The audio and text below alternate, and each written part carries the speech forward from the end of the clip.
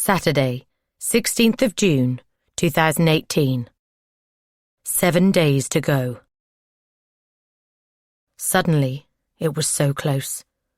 Max's birthday, his third birthday, the one that counted, was right below the date she had just crossed out, which meant it was 1 week until the 23rd of June. 7 days away. That was all. 7 more days until it happened. She had been trying to ignore it, but seeing it there, the very next Saturday, made that impossible.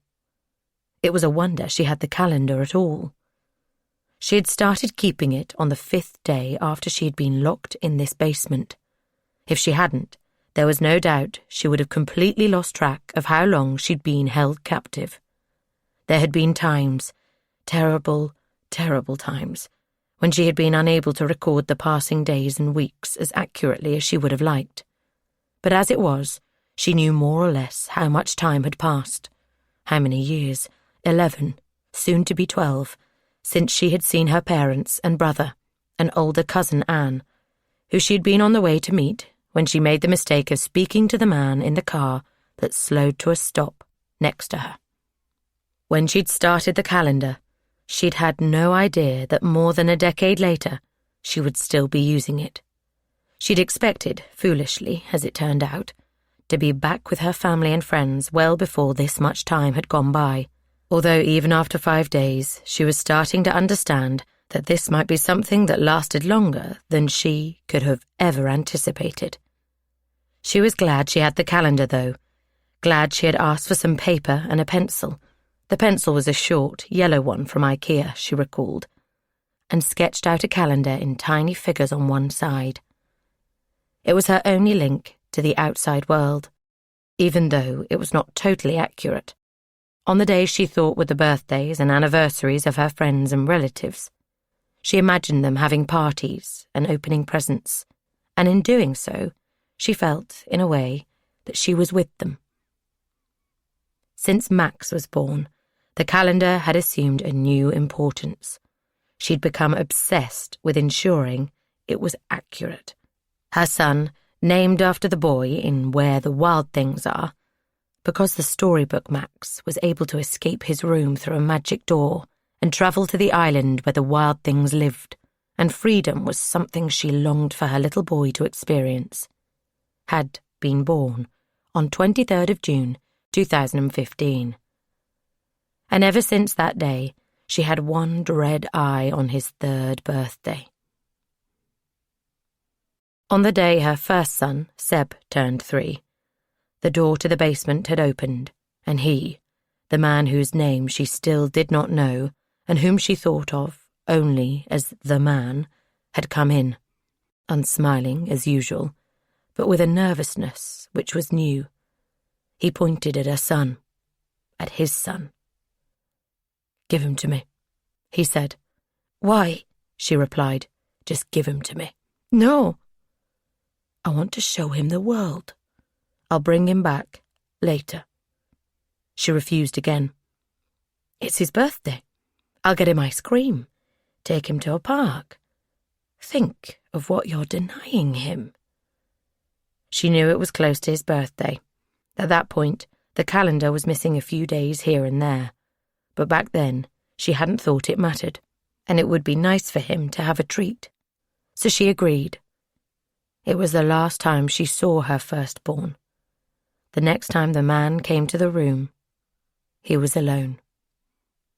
She asked for Seb hundreds, thousands maybe, of times, but he just shook his head, refusing to say where her boy was. Once, he told her, "Don't worry, he's safe." But she didn't believe it. If a 3-year-old boy had suddenly appeared in his life, people would have asked where the child came from, who the mother was. There was no way he wanted those questions, so she thought she knew what had happened. The man had made the problem disappear. He'd taken her little boy and killed him, then disposed of his body somewhere it would never be found. Beside herself with grief, she'd lost weight, a lot of weight, enough that her skin grew loose, and she could almost see the shape of the bones in her arms and legs. But it didn't stop the man coming to the basement and gesturing to the bed in the corner with that curt little nod of his, then waiting for her to lie down and undress before he lay on top of her and did what he did, while she closed her eyes and waited for it to be over and for him to be back upstairs in his house where she didn't have to look at him. And of course, the thing she had feared most came to pass. Another child. She tried to stop it, tried to starve the baby to death inside her, but all that happened was she grew thinner and thinner herself until the man figured out what was going on and forced her to eat. Why, she didn't know. Why he wanted the baby to be born was a mystery to her, but then most of what he did was a mystery to her. How could you understand a man who locked a 15-year-old girl in a basement for years, then stole her son? Why even try? And then the new baby was born, a boy again, pink and beautiful and red-haired. She hadn't wanted him, but now he was there, she loved him uncontrollably. Leo, she called him. Leo the lion with his mane of red hair. He was different to Seb, smaller, more watchful, quicker. By the time he was 2, he could talk whole sentences. At 2.5, he could read the alphabet. She had taught him by writing out tiny letters on a scrap of paper. At 3, he was gone. On his birthday, the man came. He pointed at Leo. "Give him to me," he said. "No," she replied, "not this time." "Yes," he said, in his heavy, slow voice. "Yes." This time she fought, but it was no use. It had never been any use, not since the first time she had tried, and he had taught her, in the most awful, awful way, never to try again. But she had. She had held Leo to her chest, but the man hit her and forced her onto her back and held his forearm against her throat, then prized her arms apart until he had Leo and she was unconscious. The last thing she saw before she passed out was her beautiful boy wriggling from his arms and running away. But there was only one place for Leo to go, and he went there. Through the open door and up the stairs to the place the man lived. The next time she saw him, she didn't bother asking where Leo was. There was no point. And then, as though the universe was punishing her, the cycle repeated itself. The door opening, the nod at the bed, the disgusting act. Then the missed period and the cramps and the feeling of being bloated and uncomfortable. And 9 months later, another baby. Another boy. Max, after the boy in Where the Wild Things Are. Max, the curly-haired, ever-smiling, bright-eyed button of joy, who she loved with an intensity that surpassed anything she had felt before, even with Seb and Leo, if only because since the day he had arrived, she had known she would only have 3 years with him. 3 short years into which she had to cram a lifetime of love. Max, who had turned 3 on Saturday, the 23rd of June. She looked at him, sleeping on the mattress they shared, spread-eagled on his back, mouth slightly open, and she shook her head. It couldn't happen again. It couldn't. But it would. She was powerless. The man would come and open the door and take Max from her, whatever she did, and even if she stopped him somehow, it would only be a temporary respite. He would put sleeping pills in her food, or knock her unconscious and take her little boy. She couldn't fight him every day of Max's life. And so she had 7 days left. 7 days with her son. 7 days until he was ripped from her arms. Or 7 days to find a way to save him. 12 years earlier, 7th of July, 2006. 1. Maggie pulled on the baby blue Doc Martens her boyfriend, Kevin, had bought her for her 15th birthday. She'd had mixed emotions when she unwrapped the present a week before. She really, really wanted the boots, but they were expensive. And although Kevin was sweet and she was very fond of him, she already knew he wasn't the one. She couldn't see him as the first person she'd have sex with. What they had wasn't special enough, at least not to her, and she decided she was going to break up with him. Knowing that, accepting the boots didn't seem fair. She'd seen it on her mum's face, too. When Maggie pulled the boots from the box, her mum had glanced at her, her forehead creased in a frown. For a moment, Maggie had considered refusing. But that would have been even more awkward. She'd have had to explain why, and she wasn't quite ready for that. Wasn't quite ready to break his heart. Not on her birthday. Besides, they really were amazing boots. She stood up and looked in the hallway mirror.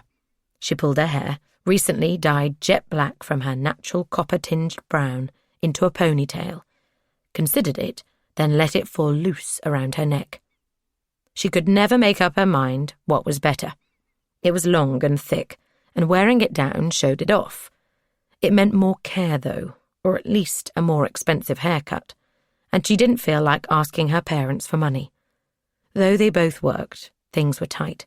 They didn't talk about it in front of her and James, her little brother, but she picked up on comments they made about being careful buying groceries and saw how her dad only put in £10 worth of petrol at a time. Anyway, that didn't matter at the moment. She was going to see Anne, her 19-year-old cousin, to get some advice on what to do about Kevin. She grabbed her backpack and walked down the hall. "Maggie!" It was her dad. She paused at the front door. He was probably going to tell her to tidy her room or ask if she'd done her homework. If she left immediately, all he would hear was the door closing. When she got home, she could say she hadn't heard him. She gripped the handle. Behind her, the door to the living room opened. "Maggie!" Her dad was standing there, a piece of paper in his hand. "Before you go, we need to talk." She rolled her eyes.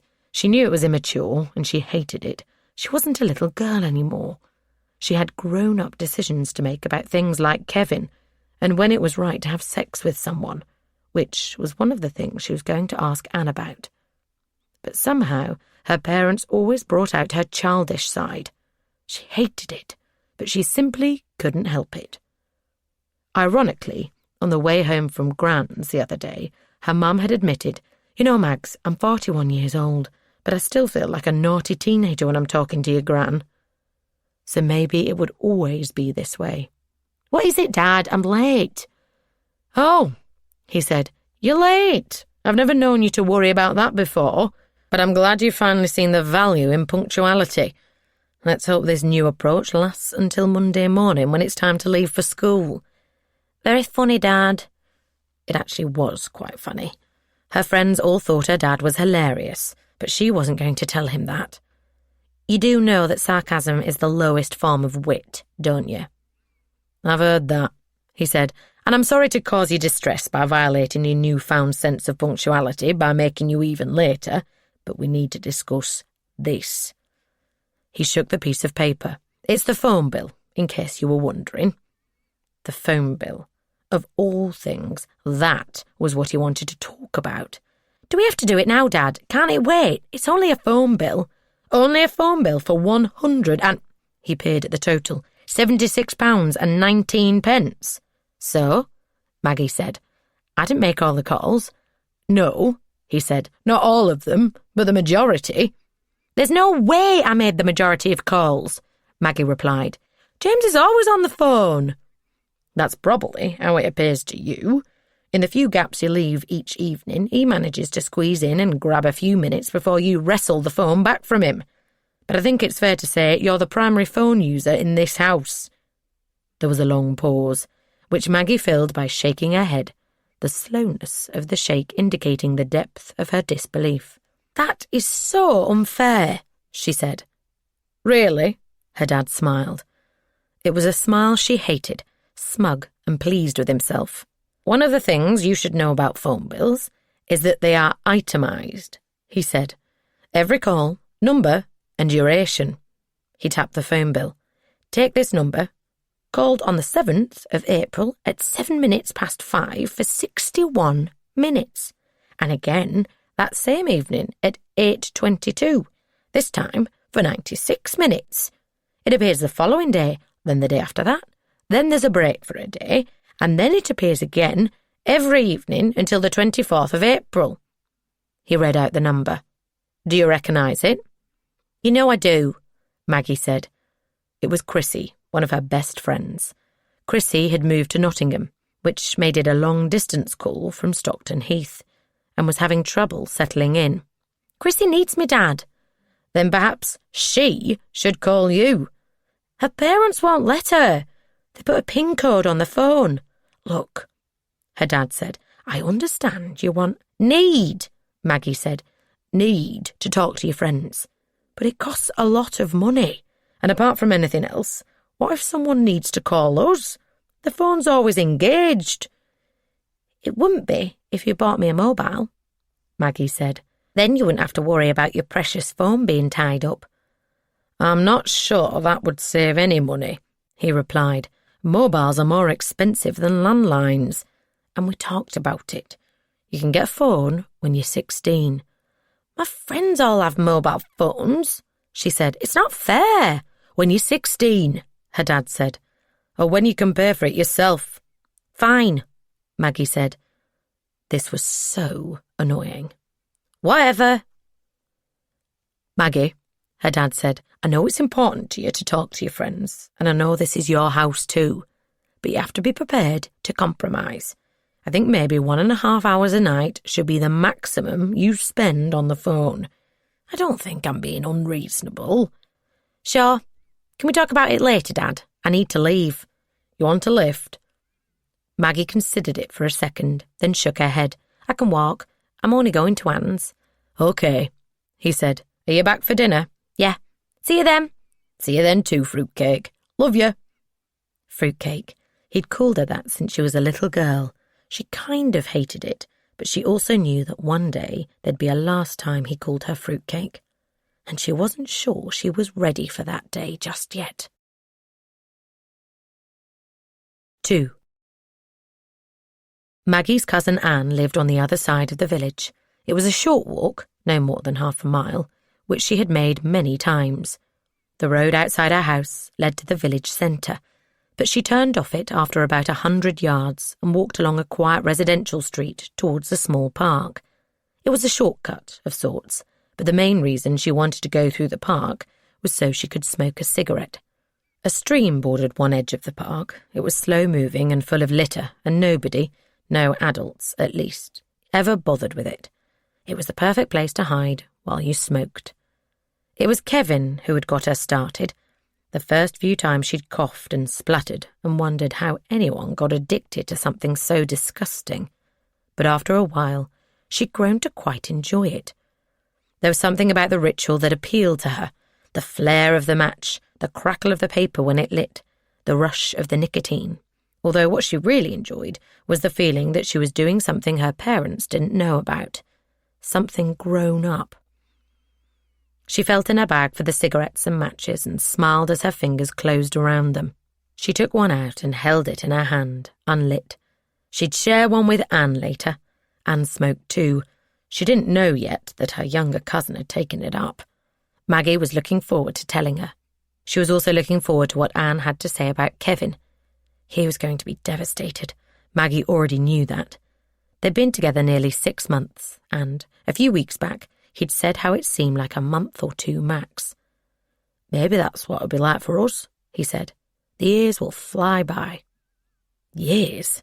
It was then that Maggie realised they were not in the same place when it came to their relationship. For her, it had been a bit of fun that had lasted 6 months because Kevin made it work. For him, it was something a lot more significant. Have you ever thought about taking, she said, and hesitated, about, maybe taking a break? They were lying on her couch, and he tensed. What do you mean? Do you want to take a break? No, she said. I was wondering if you want to. If you've had enough of me. I don't want to, of course not. He relaxed a little. No, he said. I've never thought about that. The opposite, in fact. You know I love you, Maggie. He had started telling her all the time that he loved her. She found it very irritating. She felt she had to reply in kind. I know, she said. I know you do. "Do you love me?" "You don't need to ask," Maggie said. All of a sudden she didn't want to say it. Before, it had felt like an imposition. Now it felt like a lie. "Do you?" he said. "Do you love me, Mags?" He'd also started calling her Mags. That was what her dad called her, when he wasn't calling her fruitcake. It wasn't for Kevin. Maybe for someone else later, but not for Kevin. "Mags," he said. "What's wrong?" She pushed him away and stood up. "Nothing. I'm getting my period. I'm going to get some water." That had been his reaction to a vague question about taking a break. She dreaded to think what it would be when she told him she wanted to break up. Anne would have some advice. The realization that a car had pulled up beside her broke her reverie. She started and dropped her cigarette. She crushed it under her foot in case it was someone who knew her parents, although if it was probably too late. They'd have seen it in her hand as they stopped next to her. The car was dark blue and nondescript. A Ford or something, maybe a Volkswagen. Nothing too fancy either way. She didn't recognize it, thankfully. She glanced inside. There was a man behind the wheel, a road atlas in his hands. He was reaching for some glasses and peering at the page.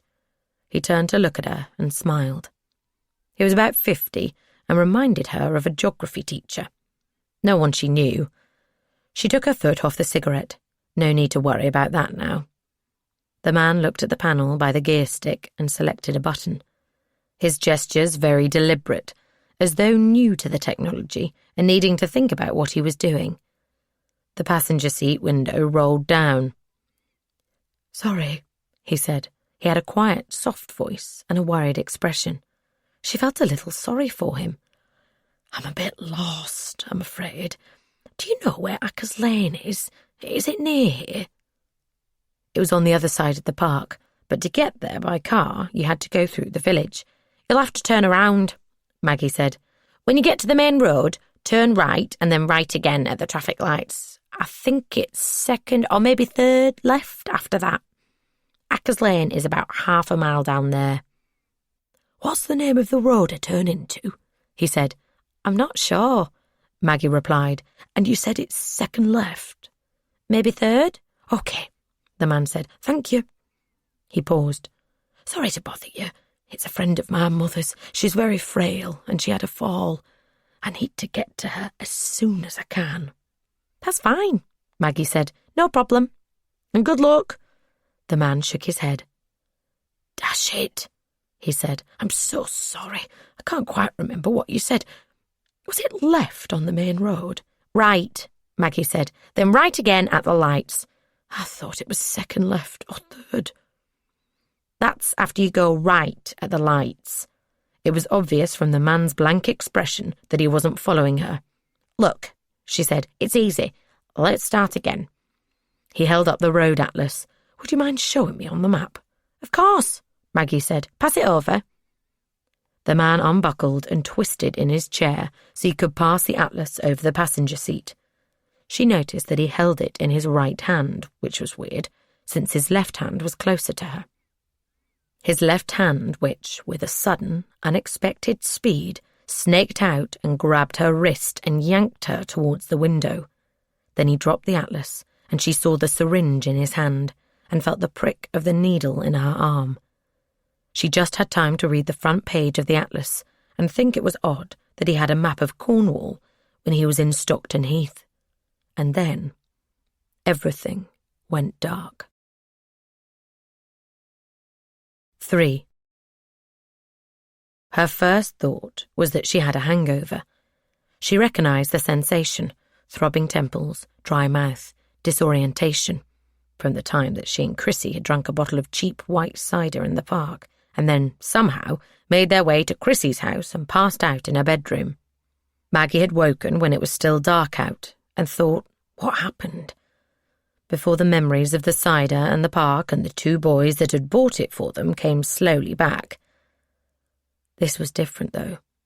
This time the memories that surfaced were not of cider and boys and the park. They were of a car and a man asking for directions and a syringe. Holy shit. Her eyes flew open. She was looking at a low ceiling covered in some kind of dark carpet tile, a ceiling she did not recognize. The dryness in her mouth intensified and her stomach tightened. Her pulse sped up and pounded in her neck.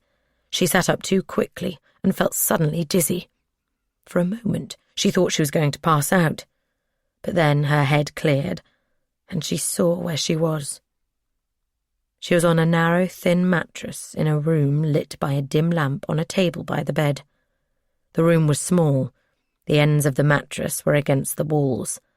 There was an area about twice the size of the mattress, covered in a brown carpet.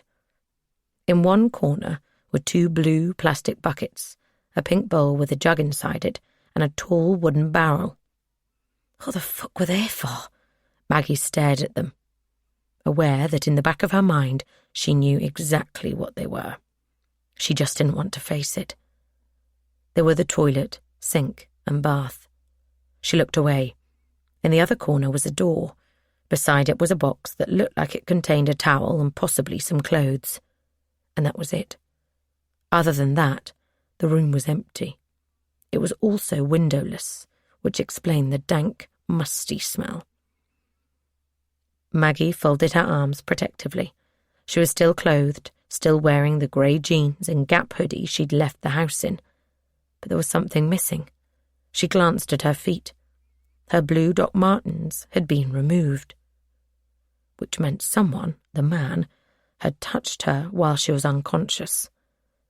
Her stomach heaved and she tasted bile in her mouth. She fought the urge to be sick, but she retched again and realised she was not going to be able to stop it. She staggered to the pink bowl and leaned over it and threw up over and over until her stomach was empty. Then she sat back on the mattress. The room was silent and empty, unchanged apart from the sour smell of vomit that cut through the stale air. "Hello?" she said. "Hello?" The words seemed to vanish, swallowed up by the walls. There were no echoes, no reverberations, no indications that the sound of her voice had left the room. She looked at the door and got to her feet. There was some explanation for this. Maybe she'd fallen ill or been hit by a car, and the man who looked like her geography teacher had brought her here to keep her safe, unaware of her name or address. He was probably upstairs. She was sure the room was underground, waiting for her to wake up so he could take her home. If that was the case, and it had to be, it simply had to be, because the alternative was too awful to contemplate, which was why she was ignoring it and pretending that there was an innocent explanation here. If that was the case, then the door would be unlocked and would open when she tried it, and she would walk up the stairs, and in an hour or so she'd be at home with her mum and dad, sitting with them on the sofa, and never leaving them again.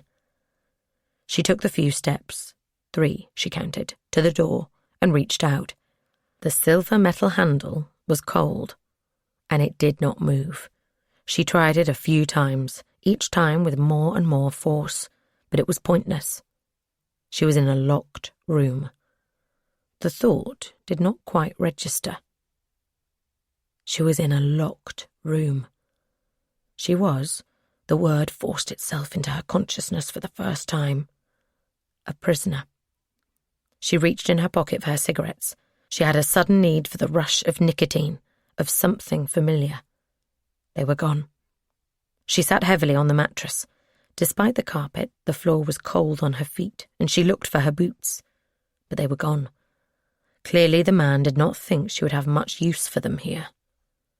Her boots had been taken off, and the door was locked, and there was a bucket for a toilet, and a bowl for a sink, and a barrel for a bath, which meant that the man who looked like her geography teacher, the man who had, she now understood, kidnapped her, intended to keep her here for a very long time. Forever, she thought. He wants me here forever. He can't let me go because then I'd tell people what he did and he'd be in trouble. So he has to keep me here. She pulled her knees up and hugged them to her chest. She looked around the room, taking in the brown carpet that covered the floor and ran up the walls and over the ceiling, the locked door and the lumpy mattress lit by the weak yellow light pooling out from the one lamp by the bed. and she understood something else. He had prepared the room for this purpose. He had a plan, and she was now part of it. Sunday, 17th of June, 2018. 6 days to go. 1. She crossed off another day. 6 days to go until his birthday. She watched him stack his Duplo blocks into a tower, then knock it down, giggle, and build it again. God, his world was so small. A low ceiling, 4 carpeted walls. She hated that carpet, hated its dust and smell and drab brown colour, and she had vowed that when she was out of here, she was going to have a house with clean wooden floors in every room, the sink bowl and toilet bucket and barrel bath and a door he had never been through. That was it. That was Max's world. He didn't even understand what the door was for. As far as he knew, it was for the man to come in and out of. He had no idea he could use it, had no experience of all the things that were out there. No experience of fields and ponds and schools and roads and houses and shops. All he had was what she had told him. She'd asked for books and photos, but the man had told her there was no point. He was too young to understand. And he'll be gone when he's 3. The man hadn't said that, but he didn't need to. It was implicit in his refusal. He rarely gave her anything. It was only after weeks of begging, when Seb was born, that he'd brought a box of Lego, the large ones for little kids, Duplo, they were called. There weren't many, but Max, as Seb had, loved them. He played with them for hours, arranging them into towers and arches and walls. Once he had made a rectangle filled with odd-shaped objects, and Maggie had asked him what it was. "Our house," he replied. "Look, that's the bath. That's you and me. That's the bed." She had to bite back the tears. Other kids were building space rockets or gardens or trains. Max was building the only thing he knew, this shitty prison. And so she took him places in his imagination, described the blue of the sea by pointing to his blue socks, but told him the sea was a different blue, a brilliant blue, a beautiful shining blue. Words that he didn't understand, but which reminded her of the world out there, of what she too was missing. She explained the coolness of the breeze by moistening his forehead and blowing on it, and the warmth of the sun by rubbing her hands until they were hot and placing them on his chest. All of it was a pale imitation of the real thing, but it was all she had. She didn't stop there. She told stories of magical palaces and boats and rivers where Max and she had wild adventures. Along the way, they met heroic people with the names Grandpa Martin and Grandma Sandra, and Uncle James and Auntie Anne and Chrissy and Fern. She told him how Chrissy was brave and loyal, but could be grumpy, and Fern was funny and clever, but left things wherever she went. She told him how Uncle James was kind of grumpy, but sweet and well-meaning, and how Auntie Anne was wise, and Grandpa and Grandma were kind and loving, and how they loved him in particular. The stories ended with huge parties where there was every kind of food and all the toys a boy could wish for. She wondered what Max thought chocolate and jelly beans and burgers and milkshakes tasted like. She wondered whether he would ever find out. She sat on the mattress and watched him play with the Duplo. Behind him, by the door, were 2 plates. Max had left half of the mashed potato and baked beans the man had brought. Maggie had barely touched hers. "Okay, Max," she said. "Time for our exercises." She was worried that he didn't get enough activity. Of course he didn't, living in a cell. So for the last year or so, she had been doing exercises with him. They began with jogging on the spot. He found that amusing. And then they dropped to the floor and did press-ups and sit-ups. Max's press-ups mainly consisted of him raising his bottom in the air and then collapsing to the floor. But it was something. Maggie had found that as the months went by, she could do more and more of them. Now it was no trouble to do 50 at a stretch. She also did tricep dips and planks. She could hold the plank for over 4 minutes. Maggie took off her t-shirt and shorts. It was always uncomfortably hot in the room, the air still and cloying. The only time there was any fresh air was when the man came and cooler air gusted in through the open door, and knelt on the floor. She dropped into the press-up position and did 20 press-ups, then held herself on her elbows. "Okay, Max," she said, "come and join me." Max toddled over. He was in a pair of dirty underpants. She tried to keep them clean, but it was hard with only soap and cold water, and lay on his belly next to her. On the back of the underpants was a Superman logo she'd drawn once, after telling him the story of how Superman had come from the planet Krypton to save people on Earth from their own folly. As she recounted the story, she'd been gripped by a powerful feeling that Superman would burst into that room and rescue them at any moment. He hadn't, but for days she'd been left with a vague sensation of hope. Max levered himself up into the plank position. He was still some way off a 4-minute plank. Once he had managed about 20 seconds, but this time it was closer to 4 seconds before his buttocks started to quiver with the effort. After a few more seconds, his hips slowly lowered to the carpet. "Watch by me," he said, looking up at her. "Watch what I can do." He started to wiggle his legs and arms and shake his head from side to side. "Wow," she said.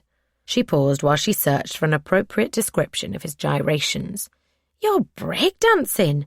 "No," he said. "I'm being a snake. A snake doing yoga." "Oh," she said, "of course." For a while they'd done some stretches she remembered from PE, and she'd told him they were doing yoga, and it had obviously stuck with him. He wiggled around for a while, a look of triumph on his face, then stood up and ran to Maggie. He jumped on her back and pressed his cheek to her skin. "Okay," he said, "ride a horsey." Maggie twisted and bucked in an attempt to throw him off. It was a game that they had played since he was very small. She had done it with Seb and Leo, but they had not enjoyed it nearly as much as Max. He shrieked with pleasure, laughing uncontrollably. It was a strange thing. Despite the circumstances, he was a very happy child. Of course, he had no sense that he was missing out on anything, because he knew no different. In some ways, it was the perfect setup for a toddler. Unfettered access to his mum, and a guarantee of her undivided attention. Nonetheless, Seb and Leo had not been as happy as Max was. Seb was quiet and prone to outbursts of crying. He'd been like that ever since he was born, sleeping fitfully and whimpering in his crib during the day. Leo was more like Max, but had a wild temper. From time to time, and without apparent reason, he would have screaming fits during which he was totally unreachable. He would hit her and, if she tried to hold him, claw at her cheeks. She had put it down to living in a tiny room. But then Max came along, and she wondered whether it was simply the way Seb and Leo were. Nature, not nurture. After all, if it was all down to circumstances, they should all have been the same. This was the perfect way to test. In normal life, there were other things that could influence a child's development, but not here. This was like a cruel experiment designed to examine how 3 children in the exact same environment turned out differently. And Max, unlike the brothers he would never meet, was as happy as they came. Perhaps Seb and Leo got it from their dad. She hated even thinking of him as their father, but it was true, at least biologically, and Max took after someone else. He certainly had a look of her brother, the same fair hair and innocent, questioning blue eyes, the same goofy smile and easy laugh. That was one of the things she regretted most when she looked at her 3rd son, that he would never meet his uncle, and that her brother, who had been a constant daily irritation through her unfairly truncated teenage years, would never get to be the mentor to his nephew that he would, in her imagination, have become. James would have loved him. He would have loved all 3 of her sons, with the same fierce, painful love that she did. But Max was the only one she had left. He was the only one James would ever be able to love, and all she wanted in the entire universe was to save him so he could meet his uncle and have the life he deserved. And she was going to. Somehow. 2. When she had successfully bucked him off her back enough times to satisfy him, Maggie sat cross-legged on the floor. Max was on her lap, his legs around her waist.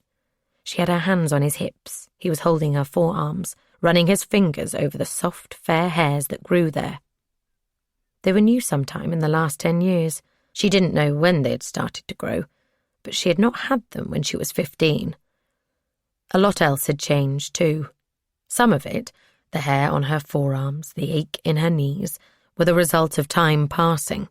Other stuff, the sallow skin, persistent cough, acne on her forehead, were from the lack of light and movement and good food. Others still, the heavier breasts, wider hips, were from the pregnancies. It was one of the strangest features of her imprisonment. Around her, nothing had changed. Her life was frozen.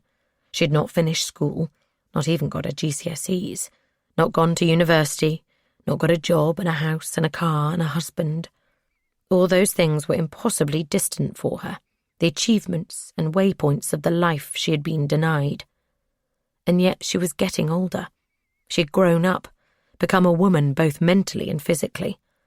Her life was moving along, slipping away. 10 years from now, her metabolism would be slowing down. 10 years later, she'd be going through the menopause. And the man was getting older too. He was, 55 when he took her?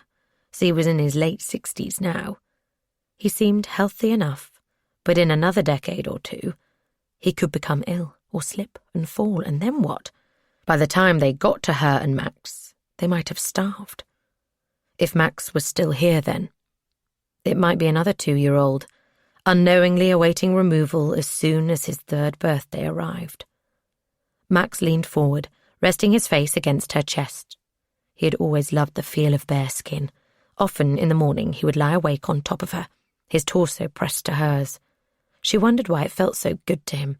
Perhaps he was listening to the sounds of her body, sounds he remembered in some dim way from his time in her womb. "Mummy," he said, "can I have a story?" Maggie kissed his head. The soft curls of his hair brushed her cheek. "Of course," she said. "About Superman? Since you're wearing your Superman undies." He shook his head. His eyes were closing. "About the light beam," he said. "Ah," Maggie replied, "the beam of light, our magical beam of light, our beautiful beam of light. Is that the story you want?" Max nodded. "Yes." "Then you can have it." She paused, wondering where to start. A few months back, she had started telling him a story about a beam of light that had a special property. You could ride on it, and it could take you in an instant to places far, far away. They had ridden it to visit kangaroos in the Australian outback and beaches on the Australian coast, to experience snow-capped mountains and winter storms in Antarctica, to shop in frantic markets in Thailand where you could buy anything you wanted, to marvel at giant skyscrapers in America, and to stare in awe at ancient civilizations hidden in deep jungles. They had gone to meet Harry Potter at Hogwarts, and to stroke Aslan in Narnia, and to ride with the hobbits and elves of Middle-earth. Maggie saw no reason to exclude those places, some of the most magical of her childhood, from the adventures. Today, she decided, they were going into the cosmos. "So," she said, "the beam of light." "Mummy," he said suddenly, "am I a beautiful boy?" "Yes," Maggie replied. "Of course. That's why I tell you so often." "You're a beautiful mummy," he said. Maggie blinked, tears springing to her eyes. All parents probably marvelled at the things their children picked up, the words they came back from nursery or kindergarten or school with, the games they learned from their friends, the interests they developed out in the world. Max did not have any of those things, but even he made connections on his own. She had never asked him to call her beautiful, never explained why that would be a nice thing to do, but somehow his infant brain had understood that this person who loved him and who he loved used a word to describe him, and so it'd be nice to use it about them. It showed that all her stories were working. "Close your eyes," she murmured, holding him against her and speaking into his hair. "Here comes the beam of light." He snuggled closer to her. "I don't see it," he said. "That's because it's invisible," she replied. "But it's here." She made a small jumping motion. "We're on board," she said. "Hold on tight." She pursed her lips and made the noise of rushing air. "Oh, my," she said. "We're going very high. I can see the clouds already. Everything's so small down below." She paused. Max, I think we're going into space." His eyes blinked open. "Space?" he said. "Is space scary?" "No," Maggie replied. "It's beautiful and so quiet. Look, there's the Earth below us. You can see the oceans and the continents. You remember Australia? There it is. And over there," she pointed to the door, watching as Max's gaze followed her finger, "there's the moon." It was incredible to see how easily he slipped into make-believe. In his mind, the room really was transformed into space, although exactly what he thought space was, she had no idea. She remembered doing the same in her own childhood. She'd gone through a spell where she was obsessed with some He-Man and She-Ra dolls her dad had bought for her. She had played with them for hours, inventing all kinds of scenarios and stories in which they were rescued from danger, or won battles, or made and broke friendships. She had really believed in them. And for Max, the moon and stars and Narnia were just as real as anything else. As far as he was concerned, Warrington Town Centre was as remote and exotic as the moon. They both existed only in his mind. "Look," she said, "there's the man in the moon. Who's he?" "He lives on the moon. You can see his face on a dark night." Max looked at her. "Can I see it tonight?" Maggie tried to smile. "You have to be outside." "Oh," Max said. "Outside." Outside was a place Max had heard of, but never been. For him, it was a bit like space, or Hogwarts, or Narnia. "We can see him in our imaginations, though," Maggie said. "There he is. What's he doing?" Max asked. "He's digging up some moon rocks to eat," Maggie said. "He eats rocks?" "The moon is made of green cheese. That's what he eats." "Where's his mummy?" Max asked. Maggie's answer caught in her throat. He hadn't asked, "Where are his friends?" or "Where is his brother?" But where's his mummy? It was an unwelcome reminder of the smallness of his life. "She's at his moon house," Maggie said. "She loves him very much." "I love you very much," Max said, his eyes nearly closed. "And I want to go back to the moon." He was starting to fall asleep, his body relaxing. Maggie kissed him on the forehead as his breathing deepened. "I love you too," she whispered. "More than you will ever know." 3. Maggie was nearly asleep when she heard him coming. She always knew he was on his way. There was a kind of scraping noise, like rock or steel grinding, which she assumed was a door of some kind hiding the entrance to the stairs that led to the room. She had imagined it many times since the first time she had heard it. Was it a manhole cover in the corner of his garage? Or a heavy stone in his garden? Or a thick wooden cover hidden at the back of a wardrobe? She had no idea. All she knew was that 20 or so seconds after she heard the noise it made when he moved it, the door to the room would open, and he would be there. He came every morning with breakfast, and every afternoon with dinner.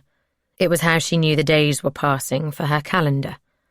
And sometimes he came at night. It was when he brought things she needed: fresh clothes, cleaning supplies, a new toothbrush, and when he wore the blue bathrobe. He never took it off. He just undid the belt and let it fall apart, and then made her lie face down while he did what he did. After he'd raped her, he would often stare at her, silent and impassive. She had the impression he was waiting for her to say something, but she never had anything to say. All she wanted was for him to leave her alone. Now, though, 3 or 4 days could go by without him showing up at night. She suspected that, as he grew older, he was losing interest in sex. It was, other than Max, the only bright spot in her dismal world. He was coming tonight, though. The door handle turned, and with a click of the lock, it opened. He stepped inside, his bare shins sticking out from under the bathrobe, the ankles mottled and dark. He locked the door, the key, as always, suspended on a chain around his wrist. He was tall, certainly taller than her father, who was 6'1", which put him at what, 6'3", 6'4"? And he wore thick-rimmed, old-fashioned glasses. The lenses were always perfectly polished, and she had a recurring image of him sitting in a floral-patterned armchair, news on the radio, his glasses in one hand and a cloth in the other. When he wasn't in his bathrobe, he dressed in shapeless grey trousers and white or blue short-sleeved shirts, which, although clean, were faded and shabby and carried a musty odour, as though they had been left in the wardrobe too long.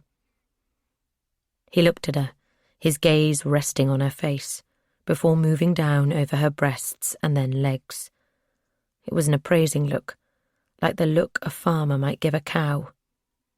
He nodded at the mattress where Max was sleeping. "Move the child." She picked up Max and laid him on the carpet next to the barrel bath.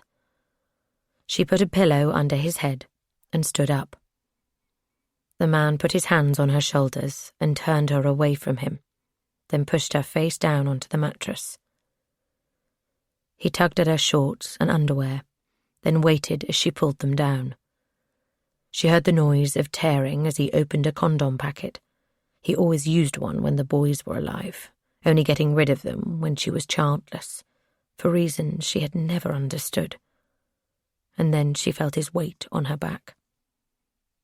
She closed her eyes and thought of the light beam, of the man in the moon, of Australian beaches she had only seen on soap operas.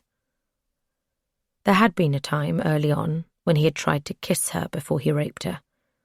He'd had a strange look on his face, a kind of nervous yearning, which had hardened into his usual scowl when she turned her head away. He had not tried again. It had confused her at first, but afterwards she had understood what had happened. He wanted a relationship. He wanted her to enjoy it, as though they were girlfriend and boyfriend, wife and husband. The idea sickened her. The idea terrified her.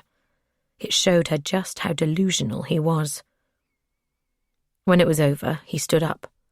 She turned to look at him. He gestured to the plates, and she scrambled to pick them up. She walked to him and put them in his outstretched hands. Up close, his skin was sallow, his face badly shaved. His eyes were sunken and red-rimmed, and he looked tired. He looked ill. Maggie had a sudden sense that things had changed, that she and Max were becoming a burden to him. Maybe he no longer wanted her there. Maybe he would welcome the chance to be rid of them. After all, he was getting older, and he must be wondering what to do with them. Hope surged in her. There was, perhaps, a crack in the wall. She could offer him a way out, make it easy for him. This was it. This was her chance. "Can I ask you something?" she said. The man looked at her. After a few moments, he nodded. "Why don't—" Now she was saying it. It seemed absurd, the right words hard to find. "Would you consider— is there any chance— Would you let us go?" There was a long silence. The man blinked, almost as if he had not understood the question. Maggie carried on. "I wouldn't say anything," she said. "I wouldn't tell a soul, I promise. You could drop us off hundreds of miles from here, and I'd tell people I didn't know where we'd been. I'd say I had no memory, and Max is too young to say anything. I don't want to get you in trouble. I don't hate you. I just want us to be free. It would work. It really would." He stared at her, motionless. "And then you'd be rid of us," she said. "You wouldn't have to be back and forth all the time, bringing food, worrying how we were. You could get on with your life, and we would never mention you. I mean, I don't even know your name." He tilted his head, and for a moment she thought she saw a softening in his expression, and she was sure he was going to say yes. He was actually going to say yes. And then he spoke. "No," he said, his voice low and toneless. "That's impossible." "It's not. It's easy. All you'd have to do is take us somewhere far away and leave us." "That can't happen." "It can," Maggie said. "Of course it can. And you were thinking about it. I saw you. You were considering it. Please, please. It's a good idea. Please." He shook his head. "No, I can't." "Why? Why not?" He pointed at Max. "Because of him." "Max?" Maggie said. "He's still a baby. He has no idea who you are. How can it be because of him? He won't say anything." "He doesn't need to. He's my son." Maggie felt a growing confusion. Was he saying that he felt some paternal instinct towards Max? That keeping him here was some weird parenting method, and that he didn't want to be apart from him? "You can see him whenever you want," she said. "That's not it," he said. "He has my DNA." "I don't understand," Maggie said. "I don't see how that's a problem."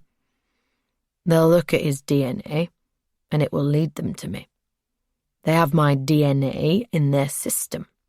They take it for anything. So the answer is no." "They can't do that. It's not possible." "Maybe not, but it might be possible. And that's enough. I can't take that risk." "Then I won't let them have Max's DNA. I'm his mum. I can stop them taking it." "They will, anyway." He shook his head. "It's not going to happen." Maggie watched him walk across the room, his thick ankles clicking above his slippers. He took the key from the chain around his wrist and unlocked the door. And then he was gone. Maggie sank onto the bed. Tears welled up. For a moment, she'd believed that the end of this nightmare had come. But like every other hope she'd had for the last decade, it had come to nothing. She looked at the calendar. Sunday was over. Tomorrow was Monday. 5 days until he took Max. She had to find a way to save her son. She had to. But she had to for a long time. And there was no reason to believe that in the next 5 days she would be any more successful. 12 years earlier, 7th of July, 2006, evening. 1. Martin Cooper held the phone to his ear and dialed his niece's mobile. He read the time on the display, 18:17. Maggie had said she would be back for dinner, but she had not showed up. He wasn't too concerned. She was 15 and could stay out past dinner if she wanted to, but he would have liked her to let him know, which was why he was calling Anne. It would be an opportunity to remind his teenage daughter that it would be polite to tell the people who were cooking a meal for you that you wouldn't be coming. Anne's voice came on the line. "Hey." "Anne, this is Uncle Martin." "Oh," Anne said. "Hi. How are you?" "I'm good. Can I have a chat to Maggie?" "Maggie? She's not here." Martin felt himself become more alert. "I thought she was with you." "I haven't seen her. She said she might come over, but she didn't show up." Martin frowned. "That's what she told me too. Do you know where she went?" "Probably to see Kevin, or maybe Fern." Anne paused, then said with a laugh, "You should get her a mobile phone, Uncle Martin. Then you could call her any time you wanted." For a second, Martin thought this was staged. He had a mental image of Maggie telling Anne she'd stay out until her dad called and asked where she was, so Anne could make the point that it was time to get her a phone of her own. Then Maggie would come on the line and say, "See, Dad, I need a mobile phone." She may be right. Perhaps it was time. At 15, she was out on her own a lot more. He and Sandra had agreed that she could have one when she turned 16, but perhaps they would have to bring it forward. It was such an expense, though, and then James, still only 14, would demand one too. She did not come on the line, though. Anne's voice returned instead. "If I hear from her, I'll tell her you're looking for her," she said. "Thanks, Anne," Martin said. "Call me the minute you're here, would you?" He hung up, then called Kevin's home number. As the phone rang, he felt a mounting sense of worry. He dismissed it. It was not that late, and there was almost certainly nothing wrong. But still, you never knew. Kevin's dad, Brendan, answered. "Hi, Bren," Martin said. "I was wondering whether Maggie's with you." "No," Brendan replied. "Not seen her. Let me grab Kev, see if he knows." A few moments later, Kevin came on the line. "Hi, Mr. Cooper," he said. "Are you looking for Mags?" "Yes. Have you seen her?" "She was out in town this morning with Fern. Me and Mark met her at McDonald's. We were going to hang out tonight. She said she'd call when she was home and I could come and watch a film. She's not back yet. You haven't seen her since this morning. She said she was going to Anne's this afternoon." Kevin hesitated. "At least, I think she did." "She told me that too," Martin replied. "But Anne hasn't seen her." "Maybe Anne wasn't there when Mag showed up," Kevin said. "She would have gone to Fern's." "Thanks. I'll try her there." Martin hung up, then selected Fern from speed dial. She had a place on it, unlike Kevin, which he had heard Kevin ask Maggie about. He'd sounded a little desperate, and Maggie had sounded a little exasperated. He wasn't sure how much longer their relationship would last. He'd be sorry to see Kevin go. He was solid and unthreatening, and Martin preferred that to some 19-year-old thug with a driving licence and a car that struggled through its MOT every year. Fern answered. She had no more information than Kevin. She had seen Maggie that morning and thought she was planning to go to Anne's. She ended the call by offering to call around and see if anyone knew anything. Martin was about to say, "No, don't worry, I'm sure she'll show up," but he caught himself. "Yes," he said. "That would be very helpful." 2. Martin turned the gas hob on and put a pan of water on it. He stirred the bolognese sauce. As the water began to bubble, he heard the front door open. "Here she is," he thought, and walked out of the kitchen and into the hall. It was Sandra and James. James was in his football kit, his bag over his shoulder. He slung it onto the stairs. "Don't leave that blocking the stairs," Sandra said. "Go and put it away and tidy your room while you're up there." She looked at Martin and shook her head. "He's a savage," she said. Martin didn't answer. She frowned. "Everything okay?" Martin had a tense, almost nauseous feeling in his stomach. Even though there was probably a simple explanation, he couldn't avoid thinking the worst. He knew he was unnecessarily anxious, what his mum had called a worrywart. Whenever Sandra was out at night, he couldn't go to sleep until she was home. Visions of car crashes, or worse, swimming in his head. But knowing he worried too much didn't help. He was not the kind of father or husband or son who could relax and wait for news to come under the assumption it would be good. For him, no news was always bad news. "I thought you were Maggie," he said. "She's not back yet. I called Anne and a couple of others. No one's seen her." Sandra stared at him. For a moment, there was worry in her eyes, but then she smiled. Unlike him, Sandra assumed that things were generally okay. "She's a 15-year-old girl," she said. "She's probably with a different friend, or at the cinema. She should have told us." "Yes, she should, but she didn't. She's not a little girl anymore, Martin." "I know." He took a deep breath. "I still worry, though." "I know you do. It's one of your more attractive traits." "It might be time to get her a phone," he said. "Then this won't happen again." "That's probably why she stayed out," Sandra replied. "So she finally gets the white whale, the elusive mobile phone." "Not fair!" The call came from the top of the stairs.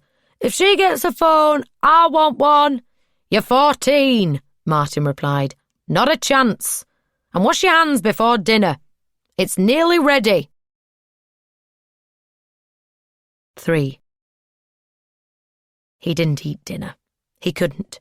His stomach was tight and clenched, and the spaghetti bolognese on his plate looked totally unappetizing. James nodded at his plate. Can I have that? Evidently his son was not feeling the same way. Martin passed it over and stood up. He looked at the clock over the sideboard. It was nearly 7 p.m. Maggie had never stayed out this late without letting them know.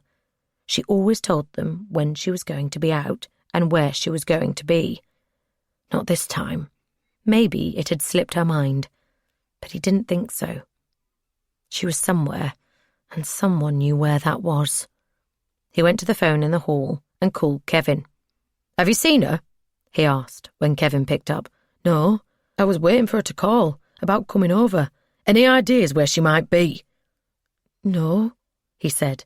He sounded as worried as Martin, although Martin suspected it was for different reasons. Kevin was no doubt worried she was with another boy. He hung up and called Anne again. It sounded like she was in the pub. Any sign of Maggie? He said. No. Anne said something to someone, and the noise of the pub died down. Sorry about that. I've come outside, she said.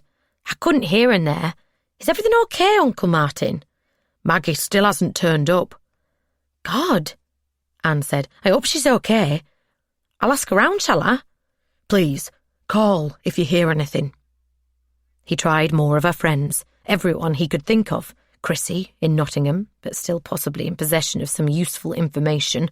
Geoffrey, Oscar, Fern, Meg, Jessie. They always knew what the rest of them were up to. Except now. None of them knew anything. He stood with the receiver in his hand. If she wasn't with a friend, then where was she? Images of bodies in ditches or on hospital trolleys came unbidden. He forced them away. That wasn't it. There was another explanation. A reason she had said she was going to Anne's and then not shown up. A reason she had not told anyone where she was. And he thought he might know what it was. Maybe Kevin's fears were justified. She had a new boyfriend, probably older, probably unsuitable, which was why she hadn't told him and Sandra. And she didn't want Kevin to find out, which was why she hadn't told her friends. Apart from Chrissy. She told Chrissy everything. He dialed Chrissy's number again. Sorry to call again, Chrissy, he said. There's one other thing I wanted to ask you. That's okay, Mr. Cooper. Whatever you want. I know you said you don't know where Maggie is, but is there anything I should know? Maybe she told you something and asked you not to tell me and her mum. But if she did, now is a good time to say so. No, Chrissy said. There's nothing. Are you sure, Chrissy? Maybe a new boyfriend she wants to keep secret. I promise, Mr. Cooper, Chrissy said. I promise, there's nothing. She sounded, as far as he could tell, as though she was telling the truth. Okay, he said. If anything comes to mind, or if you hear from her, call me. Any time. 4. She did not call back. No one did. By 10 p.m, Sandra was as worried as him. They sat at the kitchen table. Sandra had a mug of tea. Martin still couldn't stomach anything. He was sure, now, that something was seriously wrong. Where the fucking hell is she? He said. He rarely swore. Even now the words felt out of place in his mouth. I don't understand what she's playing at. Me neither, Sandra said. But when she does get home, she's going to be in so much trouble she won't know which way is up for a month. She can't do this kind of thing. What if something's happened to her? Martin said. I can't stop picturing. She's fine, Sandra said. Don't think like that. I did this kind of thing when I was her age. It doesn't make it any better, but this is what teenage girls do. She'll be in the park drinking and smoking, or with another boy. She's 15. I didn't do this, Martin said. I think there's a problem, Sandy. I really do. You were a good boy, Sandra replied. That's why I married you. It looks like she has some of me in her, That's all it is." "Maybe," Martin said. "Maybe." 5. At 11, Martin walked out to his car. He couldn't stay in the house, waiting, doing nothing any longer. He had to go and find his little girl. He decided to start at the park. He pulled up at the entrance and walked through the gates. From somewhere in the darkness, he heard talking and saw the red glow of cigarette tips. He headed towards them. It was a group of 4 or 5 teenagers, boys and girls, all a year or 2 older than Maggie. They were smoking, bottles dangling from their hands. "Excuse me," he said. They turned to look at him, their voices falling silent. "Yeah?" one of the boys said. "What?" "I was wondering if you'd seen my daughter." "Maybe," the boy replied. "Who was she?" Maggie Cooper." The name drew blank looks. "I haven't," the boy said. "I don't know her." "Any of you seen her?" One of the girls stepped forward. She looked younger than the others. "I know Maggie," she said. Her voice was slurred. "We have English together." "Have you seen her?" The girl shook her head. "No, I mean, I've seen her at school, but not out." "Do you know where she might be? Are there other places kids hang out?" The girl looked at her friends and shrugged. "In town, maybe? Some kids go to the pubs." "She's a bit young for that." One of the boys laughed. "Yeah, mate, they'll let anyone in, especially girls. They want them in." Martin didn't ask for what. He didn't need to. "Which pub is most likely?" he said. "Could be any," the boy sniffed. "You'll have to try them all." "Okay," Martin said. "Thanks." "Is she okay?" the girl asked. For a moment, Martin didn't reply. "I hope so," he said eventually. "I hope so." In the car, he checked his phone. There were no missed calls, no text messages from Sandra announcing Maggie's return. It was 23:34, nearly midnight. He'd had enough. The best case was she was outside a pub or waiting for a taxi or with some older boyfriend. The worst case was unthinkable. It was time to call the police. 12 years earlier, 7th of July, 2006, evening. 1. Maggie sat on the bed, legs crossed, arms folded, her fingers stroking the smooth skin of her forearm. The light next to the bed was switched on. She had turned it off, but there was no other source of light in the room, and the darkness was absolute. There was sweat on her back and forehead. Although it was not warm in the room, she had, for what felt like an age, screamed and shouted and thrown herself against the door in a desperate and useless attempt to find a way out. She was calmer now, but the panic was there, just under the surface, because she knew now there was no way out of the room. There was no way out of the room.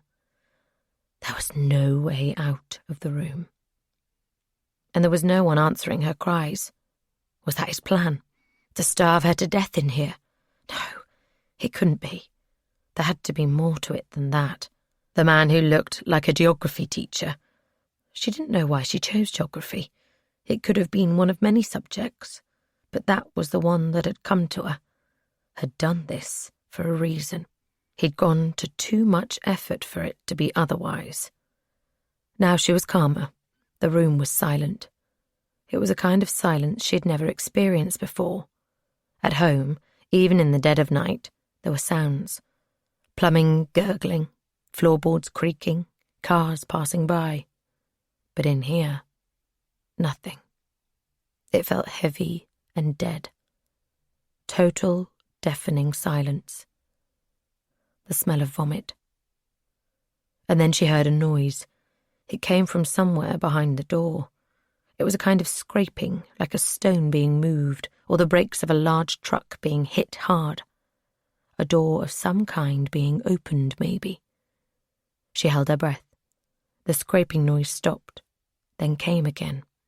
The stone being put back, the door being closed, and then a footstep, right outside the door to the room.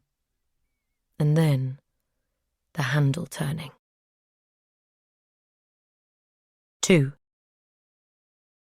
At first, she didn't recognise him. She'd been expecting a man in grey trousers and a scruffy shirt, but he was wearing a blue toweling bathrobe. It had a faded insignia on it, some kind of animal, and was tied tight at the waist. He was wearing socks with snowflakes on them, given perhaps by a grandchild, and a pair of dark green slippers. He was tall and heavily built, but looked soft, his muscles slack and fleshy. There was a sheen to the skin on his face that made him look almost like he was made of wax. In his hands he held a tray. There was a plate of food and a glass of milk on it.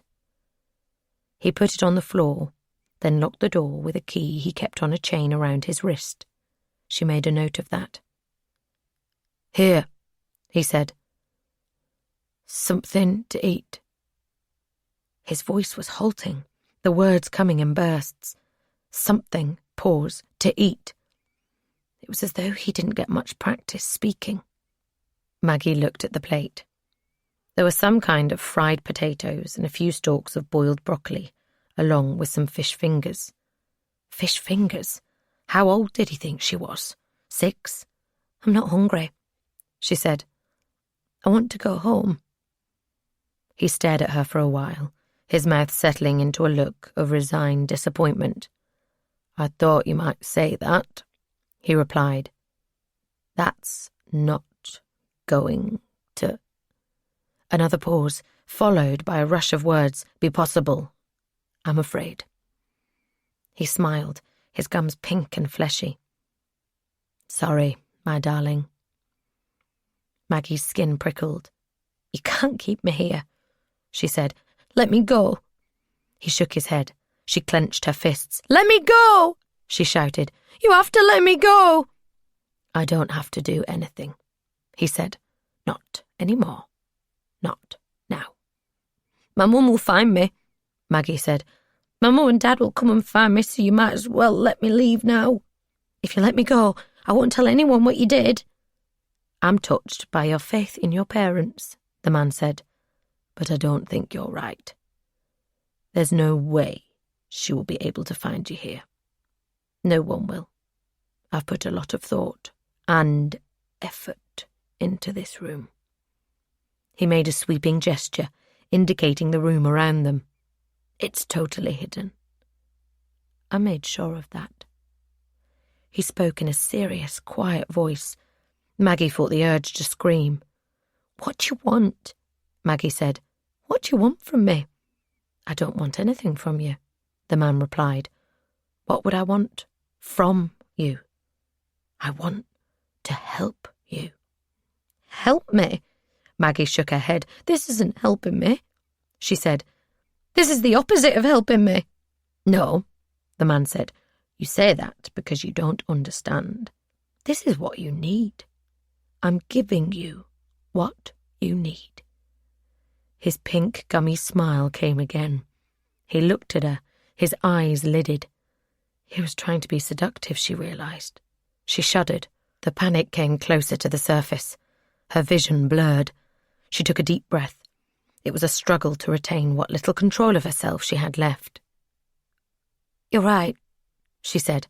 "I don't understand. How is this what I need?" "Because this will keep you safe," the man said. "That's all I want, to keep you safe." It was the worst possible situation. He thought he was doing the right thing, and people who thought that were nearly impossible to convince they were wrong, especially when they were crazy. She didn't know much, where she was, who he was, what his plans were. But she knew one thing. She knew she was in a lot of trouble. "Why me?"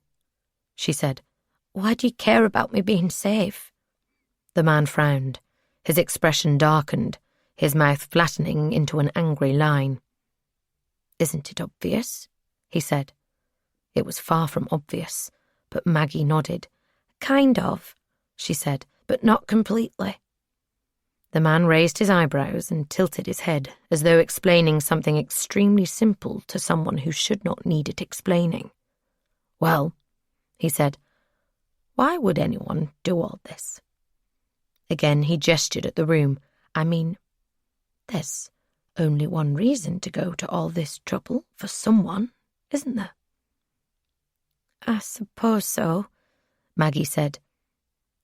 "It's because—" She paused, leaving the question hanging.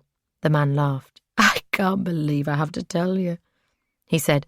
"You really don't know, do you?" Maggie shook her head. "No," she said. "I don't. I'm sorry." "Don't be sorry," he said. "Everything's going to be okay. For the same reason that I built all this." He smiled. "It's because I love you, dummy. Why else would it be?" Maggie stared at him. "You don't? You can't love me. You don't even know me." The man giggled. "Come on now, fruitcake. Of course I do. Fruitcake." Had he called her fruitcake? That was impossible. Only her dad called her fruitcake. "Who told you about fruitcake?" she whispered. "How do you know that?" "I know everything about you," he said. "I've been watching you for years. And now you're mine." He smiled. "Safe and sound and all mine. Forever and ever." Maggie felt bile rise in her throat. She leaned forward and retched, vomit splattering the carpet by the side of the bed. The man tutted. His expression had hardened, the anger back. "I'm sorry you did that," he said. "What a mess you made." He shook his head. "I'll bring you something to clean it up with tomorrow. But tonight, to remind you not to do it again, you can live with it." Maggie didn't care. The room already smelled of vomit. She'd rip up a corner of carpet or pull the mattress over it and cover it somehow. "Fine," she said, looking at him through narrowed eyes. Part of her knew antagonizing him was a bad idea, but she didn't care. She was angry. "Leave it. If it means you go away, then it's fine by me." His expression hardened further. "I am trying," he said slowly, "to help you, to take care of you. Have you any idea what could happen to you out there? Here you're safe, protected, sheltered. Out there," he shook his head, "you could be ruined." He reached into the pocket of his robe and took out the packet of Marlboro Lights she had bought a few days back. "These, for example. It's unbecoming for a young lady to smoke this filth. I can't allow that. I have to help you. Don't you see?" Maggie ignored the question. "Leave me alone," she said. Her voice rose to a scream. "Just fucking fuck off!" He flinched. "Don't swear," he muttered. "I don't like it. Good girls don't swear. And you're a good girl, which is why you're here." "Fuck! Fuck! Fuck! Fuck!" Maggie screamed. "Fucking fuck off, you fucking bastard!" He rubbed his cheek and temple. His left foot tapped on the floor. "I can't," he began. "I can't believe you're doing this. This is awful. It's—" He puffed his cheeks out, his eyes twitching in agitation. "It's simply not acceptable." The last words came out as a shout, and he glared at her, his body now still again. "Stop it. Stop it now. You're ruining everything." "I don't care." "You will," he said. "I didn't want to do this today. Not the first time we met, but I think I have to. I think I have to teach you a lesson. This really isn't what I wanted. I'd like you to know that. But you leave me with no choice. This is your fault."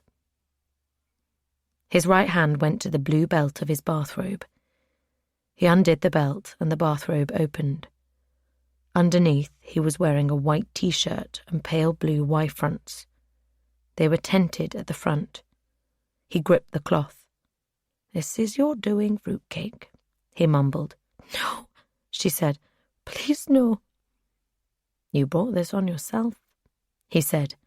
His face was now fixed, a hungry, wild look in his eyes. He seemed almost like a different person. "Lie down. On your front." Maggie shook her head. "No, I'll do what you want. I won't swear. I'll be good, I promise." "This is what I want," he said, and took a step towards her. She shrank back, her shoulders pressing into the wall. He reached out and grabbed her arm. He twisted it, forcing her onto her front. He lay on her, heavy, his breath hot against the back of her neck. She tried to pull away from him, but it was impossible. He was too strong. He forced her legs apart with his knee. When he was finished, he grunted and stood up. She lay face down, her eyes closed. "I love you," he said. "I love you, fruitcake." Monday, 18th of June, 2018. 5 days to go. 1. She was woken up by Max climbing onto her. They slept together, but most nights he rolled off the mattress onto the floor. Wherever he slept, though, he almost invariably woke before her and climbed on top of her. The lamp was on low. She didn't like to sleep with it on, but hated the darkness when it was off. So she had begged the man to buy her a dimmer switch. She had told him exactly what to buy and installed it herself. He had watched, his eyes narrow with confusion that she knew how. It was one of the many things he didn't know about her. She was not what he thought she was, not a helpless child in need of rescue, and she was glad to have the light to remind her of who she had been, of the girl who had been taught electrics and plumbing and car maintenance by her father. Now she was awake, she turned it up full. Max climbed off her and she watched as he emptied the box of Duplo onto the floor. He arranged them into some kind of square. Maggie propped herself up on her elbow. "What you making, bub?" she said. He glanced up at her. "Light beam," he said, "so we can go somewhere." Only if it was so easy, she thought. "Great," she replied. "I can't wait." "Where should we go first?" "I think to the moon," he said, "to see the man and his mum." "Okay," Maggie said. "The moon it is. You work on the light beam, and I'll get some fuel." By the bath there were 2 boxes. One contained Max's clothes, and the other contained hers. Over the years, the man had brought her some jeans and T-shirts, as well as underwear. She had no bras. The elastic on the one she had been wearing when he took her had worn out, and he had never replaced it. She supposed it would have been odd for a man of his age to buy bras. Children's clothes or nappies were one thing. He might have grandkids, but not bras. He probably could have done it without being noticed, but she had learned that the man was super careful. She took out a pair of dark blue jeans. They were high-waisted and shapeless, and the kind of thing her mum would have considered out of date, but the ones she had been wearing needed to be washed. She would leave them by the door, and the man would return them in a day or 2. As she pulled them on, the button came off. She picked it up. It was cheap, the front metal, but the back made of plastic. She reached to the back of the shelf for her sewing kit. It wasn't much, just a spool of cotton thread and 1 needle. But it was enough for the infrequent repairs she needed to do. She had convinced the man to get it for her a few years back. At first, he had refused, but he seemed to like the idea that she could use it to reduce the number of clothes he had to buy. And so, one day, the spool and the needle had been left on the tray. That was all she had. Other than the bucket, bowl, and mattress, all he had brought her were some clothes, the Duplo Lego, and the sewing kit. No knives and forks, no shoelaces, no blunt objects. It was wise of him. The last thing he needed was for her to have a weapon of any kind. There were times, many of them, when she would have used it. There wasn't much you could do with a needle and thread and some Lego, though. She'd thought about it often enough. She'd thought about everything. Tried some things. In the first few weeks she was here, she had attacked him when he opened the door, clawing at his face with her nails, feeling the skin break and blood flow. But he was a man and bigger than her and stronger, and he threw her across the room, then advanced on her, his face puce with anger, his cheeks lined with scratches. He screamed at her, and for a moment she thought he was going to kill her. He could. No one knew she was here. But then he breathed deeply and turned around and walked off. And a few minutes later, the lamp went off. The only light source was gone. She had assumed that the only switch was the one on the wall, but it turned out she was wrong. The man had one on the outside, or maybe he'd turned off the trip switch. Her dad, an electrician, had showed her how they worked a few years back, explained how they kept the electrical system safe.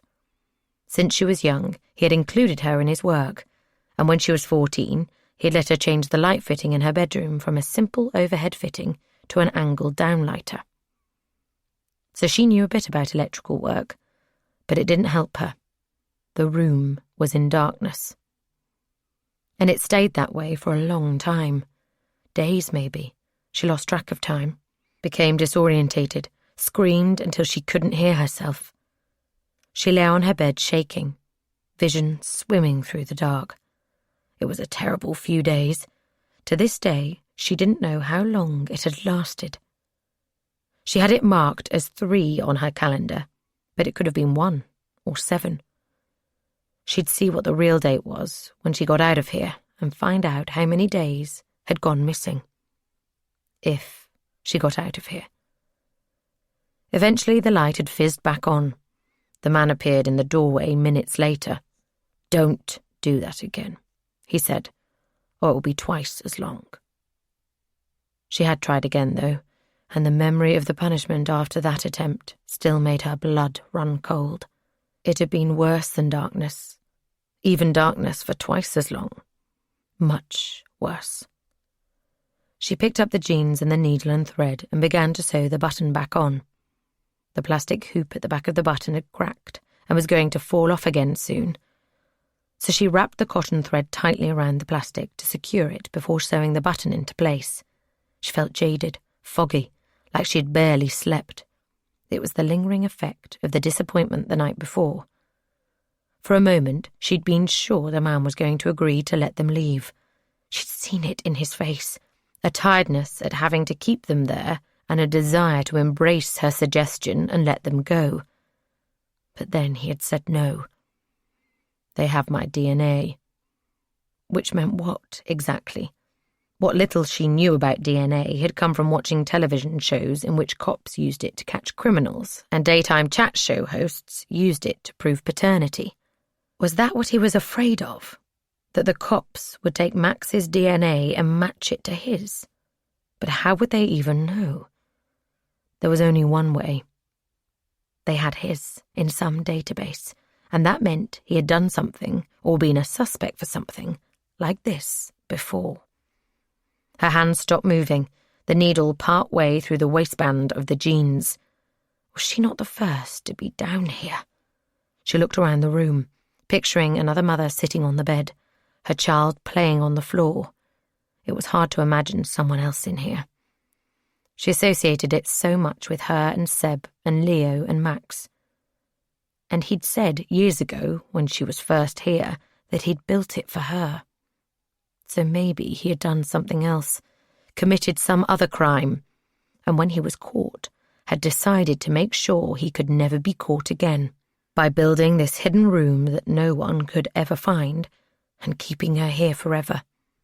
If she hadn't known it before, she did now. This was forever. She had to do something, and soon.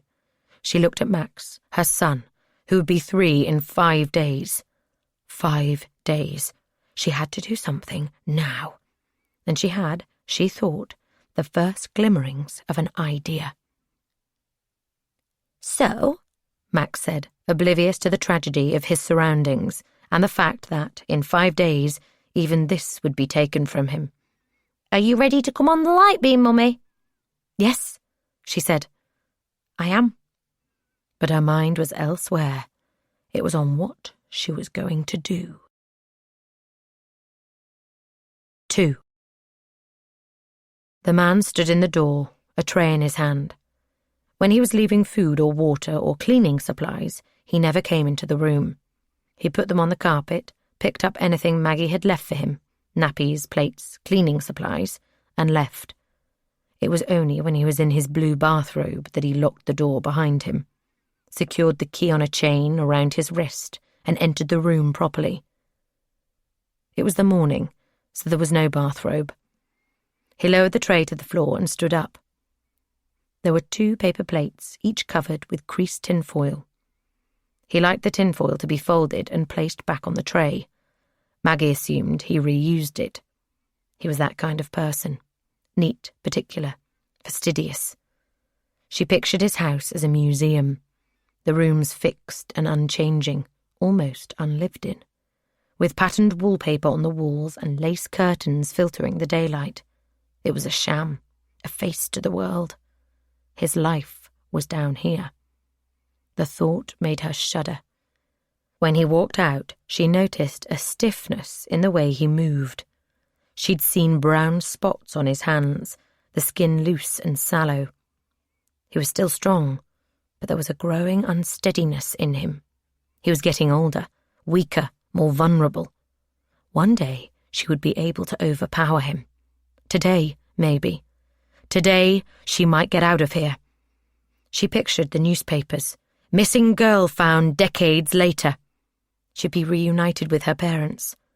In her mind, they were the same as when she had been abducted. But like the man, they'd be older too. 53 now. She tried to imagine what they looked like. Would Dad be bald?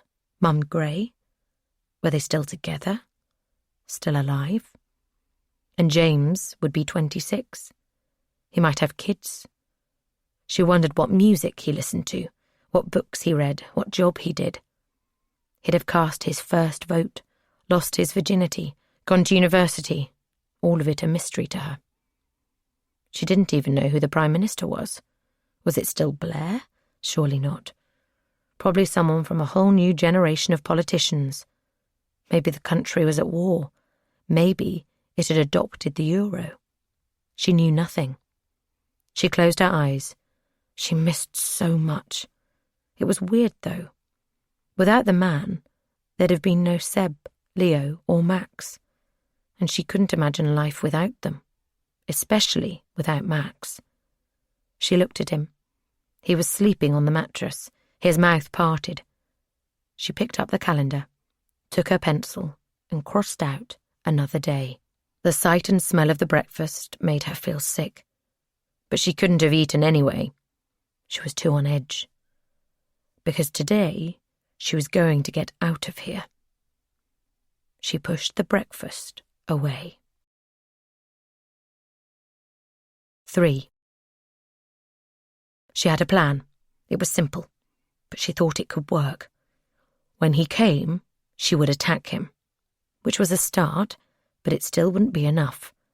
She'd learned that the hard way before. He was older now, though, and weaker. She was strong from the press-ups and planks and other exercises. It would be different. Even so, she was still 5'3" and about 8.5 stone, and he was 6'3" and probably 16 stone. She knew from the times he had lain on top of her how heavy that was, and how hard it was to move that kind of weight. She'd get only one chance to hit him, and it would have to work, or he'd overpower her and take Max anyway, and repeat the awful, awful punishment he had meted out last time. So that one hit had to work. She had to maximize its effect. And for that, she needed one more element, an element she thought she might have figured out. 4. The man opened the door. He was holding a tray, and he locked the door, his attention on the key. When he turned to Maggie, he frowned. "What?" he said. "What are you doing?" Maggie was sitting on the mattress. She smiled at him. Max was sleeping on the floor, his head on a pillow. It had been a struggle to get him to go to sleep. She stood up. The man's gaze moved up and down her body. Her naked body. "Put the tray down," she said, in the closest approximation she could manage of a sultry tone. "I've been thinking about you." The man's eyes narrowed in suspicion, but she could see the sudden flare of desire in them. Desire for sex, yes, but more for love. He bent at the waist and placed the tray on the ground, and she launched herself at him, hitting him hard in the small of his back. He fell forward, and there was a thud as his head hit the wall. The tray fell to the floor, the plate and cup clattering together before settling onto the carpet. She grabbed for the key, but he twisted his hand away and rolled onto his back, staring at her, his breathing heavy. Blood beaded on his forehead. He put his finger to it and examined his blood. "You fool," he said. "You stupid fool. You really think that is enough to hurt me?" He levered himself up onto his elbows, then stood up. Maggie took a step backwards. It was over already. Her plan had failed miserably. And now he was going to punish her. At least Max was still asleep. He was a good sleeper, so she doubted he'd wake up. She was glad. He didn't need to see this. He grabbed her upper arm and shoved her hard. The gasp she made as her back hit the wall and the air left her lungs reminded her of his strength, of the strength she had thought, ridiculously, she could overpower. And now the payback. "What are you going to do to me?" she said. The man contemplated her. "Fruitcake," he said. "My little fruitcake. I understand why you did that. I'm not inhuman. I know how hard what's to come will be for you. But it's for the best. I can't leave him with you. If I do, we won't be able to be together." Maggie didn't reply. She couldn't. The fear of what he was going to do to Max and her anger at her failure to save him were too great. "So I won't do anything to you this time." His expression hardened. "But don't do it again, fruitcake. This is your one free pass. Okay?" She nodded. He smiled. "Love you," he said, and unlocked the door. 12 years earlier, 9th of July, 2006. 1. Martin Cooper opened his eyes. He looked at his watch. It was almost 4:30 in the morning, which meant he'd been asleep for around 2 hours. That was all he was going to get. It had been 2 nights. He rubbed his eyes. They felt raw. The night Maggie disappeared, he hadn't slept at all, and with tonight's 2 restless hours, he could feel the exhaustion building up. It made no difference, though. There was no way he would be able to sleep again. And he didn't want to. He wanted to find his daughter. He got out of bed and crossed the landing to her room. He opened the door and looked inside, half expecting, half hoping to see a shape in her bed, sleeping off the effects of wherever she'd been. It was empty. On his way back from the park the night she disappeared, he called the police and reported she was missing. "We'll put out an alert," the officer he spoke to said, "but she's probably with a friend. More than likely she'll turn up in the morning." Except he'd spoken to all her friends, and she wasn't with them, and they didn't know of anyone else she would have been with, any boy or man she'd mentioned. So he and Sandra and James and his brother Tony and his friend from work, Reed, and Freddie, his neighbour, had spent the day looking for her. Between them, they'd gone to every pub in Warrington and Manchester and Liverpool and Wigan and St Helens and anywhere else they could think of, and shown them a photo of Maggie. None of them remembered seeing her. Quite a few said they couldn't be sure. "Busy night, mate. Lots of people in here. Have you tried the cops?" He had. They hadn't done much. They were looking for her, but they still thought she'd show up. He'd lost track of the number of times he'd heard someone say, "Most of the time teenagers do." Most of the time wasn't good enough, and Martin knew his little girl. She hadn't gone off with a new boyfriend, enjoying herself while her parents worried. Some teenagers would, and maybe they were the ones that showed up, but not Mag's. Not his fruitcake. If she was missing, there was a reason, and he needed to find her. He hadn't, though. He came home eventually at 1 a.m., flat and exhausted and terrified. He'd slept for those 2 hours, and now he was awake. He didn't know when he would ever be able to sleep again. 2. Next to him, Sandra rolled onto her side. Her breathing quickened and she sighed. "Are you awake?" he said. "Yes, I barely slept." "Me neither." He looked at his watch again. "It's 4:37. Their bedroom door opened slowly. James stood in the frame. "I couldn't sleep," he said. "I was waiting for you to wake up." "You should have come in," Martin said. He felt a surge of love for his son. "Any time you need me, I'm here. It's early." "It doesn't matter." "Dad," James said.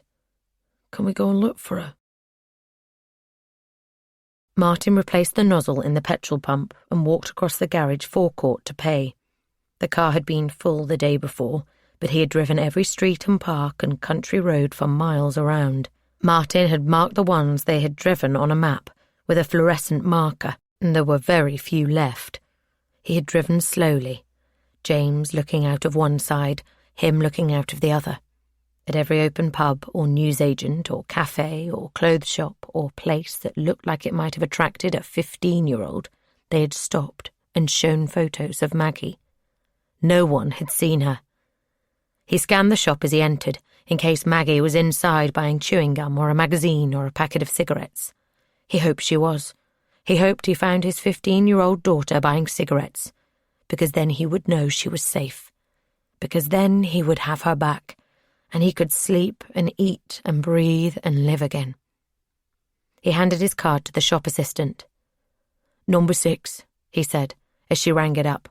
He put the photos of Maggie, one a close-up of her face taken a couple of weeks ago, the other her school portrait, on the counter. "You haven't seen this girl, have you?" he asked. The woman, about his age and with a pinched smoker's face, gave him a suspicious look. "No," she said. "She missing?"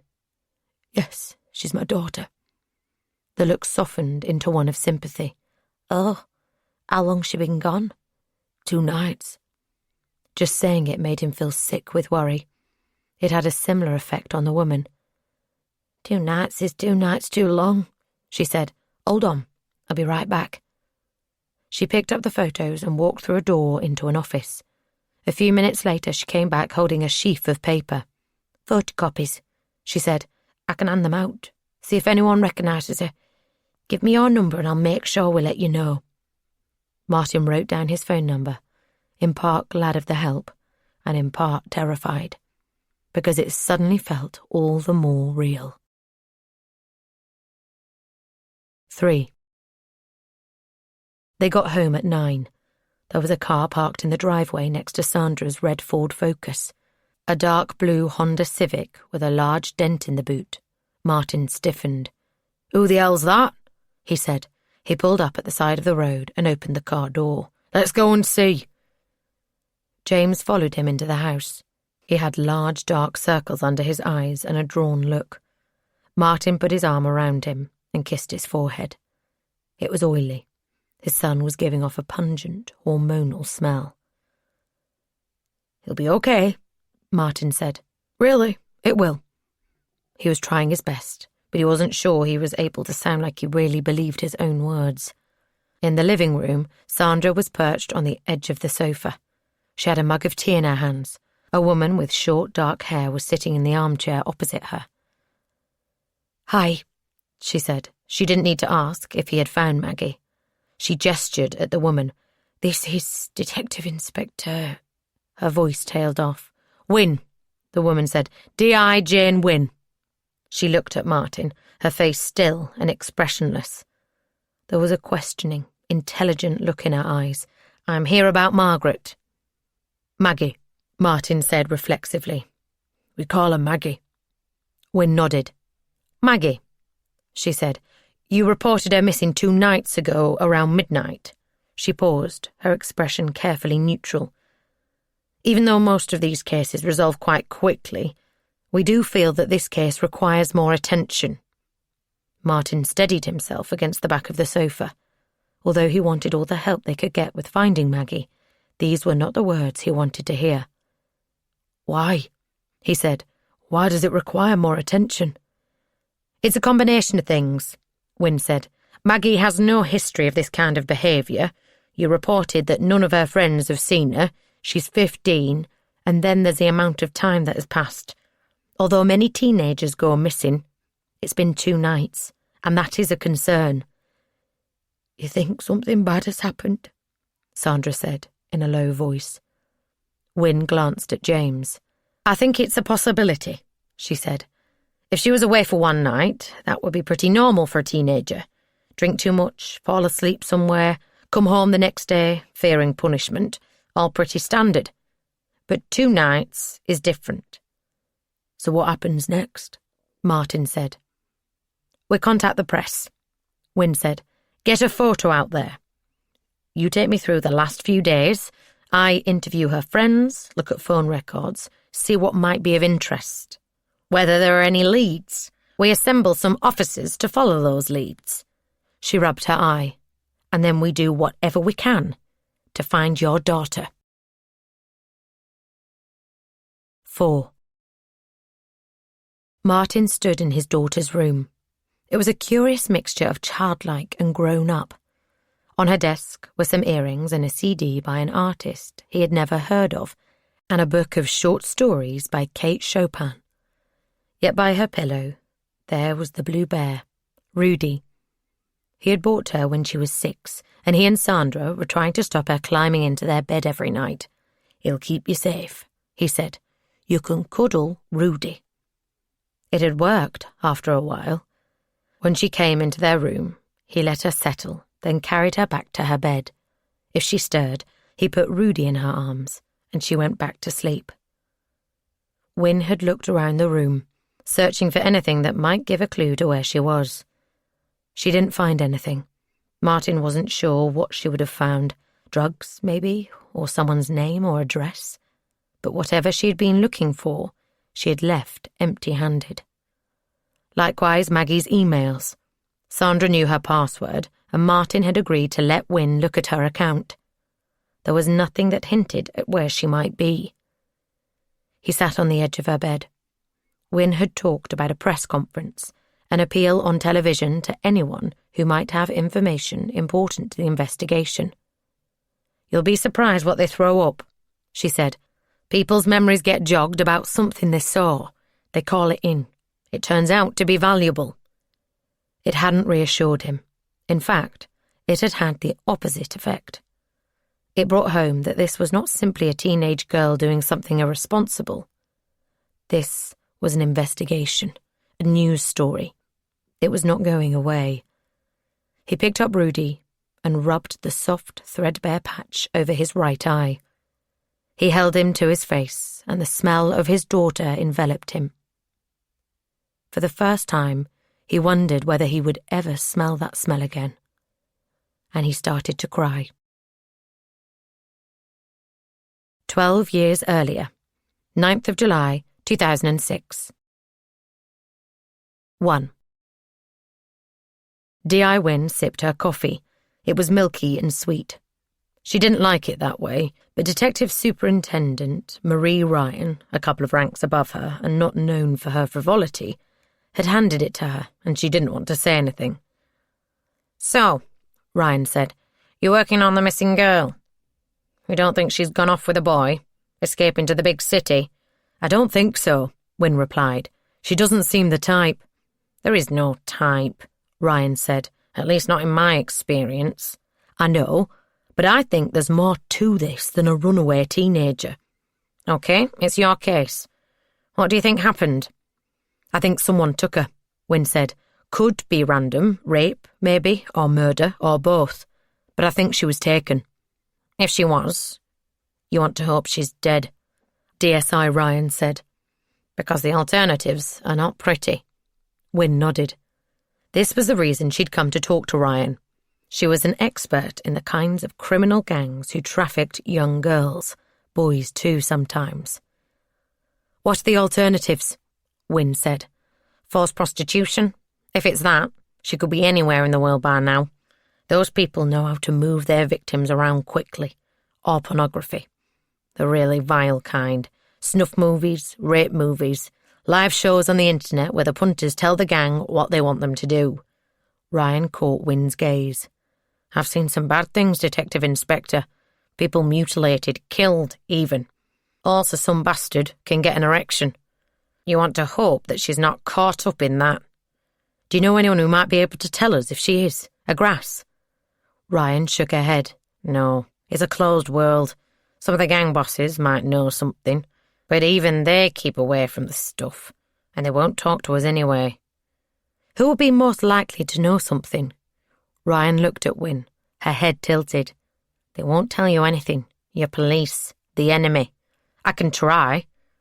It's your investigation." Ryan lifted her mug to her lips. "One name springs to mind. You might know how to find out what's out there. If there's a new video, or live event, or whatever they do." "Who is it?" "Mullins. Mike Mullins." Wynne nodded. It was a familiar name. "I've heard of him. Manchester. That's him." "Thank you, Detective Superintendent," Wynne said. Ryan took a deep breath. "Be careful," she said. "Be very careful." 2. She had brought a uniformed officer, Mark Edwards, a tall man in his 20s. She didn't think there'd be any trouble, but the presence of a uniform added a certain formality that could be useful. It also drew attention, which Wynne knew would piss Mike Mullins off. He had bought a large house on a tree-lined street in Lim, a wealthy commuter village which was home to doctors and lawyers and accountants, as well as a handful of gangsters who wanted their kids to go to good schools and have respectable friends. And he would not want his neighbours seeing the police show up. She didn't care. She was glad to remind him how he had got hold of the money he'd bought his newfound respectability with. She parked by one of the trees. She didn't know which type of trees they were, only that she couldn't afford to live on a street with trees like them, and got out of the car. An electronically controlled gate blocked the long driveway leading to his house. But as she and P.C. Edwards approached it, there was a click and it swung open. The gravel crunched underfoot as they walked up to the large black front door. Wynne rang the bell. No one came. "Bastard's in," Edwards said, gesturing to a red Range Rover parked next to a Bentley. "He's messing with us." Wynne nodded. "Let's go," she said. "Time's a-wasting." She turned and started to walk back down the drive. The gate swung shut. Behind her, she heard the sound of the front door opening. "So," a voice said, "to what do I owe this pleasure?" Mike Mullins sat in an armchair facing them, his legs crossed. He was wearing tan brogues, green cords, and an expensive-looking V-neck sweater over a pale blue shirt. He could have been a banker at his golf club. He probably had similar well-developed moral principles. "I've never met you," he said, little more than a hint of a Manchester accent left in his voice. "Although I've met quite a few of your colleagues over the years." "Which one sent you?" "Ryan," Wynne said. "I remember her. A superintendent now, correct?" "Correct." "She deserves it," he shook his head. "Incorruptible, and I tried. Most of your lot have a price higher or lower, but not her." "I'm glad to hear it." "Not that I'd say if I had bought her," Mullins said. "That would be stupid, right?" He leaned forward. "And if there's one thing I'm not, Detective Inspector Wynne, it's stupid." He sat back again. "Now we've got that out of the way, what can I do for you?" Wynne was impressed he had remembered her name. She had only mentioned it once. "I need help, information if you have it." "And why would I help you?" "Because I've done my research." He stared at her. His eyes were dark. What does that mean? Wynne held his gaze. It means I know you have a 15-year-old daughter. Amanda goes to Withington Girls' School. His eyes narrowed. What the fuck are you saying? Is this some kind of a threat? He pointed at Wynne, his finger stabbing the air.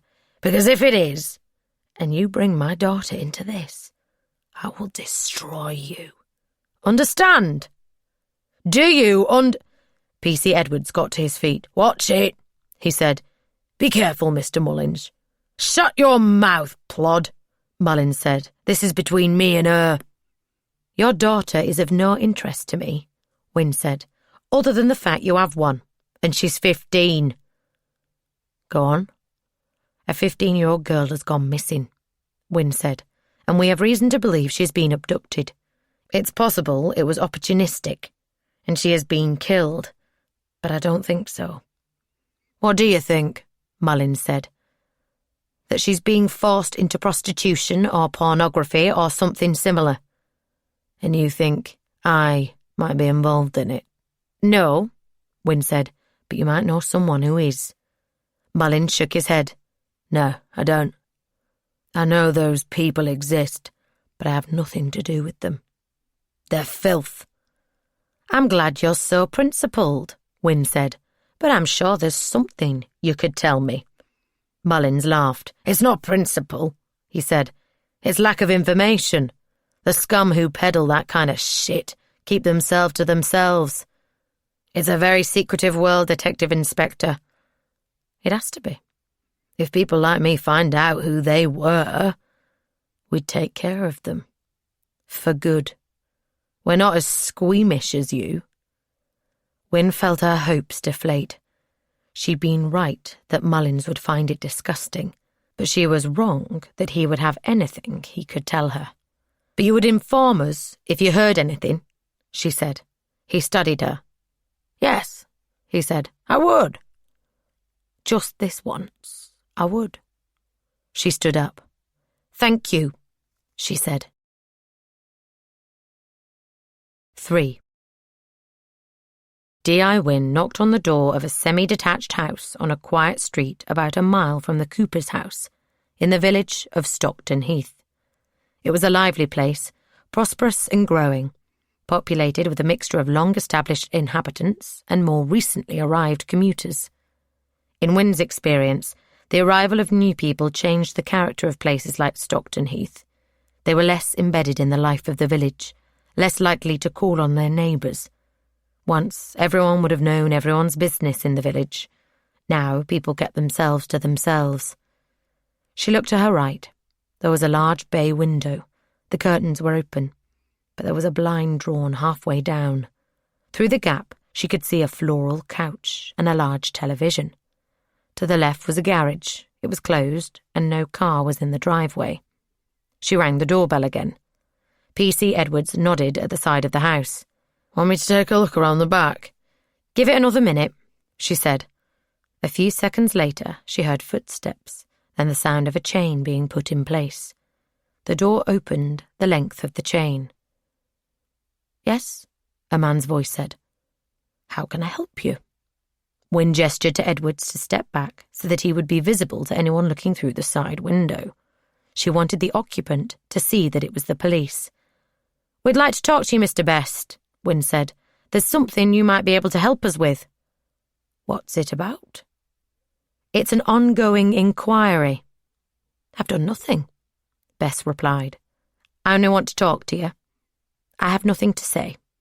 And you're not coming in without a warrant. You can't, and you know it. Wynne was expecting his answer. People like Best knew the system. They knew their rights, and they claimed them at every turn. At least they thought they knew the system. The system had some tricks of its own, and Wynne was not above using them, especially with people like Best. Especially when something so important was on the line. Okay, she said. You're right. We can't come in. We'll go. She turned to P.C. Edwards. But we might need to come back. My colleague thinks he may have heard a noise from inside this abode. Sounds like possible domestic violence. And it wouldn't be the first time there's been a complaint about this address. She rubbed her forefinger on her lips, as though thinking. And that would be grounds for a warrant, I'm pretty sure of it. She leaned forward and put her face near the gap between the door and the frame. She spoke in a stage whisper. I don't want my colleague to hear this, she said. He's young, and I wouldn't want to shock him. But when he and his buddies turn up with that warrant, they'll turn this place upside down, rip up your mattresses, smash your cupboards, take a shit on your bathroom floor, dig into your computer. And they'll find something, won't they, Best? Because people like you always have something. Kiddie porn, stolen knickers, evidence of hours spent in chat rooms pretending to be the same age as the people you're talking to. We'll find it, Best. We'll find it, and then we'll use it to unravel your life and lock you up for as long as we see fit. She stopped, then stepped back. So, Mr. Best, she said, if you aren't going to let us in, we'll be on our way. But we'll see you soon. The door closed, and there was a click as the chain was undone. 4. Wynne stood in the hallway. To the right was the room with the bay window. At the far end was a door open onto a kitchen. A pale green carpet covered the floor and ran up the stairs to her left. There was a faint smell of disinfectant. She recognised it from the last time she'd been here. The neighbours had called in a domestic dispute. She'd been in uniform then, and had come in to find Best's wife, Carol, hiding in the upstairs bathroom. Her nose was broken, and she had a contusion on the back of her head. Best was gone. Another unit picked him up on the M56 heading towards Manchester. He said he'd had an argument with his wife and was going for a drive to clear his head. Carol Best had a different explanation. She said he'd gone to destroy the photos they'd been arguing about. Photos of schoolgirls that he'd taken with a long lens camera and collected in an album, which he had hidden at the back of a cupboard where they kept the computer manuals. She had found it when the computer failed to start, and she called customer support. She couldn't follow their instructions, so they suggested she find the manual and look through it. She found more than the manual, and when she confronted her husband with the album, he went crazy and said he was going to kill her. He didn't. She managed to get away and lock herself in the bathroom. Best left the house, taking the photo album and any negatives. Wynne checked the house for them, with him. He developed them himself, so there was no other record of them. Despite the dark room he denied the photos had ever existed, claiming Carol had invented them to cover up an affair she'd been having, which was the real cause of their argument. He had confronted her with it, and she had attacked him. He had hit her in self-defence, and he apologised for it. He really felt truly sorry. He'd not meant to hurt her, and then fled the house, worried about the police. In the end, she declined to press charges in exchange, Wynne suspected, for a quick and generous divorce and the chance to get as far away from Best as quickly as possible. Wynne, though, asked around and heard from more than one teenager, boys and girls, that they had seen him at the window with his camera.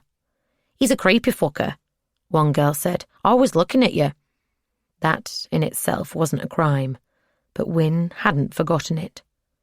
And now a 15-year-old girl was missing, and she was going to look Best in the eye and ask him if he knew anything about it. Maybe Mike Mullins knew nothing about the people who sold this stuff, but he was different to Best. The people who sold it needed Best. He was a consumer, and consumers of any commodity made it their business to know how to get hold of it. There were hidden networks, and she would have bet that Best knew all about them. Best nodded towards the kitchen.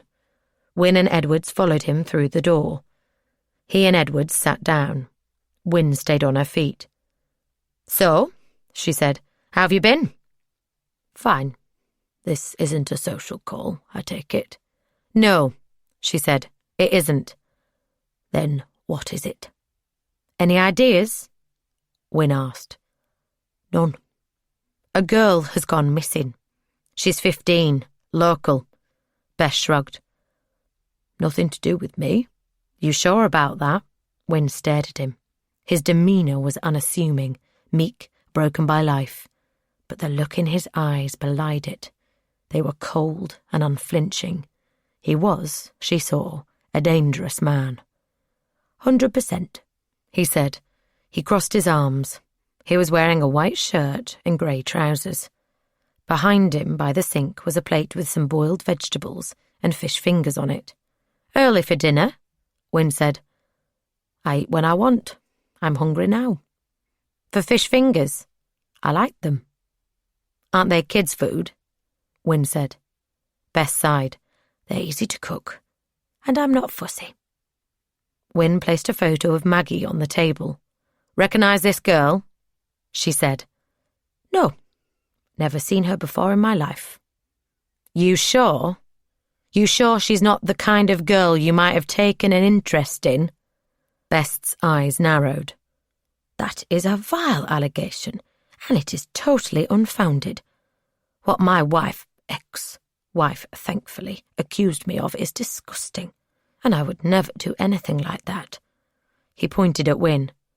And you need to understand that. He picked up the photo and passed it to Wynne. We both know that's not true, Wynne said, which is why we're here. Since we are, you mind if we have a look around? Still got that dark room? Bess nodded. It's upstairs. And look all you want. There's nothing to find. We'll take a look anyway, Wynne said. She was unnerved by his confidence. He certainly didn't seem at all perturbed by the prospect of his house being searched. Perhaps there was nothing. Or perhaps it was just well hidden. We'll start upstairs, she said. She and Edwards walked out of the kitchen and up the staircase. There were 4 doors, 3 closed, bedrooms, she assumed, and 1 ajar. She could see a sink in the gap. She gestured to Edwards to go into the furthest room. She took the nearest. It was the dark room. There was a table with pans of liquid on it and a rack, onto which Bess had pegged photos. A duck on a pond, a view of a woodland, a boat going past a swing bridge. Those will be ruined now, Bess said. You'll live. I have the negatives. I can make more. Wynne backed out of the room. She opened another door. A guest bedroom, by the look of it. A single bed that had not been slept in, a bookcase and a wardrobe. She looked around, glancing under the bed, then opened the wardrobe. There were a few old suits hanging in it, dust on the shoulders. On the floor was a ukulele, the strings broken. Other than that, it was empty. She went on to the landing. Edwards was standing at the top of the stairs. He shook his head, then gestured to the ceiling. I'll check the attic, he said. I can get you a stepladder, if you'd like, Bess said. Edward shook his head. No need. He went into the master bedroom and came out with a chair. I can use this. He stood on the chair and opened the hatch, then pulled himself through it. A light went on. Then Wynne heard his muffled voice. It's empty. They went back downstairs and into the kitchen. Edwards opened the back door. The garden was small, surrounded by a high fence. There was a patio and a fish pond, and a messy, overgrown lawn. At the far end was a shed. Wynne walked slowly to it, looking for places, maybe a corner cut off behind the fence, where someone could be hidden. There was nothing. Nothing in the shed either. Just some old tools and a push mower. Let's check the garage, she said. It was a 1-car garage, Best's blue Ford Focus taking up most of the space. Wynne and Edwards entered through the kitchen. There was a door to the garden on the far side. She tried the car door. It was unlocked, and she pulled the lever that opened the boot. It, and the garage, was empty. When they had finished, she went back to the kitchen. Best was drinking a cup of tea. The plate was in front of him, empty. There was a smear of ketchup on the edge. Find what you were looking for, he said. Wynne didn't reply. Next to her, Edwards tensed. "I didn't think you would," Bess said. "I tried to tell you. But some people won't be told." "Don't take the piss, mate," Edward said. "I get a bit twitchy when people take the piss." Best held up his hands. "Look," he said, "I'm sorry, but you come into my house and go through my belongings for no reason, so don't be surprised when I'm a little miffed. I don't know the girl, and I don't know where she is. Whatever's happened to her, it's nothing to do with me." Wynne ignored him. "Where were you on Friday around 4 p.m?" she said. "Shopping," he said. "I went to Morrison's to get my weekly shop and then came home. I do it the same time every Saturday. You can check my credit card bill. The transactions will all be there. A neighbour probably saw me come home. You can ask them." He wasn't lying. Wynne could tell, but that didn't mean he was telling her everything. "Have you heard anything?" she said. "About what?" "About a missing girl, or about new material that might be available. Photos, videos." "Of course not," he said. "If there was such a thing, what makes you think I would have heard about it?" Wynne looked at him and smiled. It was not a warm smile. It was not meant to be. "Listen," she said in a low voice. "If you have done anything, then one day I'll get you. And I'll do whatever it takes to make sure you end up on the worst wing of the worst prison in the country. And I'll make sure that the other inmates know all about you. They'll be thrilled. It's boring inside, and they love something to do. But," she held her hands up in the gesture of friendship, "if you tell me about the videos and photos and I find Maggie Cooper, I'll make sure that doesn't happen. I'll be your friend, and someday soon you're going to need all the friends you can get." Bess stood up. He walked to the kettle and flicked it on, then put a tea bag in a mug. When the water was boiling, he poured it onto the tea bag and turned to look at Wynne. "Thank you for your advice, Detective Inspector Wynne," he said. "But I've done nothing." He smiled, and his smile too was lacking any warmth. "If anything comes to mind, I'll let you know. Now please, leave." 12 years earlier, 9th of July, 2006, evening. 1. Maggie was hungry. She hadn't eaten any of the food the man, she still didn't know his name, had brought, in part as a protest, but mainly because of a constant low-level nausea. She'd drunk some of the orange cordial, but that was it. Now, though, her hunger was becoming insistent. Her body needed what it needed, despite what was happening. She was hoping the man would be back soon with something to eat. She sat on the bed and stared at the door to the room. She'd examined it not long after moving in, wondering if it was like the doors in her house, in which case it might be possible to kick a hole in one of the panels. But the man had clearly thought of that. It was made of metal, and, from the dull thud it made when she hit it, thick metal. There was no way of getting out through it.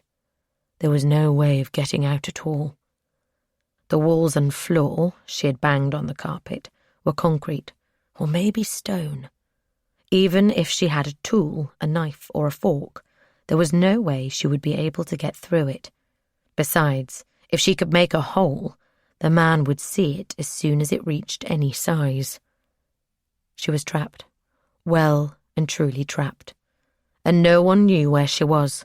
If they did, if someone had seen the man pick her up, they would have come to rescue her by now. The fact that they hadn't meant that they weren't coming at all. She could be here for a long time. She could be here forever.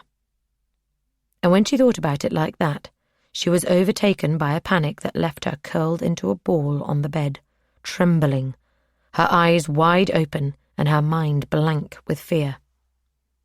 When she wasn't consumed by panic, she was thinking about her parents and brother and friends and what they were going through. She could picture them all. James would be quiet and withdrawn, keeping his feelings to himself.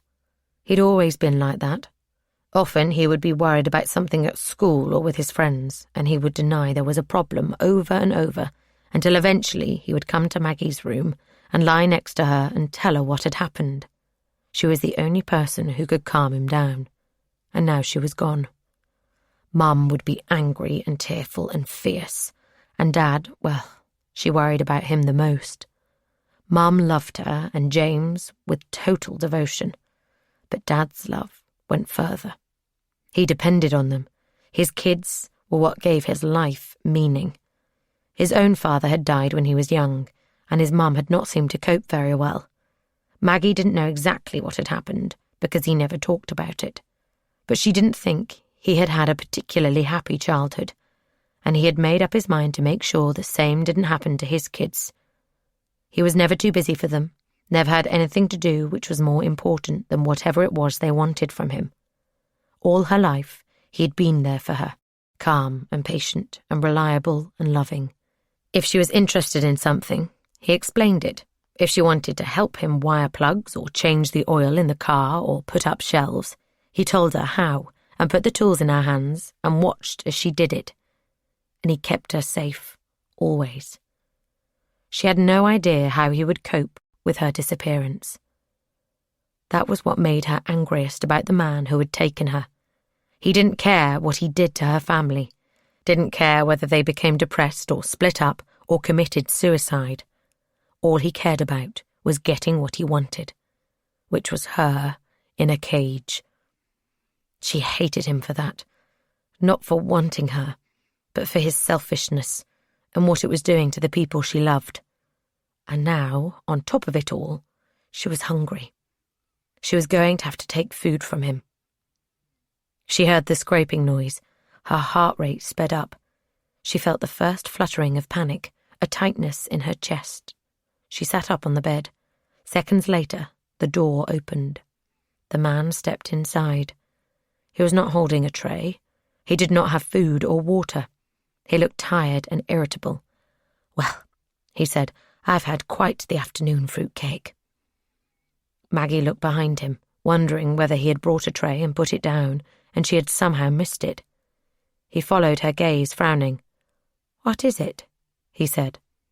She didn't answer. He looked at her, his expression at first questioning, and then slowly understanding.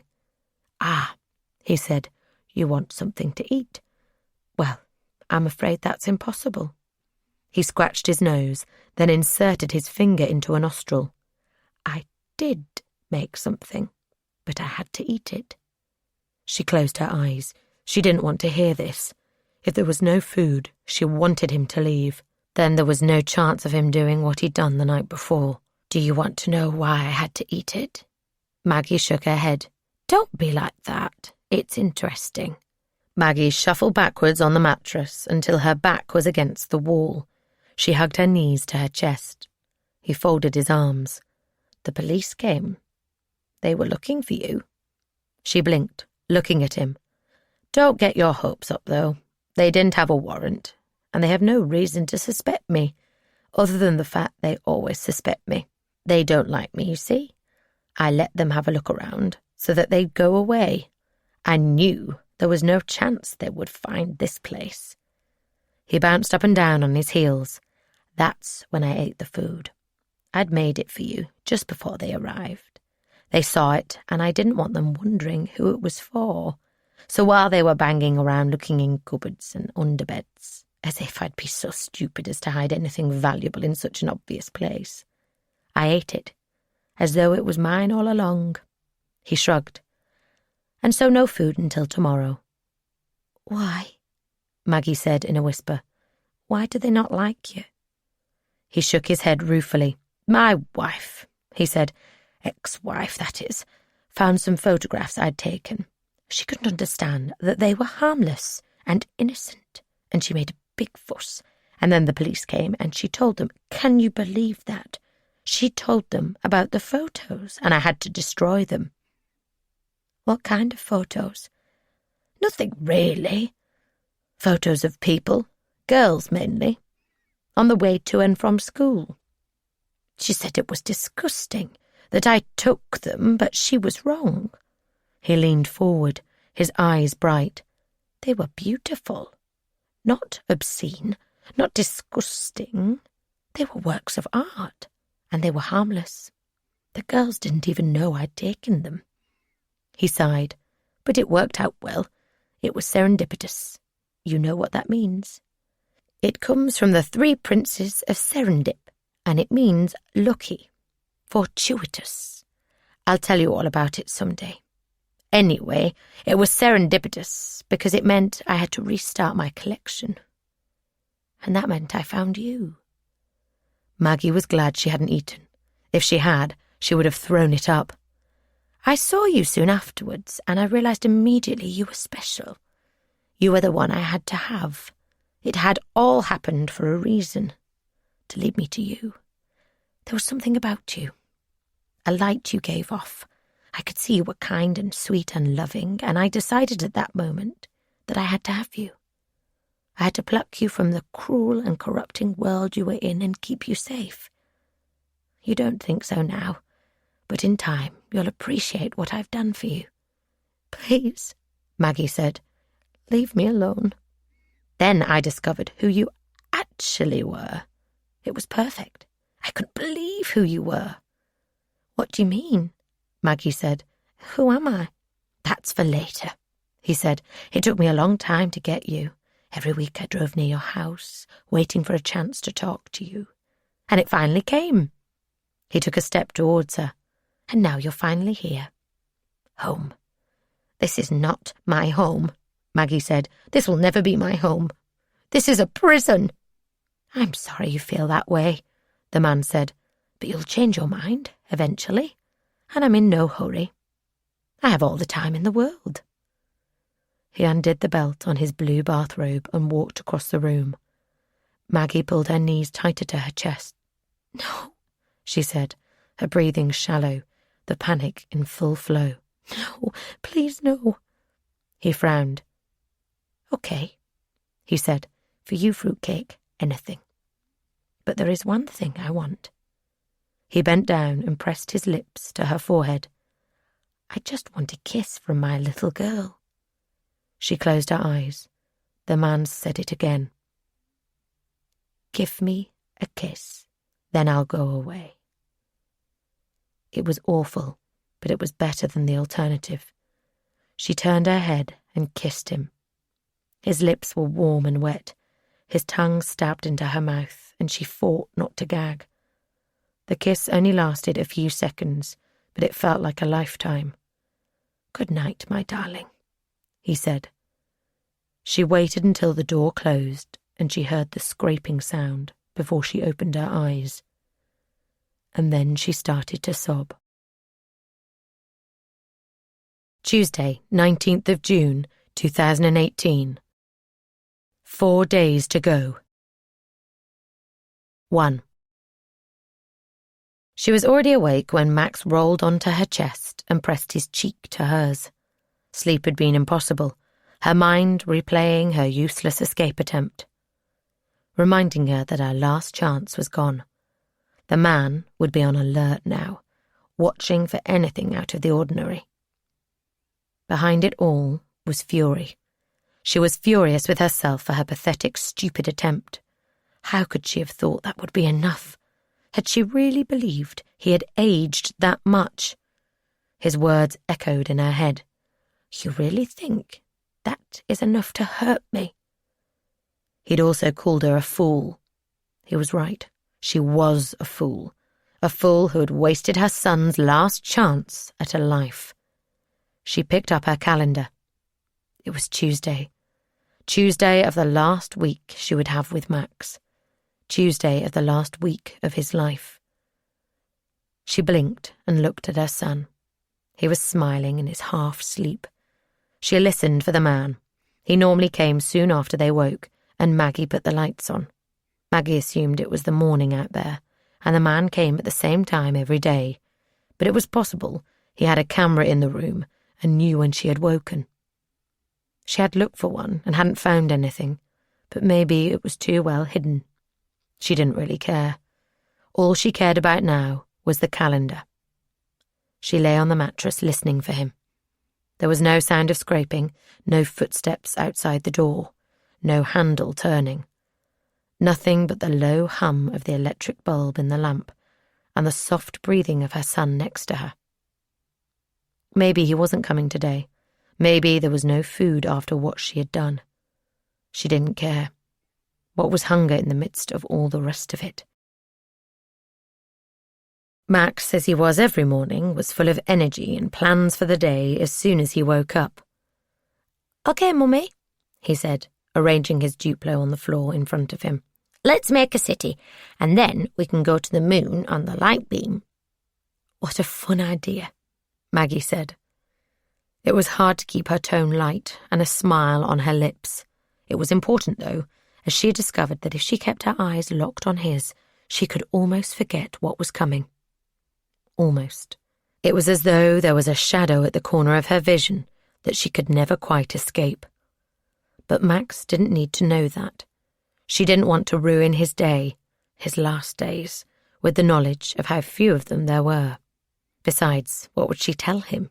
That he had 2 siblings, 11 and 7, who may or may not have been killed by the man who brought them food. That he was next. That the world they visited in the stories his mum told him was real, and she had been stolen from it. Even if she did, he would not be able to understand it. No. Better to pretend everything was okay. Better to keep the looming darkness as far from him as possible. She knelt next to him and reached for a red block. She was about to hand it to him and suggest he use it as the base for a tower when she was hit by a vision of Max screaming, his face twisted in an uncomprehending grimace as the man dragged him from her arms and from the room, leaving her sobbing on the bed, her heart torn into pieces, wondering how, if, she would survive. And then it shifted from a vision to a memory, first of Seb and then of Leo. Her lost boys, her stolen chicks, the babies she had been unable to save. The babies who had come before Max, the babies whose fate he was now facing. She gasped and turned from Max. She gripped her knees and squeezed and tried to bring herself back to some semblance of control, her breathing fast and shallow. "Mummy," Max said, his eyes narrow with concern. "Mummy! Stop it! Mummy!" Maggie blinked, staring at the wall and taking deep breaths, her heart gradually slowing. "It's okay," she said. "I'm okay, darling. I just had some wind." Max was still, a Duplo brick in each hand, his eyes fixed on her. She, somehow, smiled and then scooped him up in her arms and pressed her face to his neck and kissed him and inhaled the smell of him and felt the panic starting all over again. She closed her eyes and forced herself to think about something, anything, other than the man and Saturday and Max's 3rd birthday. And slowly, she calmed down. "Mummy," Max said, "I think it's time for exercises." "Yes," Maggie said. "I think that sounds like a great idea. How about some running?" Max nodded. The room was barely big enough for him to run in. Maggie was limited to jogging on the spot, which was, even when you were locked in a room with nothing to do, incredibly boring. She'd thought running on a treadmill was bad, but it had nothing on jogging for half an hour and not moving an inch. She could make it more interesting by throwing in some lunges and jumps and crouches, but it was a marginal improvement. Other things held more appeal. She'd become obsessed for a while with doing the perfect press-up, hands exactly shoulder-width apart, eyes slightly forward, back and legs a table, then a slow descent until her chest pressed to the floor, followed by a clean, explosive return to the start, arms straight, elbows locked. There was something satisfying about repeating it over and over, focusing on each small detail until the sweat was dripping off her nose, her body quivering, nearly unable to carry on, slowly adding more and more press-ups to the total she was capable of. She enjoyed the firmness in her stomach, the lean muscles in her thighs, the strength in her back and shoulders. If, when, she got out of here, she was going to keep doing her exercises with Max. Apart from running on the spot, she was never doing that again. she would only run in forests and by rivers and in the sunlight and fresh air. This time, though, she couldn't focus. It seemed pointless. Why bother? It passed the time, but other than that, it didn't help. What was the point of keeping in shape? So she could live longer, prolong the agony of being trapped. She stopped and sat on her haunches, watching Max run from wall to wall. If he was taken from her, she wouldn't be able to go on. All of a sudden, it was clear. If he was taken, she would kill herself. One way or another, she would take her own life. Not because she wanted to die, she didn't. She believed she would get out of this one day, and then she would somehow make up for all the years she'd been in here, and her life would be full of family and friends and love and affection. She would kill herself because she couldn't go through it again, couldn't fall in love with another of her babies knowing that they would be taken from her. After Max was gone, the man would stop using condoms, and she would get pregnant again, and this sorry cycle would repeat itself. She didn't know why he did it. She asked him once, but he looked away, suddenly hurt. She thought it might be that he had some twisted fantasy that they could be a family, and if she was here long enough and had enough children, it would somehow come to pass. It would never come to pass, because this was the last time. Either she saved Max, or she killed herself. She had thought about it before, but she had always pushed the idea away, thinking, maybe sometime in the future, but not now. This time was different. She could not repeat the cycle again. She glanced at the calendar. Whichever it was, this was the last time. 2. The hours spooled past with no sign of the man. Maggie was beginning to think he really wasn't coming. When, Max lying in her arms, she heard the scraping noise. Max was talking to himself. He did it more and more these days, disappearing into a world of his own making. He had nowhere else to go. Other kids might have run to their bedroom or watched a TV show or played make-believe with a friend. Max had only the inside of his own head. The door opened. The man stepped inside and closed it behind him. He was holding a tray. So they would eat, or at least Max would. She wasn't hungry, after all. There was a bowl and a plate, both covered in foil, and a plastic jug of water. He set the tray down on the floor. Before she could stop him, Max jumped off her lap and toddled over to the man. He had never done it before. Ever since he was a baby, Maggie had held him on her lap when the man came. She hadn't said anything to him, hadn't told him to be wary of the man, but she hadn't needed to. It was easy enough for him to pick up on his mother's uneasiness. When Max was awake, the man rarely stayed longer than it took to drop off some food and pick up the plates from the day before, and he more or less ignored him. It was only at night, when Max was asleep, that the man stayed longer. "Hello," Max said. "Is this food?" The man looked at him, a half-smile on his face.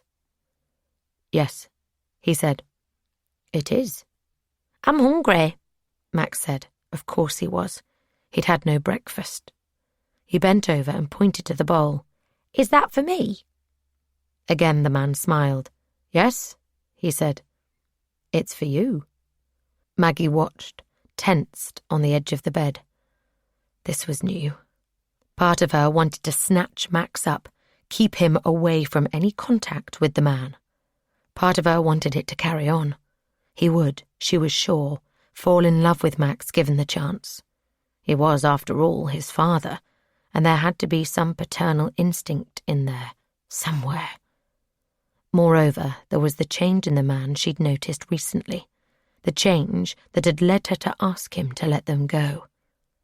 The change that had led him to smile, half-smile, at Max. And if he could do that, then... She held the thought. She couldn't bear the hope. Max gripped a corner of the foil and pulled it up. He said, "Sausages." He pulled the rest of the foil off and pointed at some broccoli. He looked at the man sternly. I don't like that, though." "I don't suppose you do," the man said, a playfulness in his voice that Maggie had never heard before. But then, whoever heard of a little boy who liked vegetables? Max pulled the foil off entirely. He crunched it into a ball, listening to the sound it made. He dropped it on the floor, then picked it up and threw it across the room. He laughed and ran after it.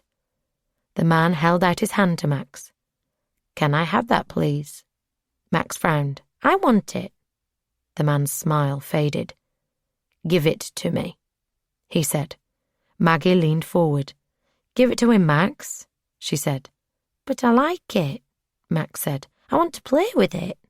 He looked up at the man. "Please," he said. "Please, can I have it?" There was a long pause, and then the man slowly nodded. "Okay," he said. "You can keep it." He looked at Maggie. "I'll be back later." He pointed at the bath. "With the hose." 3. Bath day. Once every 3 weeks they had a bath. Normally she looked forward to it. It was a rare treat. But today her mind had been on other things. The bath in the corner had no water source. There was none in the room. All they had were the jugs that the man brought, which they used for drinking and washing and brushing their teeth. On bath day, he fed in a hose. There was a nozzle on the end. He passed it to Maggie to fill up the bath, and when she was done, he took it away. He stood by the door the whole time, unable to close it behind himself because of the hose blocking it. The bath was an old rain barrel that the man had converted. It wasn't long enough to lie down in, so she and Max had to stand or kneel. Still, it was a luxury, because when he left, the bath was full of hot, clean water, and she and Max could sit in it and play and splash and close their eyes and pretend they were in a warm sea somewhere far, far away. When the water was cold, she would get out and dry Max and hold him until he fell asleep, which wasn't long because he was exhausted by the novelty and excitement. Then she would take out the plug and watch the water drain away, knowing that it would be another 3 weeks until they had another bath day to look forward to. Because even though there was no tap, there was a drain. There had to be. Short of removing the water in buckets, there was no other way of getting it out. The water disappeared down a plug hole and into a pipe that came out of the base of the bath and crossed the 2 or 3 feet to the concrete wall. Maggie had tried to figure out where it went, maybe to a drain or a pump, or on some patch of earth floor on the other side of the wall. She had also tried to pull it out, hoping to make a hole in the wall that she could enlarge, but it was stuck fast. It went somewhere, though, and watching the water drain away tortured her. She always wished that she and Max, or Seb, or Leo, could somehow dissolve into the water and escape through the drain. She heard the scraping sound and waited for the door to open. The man stood there, a hose in his hand. He passed it to her, and she squeezed the trigger. Warm water sprayed onto the base of the bath. Max sat on the mattress, playing with the tinfoil ball. The man stared at him, with a look Maggie had not seen before. There was interest, but it was the dispassionate interest of a scientist. Her stomach felt loose, and her thighs were weak. She wanted to throw the hose at the man and scream for him to get out. But she didn't. She held the hose over the bath and let it run. When the bath was full, the man took the hose from her. He looked at the water. "Have fun," he said. 4. When the man was gone, Maggie stripped naked and climbed into the bath. The base of the bath was higher than the floor of the room. It had to be. The pipes for the drain needed some space under the plug hole, and it meant she had to bend extra low to pick up Max. He was standing on the floor, in his underpants and a t-shirt, looking up at her. He gripped the bottom of the t-shirt and pulled it up, exposing the pale, smooth skin of his stomach. His belly button protruded about 1/2 inch. She wondered whether it was because of the way she had cut the umbilical cord when he was born, or whether it would have been like that anyway.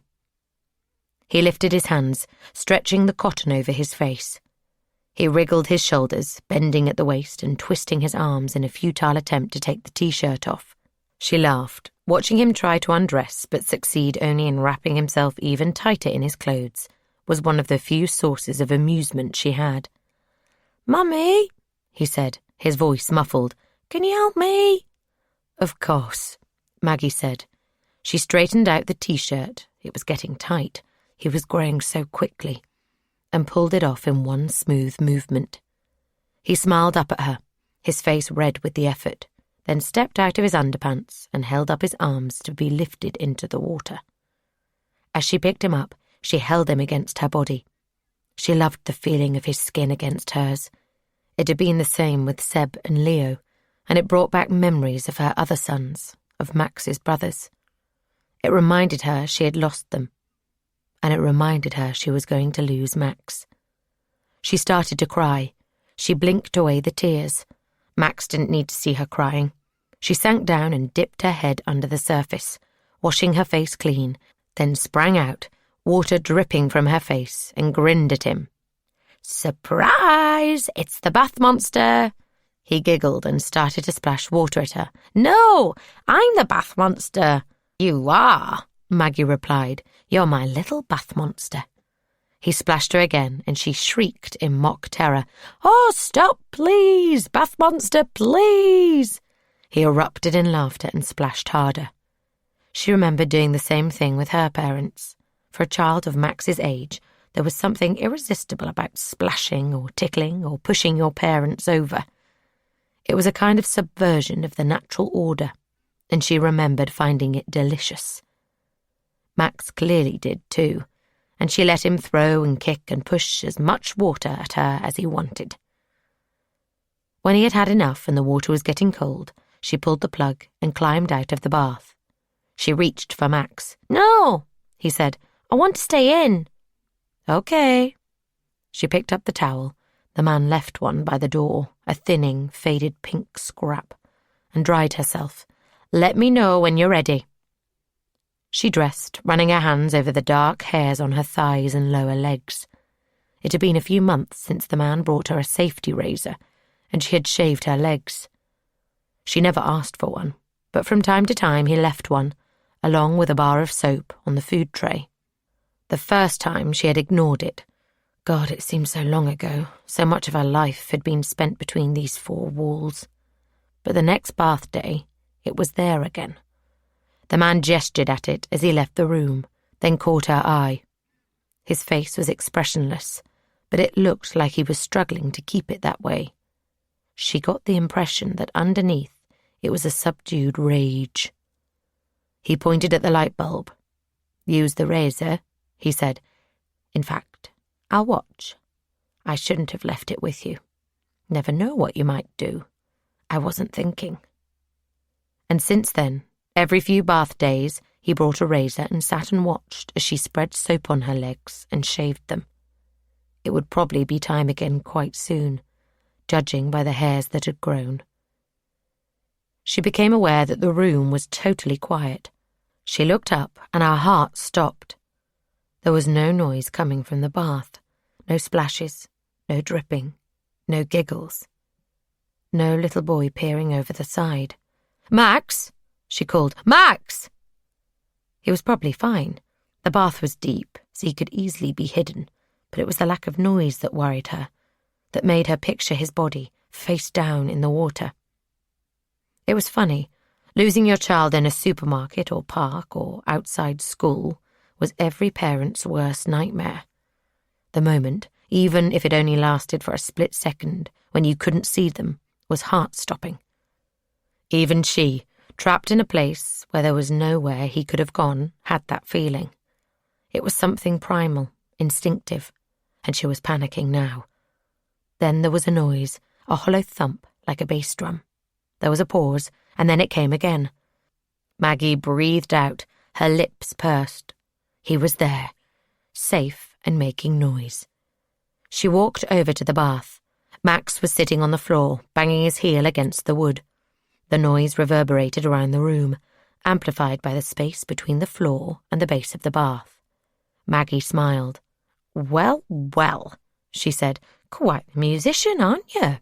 "Bang!" Max thumped the wood. "Bang!" Maggie leaned over and tapped out the knock that everyone learned.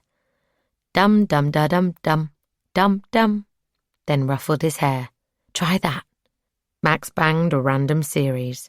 Maggie did the knock again. He frowned in concentration, then tried to copy her. It wasn't much better, but she clapped her hands together. "Well done. I think you might be a pop star when you grow up." "What's that?" he asked. "Someone who sings songs." "I like singing." "Me too. And you never know. Maybe you'll be famous." He would be, if he ever got out of here. But not as a pop star. As the boy who had been born in a basement. The problem was, he wouldn't get out. In 4 days, he'd be 3, and the man would come for him. There'd be no more baths, no more laughter and splashing, no more anything.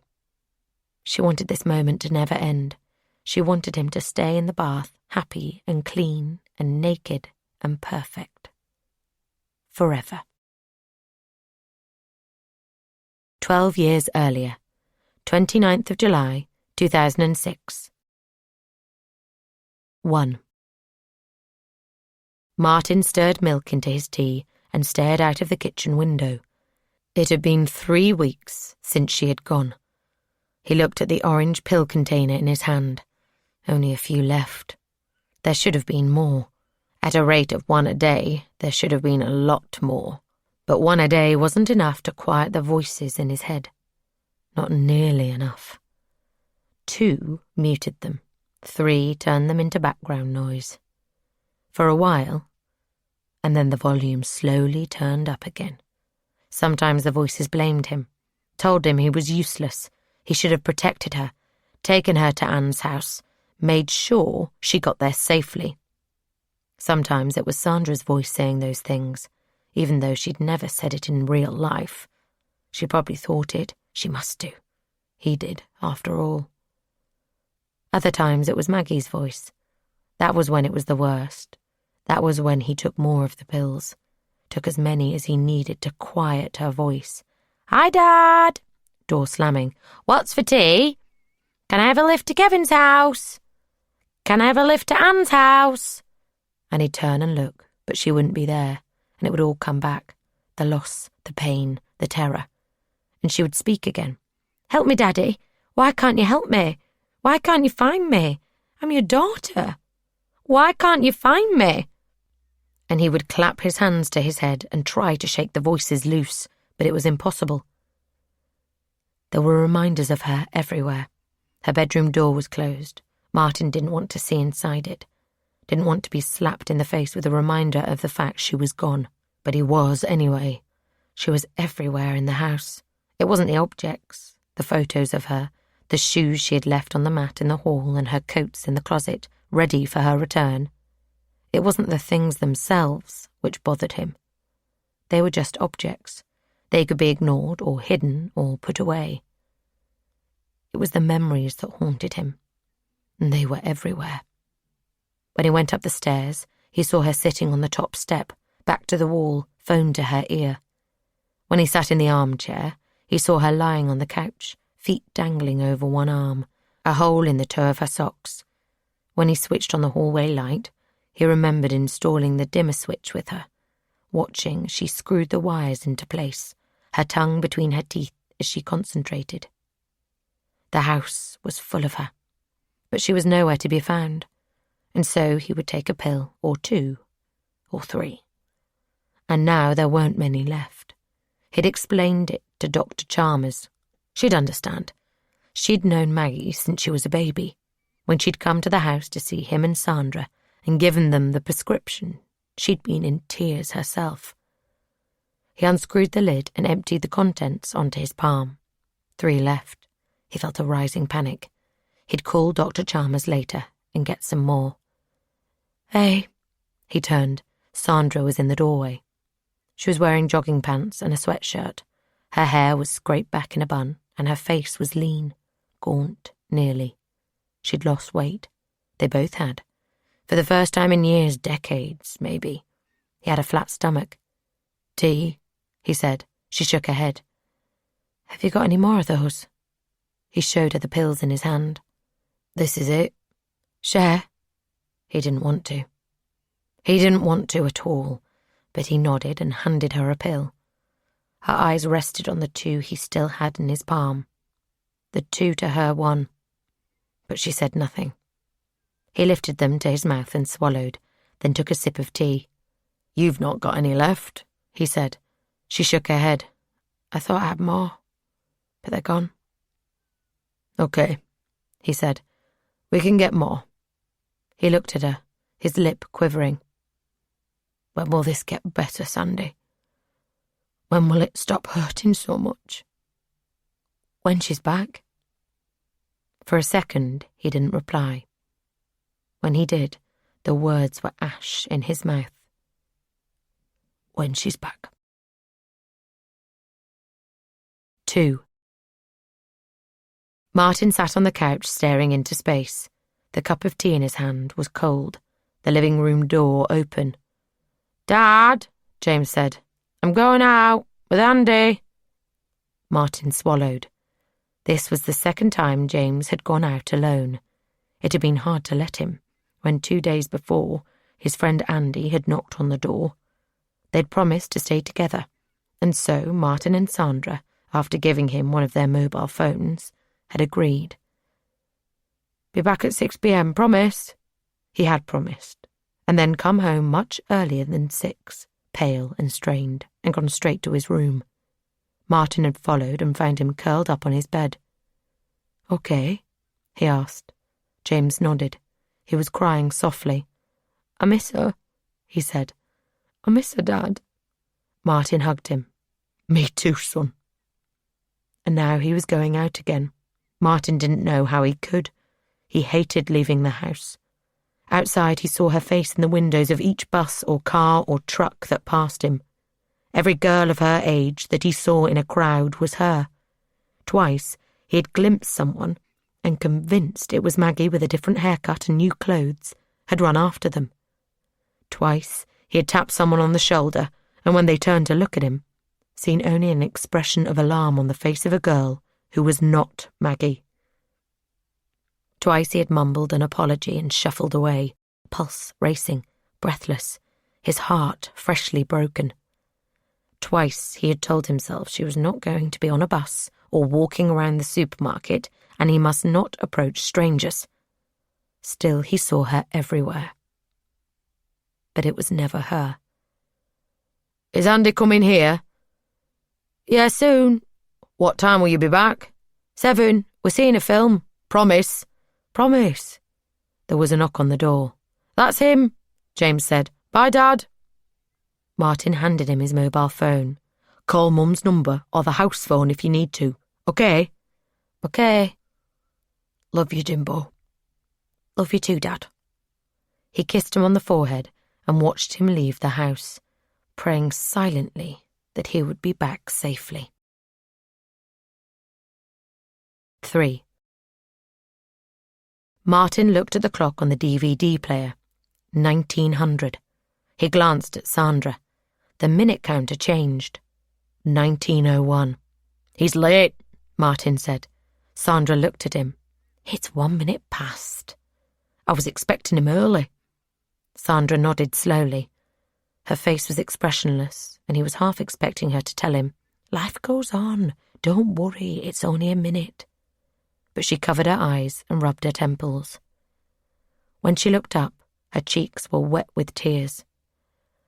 "I know," she said. "I've been waiting for him to come home ever since he left. I can't bear the thought of him being away from us, not for even a second. But we can't live like that. He can't live like that, trapped in his house by his parents." She was right, but Martin couldn't help thinking he'd quite like it if James was trapped in the house. The thought of anything happening to him was unbearable. He knew that he would take his own life if he lost his son.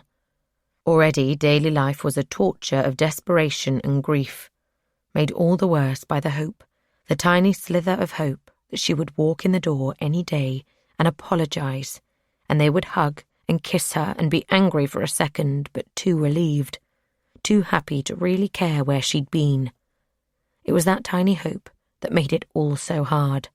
He couldn't move on, couldn't give up on someday having her back. From time to time he had wondered whether it would be better if she had died, if there had been a car crash and they had gone to identify her body. At least that would have been final. But it wouldn't have been. The hope may have made it all that much more torturous, but it was a price he would pay if it meant he got to see her again. He tried not to think of the price she might be paying. If she was alive, the best possibility was that she was with a boyfriend, too high to call her parents, or living on the streets, suffering from some kind of amnesia. The other alternatives were far worse. Kidnapped and sold as a sex slave, locked in a basement and chained to a bed somewhere. The thought of that made him wince with a physical pain. She was his little girl. She should be here, where he could protect her. And now James was late. He picked up Sandra's phone and dialed the number of the phone he had given James. It went to voicemail. "James," he said, "phone when you get this." He didn't answer. Voicemail. He tried to recall when he had last charged the phone he'd given to James. He was pretty sure it had been full when he handed it over, but maybe the battery was faulty. "Maybe no battery," he said. Sandra shook her head. "Go and look for him," she said. "Drive to the cinema and see if he's there. They sometimes play video games afterwards." He stood up. "Okay," he said. "I'll go. I'll stay here, in case he comes home." Martin walked out of the living room. On the way past the phone in the hall, he called Andy's house. His mum answered. "Aye, it's Martin Cooper. I was wondering whether James is with you." There was a long, awkward silence. He could almost hear her thinking. The poor man worrying about his son. It's no wonder, though. "No," she said. "I think Andy went to meet him. He said he'd be home soon. He's normally quite punctual." "Okay, if he does show up, would you call?" It was light outside, the summer sun still warm and high in the sky. He started the car and wound the window down, driving slowly so he could look at the pedestrians. He felt a sudden weakness in his legs at the memory of doing this 3 weeks ago, looking for Maggie. He couldn't believe it was happening again. It was about a 10-minute drive to the cinema. By the time he got there, he was in a full-on panic, heart racing, palms sweating. It was a struggle to stop himself coming to a dead stop in the middle of the road and screaming at the top of his voice. He parked directly outside. If he got a fine, he'd just pay it. He didn't care. And went inside. There was a long queue for tickets. It snaked through a set of ropes. He ignored it and walked to the front, standing behind a middle-aged couple. He looked back at the people who were next in line. "Sorry," he said, "emergency." The man behind the counter tilted his head. "Yes," he said. "Have you seen 2 boys about 14? "It's a cinema, mate, on a Saturday. It's full of teenage kids." "I know, but—" His voice tailed off. "It's important." The man sighed. "What do they look like?" He realised he had not brought a photo. "One of them, James, my son, is tall, about 5'10", skinny. Hair's blonde, short on the sides, and kind of long on top. Lots of gel. He was wearing a Nirvana t-shirt. His friend is shorter, very blonde hair, bleached, almost. Blonde eyebrows. Yes, I think so. Tall." Martin nodded. "Exactly." "I think I did see them a while back. The film's over now, though. It's been for a while." "Do you have CCTV?" The man frowned. "Yeah, but I can't let you see it. You'd have to ask the manager. Is everything okay, mate?" Martin pursed his lips. "I don't know," he said. 4. He called Sandra. "Is he home?" "No." She didn't ask whether he had found James. She didn't need to. "Okay," he said. "I'm on my way back. and then we're going to find him, one way or another. It was 8:30 when he walked into the house. There had to be something wrong. There was no way James would have been so stupid, not to say insensitive, as to stay out late after what had happened to Maggie. Sandra was standing in the kitchen, staring out at the window. "You didn't find him," she said. "He's gone." Martin's chest constricted. "No," he said. "No, I can't believe this. This cannot be happening. Not again." "Call the Iwin," she said. "Let her know." Martin scrolled to her number. She picked up on the second ring. There was music playing in the background, something classical Martin did not recognise. "This is Martin Cooper," he said. "Maggie's dad." The music went off. "Yes," she replied. "Is something the matter, Mr. Cooper?" "James is missing," he said. "He went out earlier and hasn't come back." There was a long silence. "How long has he been gone?" "It was due back a couple of hours ago. That's not long for a teenage boy." "I know, but with Maggie..." Martin's voice tailed off. "Yes," Iwin said. "I understand. I'll come to your house. I'll be there as soon as I can." As he hung up, the doorbell rang. He looked at Sandra. She walked out into the hall and he followed her. He watched as she opened the door. Her shoulders straightened and her eyes widened. Then she opened her arms and half ran, half jumped outside. Martin ran to the door. She was standing on the step, hugging James. Martin hugged him too. There was a sour smell coming off his son. "Where have you been?" he said, his relief keeping his anger in check. "We were so worried." Before James could answer, a man stepped into view. He was in his 50s, bald, and wearing faded chinos and a white shirt. "Good evening," he said. "I take it this is your son." "Yes," Martin said. "Did you bring him home?" "I found him and he gave this address." He gave a tight smile. "I think he may have been drinking." He had. That was the sour smell. Martin would deal with that later. For now, he wanted to get James inside, then call Wynne to tell her not to come after all. Before he could thank the man, Sandra spoke. "Are you," she said, "are you Mr. Best?" 5. The man, Best, peered at her through his glasses. "Sandra," he said. "Is that Sandra Ferguson?" "Cooper, now," Sandra said. "But, yes." "Well, I never. How nice to see you. It's been, 20 years?" "I guess," Sandra said, "although it's hard to believe it's that long. How are you?" "Good. I'm retired now." "How are you?" He hesitated and took a small step backwards. "Didn't I hear—" "Yes," Sandra said. "Our daughter, she went missing." "Oh dear," he said. "How very sad." He looked at Martin. "I'm very sorry for you both." "Thank you," Martin said. There was something about the precise, polite formality of the man that he found almost intimidating. He was so practiced, so impenetrable. "I take it you two know each other?" "We do," Bess said. "I had the pleasure of teaching your wife, although that was a long time ago. I was much younger then." "We both were," Sandra said. "I was Maggie's age. Mr. Best taught maths at St. Joe's." James was standing between Martin and Sandra. Without warning, he sat heavily on the step. His eyes were bloodshot and unfocused. "Okay," Martin said. "We need to get you inside." He knelt and held James's face in his hands. It was hot and flushed. He kissed his son's forehead. "Come on, Jimbo. Time for a cup of tea." James nodded. "Okay." His words were slurred, and another wave of booze wafted off him. "I'm not sure about that," Martin said. He helped James to his feet. "Where did you find him?" "I was out for a walk," Bess said, "and I saw him coming out of the park. He fell into a hedge and was sick. He was with a friend, but the other boy ran off when I came near. Your son was too incapacitated to follow him." "And you brought him home?" Martin asked. I have some experience with boys of this age, Bess said, and they will do this kind of thing. I felt it was for the best that he was not left on the street. Sandra smiled at him. Thank you, she said. With what happened to Maggie, our daughter, we were going crazy with worry. I can imagine.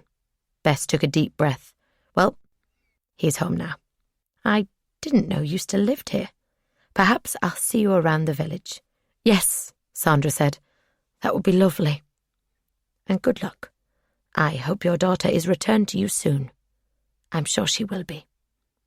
Thank you. Good night, Mr. Best. Sandra closed the door.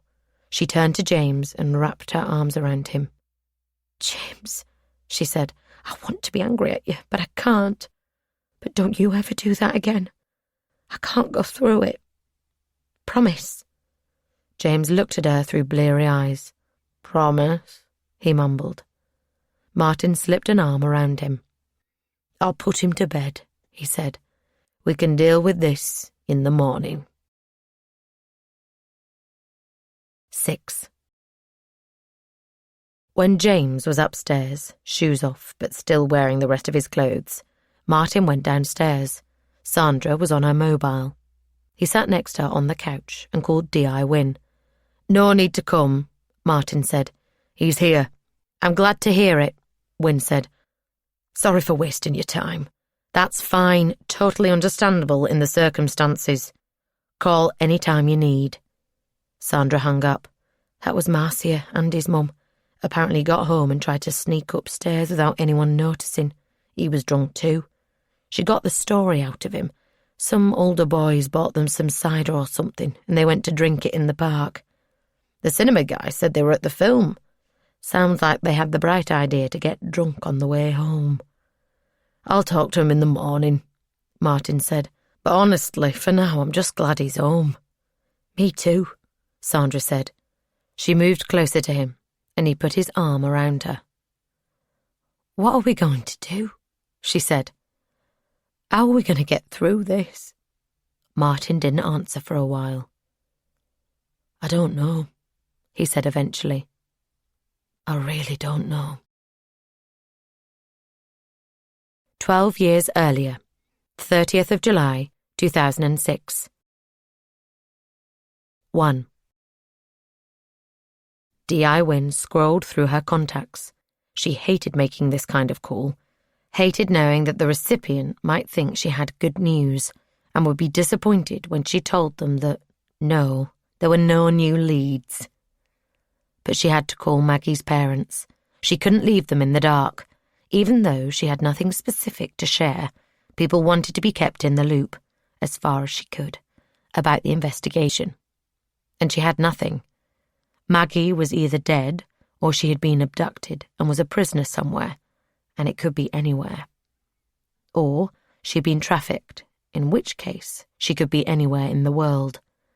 Working most likely in the sex trade, watched day and night, with no documents and no money.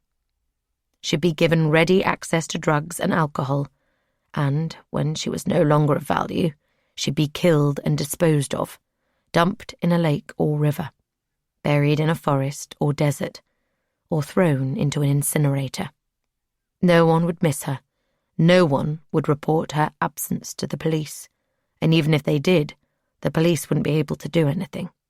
They would have no idea who she was. Martin Cooper answered on the second ring. Yes, he said.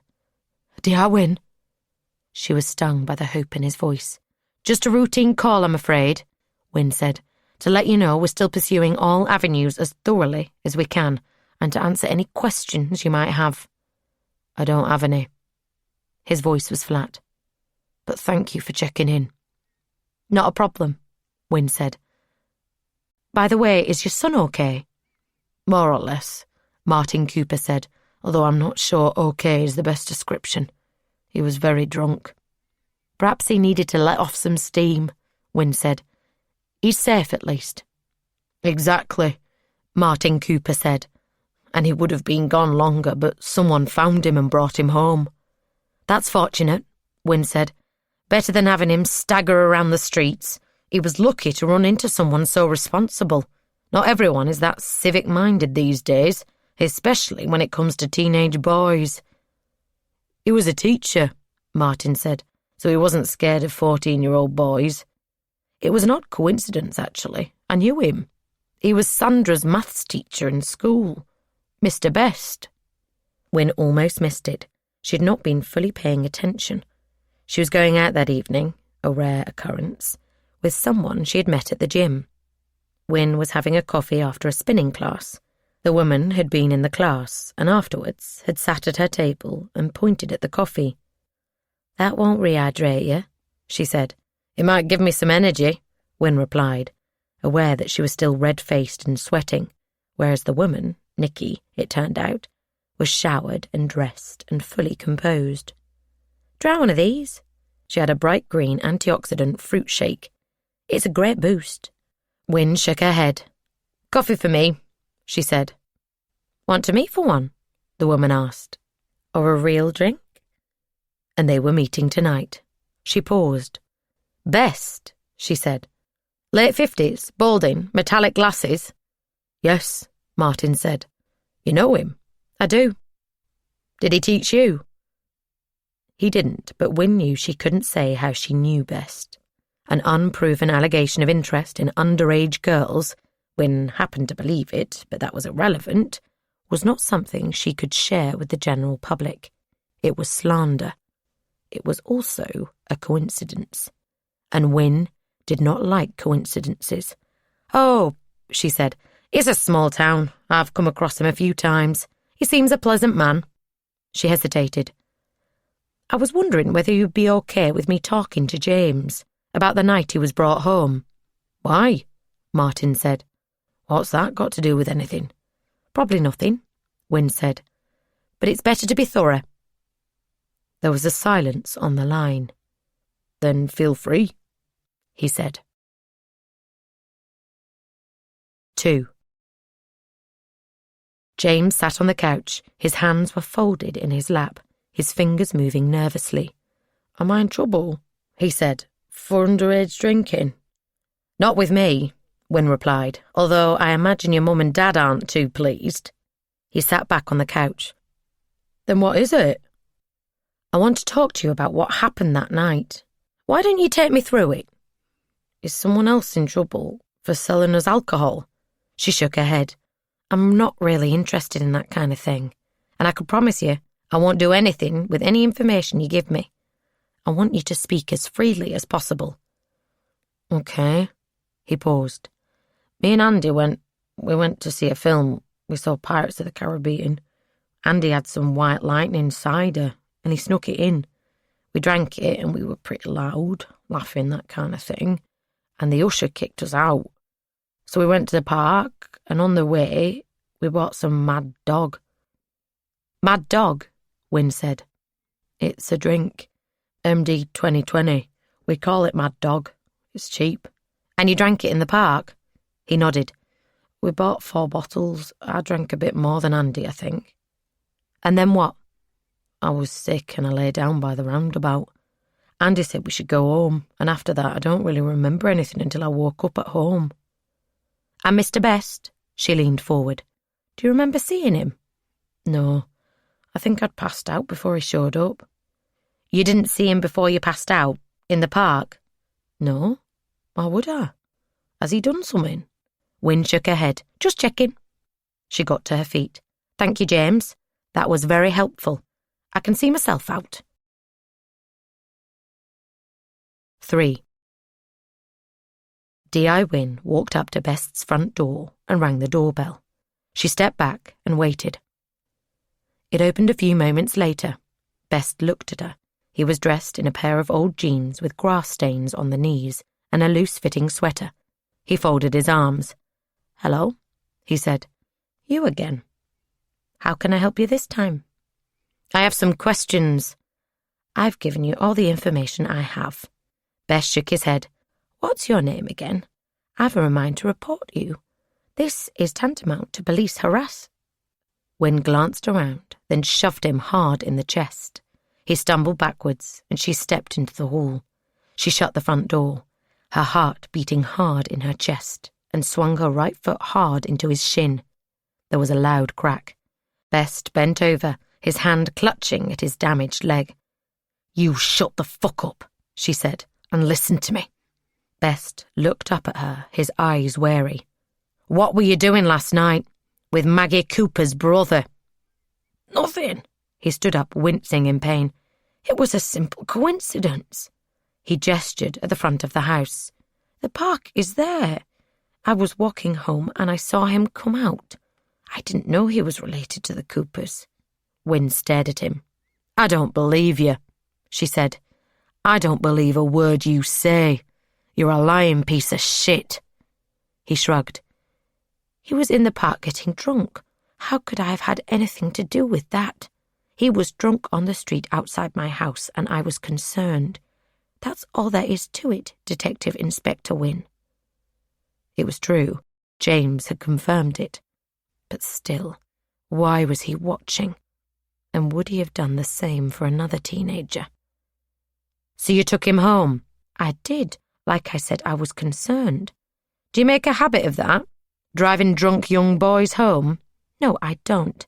This was the first time it has happened." "And by coincidence, it was the brother of Maggie Cooper?" "Yes." "Whose mother you taught?" "Yes, I taught a lot of the people in this town." He sighed. "I'm afraid you're chasing shadows.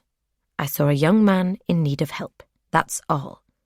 I look out for my fellow citizens, especially the young girls." This again. He ran his hand over his face and shook his head. "I told you last time. It's not true. My wife and I had a very messy breakup, and she invented the whole thing to discredit me. It was scurrilous nonsense, and it cost me a lot of money in the divorce. She threatened to spread her lies to more people if I didn't give her whatever she wanted." "But you paid," Wynne said, "didn't you? You settled it with her."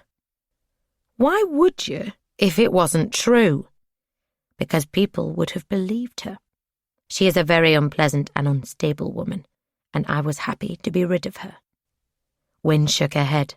"You're lying to me." "I hope you can prove it." The problem was, he was right. She was skating on thin ice. She had no right to be here. His wife had dropped the charges against him, and they had found no photos at the time. Wynne was sure he had been taking them, and that he continued to do so, but she had no proof. Best was too clever to leave any evidence in the house. There wasn't much she could do. Best rubbed his shin.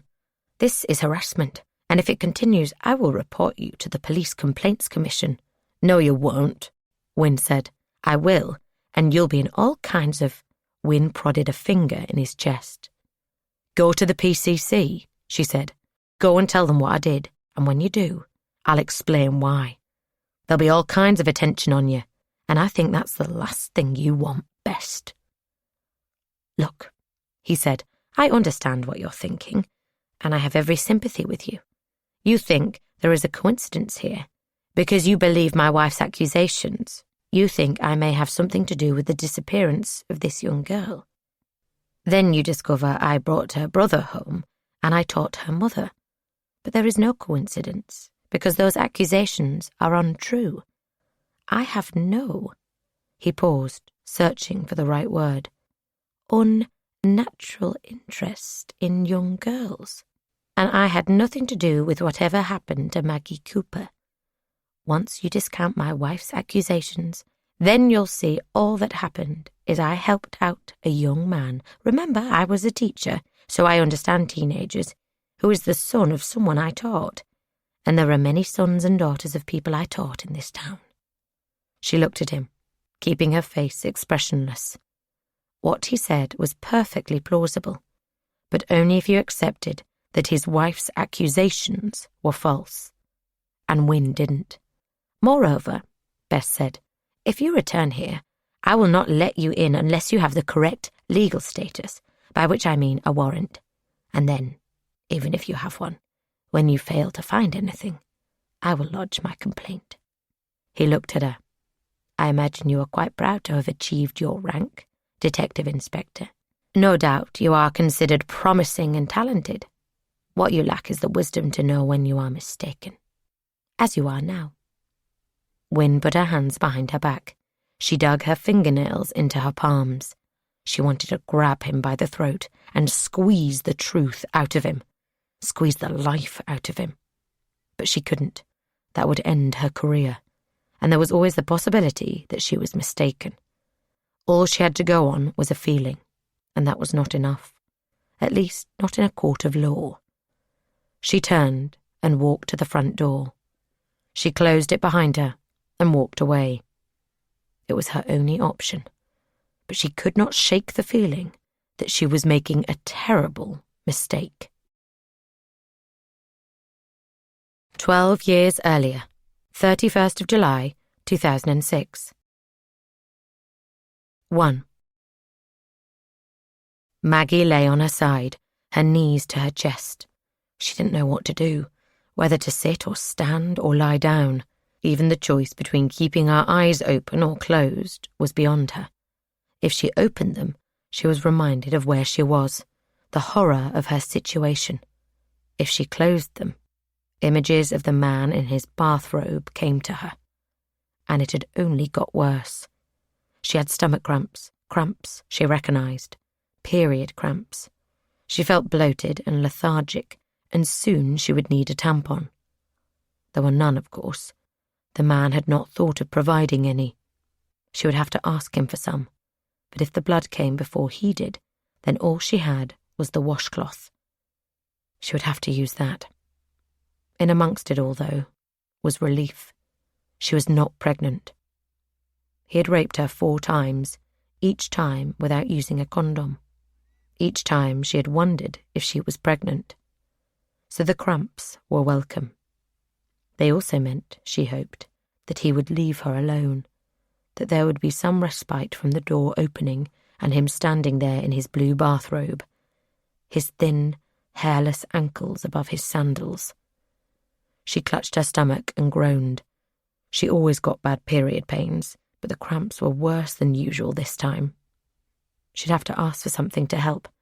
Paracetamol, maybe. Then she heard it. The scraping sound that meant he was on his way. She'd been awake a while. It was probably lunchtime. He'd bring one of the awful meals he made, but she wouldn't eat much of it.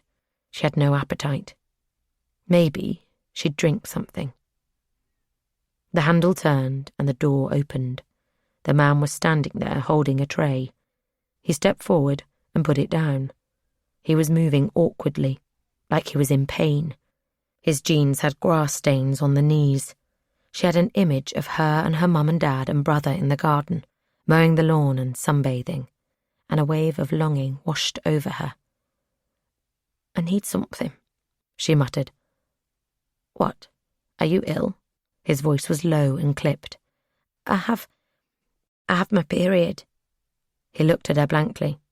"I see. I hadn't thought of that. What do you need, exactly?" "Paracetamol," she said, "for the pain, and Tampax. I need 2 types, heavy and regular. Heavy for the first few days." "I have ibuprofen," he said. "I had to take some myself earlier. I had a bit of a..." He glanced at his shins. "A run-in with something." "That'll be fine, but I need the Tampax more." "Where would I get them?" he asked. "Supermarket or chemist?" He nodded. "But why would I be buying those things? It'll look strange." "I don't know," she said, "but I need them." "How soon?" "Now." He looked at the tray. "Here's your dinner. I'll be back as soon as I can." 2. Maggie didn't know exactly how long it was before he came back. Hours, certainly, but how many she could not tell. Time was different in here. She had no way of knowing whether it was morning or afternoon or evening. All she had to go on was the man. He came with breakfast, and then he came with dinner. And sometimes, after that, in his bathrobe. In the mornings she marked her calendar. Another day gone. Over 3 weeks now. Over 3 weeks in here, in this place where there was nothing to do but sit and stare at the walls. It felt like a different life, a different world. She was already finding it hard to picture her family, but she knew one thing.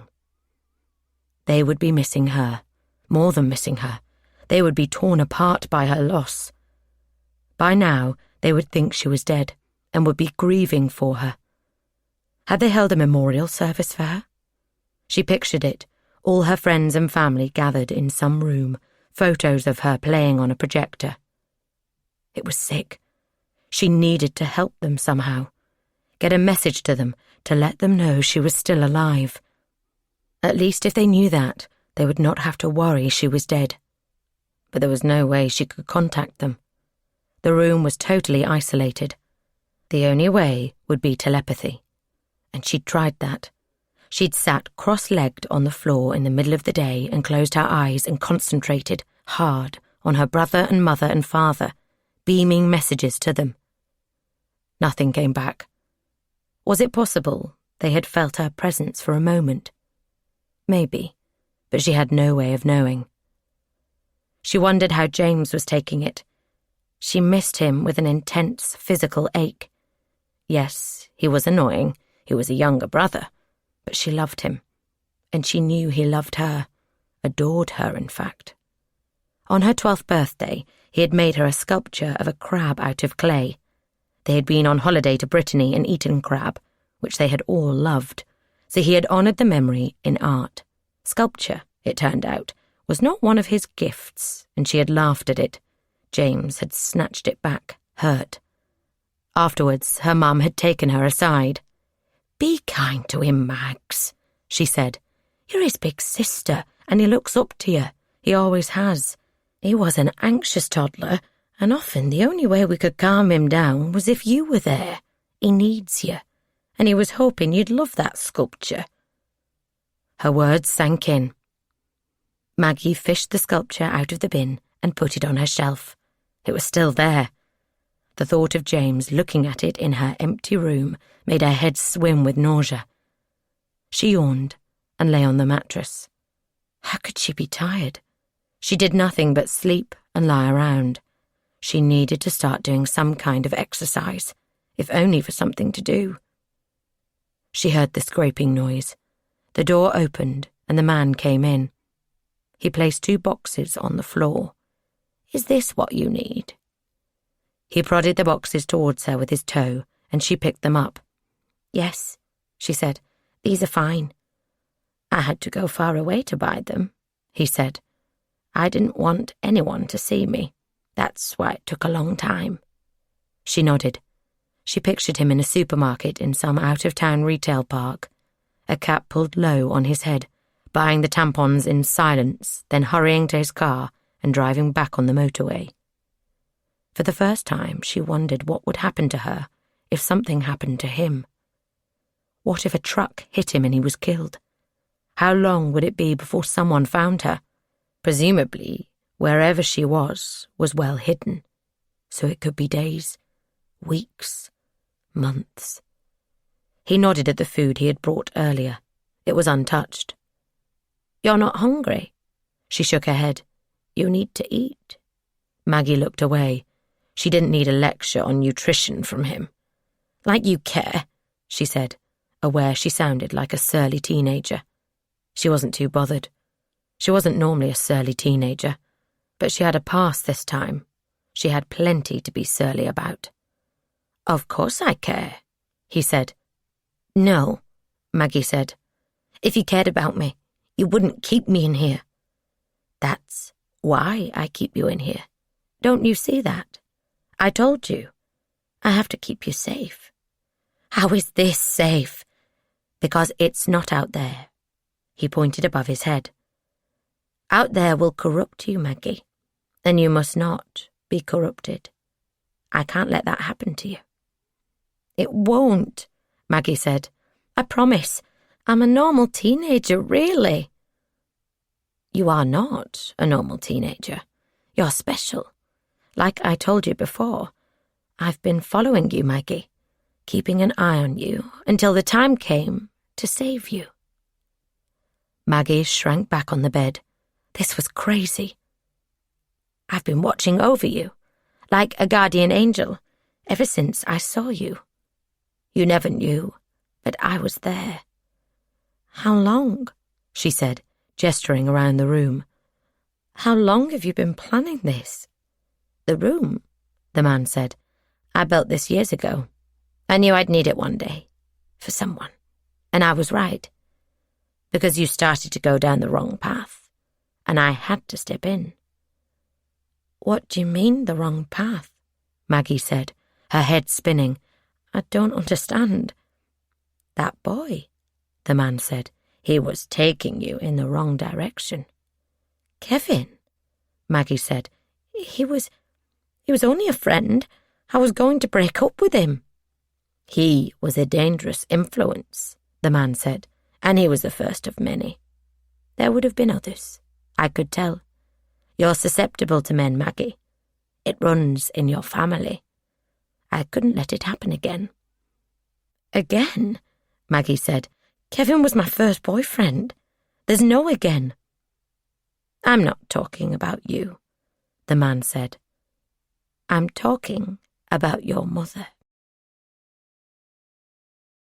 3. My mum? Maggie said. She felt dizzy. She had assumed that the man had seen her alone and taken the opportunity to kidnap her. All the stuff he'd said when she was first here, about rescuing her and keeping her safe, was his way of justifying it. But now it seemed there was more to the story. A lot more. Maggie blinked, trying to focus. What has my mum got to do with this? Everything, the man said. I failed her. She, too, was special, but I did not do what I should have done. I wasn't ready. I won't make the same mistake again. He said it emphatically, as though proud of the strength of his resolve. I don't understand, she said. How do you know Mum? I was her teacher, the man said, but not merely any teacher. It was obvious from the start that she was special, and I was put there to save her. She stood out from the others. There was something, he looked up, luminous about her, a light from within. I saw it, others didn't, but I did. And I tried to tend it, but I did not see the dangers. I underestimated them. I thought she would be able to resist temptation, but it turned out she was weak, delicate, and before I could do anything, I'd lost her. This wasn't making any sense. What do you mean, lost her? Maggie said. She had a boyfriend, like you. So? Maggie said. That's normal. He shook his head. No, he said. Once she'd been with him, in that way, she was lost to me. I needed her to be perfect. He wrinkled his nose in disgust. She let him do it to her. I don't think she wanted to. She was misguided, but he led her astray. I watched it happen. He ruined her. Maggie felt she was losing her grip on the conversation. How do you know they weren't just friends? Because they were doing it, Fruitcake. She was letting him. I saw them. You saw them? Where? In his house. His parents were out, and I watched them go inside. They closed the curtains in an upstairs window, but they didn't lock the door. I let myself in and heard them, heard their grunts. He shuddered in disgust. I went to look so I could be sure. He breathed in deeply. And there they were. The door was ajar. I watched them. It was disgusting. Maggie closed her eyes as tightly as she could. This man had spied on her mum and her boyfriend, crept into a house and watched them have sex, and now she was in some prison he'd made. This was more fucked up than she had imagined. He tapped her on the shoulder and she opened her eyes. He leaned forward. You are the same, Maggie. You have the same light, and I saw the fate coming to claim you, and I could not let it in. Once you were with that boy, I knew I had to save you. And now you are safe. Your light will never go out. Me and Kevin are friends, she said. That's all. For now. But he would do the same to you as that animal did to your mother. And I had to keep you safe. Keep your light shining. But I'm trapped, Maggie said. There is no light in here. This is no life. The man shook his head. This is the only life. The only place your light is safe. I won't make the same mistake again, Maggie. I loved your mother. Loved her like no man has ever loved a woman before. If only she had known it, if only I had been able to tell her, we could have made a beautiful life together. But it was impossible. And even if that boy hadn't ruined her. People, he spat the word out. Society wouldn't allow it. They were blind to the truth. They saw only my age, and it was all ruined. Ruined forever. He wagged his finger. And then you came into my life, and I had another chance. And I'm not going to miss it. He looked around. This is the only way. If it wasn't for this, you would not give me a second look. You, like your mother, have been conditioned by society to think of age as an insurmountable obstacle to love. But why? In other areas, society has moved on. Black people used to be unable to marry white people. Men could not have sex with men. The poor could not marry the rich. But all these things have become acceptable. So why is age still such a problem? He tapped his feet on the floor. It won't be eventually, but I cannot wait for that day to come. I love you, Maggie, and all this, I did for you. One day you will understand. Maggie hugged her knees to her chest and closed her eyes. Please, she said, please go. I need to be alone. She heard footsteps, then felt a hand on her shoulder. He kissed her head with his soft, fleshy lips. This is the only way we can be together, he said. Good night, my love. 4. One thing was clear now. Among all the uncertainty, all the doubt, one thing was clear. She had to get out of there. The man wasn't going to let her go. He wasn't going to relent and start feeling sorry for her. This wasn't some temporary imprisonment that he would end once he had what he wanted.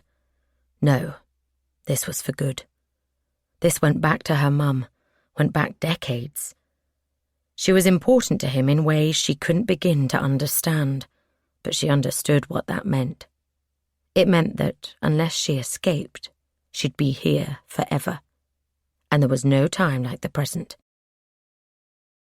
She was awake the entire night, turning over her options, and there weren't many. She couldn't hide, she had no weapons. Her only advantage was that he wasn't expecting her to fight, which meant she'd have one chance to surprise him and get away. She pictured his routine when he came into the room. He closed the door, then locked it with a key he kept on a chain around his wrist. That was the moment. Once the door was locked, she wasn't sure she could get the key off his wrist. But if she could hurt him in the second before he locked the door, she could get out. And maybe lock him in the room, if there was a lock on the outside, and she could find some way of locking it. But she would only have one chance. She was lying on the mattress, staring at the ceiling, when she heard the scraping sound. She tensed. When the door opened, the man needed to see her on the mattress, or he would not come in. But then she would be ready. The lock clicked, the handle turned, the door cracked open. Good morning, fruitcake. The man stood in the doorframe, a tray in his hand. He put it on the carpet, his eyes on her. Her stomach tensed. He was going to leave without coming inside. Morning, she said. How are you? He caught her eye. I'm fine, as usual. You're talkative. I was thinking about what you said last night. I think you were right. A faint smile touched his lips. Right about what? About me being safe, in here. Exactly. The faint smile swelled into a grin. "I knew you'd start to understand eventually. I needed time to consider it." She smiled back. It took a huge effort. "Tell me more about how you decided on all of this." The man nodded. He gripped the key in his fingers, the chain taut. "Of course," he said, a look of something like triumph in his eyes. "Of course I will, fruitcake." 5. He turned and bent down to put the key in the lock. As soon as his eyes left her, she sprang off the mattress and threw herself across the room. She hit his back hard. He was much bigger than her, but he was off balance, and his head smashed into the door. He twisted away from her, and she slammed her knee into his balls. His eyes widened, and he puffed out his cheeks, then groaned and clutched his groin. He sank back onto his haunches, his face pale. Maggie tried the handle. It turned, and the door opened. Ahead of her, wooden stairs led up into blackness, to a hatch of some kind, to freedom. She had done it. She ran up, her hands over her head, feeling for the way out, and felt a hand on her ankle pulling her back hard. The hand yanked, and her foot slipped, and then she was being dragged backwards down the stairs and back into the room. The man threw her onto the mattress. He stood over her, his face purple with pain and rage. "You lying fucking bitch!" he screamed. "You're not my fruitcake! You're not my fruitcake at all!" He stamped his right foot on the floor. "I'm going now!" he shouted. "I'm going before I do something I regret!" He stepped backwards and kicked the tray across the room. "But I'll be back. You needn't worry about that, Margaret. I'll be back before you know it." He walked out and slammed the door. Seconds later, the light went out. 6. It was dark, black dark, for a long time. She didn't know how long exactly. Many hours, certainly. Days, probably. Long enough to get very, very hungry. But that was the least of her concerns. It was the thirst that tortured her. It was all she could think of. Her tongue swelled in her mouth, and visions of glasses of cold water swam in front of her eyes. She reached for them, her hands groping in the darkness for a drink that did not exist. The only liquid she tasted was the salt tears that ran down her cheeks. And then she heard the scraping sound. The light came on. She squinted, the brightness hurting her eyes. The door opened. The man was stood there, something in his hand. A tray, she thought, with food and drink. But it wasn't a tray. It was something much worse. The man locked the door, this time keeping his eye on her, then put the thing down. It looked like some kind of helmet. "Please," she said, her voice a croak. "I need a drink." "You need to be punished," the man replied, his voice flat. "That's what you need." "What's that?" she said, pointing at the helmet. "It's a cage." She didn't understand. Now her eyes had adjusted. She could make out that it was a motorbike helmet. "It's not a cage," she said.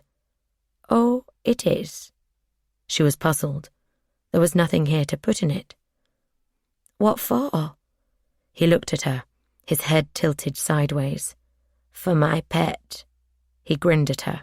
"My other pet." She blinked. "I don't understand." "You will," he said. "You will." He picked up the motorbike helmet and walked towards her. When he got to the mattress, he lifted it up, and before she could do anything, he put it over her head. He tightened a strap under her chin and secured it with a small chain, through which he threaded a padlock. "There," he said. "Fits perfectly." It didn't fit perfectly at all. It was way too big. Maggie shook her head. There was plenty of space around her face and between the helmet and her neck. but not enough to get her head out, not with the strap secured. She tugged at it, but the padlock, clearly his own addition, held fast. It was uncomfortable, but not that bad. She started to relax a little. Then he turned and walked to the door. He unlocked it and reached on to the stairs. When he came back into the room, he was holding a shoebox. He took off the lid and held it up to show Maggie what was inside. There was a large, white rat. Its pink nose sniffed the air. "No," Maggie croaked. "Please no, I'm sorry." "It's a bit late for that," he said. He picked up the rat and pulled the chin of the helmet towards him, then put the head of the rat in the gap between her neck and the helmet. She tried to twist away, but he grabbed her neck with his free hand, and seconds later, she felt tiny feet scrabbling on her cheek.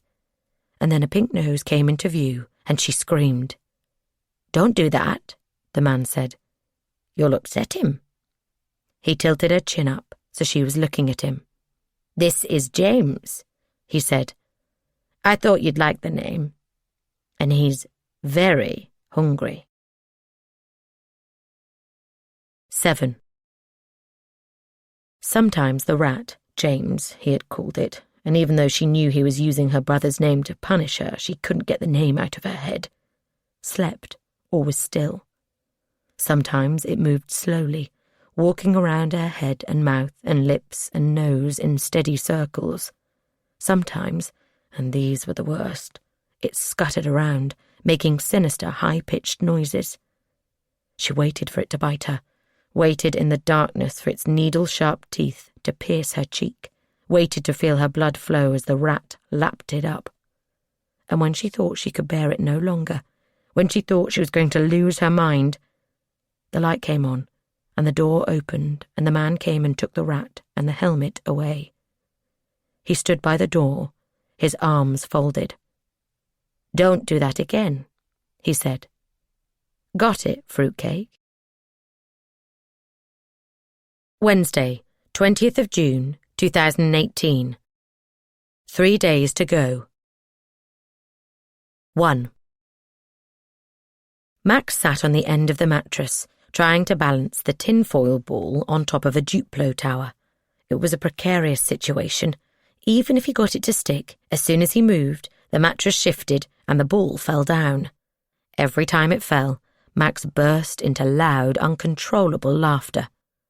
Maggie wasn't sure why he found it so funny, but she was glad he took so much joy in it. It wasn't unexpected. Max was one of those people who always saw the light side of everything. Whatever happened, however simple the pleasure, he was almost always happy. That was how she would remember him. Despite the tininess of his world, the lack of fresh air and friends and sweets and ice cream and all the things a child should have, despite everything he had to put up with, he was happy. He had a constant smile and bright, inquisitive eyes, and at the slightest provocation, a tickle or a song or a funny face, he would let out an explosive laugh. She could see the man he would have become, charming, engaged and warm. He would listen and smile and laugh and make people feel good about themselves. He made her feel good about herself. If his guffaws were anything to go by, she was the funniest person in the world. He reminded her of James. He had been prone to fits of giggles. A memory came to her of him, aged about 6, clutching his stomach, bent double with laughter at the sight of their dad miming to the song, Daddy Cool. Max would never get the chance to watch her dad miming. In a few short days, he would be gone. She picked up her pencil and the calendar and put a line through the date. More than halfway there. More than halfway through the last week of Max's life. The image was with her always now, in her dreams, at night, in her thoughts during the days. All she saw was herself, sprawled in the corner of the room, beaten back and powerless, while the man stood in the doorway, Max in his arms, screaming and looking at her, pleading for him to save her. Pleas that she could not answer. And then the door shutting, Max's screams fading. Silence. And after that? What would happen to Max, to her laughing, gentle, beautiful boy? The same as happened to Seb and Leo, no doubt. She didn't know what that was exactly, but she was sure it was nothing good. She'd asked the man where Seb was. He had left her alone for 2 nights after Seb had been taken, but when he came down, wearing his blue robe tied at the waist, she had fought back the tears and asked him. "Where is he?" she said. "I want to see him, please." He shook his head. "That's not possible." "Why not? Is he okay? Please tell me he's okay." The man didn't reply. He loosened the belt of his bathrobe and pointed at the bed. "Lie down." "Please, is he safe?" The man ignored her. "Lie down," he said again. "I need to know he's not suffering, that's all." The man nodded. "He's not suffering." And that was all he said. Over the weeks she asked for photos, for an item of his clothing, anything, but the man ignored her. Eventually, though, he could not ignore her any more. "Don't ask about him again," he said. "Ever again." She carried on. How could she not? He was her son. The next time he came, she badgered him with questions until he turned and left the room. He never answered. All she had were the man's final words. "He's not suffering." She had turned the words over in her mind 1,000,000 times. She always came back to the same 2 possible interpretations. Seb was not suffering because he was alive and well and happy somewhere, maybe living in the man's house or in some foster care. Or he was not suffering because he couldn't, because he was dead. And she was pretty sure she knew which one it was.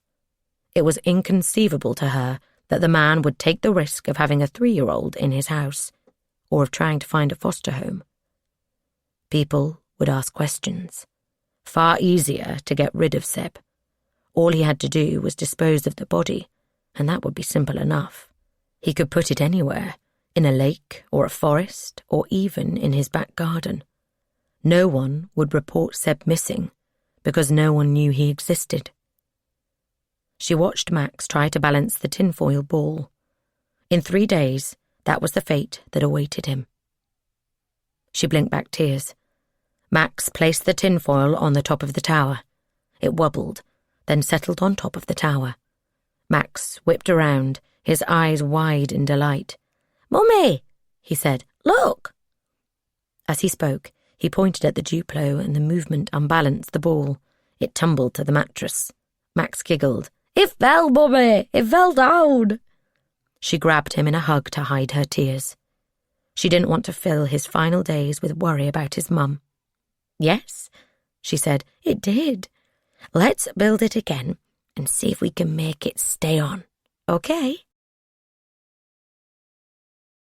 2. Max concentrated on the Duplo tower.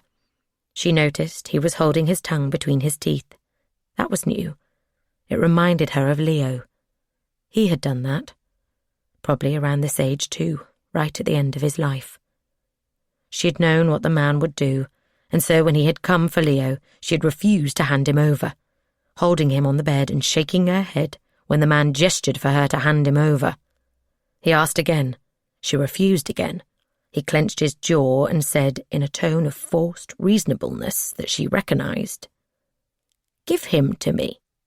She did not, and for the briefest of moments, she thought he might leave.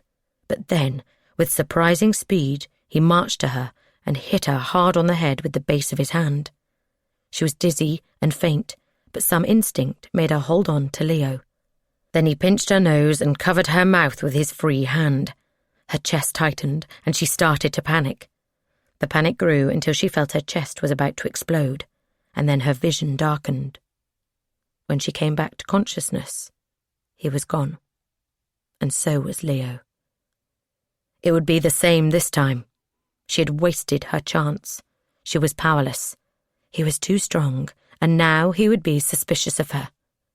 The only way she could do anything was if she had a weapon, and there was nothing she could use as one. He had designed it that way. All she had were their clothes, 2 toothbrushes, and her calendar. In terms of furniture, there was the mattress, the toilet bucket, the plastic basin, and the bath. Next to her bed were a handful of paperback books and the needle and thread she used to mend clothes.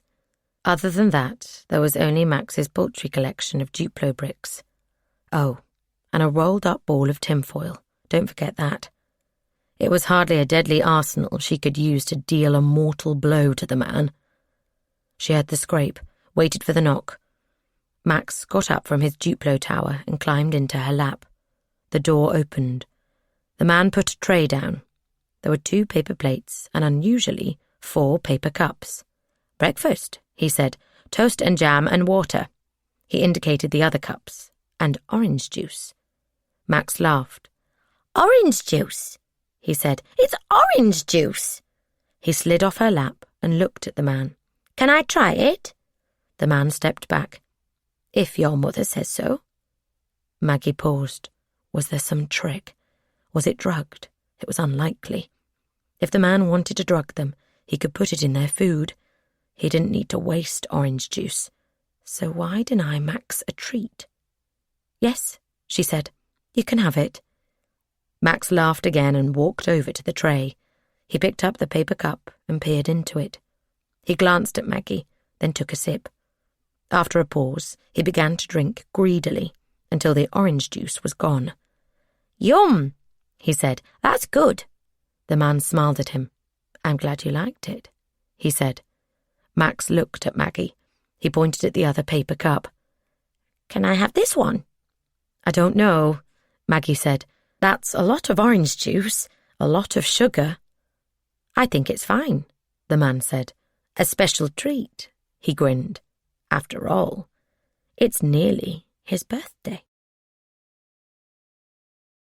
3. Maggie flinched at the word. He had never made a reference to Seb or Leo's birthdays. He had just come and taken them. This was different. He had given Max orange juice. He had said it was a birthday treat after a fashion. She felt dry-mouthed and on edge. Something had changed. Maybe he didn't mind her having her son this time. Maybe the day would come and go and nothing would happen. Maybe he would fall in love with his son and want more for him than this room. "Do you have anything else in mind for his birthday?" she asked. The man shook his head. "No," he said. "Not really." "It would be good for him to have some new toys," she said, "and some books. He can read almost. He knows his letters. He's a very bright boy." The man did not reply. "Like his dad," Maggie said. "I don't think he gets it from me." She happened to think he did get it from her. She'd been a straight-A student in school, but that wasn't the point. She sensed that the man was softening, and she wanted to make him feel some connection with Max. The man took a step towards the door. "He won't be getting any toys," he said. "There's no point." Maggie tensed. "What do you mean, there's no point? It's his birthday." "Yes," the man said. "His 3rd birthday. I think you know by now what happens when these children," he waved in Max's direction, "turn 3.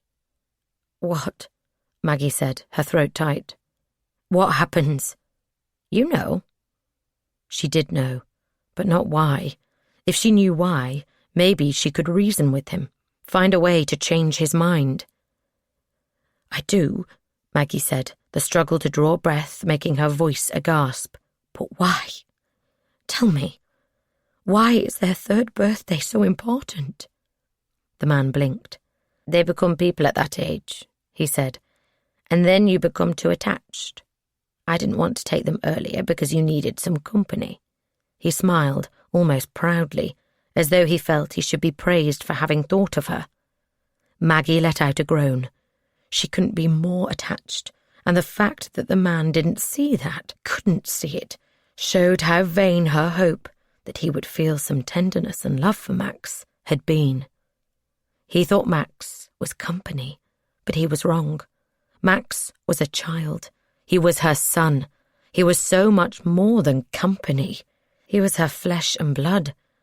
In his face, she saw herself and Seb and Leo and her mum and dad and brother. But the man didn't understand, and he never would. He was not capable of it. She held out her hands. "Max," she said, "come here." He looked up at her, a piece of toast in each hand, red jam around his mouth. "Mummy," he said, "this is good." 4. The man came that night. He stood in the doorway in his blue bathrobe, his shins bare, leather sandals on his feet. He gestured, and she moved Max from the mattress to the floor. It took a long time, longer than usual, or maybe it was the disgust she felt for him that made it seem longer. That was all that was left now. Disgust. She'd gone through periods of hating him, fearing him, being furious with him, even pitying him. She'd never liked him, or admired him, or wanted to be anywhere near him. But she had, once or twice, felt sorry for him. But not now. Now she felt nothing but disgust, revulsion. Felt nothing but disgust, revulsion. It was the inhumanity he'd displayed, the inability to understand anything about how she must be feeling. He was not a damaged, broken version of a human being. He was not a human being at all. And he would come and take her son without any remorse. Then he would keep her here. She would never get out, never be free. He would see to that. He would rather she died here than leave. And she couldn't do it. Not without Max. Maybe not even with him. She couldn't stay here forever. But there was no way out. None. 11 years earlier, Sunday morning, the 1st of July, 2007. 1. Martin Cooper glanced at the clock on the dashboard. "We're going to be late," he said. "It's 10 o'clock already." James shrugged. "Not that late, only a few minutes, and we're nearly there. But still late." They were always late. It drove him mad. It was so easy to be on time. He took a deep breath. He knew his words would go unheard, but if he said them often enough, maybe they would sink in. "You know, all you have to do if you want to be on time is think for a few seconds and make a plan. So, if you know it's a 10-minute drive to your tutor's house, then you leave 10 minutes before the start time. And if you know it takes 20 minutes to shower and get ready, you start showering and get ready 20 minutes before that." "I had to have a shower, Dad. Or would you prefer me to go there without taking one?" "That's not what I'm saying. I'm saying you need to take a shower earlier if you want to be on time." "If I want to be on time," James wagged his finger, "which I don't. I'm quite happy to be late. Don't exactly want to spend my Sunday morning doing extra maths with a tutor." "Maybe," Martin said, "but that is how you're spending your Sunday morning, and it's disrespectful to turn up late." "I don't see why I have to." "You know why." "But I don't care about maths. I don't like it." "You still have to pass your GCSE and get a good grade." Martin sighed. "Look, I know it doesn't come easily to you, and you've had a hard year." That was an understatement. James had effectively missed most of the school year after Maggie disappeared. "Got behind, which isn't your fault. But whatever the reason, you do need to catch up. And this is the way to do it." "But it's so lame." "I know. Still, it's only an hour and a half, and then you'll be free. We can go to the game." "Can I go to Louise's house?" "Is she expecting you?" James nodded. "I said I'd be there at lunchtime." "So you don't want to come to the rugby with me?" James glanced at him quickly, but it was long enough for Martin to see guilt in his expression. "I do," he said, "but I told Louise." His voice tailed off. Martin patted him on the knee. "It's okay, Jimbo. You want to see your girlfriend, and not your old man." "I understand." He gave a theatrical sigh. "I remember when you were a little boy, how you used to trail around after me. You were like a second shadow. But now you don't even want to go to watch the rugby with me." Dad, James said. All right, I'll come with you. Martin laughed. That's okay. I'm only kidding. Go and see Louise. I love you anyway. I love you too. They said they loved each other, Sandra too, often these days. It had started after Maggie vanished. It felt urgent back then, necessary, a way of keeping the bonds between them visible and real. Now it was a habit, and a good one. Less urgent maybe, but equally important. At the time Maggie went, Martin had wondered what would happen to them. He had feared that he and Sandra would split up, grow apart, blame each other. And there had been moments when that seemed like it would happen, when they had reached a fork in the road and faced a choice about which way to go. Each time they had stayed together, and now they were closer, as a family and as individuals, than they had ever been. It had spilled over into renewed passion in their sex lives as well. Things had been a bit stale after they hit their 40s, but now they had started to have more sex and, this was what surprised Martin the most, more adventurous sex. In fact, since James had been going to maths tutoring, they'd been taking advantage of his Sunday morning absences in ways which he would hardly be able to imagine, and which would probably have left him disgusted by what his parents were getting up to when he was out. It was another reason Martin was annoyed at being late. There was less time for him and Sandra. He pulled up outside the tutor's house. James opened the car door, then looked at him. Is something wrong? James raised an eyebrow. Money? He said. To pay him? I forgot it last week as well. Oh, of course. Martin climbed out. I'll give him a cheque. They walked up to the front door and rang the bell. After a few seconds, Martin heard footsteps and the door opened. Mr. Best, Sandra's old teacher, smiled at him. Sorry we're late, Martin said. My son and punctuality seem not to go together very well. That's fine, Best said. Glad you made it. Come in, James. Martin took out his checkbook and felt in his pockets for a pen. Best reached into the hall and handed one to him. Sorry about the cheque. I don't have cash. Thank you. Best took the cheque. I appreciate it. Pleasure. Martin grabbed his car keys. I'll be back in 90 minutes. See you then. 2. Sandra was watching a politics programme when he came into the living room. She was sitting on the sofa, her legs crossed. It was clearly engrossing. She didn't turn to look at him. He watched her for a few moments, then started to massage her shoulders. With James out of the house, they could do it right here. Or in the kitchen. Anywhere, really. She stiffened, and he stopped.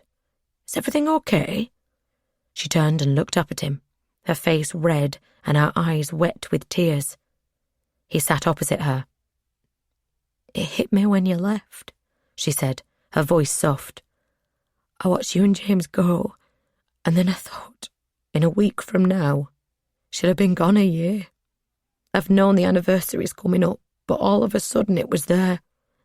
A year without our baby girl. Martin nodded. I know. It's been on my mind too. It doesn't really get better, does it?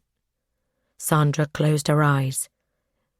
It fades a bit, becomes part of the background, but when you remember it, it hurts as much as it ever did. I still find it hard to believe she's gone.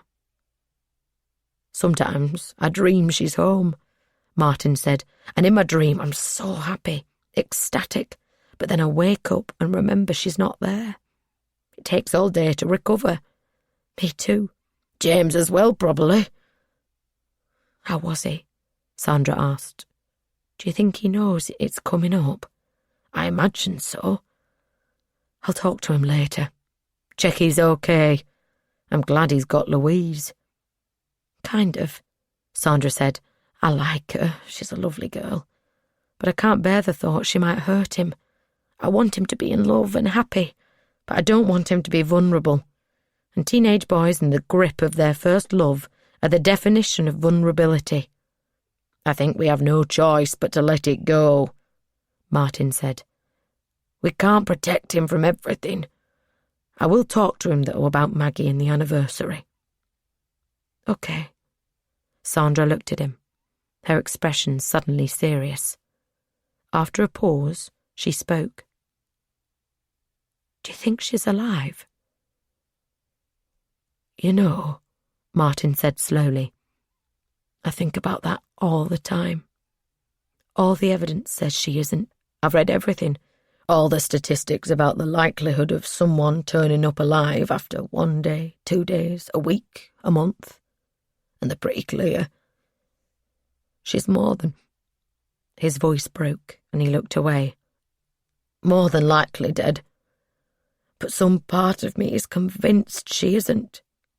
He looked at his hands. "But sometimes, when I think of where she might be, I wonder whether she would be better off if she was."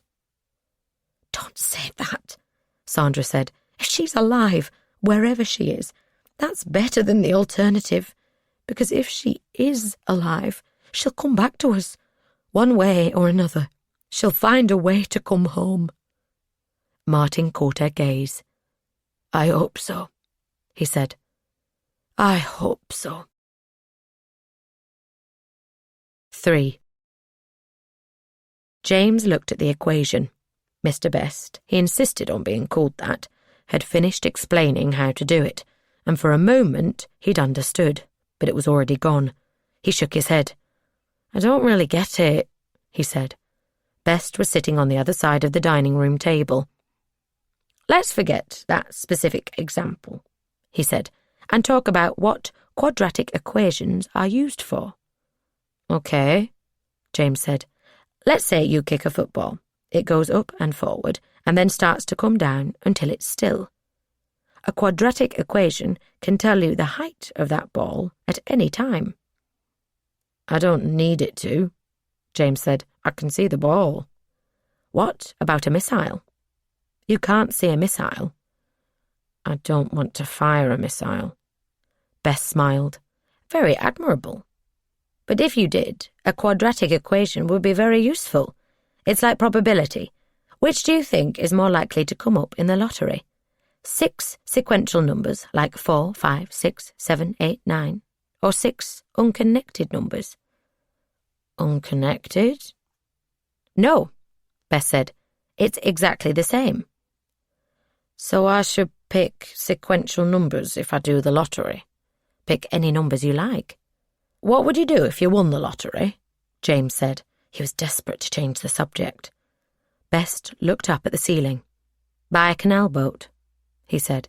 "The canal network covers the entire country, and you can move about at your leisure. Undetected." He smiled again. "Anyway, back to quadratic equations."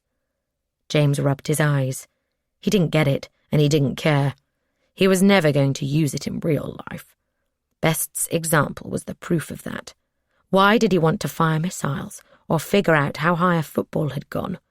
All he needed was to get through his maths GCSE and then forget this bullshit forever. And then there was Louise. He thought about her all the time. When he tried to concentrate, his mind slipped to thinking about her. She went to a different school, so he only saw her on evenings and weekends. But all day long, he imagined she was at his school, hovering in the background and watching him tell jokes and play football and hang out with his friends. In lessons, he wrote her long letters about how much he liked her. He loved her, but he hadn't told her yet, and describing in great detail all the many qualities she had: kindness, beauty, wisdom. He felt a bit guilty, truth be told, because before he met her, it had been Maggie he imagined watching over him. Now he imagined introducing Louise to Maggie, and Maggie telling him she was amazing and the right girl for him.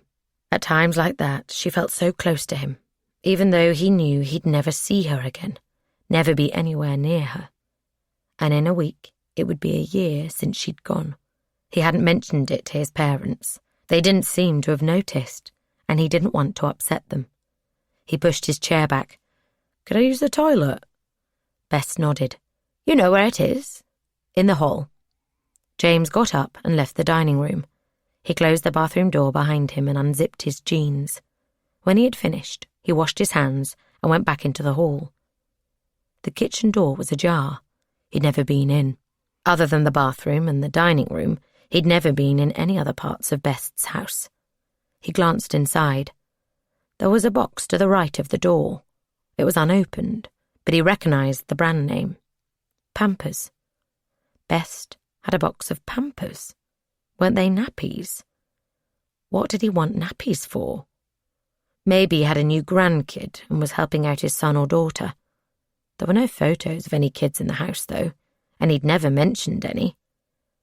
The dining room door opened. Best stood there. "Everything okay?" he said. "Yeah?" Best looked at the open door. He chuckled.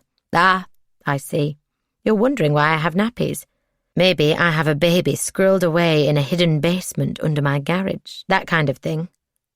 "No," James said. "Of course not." "It's fine. No baby, I'm afraid. It's a box of old books. They happen to be in a Pampers box." He closed the kitchen door. Anyway, back to quadratic equations. 4. It had been a while since she had driven past Best's house. There had been no reason to, until today, until the letter had come. It had arrived at the police station that morning, addressed to her, 3 sentences typed on a piece of A4 paper. "Dear Detective Inspector Wynne, it'll be a year soon." She'd known immediately what it was referring to. Maggie Cooper. It had to be. She'd been taken nearly a year earlier. Forensics had examined it, but there was nothing useful. Standard ink and paper, laserjet printer, no fingerprints or DNA. It could have come from anyone. The postmark was Manchester, but that meant nothing. Lots of people lived in, worked in, or visited Manchester. And then the second sentence. You missed something back then. The clues were there. They still are. And then the finale. Here's to another year. Better luck next time, Detective Inspector. Yours sincerely. ? It was not unheard of for criminals, particularly serial criminals, to taunt the police like this.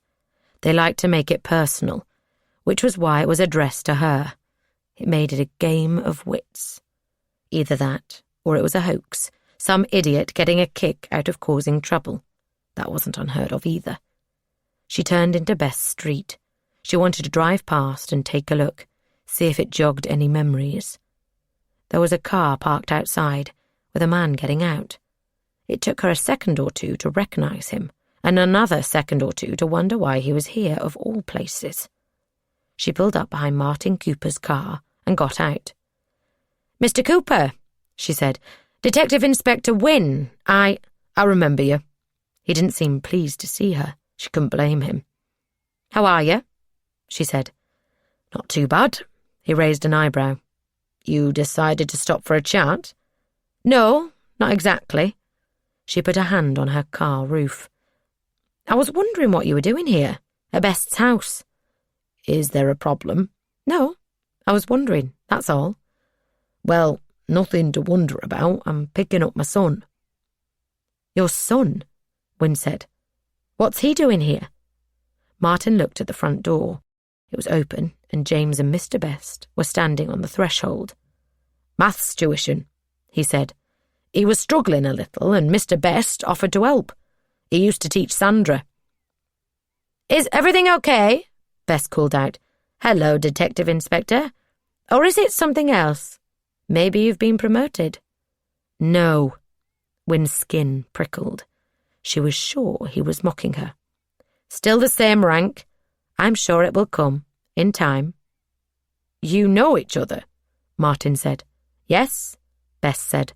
"Our paths have crossed during the course of various civic duties I fulfill. Haven't they, Detective Inspector?" The implication was obvious. You can't tell them about any unproven, Wynne preferred that to false, allegations. If she did, Wynne had no doubt that a writ for something, defamation or slander, would be coming her way. A writ that would be successful. "That's right," she said. "Well, it's been nice to see you all. Give my regards to your wife." She got in the car and started the engine. As she pulled away, she could see Best in her rear-view mirror. He was smiling, and she had to fight the urge to go back and wipe the smile from his face once and for all. 11 years earlier. Sunday morning, 1st of July, 2007. Maggie. 1. Maggie was woken by a cry. It was high and faint, and for a moment she thought that an animal, a cat maybe, had broken into the room. And then the cry came again, and she remembered. It was a baby's cry. Her baby. She was no longer alone in the room. She had a son. She was a mother. He cried again, and it tugged at her in a way she had never felt before. The thought that he was hungry or in pain or in distress of any sort was unbearable. Every instinct she had told her to help him, to stop whatever was upsetting him and make him happy. She opened her eyes. He was lying next to her in a basket the man had brought. "Hello," she whispered. "Hello, beautiful." 2. Seb, she had named him immediately, had decided beforehand that if it was a boy it would be Seb, was lying in a wicker basket at the side of her bed. She stared at him in disbelief that he was hers, that she had a baby, a son, then turned and picked him up. Pain tore through her abdomen, and she felt a wetness between her legs. She looked down. It was blood. She clutched Seb to her chest and lowered herself back to the bed. She groaned. He had been born an hour ago, an hour since she had held him up and used the scissors and clamp the man had left. She had not known why until she saw the cord connecting him to her and understood, and become a mother. An hour of pain and bleeding and fatigue beyond anything she had ever dreamed possible. An hour of disbelief and joy and love beyond anything she had ever dreamed possible. "Shh," she said. "Shh, Seb, shh." His cries grew louder, and she felt her heart rate increase. One tiny hand fluttered against the skin of her neck. "There's something wrong with him," she thought. "I'm doing something wrong. Maybe he's hungry." She pulled her t-shirt up and exposed her breasts. They were large and swollen. She tried to guide him to her nipple. His mouth opened and closed against it, but he couldn't grip it. She tried again, chasing his mouth with her nipple. A bead of liquid formed and trickled down his cheek onto his lips. He stilled, and she managed to press her nipple to his lips. They opened, and he began to suck. She watched in awe as she fed for the first time a baby. It was painful, the suction more powerful than she had expected. After a few minutes, some instinct told her to switch to her other breast. Seb latched on immediately. "You're a greedy little thing, aren't you?" she said. "But you have as much as you want." 10 minutes later, he was asleep. She lay there, watching him rise and fall on her chest. It was amazing how quickly and completely she had fallen in love with him. She knew that every parent felt this way, but to her, he was the most beautiful person, the most beautiful thing she had ever seen. She had no idea that it was possible to feel this way, to love someone to the point you would do anything for them. The thought brought tears to her eyes, partly for herself and Seb and the situation they were in, but mainly for her parents. If they felt about her even 1/10 of how she felt about Seb, then losing her must have been unbearable for them in a way she had not been able to understand until now. And worse, they would not get to meet their grandchild. They would not even know he'd been born. The man had asked her if she wanted an abortion when she realized she was pregnant. She asked how. He said he didn't know. He would not be able to get medical help, so maybe with some medication or whiskey. He offered to find a method. But it might be risky, he said. She had not wanted to. She understood what it meant to give birth in this place, what kind of a life her child would have, but she wanted to have the baby. Part of her thought the man might relent and let her go, but that wasn't the main reason. The main reason was nothing other than the feeling that she wanted her baby. It was inside her, and she couldn't bring herself to kill it. She had nothing against abortion. If you'd asked her before she was abducted what she would do if she got pregnant at 16, she would have said she would have got rid of the baby. But that was before she knew how it felt, and it felt right. That was the word. It felt right. Everything else was as wrong as it could be, but this one thing was right, and she did not want to end it. So she decided to have the baby, and the day had come, and she'd given birth, which was, pardon her French, in front of a child, a fucking miracle. She couldn't believe she, and Seb for that matter, had survived. It was so violent, and so hard. Worse than hard.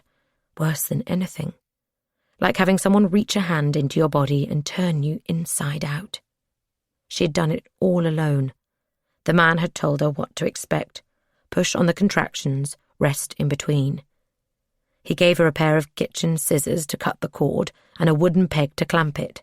Slap the baby if it's not breathing. Check the cord's not around its neck.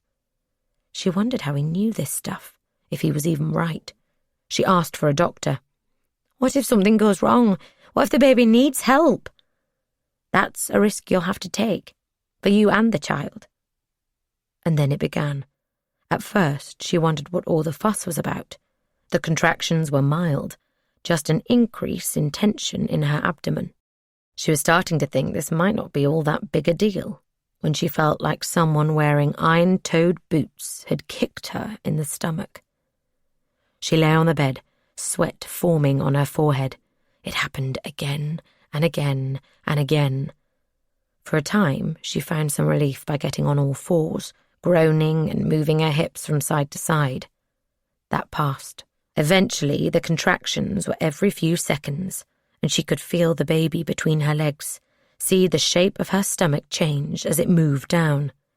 She screamed through the next contractions, and then it was out. She put her hands down and felt her head. The contractions continued, and shoulders, then a torso, then legs emerged, and she lifted, and there was a baby on her chest. A baby who could move and was crying and was hers. "Hello," she said, crying herself. "Hello." And there were more contractions, and more stuff came out. The placenta? She thought vaguely, and after a few minutes, she reached for a towel and wiped the baby clean.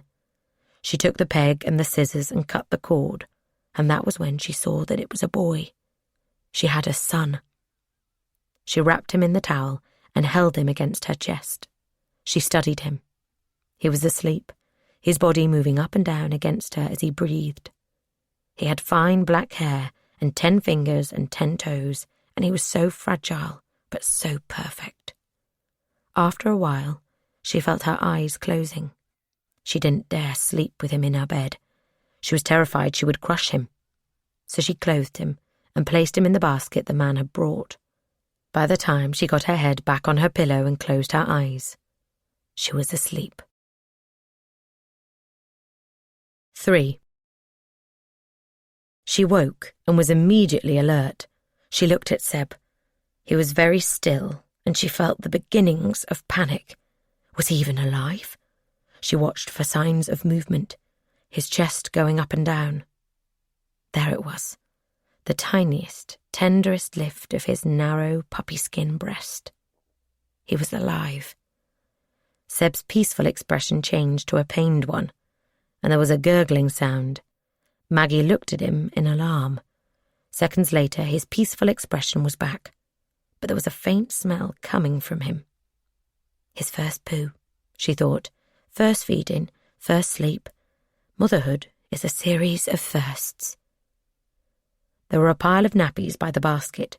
She leaned over and picked one up. She moved slowly. When she had the nappy, she sat up and stripped Seb naked, taking care not to pinch him or twist him, or do anything which might cause him pain. God, she loved him already. It was amazing. The stuff that had come from him was green and sticky, and it took her ages to wipe it from his scrawny legs and buttocks. Scrawny legs and buttocks that were the cutest things she had ever seen, and then to fold him into his nappy. She threw the old one into the corner of the room and held him to her chest, rocking him in her arms. She smelled his head. She'd held a few babies before, and he had the same newborn baby smell. How was it possible they all smelled the same? Seb was in a room in the man's basement, yet he smelled like every other baby in the world. It was a miracle. Seb was a miracle. The whole damn thing was a miracle. She heard the scraping sound and froze. She didn't want him here, not now. It would ruin the perfection. But the door handle turned, and the door swung open. 4. The man stood and looked at her. He was holding a box of nappies, Pampers. Better to keep these down here. Don't want people in the house asking why I have them. So he had people in the house. She had assumed he never had guests. She wondered, who would want to visit him? Who were his friends? Did he have an active social life? Host the local bridge club? But if people were there, maybe they would hear Seb crying and investigate. It was a stupid idea. He would have thought of it. The basement would be soundproofed. She could be sure of that. He pointed at Seb. How is it? It's a he, and he's fine. Good. The man looked at her. And you? Like you care.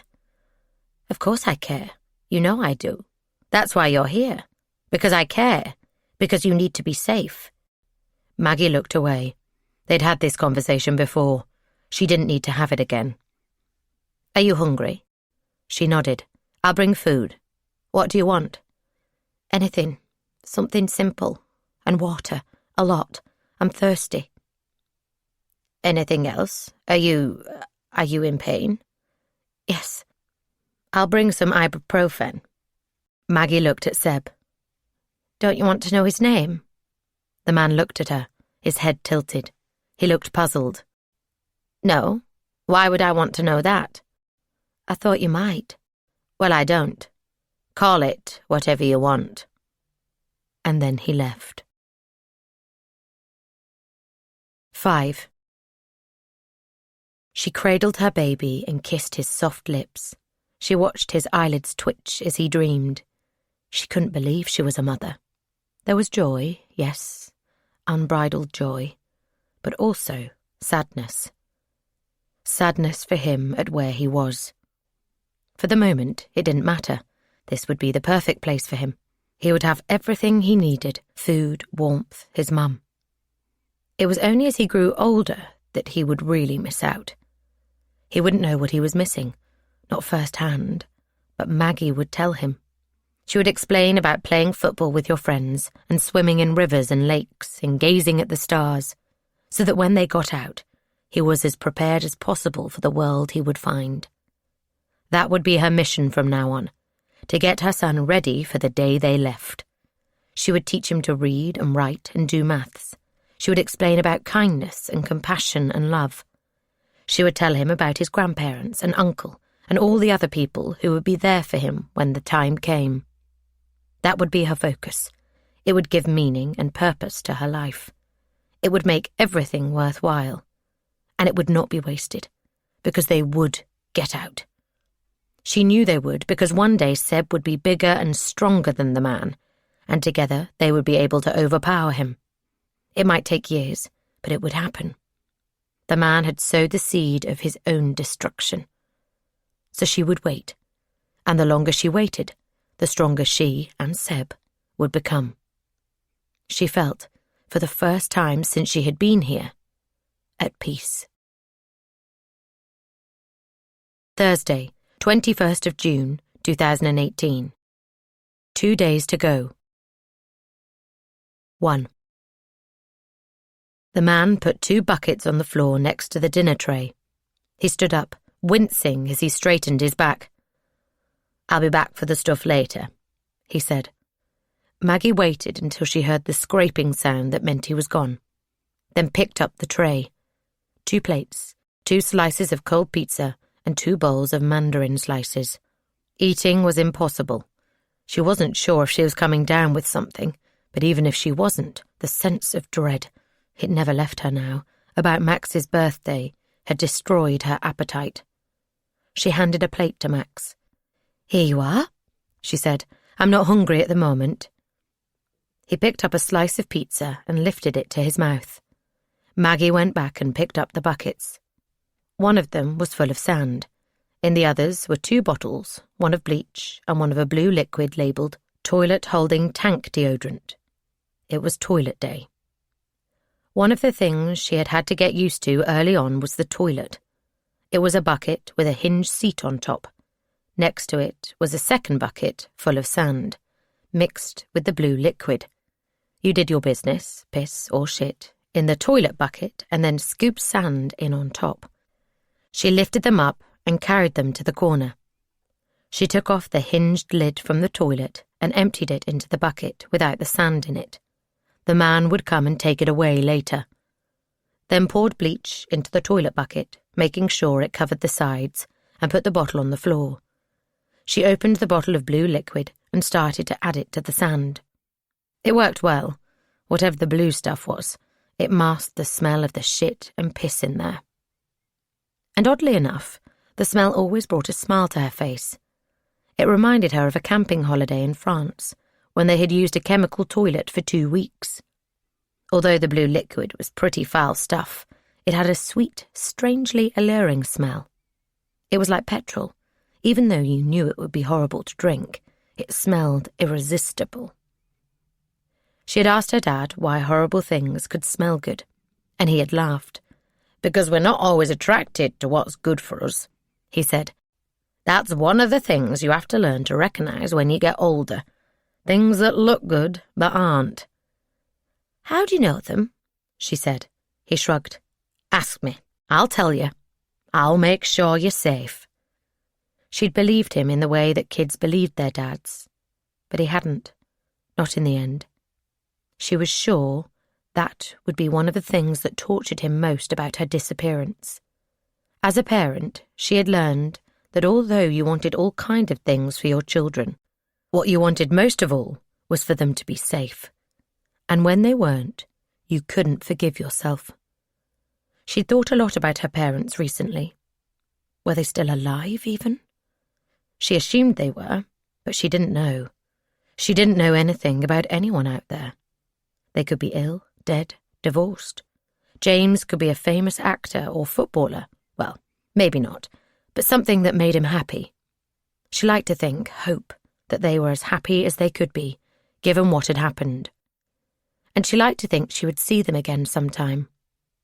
She dreamed about it often, and when she woke, she wished she could go back into her dream. The only thing that made her open her eyes were her sons. They were here and real and in this world, not her dream world. She poured the blue liquid in and watched it seep into the sand. It vanished, leaving only a blue stain behind. When she had vanished, she hadn't even left that. She had disappeared without a trace. The way it pooled for a moment, then seeped away into the sand, was mesmeric. Max would be interested to see it. She turned to the mattress to beckon him over. He wasn't there. "Max," she said. She heard a noise behind her, then his voice. "I'm here. Is this juice?" He was sitting on the floor next to the bath, holding the bottle of bleach. He started to lift it to his lips, and she realised 2 things. She had left the lid off the bleach. He was going to drink it. A different memory came to her. When she was 7 or 8, she'd climbed up on the washing machine, opened the cupboard above it, and taken out a large white plastic bottle. It was fascinating. The cap turned and turned, but didn't open. It clicked, but it stayed on. And then her mum had come in and gasped and snatched it from her. "What are you doing?" There was a tone in her voice that Maggie didn't recognise, a mixture of anger and panic and fear that froze her. "Nothing." "That's bleach, Maggie. You mustn't play with it." "Why?" "It can really hurt you. If you drink it," she shook her head, "it could kill you." Maggie remembered simultaneously wondering why they had something so dangerous in the house, and understanding why it was so hard to take the cap off.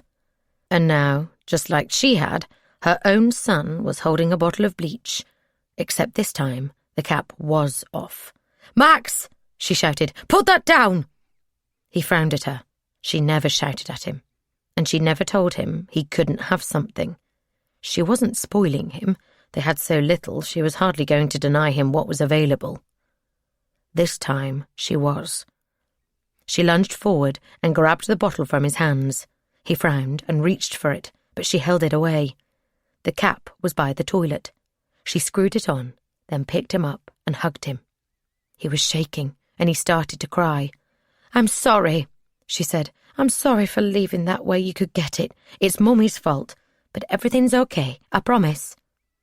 He settled a little, keeping his face buried against her chest. "Shh, it's okay. There was an accident. No harm done." It had been close.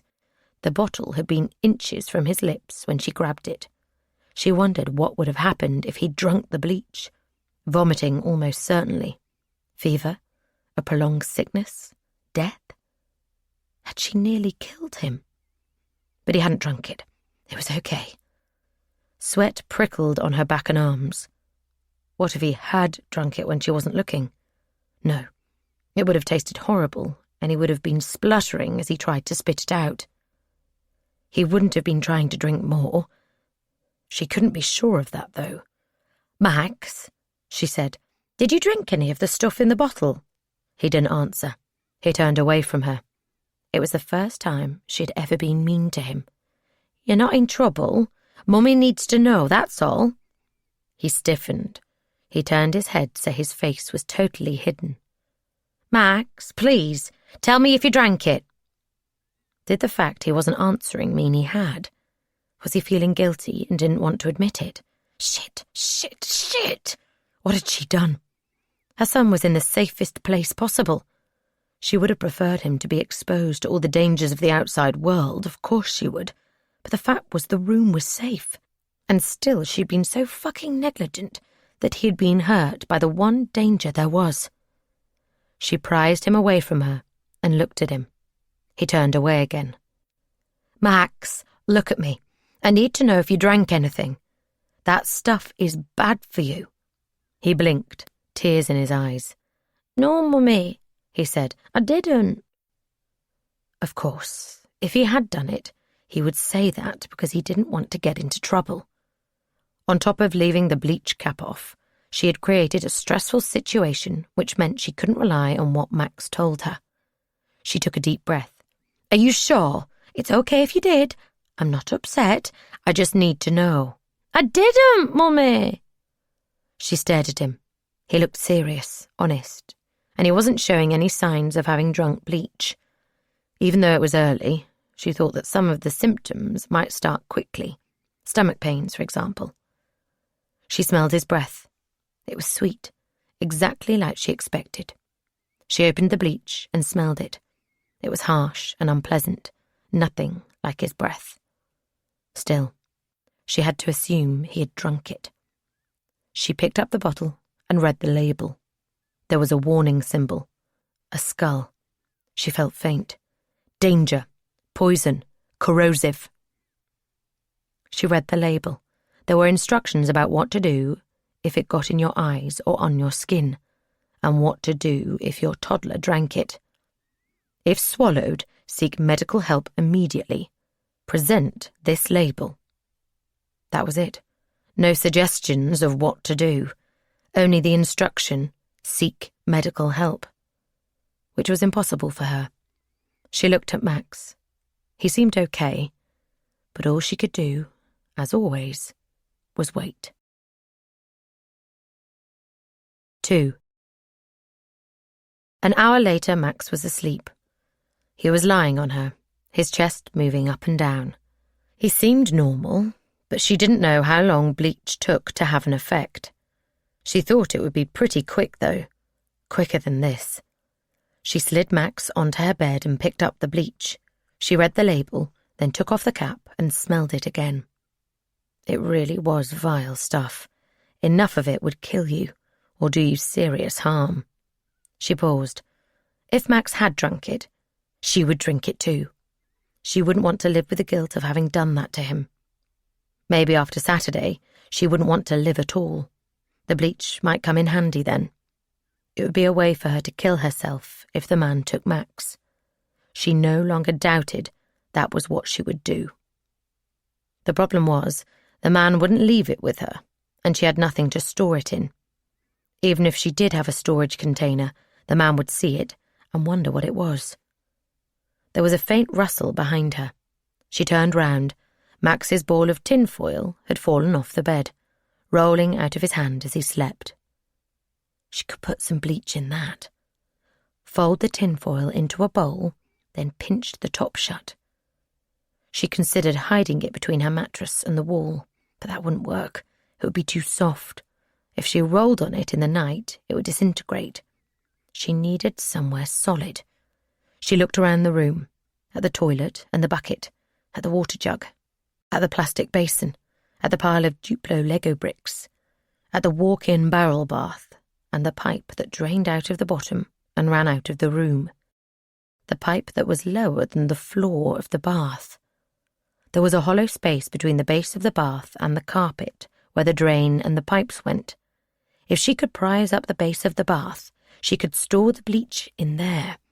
It would break the seal, which would mean the bath would leak and the man would know, but that didn't matter. Bath day wasn't until next Tuesday, by which time she wouldn't care. Either she'd have found a way out, or Max would be gone and she'd have drunk the bleach. She walked over to the bath and looked down. The base was lined with plastic. At the sides was a line of white rubber. It was cork. She'd helped her dad install their bath and recognised it from that. It was easy to apply and easy to remove. She picked at it until she had a piece she could pull on. It came away quickly, and when it was all up, she banged on the base. It came loose and she lifted it up. She looked at the pipes beneath. Plastic. Not much use as a weapon. But still, she smiled. Something finally had gone right. She unwrapped the tinfoil, took the cap off the bleach, and began to pour. 3. She took her pencil and the calendar. It was no longer necessary to mark the days. The calendar was all she could think of, but she did it anyway. It was a ritual, and rituals have power. The door opened and she glanced up. Max was still sleeping. She was glad when she saw the man. He was wearing his blue bathrobe. He stared at her, then picked up the tray, her food still uneaten, the bottles of blue liquid and bleach, and turned to the door. For a moment, she thought he was going to leave. But then he put the bottles and tray outside, closed the door, and walked into the middle of the room. "Put him on the floor," he said. Maggie didn't move. "On the floor," the man said, a flicker of irritation in his expression. "Now." "There might be a problem," Maggie said, "with Max." When the man didn't reply, she carried on. "He may have drunk some bleach. It's bad for him." "I imagine it is," the man said. "How much?" "I don't know. Maybe none. I left the cap off the bottle. He says he didn't, but I can't be sure." "Is he okay?" Maggie nodded. "Then there's no problem." "There might be," the man shrugged. "There's nothing I can do. You could take him to a doctor." The man gave a wry smile. "Yes, I could. But that would make all this," he gestured to the room, "pointless. How would I explain his sudden arrival?" "He could be ill," Maggie said. "You can't ignore that." "He could be." The man shook his head. "But I can ignore it." He pointed at the bed. "Lie down, please." "Not today," Maggie said. I don't feel well." "Did you drink bleach too?" His tone was mocking. "No, I thought not. Now lie down. On your front." Maggie lifted Max from the bed and placed him on a pillow. She turned him so he was facing away from her bed, then lay down. She looked at the bath, at the place the bleach was hidden. The bleach which was her way out of here. It might not take her home, but at least she would be free from this. She felt the man's hand on her back, and she closed her eyes. 8 years earlier, Friday, 18th of June, 2010. 1. James swigged the tea, then took a drag on his cigarette. Even though he was sweating in the hot summer sun, the tea was refreshing, which was weird. It was also a good thing, given how much tea he, Pablo, and Ricky drank each day. A-levels done, it was the first week he'd been working with them. Landscaping, they called it, but it was mainly mowing lawns, trimming hedges, and laying the odd patio. And they had probably already had 20 or more mugs of tea. Pablo swirled the last of the brown liquid around his mug, then tipped it on the ground. He always emptied his cup like that. "Give something back," he'd said. "Don't be greedy," before lighting another filterless cigarette. "Give me the mugs," he said. "I'll take them back to the kitchen. Give them to Angie." Angie was the woman whose garden they were working in. When they'd arrived, Pablo had said, "Hello, Mrs. Turner," but she had shaken her head. "Call me Angie." "Give something else to Angie," Ricky said. "That's what you're thinking. You've got no chance, mate." Pablo shrugged. "Never know, Ricky. You never know. She might fancy a bit of rough." "Does that ever happen?" James said. "Fuck yeah," Pablo replied. "All the time. Women that age are desperate. 40, 50, not getting any from her old man. You'd be surprised. And you know what they say about the older ones?" "What?" James asked, painfully aware of his naivety. "Don't smell, don't tell, grateful as hell," Pablo grinned. "True too. Has it happened to you?" Pablo nodded. "Loads, mate, fucking loads." He held out his hands for the mugs. "See you in a minute, or maybe not. Don't wait for me. Get back to work." When he was gone, James looked at Ricky. "You think he's got a chance?" Ricky guffawed. "None," he said. "And he's pulling your leg. He's never shagged a customer, other than in his dreams. He'll be in there now, all polite. 'Yes, Mrs. Turner. Thank you, Mrs. Turner. Delicious tea, Mrs. Turner. We'll be out of your hair soon.' Give it 20 seconds, and he'll be on his way back here." Ricky was right. It wasn't quite 20 seconds, maybe 40, but the back door opened and Pablo, whose real name was Paul, came out. He walked over and picked up his shovel. "That was quick," Ricky said. "Even for you, two-stroke." "She didn't fall for my charm," Pablo said. "I think she prefers the younger ones, like Jimmy here." He nodded towards the house. "You have a go. Ask to use the loo. Leave the door unlocked, and she'll be in there after you. She's a proper horny housewife." "You watch too much porn," Ricky said. "You can't watch too much porn," Pablo replied. "Gotta keep the pipes clean. So, you gonna have a go or not, Jimmy lad?" James felt his cheeks flush. "Don't know," he said. "She's a bit, I don't know, a bit old for me." Ricky laughed. "I remember when I could afford to be choosy. You got a girlfriend? That bird you were talking to last night in the pub?" James shook his head. "That was a friend, my ex, actually." "She was all right, mate," Pablo said. "You dump her, or did she give you the elbow?" She was Louise, and she had given him the elbow the summer before. Looking back, he could see she'd been right too. They'd been together a while, and he'd become obsessed with her. He thought about her all the time. Every morning he called her before school. After school he made sure they met so he could walk her home. He started to hate it if she went out without him. He couldn't stop himself calling and texting to see how she was.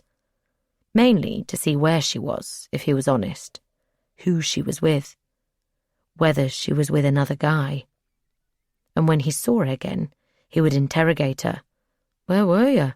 "Out with my friends." "Which friends?" "My friends, the ones I'm always with." "Were there any other guys there?"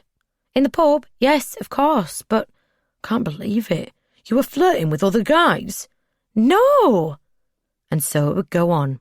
She would retreat from his questioning, and he would interpret her retreat as evasiveness and ask more questions.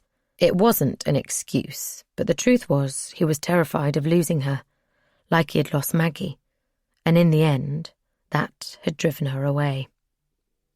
After she dumped him, things hadn't gone very well. He'd been sure he could talk her round, if only he had the chance. She didn't want to give him the chance, so he had called her a few times. Sent some letters and emails, text messages too. Quite a few. A lot, in truth. 6 or 7 a day, along with a handful of unannounced visits to her house. The last of them after a night in the pub the week before he started his last year of school. He managed to hit her window with some pebbles, but she didn't respond. "Louise," he called in a loud whisper, "I only want to say hello." After a while, the porch light came on and the front door opened. Finally, he could talk to her. Her dad came out in his pyjamas, his face hard and fixed. "James," he said, "you need to leave, now. I just want to have a word with her." He shook his head. "No, and you have to stop harassing her. I like you, and I know you had a hard time, which is the only reason me and her mum haven't called the police in the last few weeks. Although Janet wanted to, I can tell you that. But it has to stop now, okay? Go and get on with the rest of your life." Which was what James had done. He'd woken up the next morning, head throbbing, and reached for his phone. See if she'd called, maybe try her with a message. And then stopped himself. He pictured himself outside her window, drunk and pathetic. Her dad was right. It had to stop. And so he resisted the urge to contact her for the next week, and then started school and his last year of A-levels and a life without Louise. He thought about her many times a day at first, but after a while, she receded from his mind, her place taken by friends and nights out and beer and weed and whatever other distractions he could find. But no other girlfriends. He couldn't go through it again. Couldn't put himself in the position where he was so vulnerable. The loss of Maggie would never go away. But he was over Louise, finally, and he wasn't going back. And he was finally over her. It had taken a year, but now he could see her when he was out and he was okay with it. Like last night in the pub, she had come over and smiled. "Hi," she said. "How are you? We haven't talked in ages. It's a shame." "Good. You?" "Okay. You getting ready to go to university?" "Yeah, engineering at Warwick." "I'm going to do English at Liverpool." She touched his arm. "We should meet up before we go." Meet up? For a long time, hearing those words had been the thing he wanted most in the world. And now he had heard them, and he felt nothing. The relief made him dizzy. "I don't know," he said. "I'm not sure that's a good idea." There was a flicker of surprise in her eyes. The last time she had heard from him, he'd been begging to talk to her, and now he wasn't interested in her offer of meeting up. "Sure," she said, her smile forced. "I was only thinking of a coffee. Nothing serious. Not like a date or anything." "It's not that," he said. "It's just, I have a girlfriend." He didn't, but it seemed the easiest excuse. Louise gave a little shrug. "Whatever." She glanced around until she saw a friend, Rachel. "Enjoy summer. See you around." He watched her go. Life had moved on. He had moved on. For a long time he had thought that would never happen, and he didn't want to put it in any jeopardy. Pablo nudged him. "So what happened? You going to get back with her? She's a looker, mate." James shook his head. "Nah, that's all in the past. Thank God." 2. The pub was packed. All the crowd was there. The ones who were off to university, James, Najla, Andy, those who had other plans, Toby, Heather, Mo, and others who James had known over the years. James stood at the bar, trying to get the barman's attention. The barman nodded at him.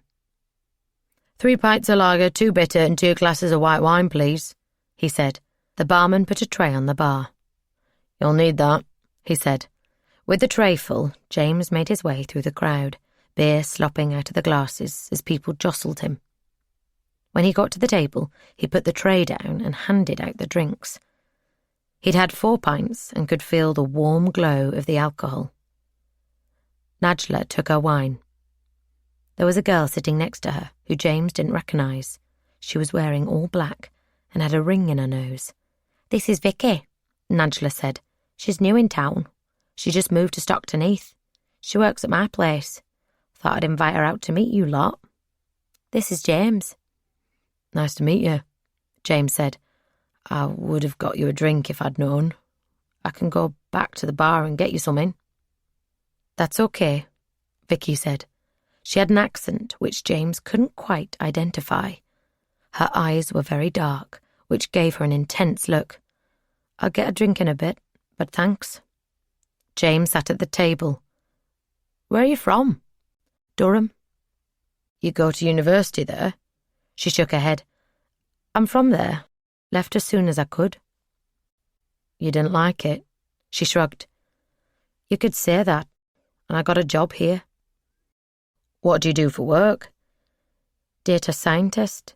"Sounds impressive," James said. "Not that I know what it means." "Me neither," Vicky said. "But they pay well." "Next round on you, then," James said. Vicky smiled. "Maybe." An hour later, Vicky went to the bathroom. Najla sat beside him, grinning. "Well," she said, "you and Vicky seem to be getting on. I thought you might." "She's nice." Najla raised an eyebrow. "So? Summer fling?" James shook his head. "Nah," he said. "No point. I'm off to Warwick soon." "That leaves the whole of summer," Najla said. "And she's very nice." "Not my type," James said. "But thanks for thinking of me." "So," Mo said, "are we staying here or moving on? It's 10 now, so if we want to go somewhere else, we need to make a move." "Where do you have in mind?" Toby said. "Town? Go to a club?" "I can't handle a club," Andy said. "Too much bother." "Maybe another pub. The Lion?" Mo said. "Or park here?" "It's good for me," James said, "but I'm easy." "Let's make up our minds," Mo said. "Stay or go." James was about to reply when he saw a tall, thin figure walking from the bathroom to the bar. It took him a moment to realise who it was. When he did, his stomach tightened. It was Kevin, Maggie's old boyfriend. He glanced at James, then paused. He nodded a greeting. James raised his hand. "Please," he thought, "please move on. I don't want to talk to you." He'd seen him on and off over the years, but they were not the same age and did not have the same friends. And then, of course, there was the awkwardness. There'd been rumours for a while after Maggie's disappearance that Kevin had a hand in it. He was her boyfriend, after all, and in the absence of any other suspects, he was as good a bet as anyone. Kevin turned and walked towards him. "Hi, James," he said. "How's it going?" There was a hush around the table. His voice brought it all back, high, thin, a little bit whiny. James had heard it over and over in the months following Maggie's disappearance, and he didn't want to hear it ever again. "Good," he said. "You?" "Not bad. Off to uni?" James nodded. "After summer." "I'm working at Dale's, laying bricks." "Good for you." "I'm engaged. Getting married in a few weeks." "Oh," James said. "Congratulations." "She's here. Jenny, I'll introduce you." "Don't," James thought. "I want you to leave me alone." "Sure," he said. Kevin walked over to the bar. There was a woman sitting alone, her back to them. He tapped her on the shoulder and said something. Then she stood up. When he saw her, James felt the world start to spin. He gripped the table and closed his eyes to steady himself. "Jesus," Mo said. "What the fuck?" Kevin's girlfriend, his fiancée, was the spitting image of Maggie. It was as though she was in the pub with them. James pushed himself upright. "I have to go," he said. "I'm sorry." 3. He sat on a bench around the corner from the pub and lit a cigarette. He could not get the image out of his head. For a moment, until he realised it was not actually her, he had thought Maggie was back. Kevin's fiancée, Jenny, was taller and had a thinner face, but the resemblance was unmistakable. His hand shook as he lifted the cigarette to his mouth. God, he wished it was Maggie. The moment he had thought it was her had been brief, but even so, it was enough for a feeling of utter euphoria to engulf him. She was there.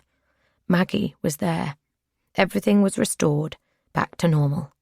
Life was okay again. And then, the despair. It wasn't Maggie. It was like losing her again, and all the grief and pain was right there, stabbing him in the heart. He took a drag on the cigarette, then exhaled. He watched the smoke move and swirl. He was never going to get over it. Never. It would always be with him. "You okay?" He looked up. Vicky was standing by the bench, her arms folded. She was wearing a green rucksack. "Yes," he said. "No. What happened? In the pub?" "It was that girl, Jenny. The guy she was with, Kevin, was my sister's boyfriend a few years back. Must have been quite a breakup. You could say that. Do you want to talk about it?" James realised that he did. Even though he barely knew Vicky, he did want to talk about it. He might as well. After all, it was the only thing in his life he could think about. "Do you remember Maggie Cooper?" he said. Vicky frowned. "The name's familiar." "She went missing?" "Right, I remember now." She caught his eye. "I've got a horrible feeling about what you're going to say next." He nodded. "She is my sister." There was a long pause, then Vicky puffed out her cheeks. "Holy shit." She gestured at the cigarette. "Got a spare?" He handed her the packet. She took one and lit it. "Did seeing that guy bring it back?" "Yes, but there's more. Jenny, his fiancée, looks exactly like Maggie. I mean, the spitting image." James dropped his cigarette and crushed it under his toes. "For a moment, I thought it was her." "Fuck, I'm sorry." He shook his head. "I thought my sister was back." Vicky sat next to him. She shrugged her rucksack off her shoulders and opened the flap. She pulled out a plastic bottle of vodka. "Want a drink?" she said. James did. 4. Sandra watched as Martin nibbled his toast, then pushed it to the side of his plate. "He's 18, she said. "He can stay out at night." "I know, but I worry." "He sent a text. He went back to a friend's house. It's fine." Martin nodded. "I like knowing where he is, that's all." It was understandable, given what had happened with Maggie, and on another day, Sandra might have shared his concern, but her mind was elsewhere. It was on the appointment she had at the hospital later that morning. For a few months, she'd felt bloated after eating. Not every time, but enough to notice. She'd assumed it was some kind of late-onset food allergy. A colleague had developed an allergy to apples a year or so back, so she knew that kind of thing happened, and tried cutting out various things: wheat, dairy, alcohol. None of it made a difference. Then there was the weight loss. Not too drastic, but noticeable all the same. About 10 pounds in total. She put it down to the bloating and change in diet. But then, 2 weeks ago, she had gone to the toilet at the gym and seen blood on the toilet paper. She'd looked at the stool. Blood in there, too. Of course, she made the mistake of Googling blood in stool and was convinced, mere minutes later, that she was going to die. She calmed herself. There were many possible causes. Hemorrhoids, benign polyps. It could easily resolve itself. It didn't. The blood was there every day. So she went to see her GP, who told her she needed to get it checked out and referred her for a colonoscopy, which was in about an hour and a half. She hadn't told Martin. She didn't want to worry him in case it was nothing, which it almost certainly was. It had been quite difficult to keep it from him, though, given that she had been sent a set of detailed instructions on prepping the colon, which basically involved taking a powerful laxative 2 days before and then not eating anything. The abandoned toast on his plate looked delicious. Martin caught her staring at it. "You can have it," he said. "I'm not hungry." She shook her head. Me neither. I'll eat after the gym. That was where she had told him she was going. I need to leave.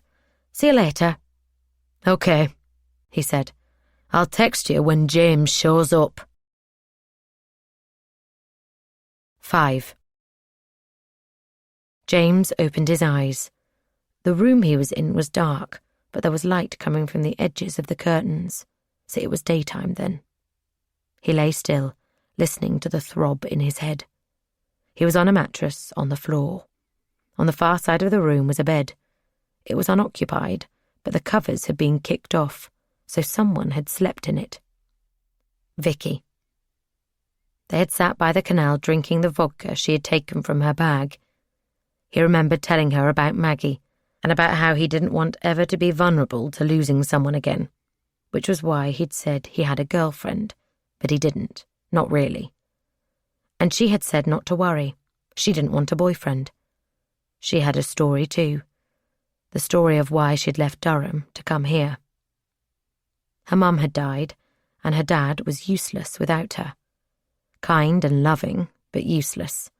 And he had a friend, an evil pig called Jerry, who was not so kind and loving, and who took an interest in his friend's daughter, and told her he would kill her if she said anything. And she believed him. If he could do what he did, then why would he not be capable of murder? So she fled, and made her life here, and she told him she could see he was hurt as badly as she was, and that made them safe for each other. Then they had come here, to her flat, and drunk the rest of the vodka, and he had gone to sleep on the mattress, Vicky in the bed, both glad the other had no interest in anything other than that. He stood up, he was still fully clothed, and swayed as his head swam. When he was no longer dizzy, he left the room. There was a corridor leading to an open door. Through it, he could see a fridge and sink. Vicky was sitting at the kitchen table smoking. She looked up at him and smiled. Feel okay? A bit rough. Me too. Coffee? He nodded. There was a cup in the sink. He rinsed it out and poured a coffee from a pot on the hob. God, he said, I feel awful. Vicky tapped her cigarette ash onto a saucer. It's a hangover. It'll pass. Doesn't do it justice. He swallowed half his coffee. Thanks for letting me crash. I should get going. He reached for his phone. There were a lot of messages. The most recent was from his dad. Hi, let me know if you need a lift home. I've got work, but can dip out. His dad would be worried. He always was. He typed a reply. I'm okay. Can take a bus. He scrolled through the others, Toby, Mo, Andy, asking where he'd got to, if he was with Vicky, if he'd got some action. He felt sick. He didn't want to talk to them about last night, didn't want to have to explain what had happened when he'd seen the girl who looked like Maggie. He wanted to forget, but everything was a reminder. Are you leaving? Vicky said. You have somewhere to be. Not really, he said. He gestured to the door of the flat. I can't face it anyway. I want to disappear. Vicky stood up and opened a cupboard. I can't help you with that, she said, but I do have this. She took out a bottle. It looked like whiskey, cheap whiskey. There was a picture of a boat on the label. She poured a slug into her coffee. Want some? James looked at her, then shrugged. Why not? He said. 6. Sandra sat in the treatment room at the hospital and wished she'd told Martin so he was with her now. She was sure this was going to turn out to be nothing, but right at that moment, she was terrified. A nurse opened the door to the treatment room. Mrs. Cooper? Sandra stood up. Come with me. I'm Jazz. I'll get you prepped for the procedure. It's quite straightforward. We'll pop a line in for the sedative and get you settled to wait for the doctor. Jazz took her into a room and indicated that she should lie on the bed. She took her hand and rubbed the skin until she had found a vein. Then she inserted a needle and taped it down. Okay, she said, all ready. I'll be back in a moment. She left the room. Sandra reached for her phone and checked her messages. Maybe Martin had figured out what was going on and was on his way. Nothing. Jazz came back into the room. "We're ready. I'll take you down." She pulled the bed through the door and pushed it down the corridor. Sandra felt like saying she could walk, but she lay back. Maybe this is the future, she thought. If something's wrong, being pushed around in hospital beds. Which was a charm against it being wrong. If she accepted it was possible, then it wouldn't happen. That was the opposite of what she had done when Maggie disappeared. She had thought, this can't be happening to me. She'll come back. It had taken days for her to accept that something serious really had happened. Maybe if she'd thought that immediately, Maggie would have been okay. Jazz pushed the bed into a room full of screens and monitors. A doctor followed her in. She was in her 50s and had short, bottle-blonde hair. "I'm Dr. Green." She consulted a computer screen. "You've had gas and bloating, some weight loss, blood in stool." She looked at Sandra. "Any pain?" "Not really, nothing too bad." "Not really, or not too bad?" "Not really." "Okay, let's take a look." Jazz put an arm on her shoulder. "I'm going to give you some sedative now. You'll probably feel tired. Go to sleep if you like, or you can watch the show." She pointed at a screen. "It'll all be up there." Sandra looked up. "I think I'll try and watch," she said. 7. She came around in the examining room. She'd been planning to watch the procedure, but the voices had gradually faded and her vision had dimmed as the sedative took effect. She still felt a bit woozy. It was no wonder the hospital insisted you take a taxi or get a lift home. There was no way she should be driving. The door opened and Jazz came in. She put a cup of tea and a packet of bourbon biscuits on the table next to Sandra. "There you go. Take your time. Dr. Green will be along to talk to you in a few minutes. She wants to discuss the results of the colonoscopy with you." "Okay, thank you." "Not a problem. Enjoy your tea." Sandra felt a small frisson of anxiety. Did the doctor want to talk to her because something was wrong? Or did she talk to all her patients? Maybe if you managed to stay awake, you heard what she had to say during the procedure, and it was only the patients who went to sleep who needed a special visit.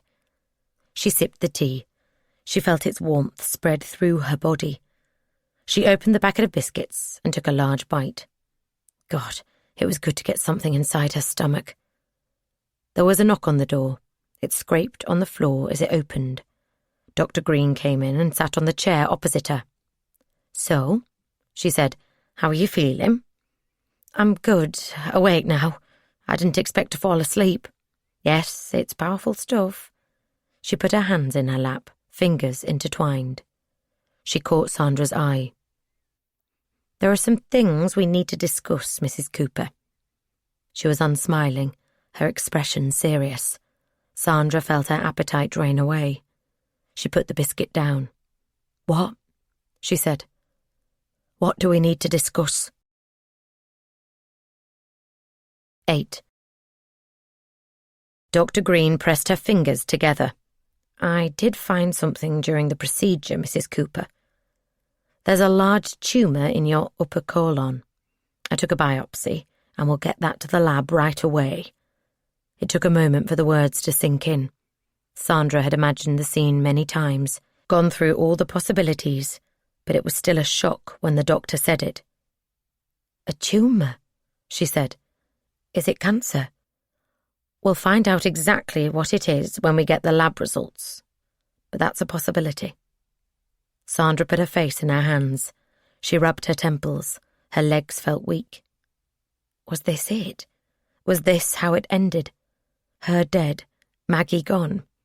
It was so unfair to Martin. He was such a wonderful husband.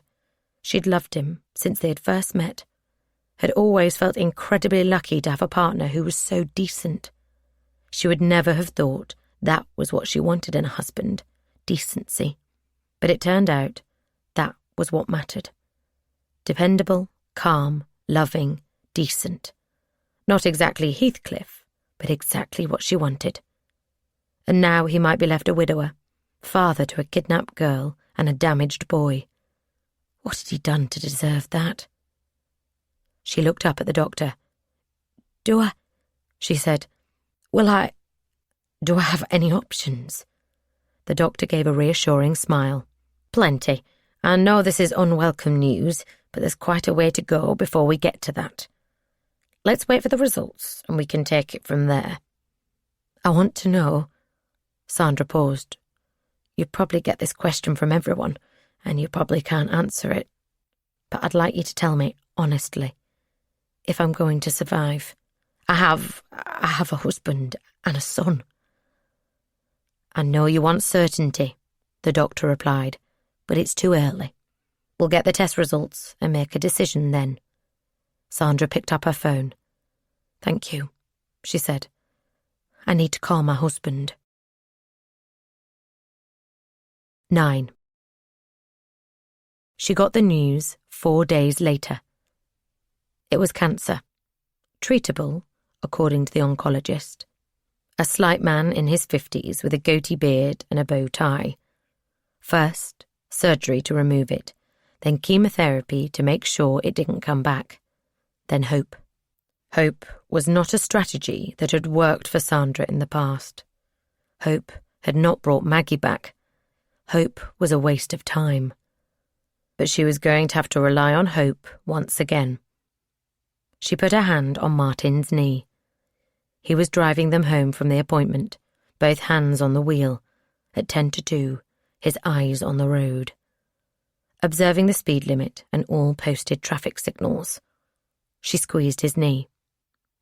I love you, she said. You know that, right? He looked at her, his expression one of slight confusion. I do, he said. I love you too. And we're going to be okay, Sandy. Whatever happens, we'll be okay. For a moment, she almost believed him. 8 years earlier, Sunday, 27th of June, 2010. 1. Sandra took a mango and strawberry smoothie from the chiller by the supermarket checkout. She twisted the top off and sipped it. She'd been to the gym, and she was hungry. She hadn't eaten for days. She didn't have much appetite. Her treatment started the next day, Monday, and despite the fact she wasn't hungry, she decided to make a dinner.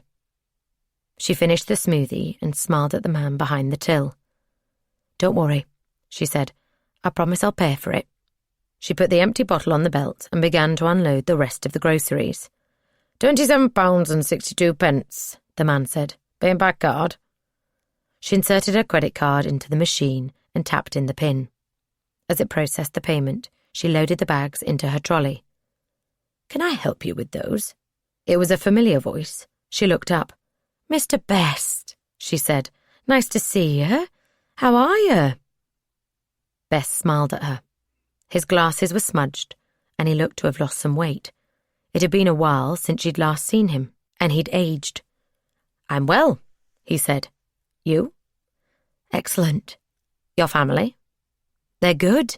James is getting ready to go to university. How lovely. You must be glad to have him home for one last summer. Yes, Sandra said. It's always nice to have him around. Of course, he'll leave. She shrugged. They grow up, in the end. She glanced at his trolley. There were only a handful of bags in it. She glimpsed a box of fish fingers and some sugary cereal. She pictured him, eating alone in his house, and felt a wave of sympathy. He really should be eating better, and with people. You know, she said, I'm sure James would love to see you. Your maths tuition helped him get the grades he needed. Why don't you come over for dinner? Best's smile widened. Gosh, he said, what a kind offer. I'd be delighted. Sandra felt the warm glow of a good deed lighten her mood. How about later today? I'm making a roast. If you're sure, I wouldn't want to impose.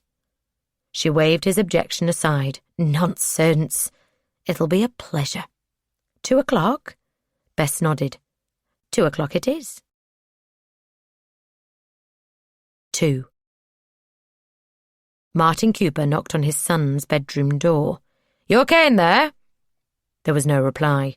He knocked again, but the door stayed closed. He was pretty sure James was home.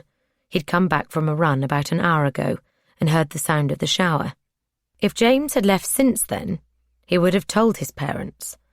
As a family, they were sensitive about people disappearing without explanation. They'd had enough of that to last a lifetime. He considered trying the door, but decided against it. It was probably locked. James had installed a small bolt on the inside the summer before.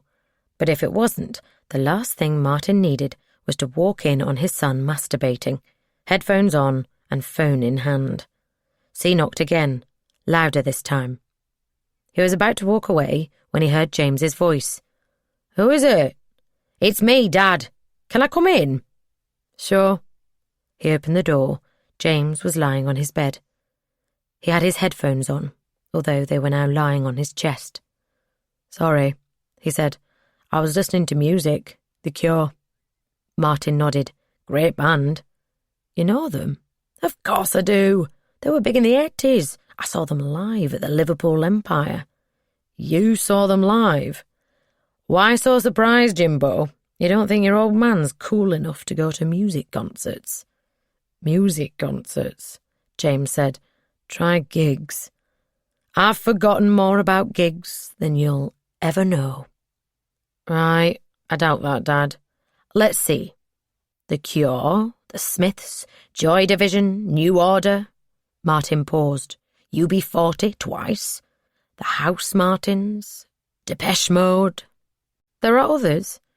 "Really?" "Really. And then there's Grandpa. He saw the Beatles at the Cavern." "That's not true."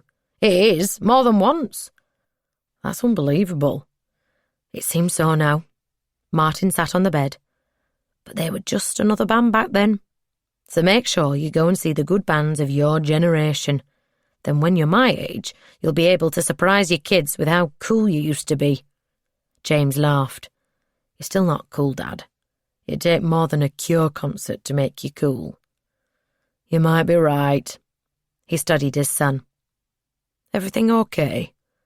James's eyes moistened and he looked away. It took a few seconds for him to reply. "Not really." "Me neither," Martin said. "But Mum'll be okay." Martin's throat constricted. Tears came to his eyes.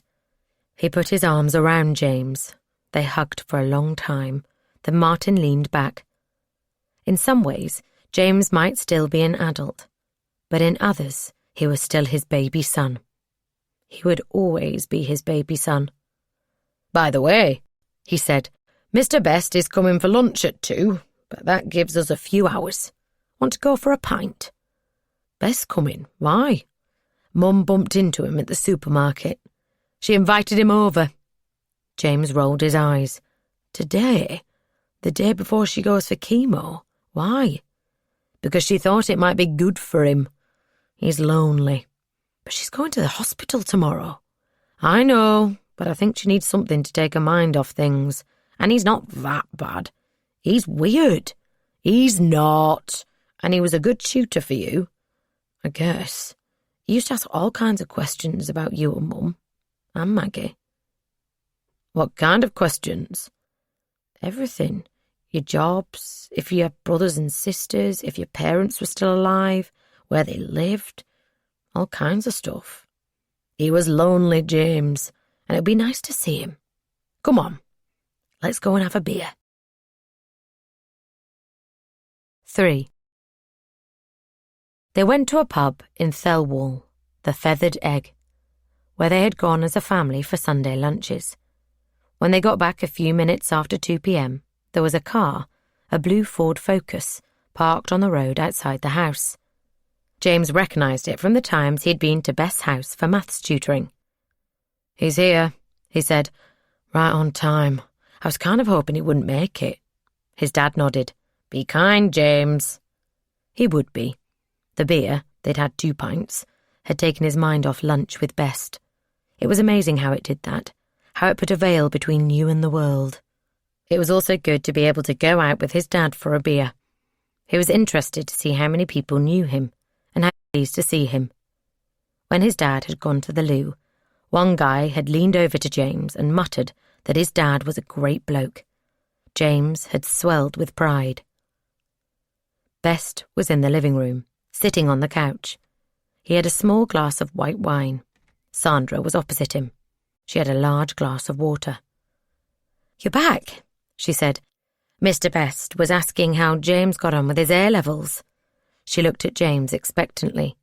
"So?" she said. "How did he get on?" "Great," he said. "Had a really good time. Results come soon." Bess smiled. "How were your studies? Went well?" "Really well. It's very interesting." "Do you still enjoy maths?" Had he ever enjoyed maths? He was going to study engineering. It was kind of required. "Yes," he said. "I really love it. How about you? Are you well?" "Oh, yes." Bess sipped his wine. "I'm fine. Nothing much new since I last saw you." "Do you still live near the school?" "I do. I doubt I'll ever move," Bess said. "You get used to a house and it grows up around you. I have certain things I like to do, and if I moved, I don't think any other house would meet those needs." "Like gardening?" James said. "Exactly." Bess nodded. "And my darkroom. I still take film photos, even though digital is so much easier. And then there's all the stuff I've accumulated over the years. It all has a place. If I moved, I don't know what I'd do with it all. Not that I need it all. There are things in that house that I acquired years ago and which have never seen the light of day since." He shook his head. "But we hold on to things, don't we? Even when we no longer need them, or they're taking up space we could use for something else. We don't want to let go." James glanced at his dad. He caught his eye. "See, he is weird." His dad gave a little shake of his head. "Another glass of wine?" he said. "Are you having one?" Best replied. "No, James and I went for a walk and ended up in the Feathered Egg, so I think I'll have a cup of tea for now." "I'll join you," Bess said. "Tea would be wonderful." "James," his dad said, "you want tea?" James nodded. "I'll make it. Milk and sugar, Mr. Best." "Milk? No sugar, thank you." James walked towards the kitchen. When he reached the door, he glanced back into the room. Best was watching him, a wistful, almost longing expression on his face. He didn't care what his dad said, lonely or not. Best was weird. 8 years earlier, Thursday, 1st of July, 2010. 1. Detective Inspector Wynne did not drink much. She was aware of the cliché of the troubled, alcoholic detective, and she was also aware that, like most clichés, it was a cliché because it was, in part, true. She'd known plenty of detectives who had no problem with alcohol, but also she'd known plenty that did, and she had no intention of following in their footsteps. Still, she could see why it would. Sometimes it would make life easier. Make it easier to forget the girl who was still missing. Anna Crown, 5 years old, taken from outside her school. Gone. Her parents were distraught, obviously, but Wynne had no answers. They had no idea where the girl was. It reminded her of the last time this had happened. It wasn't the only thing that day that reminded her of Maggie. A letter had come that morning, posted the day before, in Wigan. Dear Detective Inspector Wynne, just about 4 years now. I meant to post this nearer the anniversary, but I decided there was a more important day for me to recognise. The 1st of July. The day you will receive this is a big day for me. For us. I see you have another missing person on your beat. Getting a little careless, aren't you? Anyway, here's to another year. I'll raise a glass tonight. Yours sincerely. ? It was the 4th letter. There had been one every year, all posted from different locations, except for the 3rd year. Wynne didn't know why the kidnapper had missed a year. She did know there was no forensic evidence on any of them. and she knew she hated them. Hated the prim little colon after her name. Hated the "here's to another year." Hated the formal "yours sincerely," and hated the stupid question marks. Most of all, she hated the feeling of powerlessness. She was losing this game, and there was nothing she could do about it. And what did he mean? The 1st of July was an important day. For us. Who was us? Maggie? She was being toyed with, and she hated it. Then she saw him, the one person guaranteed to make her day worse. Best, standing in front of the freezer cabinet, putting a box of fish fingers into his basket. 2 boxes. That was a lot of fish fingers for a single man, but then again, they were frozen. They didn't go off. Funny to see him, this day of all days. He'd been a suspect for a while when Maggie Cooper had gone, although there was never any evidence against him. Not that the lack of evidence had made Wynne any less certain he was involved. She got carried away back then because she didn't like him, and as she looked at him, those feelings came flooding back. She walked down the aisle towards him. "Mr. Best," she said. He looked up, startled. "Yes? Who?" "Oh, you." His eyes narrowed. There was real dislike in his expression. She pointed at the fish fingers, remembered seeing him eating them at his house. "Shopping?" "Yes, as I am allowed to do." "Of course. I'll be on my way. Enjoy your meal." He smiled at her. For a second, there was something sly, something secret in his smile. Then it vanished. "You too, Detective Inspector Wynne." She chose her pizza and walked towards the checkout. She had a feeling there was something she should have noticed, something unusual. It came to her as she paid. He remembered her name, rank and name. Surely that was something he would have forgotten by now. But no, clearly Best had a good memory. Why did that disturb her? What was it she was missing? She couldn't find an answer. On her way home, she stopped at the off-licence and picked up a bottle of red wine. Then she picked up another. One wasn't going to be enough. 8 years earlier, Thursday, 1st of July, 2010. 1. She heard the scraping sound. She took a deep breath. Seb's 3rd birthday was coming up. She wasn't sure of the exact date. There were some gaps in the calendar. But it was close, and she wanted to celebrate it. He didn't have any of the things he should have had. No presents, no party with his friends, no cake. The only saving grace was that he didn't know what he was missing. Seb was only 3, so he had no idea what birthdays were.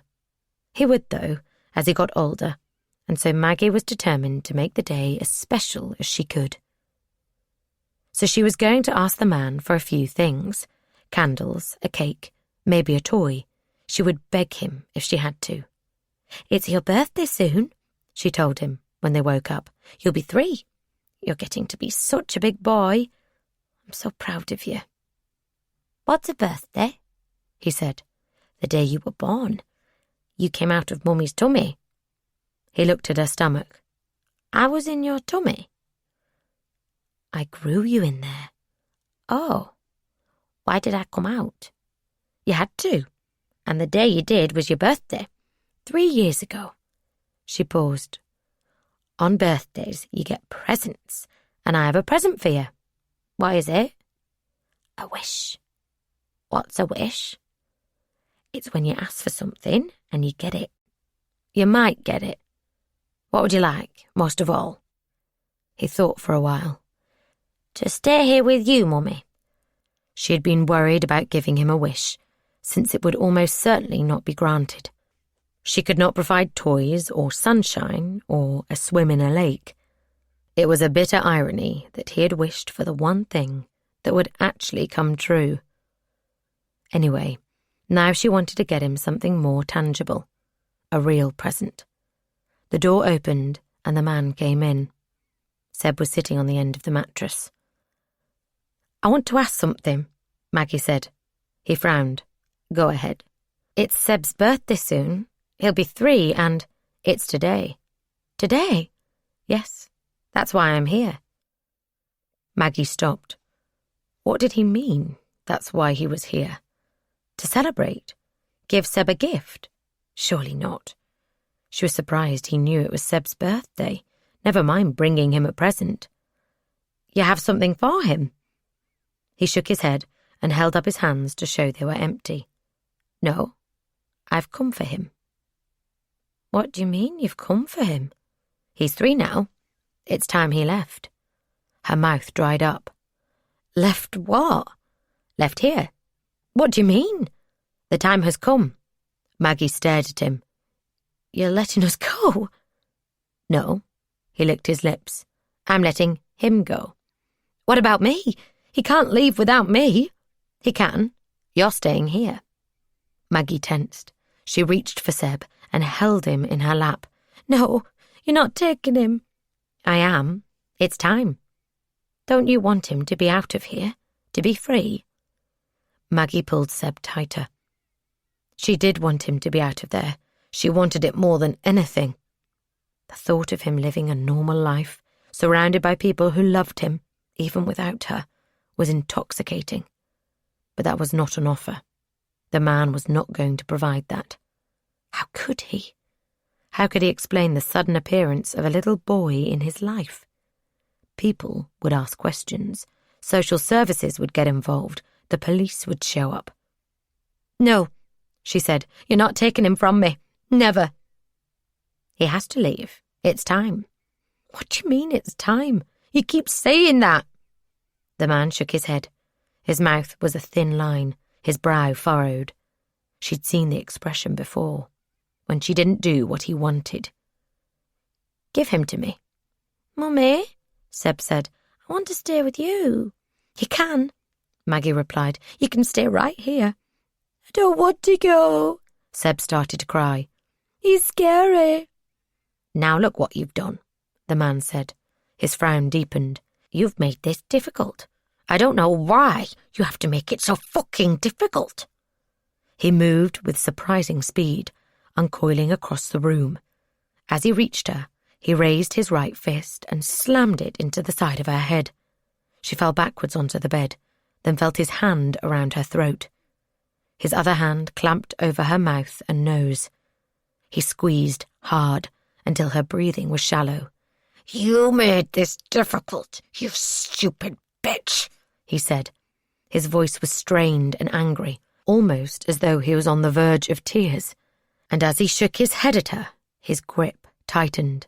Please, she gasped, please don't take him. Too late. He grabbed Seb in his right hand and picked him up, holding him under his arm. Seb was screaming, but his screams were fading as she struggled to breathe. Too late. Please. Her vision was blurring, Seb coming in and out of focus.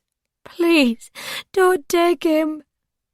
But the blackness at the edge of her vision thickened and closed in, and Seb was gone. 2. When she came round, she had no idea who or what or where she was. She felt disembodied. The closest thing she could compare it to was waking from a very deep sleep and being confused, blinking away the slumber as your surroundings came into focus and you remembered where you were. It was like that, multiplied by 10. She was no more than an observer of facts. There was a room. She was in it. She was alone. None of them meant anything, at least not at first. And then what they meant came back to her. She was a prisoner. She had a calendar, and it told her she'd been here for 4 years. She had parents and a brother. She had a son called Seb.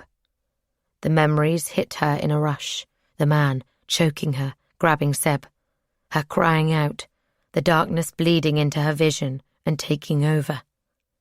Her son gone. She sat upright. Her throat hurt, and she pressed her fingers to it. It was bruised and tender. She didn't care. "Seb!" she shouted. "Seb! Are you there? Seb!" The only answer was silence. She wrapped her arms around herself, her eyes wide in horror. The man had taken him. He had taken her son, and he would not be bringing him back. She would beg, of course she would, but it would make no difference. She knew that already. Seb was gone, and she would never see him again. The boy she had given birth to, cradled and fed, kissed, read to, played with. The boy for whom she had dreamed of a future out of here, a future with friends and love and family. The boy she had loved in a way she had never known was possible. That boy was gone. It was as though someone had ripped away a part of her, the best and most important part, and left behind half a person, a shell, a worthless, pointless husk. How could she live without him? How would it be possible? She didn't know, and she didn't want to know.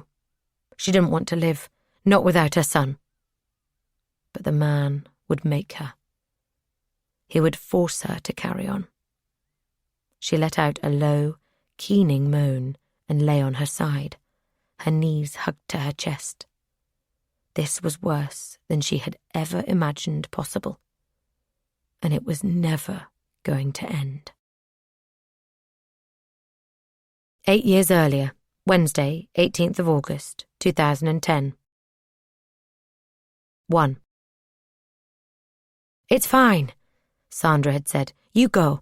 Colin can bring me home. I don't mind at all." It was her umpteenth chemo session. Martin had a meeting with a difficult client, and he could not be sure he would be able to get away in time to bring her home. If she was honest, she would have liked him there, but they couldn't put their whole lives on hold because of her treatment. And Colin Best had made it clear he would help whenever he could, which is why he was sitting by her hospital bed, reading a book. It wasn't the first time he'd helped out either.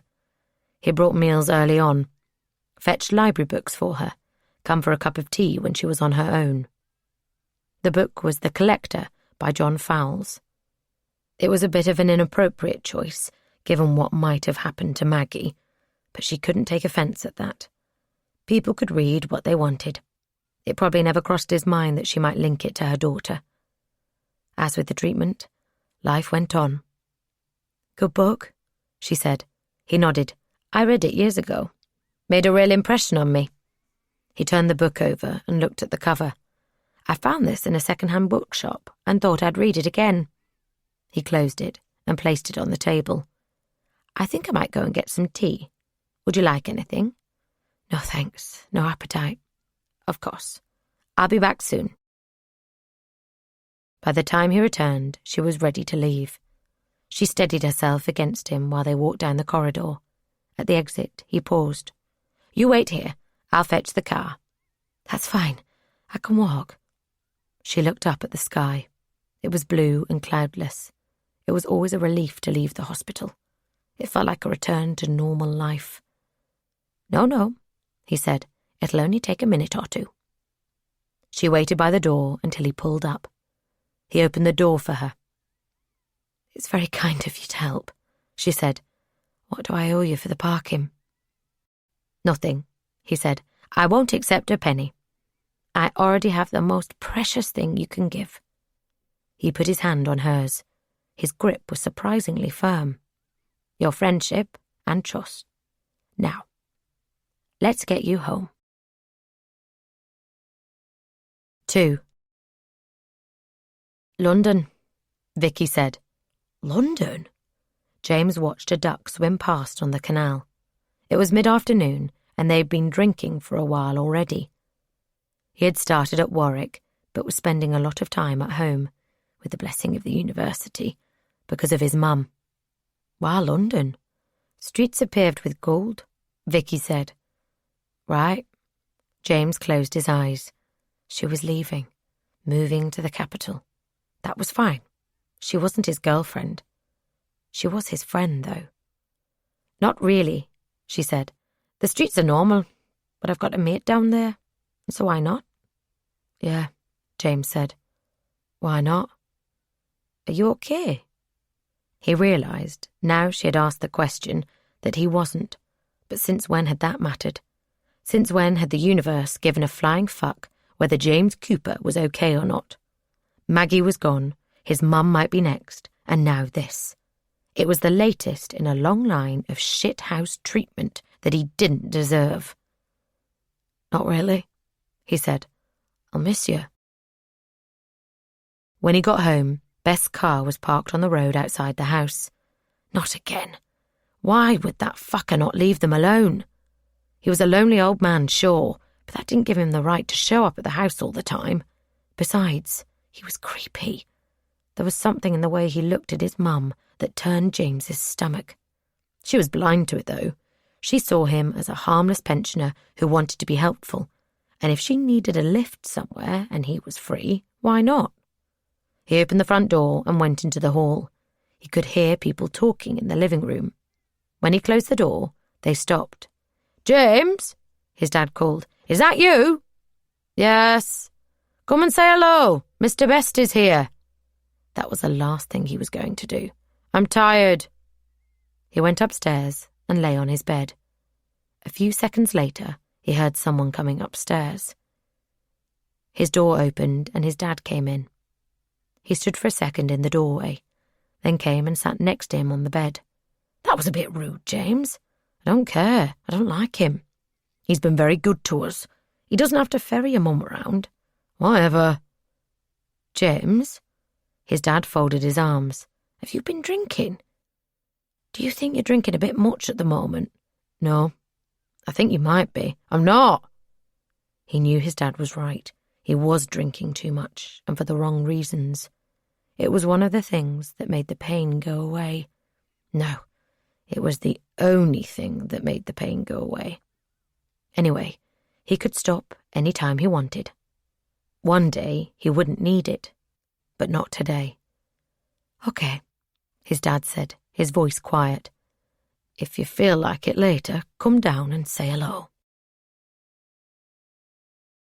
Friday, 22nd of June, 2018. 1 day to go. 1. Max coughed in his sleep. Maggie watched. She barely slept, unable to waste any of her last moments with her son. After a moment, he coughed again, and his eyes opened. They were watery. He looked at Maggie and sneezed. "Poor baby," Maggie said. "You're getting a cold." On this of all days. Tomorrow he turned 3. Tomorrow the man came. She'd marked it on the calendar, struck through his last day. She had held him against her all night, feeling the rise and fall of his chest, listening to him breathe in and out, in and out. She alternated between feeling paralysed by anguish and bouts of heart-racing panic. Sometimes she wanted to curl up into a ball with him and disappear. Others, she wanted to jump up and tear at the walls of the room and rip them down in her rage. But she did the only thing she could. She lay there, arms around her son, feeling the seconds and minutes and hours slip past her, the end looming larger and larger. At some point, she'd fallen asleep for a few minutes and dreamed of a remote control with a pause button that could stop time. She'd be okay with that. Okay if she and Max were frozen in one moment, as long as they were together. It wouldn't be perfect, but it would be better than the alternative. Better than what awaited her tomorrow. She could hardly imagine it. It was too painful. The thought of being alone in this room, her 3 sons taken from her, caused her an anguish so intense it was a physical pain. How much longer would she be here? How long until he let her out? Would he ever let her out? She knew the answer to that. He would leave her here until he died, and then she'd die too. So why wait? If that was the end of this, why wait? She wouldn't. If he came tomorrow and took Max, she would kill herself. She would bash her brains out or dehydrate herself or drink the bleach she had hidden under the bottom of the bath. Maybe she would drink that first, and then hammer her head on the floor until she passed out. Because she could not lose another child. It could not happen again. Max sneezed again. He looked up at her, mucus all over his top lip. "Mummy," he said, and pointed at it. "Look." Maggie reached for a tissue and wiped it away. He sneezed again, and his eyes widened in surprise. He smiled and then laughed. "This is funny." Maggie nodded. "If you say so." Another sneeze, another laugh. "I can't stop, Mummy." "That's what happens when you have a cold." "I like it." It was a novelty.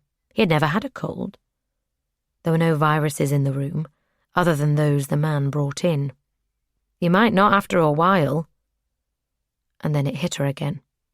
For a few seconds, she had forgotten what was coming, but it all rushed back. There would not be an after a while, not for Max. She felt dizzy. Her stomach clenched and her hands shook. She steadied herself against the bed, then fell to her knees. "Mummy!" Max's voice was alarmed. "Mummy!" "I'm fine," she said, the words little more than a gasp. "Just tired." He put his face close to hers, looking into her eyes. "Mummy!" "It's okay." She hugged him to her, holding him tightly. "Don't worry, Max. Mummy had a little turn, that's all. I'll be okay in a second." But she wouldn't.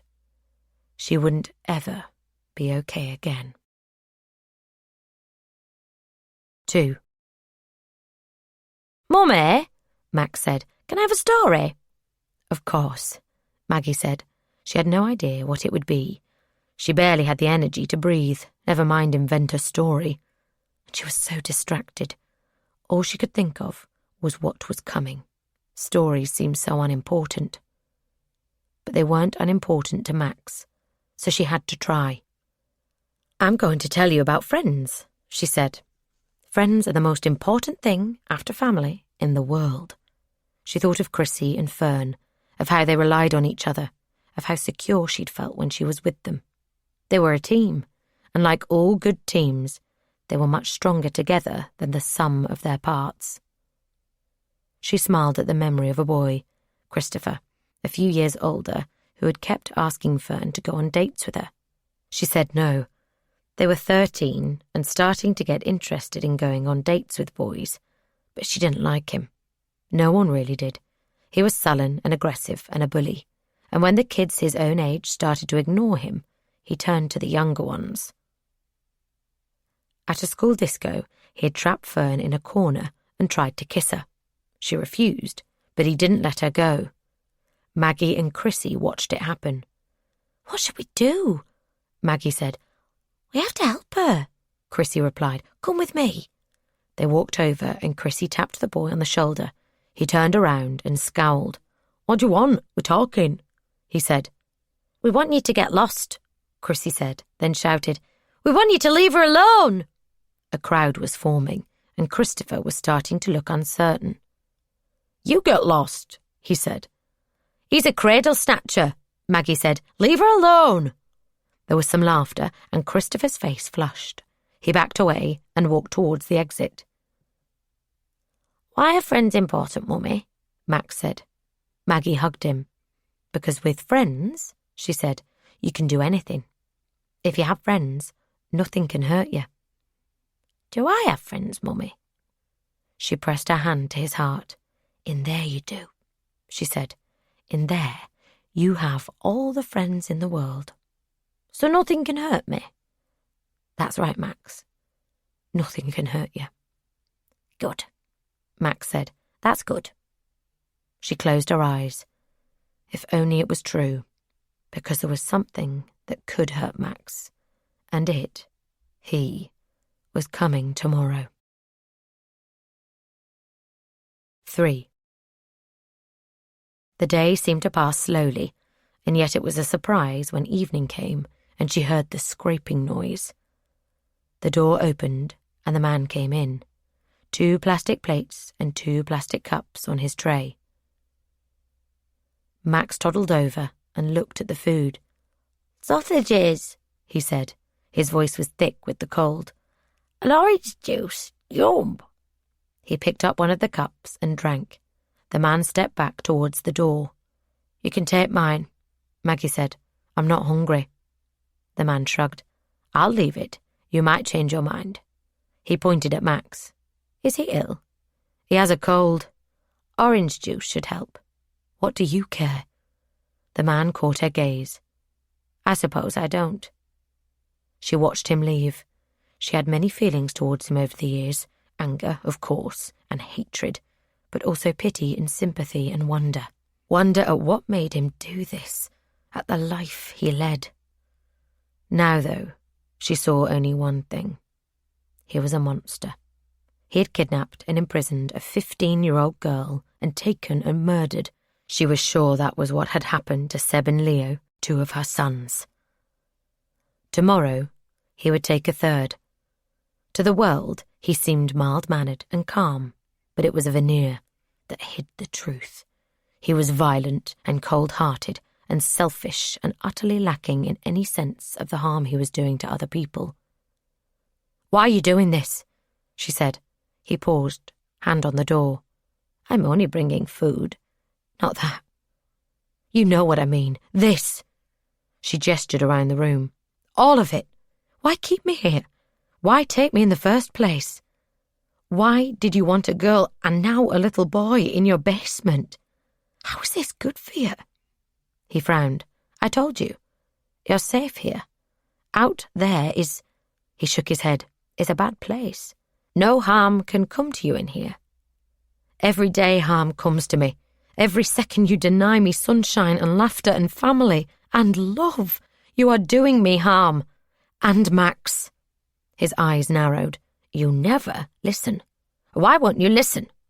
Sometimes I wish I'd not bothered with this. But then I remember. This is my duty. This is my burden." His voice rose. "I have to save at least one. I watched the girls. They start so innocent, so perfect, and then they change. They are corrupted by boys and alcohol and cigarettes. And I couldn't let that happen to you. I tried with your mum, but I let her slip away. She was so beautiful, so perfect, and I was sure that she felt the same way about me. But no, the world took her from me. I realized then that I would never get what I wanted, what I needed. People like me didn't get such perfect prizes, so I decided I would have to take it. It was too late, though." "Your mum was gone." He smiled, a lopsided, clownish smile. "But then I got the chance with you, and I was not going to miss it." "You haven't saved me," Maggie said. "You say I would have been corrupted, but you've done worse.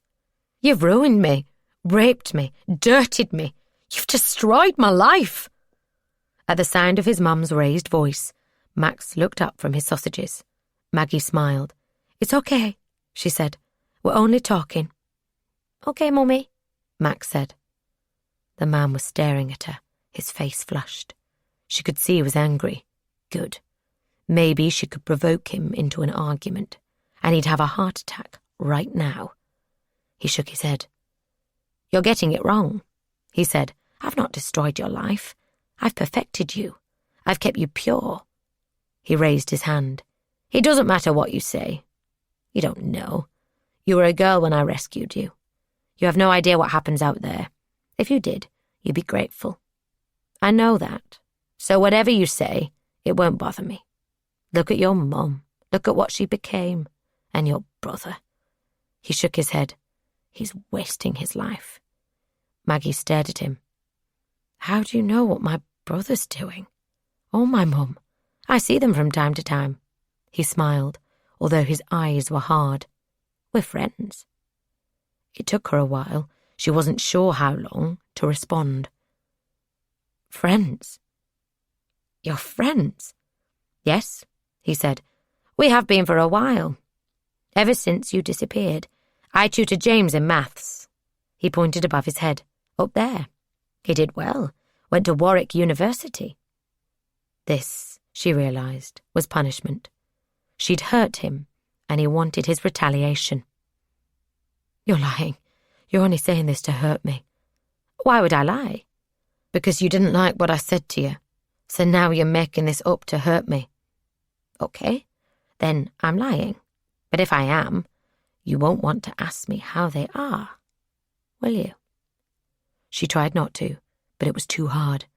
Eventually, she spoke. What did you mean?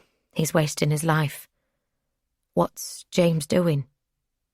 He's made some bad choices, very bad choices. I think it upsets your parents to see what he's made of his life.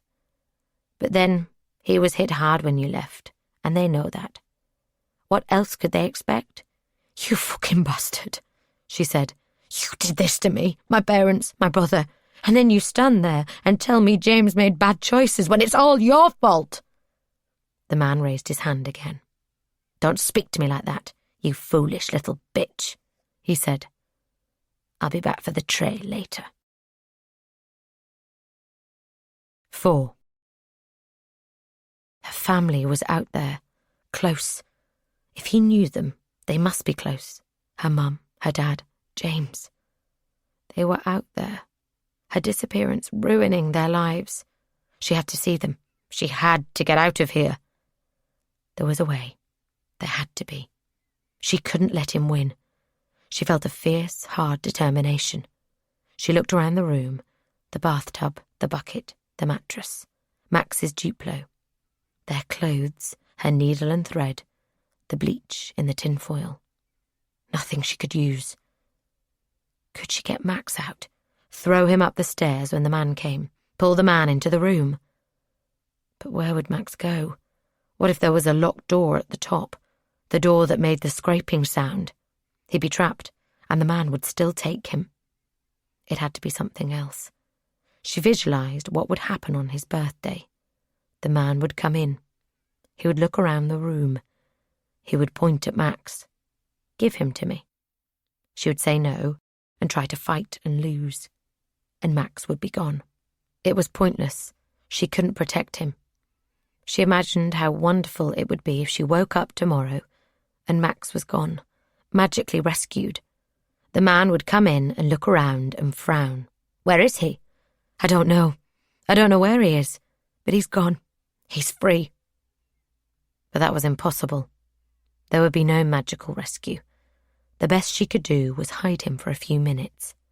She could put him in the bathtub, like the day before, when for a second she had not known where he was.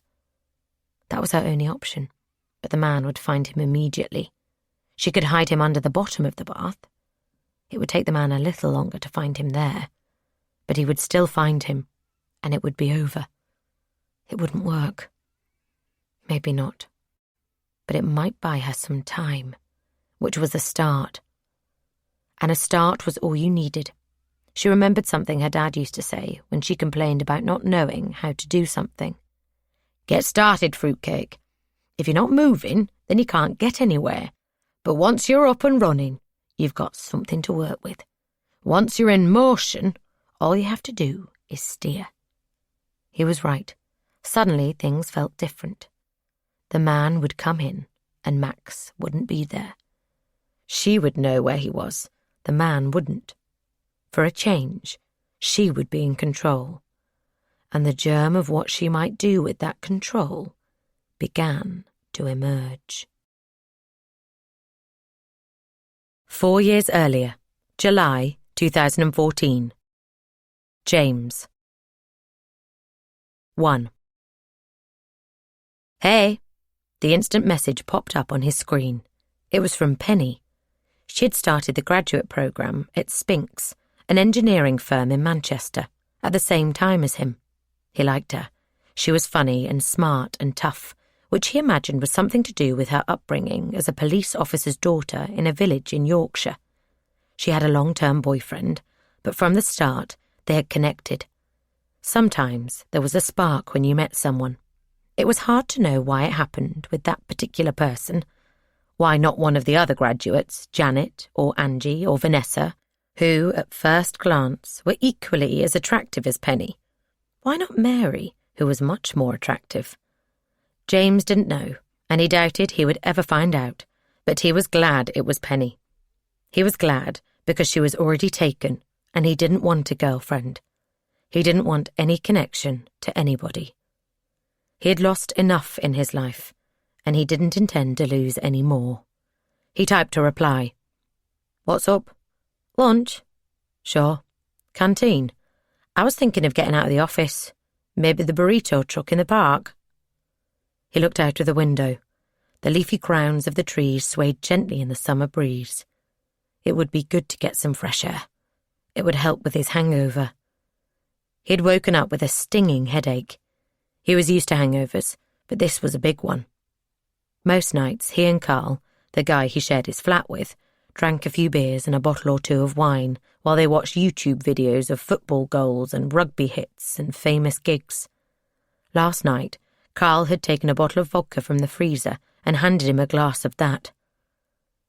Then there'd been some weed, and he'd woken up feeling like shit. Some fresh air and a walk away from his desk sounded good. "You're on. 5 minutes?" 2. Penny was standing by the revolving door, looking at her phone. She was wearing tight, dark jeans and a grey long-sleeve sweater with a V-neck. A pendant glittered at the base of her throat. James imagined what it would feel like to kiss her neck. She saw him and smiled, and they walked out of the revolving door. Outside, James tilted his face to the sky, enjoying the warmth of the sun. "Happy Friday," she said. He noticed her eyes were puffy and red. "You have plans for the weekend?" He shrugged. "Pub with Carl tonight, probably. Then I'm not sure. The usual. Hanging around." "You and Bryn doing anything fun?" Her eyes caught his. "Not this weekend. We're split up." "What? What happened?" "It's been coming for a while." "Really? I thought you guys have been together for ages." She nodded. "We have. That's part of the problem. Bryn's a lovely guy, but he's a bit clingy. He wants to settle down, have kids. His parents are married at 19, so 23 for him is high time to tie the knot. But I'm not ready, not even close. You don't have to split up. You could agree to wait. That's the problem. The more we talked about marriage and kids, the more I realised I couldn't picture it. I couldn't see us as parents together. When I tried, it felt wrong. I've been thinking of breaking up with him for the last 6 months. Last night he brought it up again, and I kind of came out with it." "What did you say?" "I said I didn't want to marry him any time soon." He said, "Well then, when?" And I said, "I don't think ever." He said, "In that case, let's break up for good." I think he was calling my bluff, but I agreed, and that was that. It was a rough night. I'll bet. He slept on the couch, but our flat is tiny, and you can hear everything. I was up all night listening to him crying. I was glad when he left for work. He went early at like 5 a.m. I felt awful. "Sorry to hear it." "Don't be. It's for the best." They reached the burrito van. James looked at the menu. Penny didn't bother. "Could I have a beef burrito?" she said. "Extra chili." "You got it, love," the man said. "And you, mate?" "I'll have the same," James said. They waited for their food and walked to a bench. "Where are you going to live?" he said.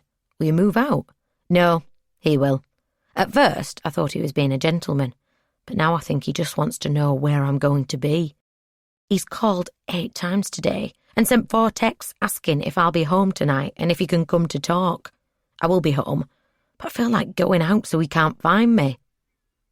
"Not taking it well, then." "You could say that." "Well," James said, "at least you did it." "Yeah, it feels good. I feel good. I'm sorry for him, but better now than later." "For you, he'd probably prefer to postpone the inevitable." She lifted the burrito and took a bite. It left a smear of chili sauce on her bottom lip.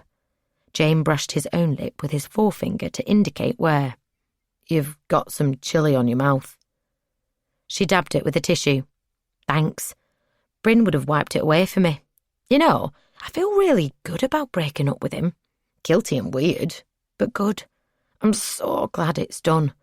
It's strange. I thought about breaking up with him for ages, but I kept coming up with reasons why not. He wasn't that bad. We had a lot of history that it was a shame to throw away. But now I can't believe I waited this long. I have no regrets at all. It's like I came out of a long, dark tunnel and I have no intention of going back. You know what I mean?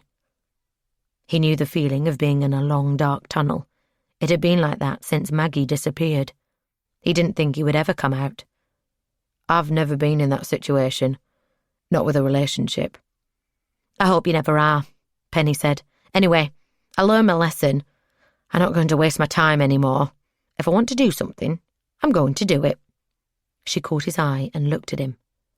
So, how about a date this weekend? Saturday or tonight? Give me somewhere to be. He looked away. He felt a mounting panic. He liked Penny, more than liked. He was very attracted to her.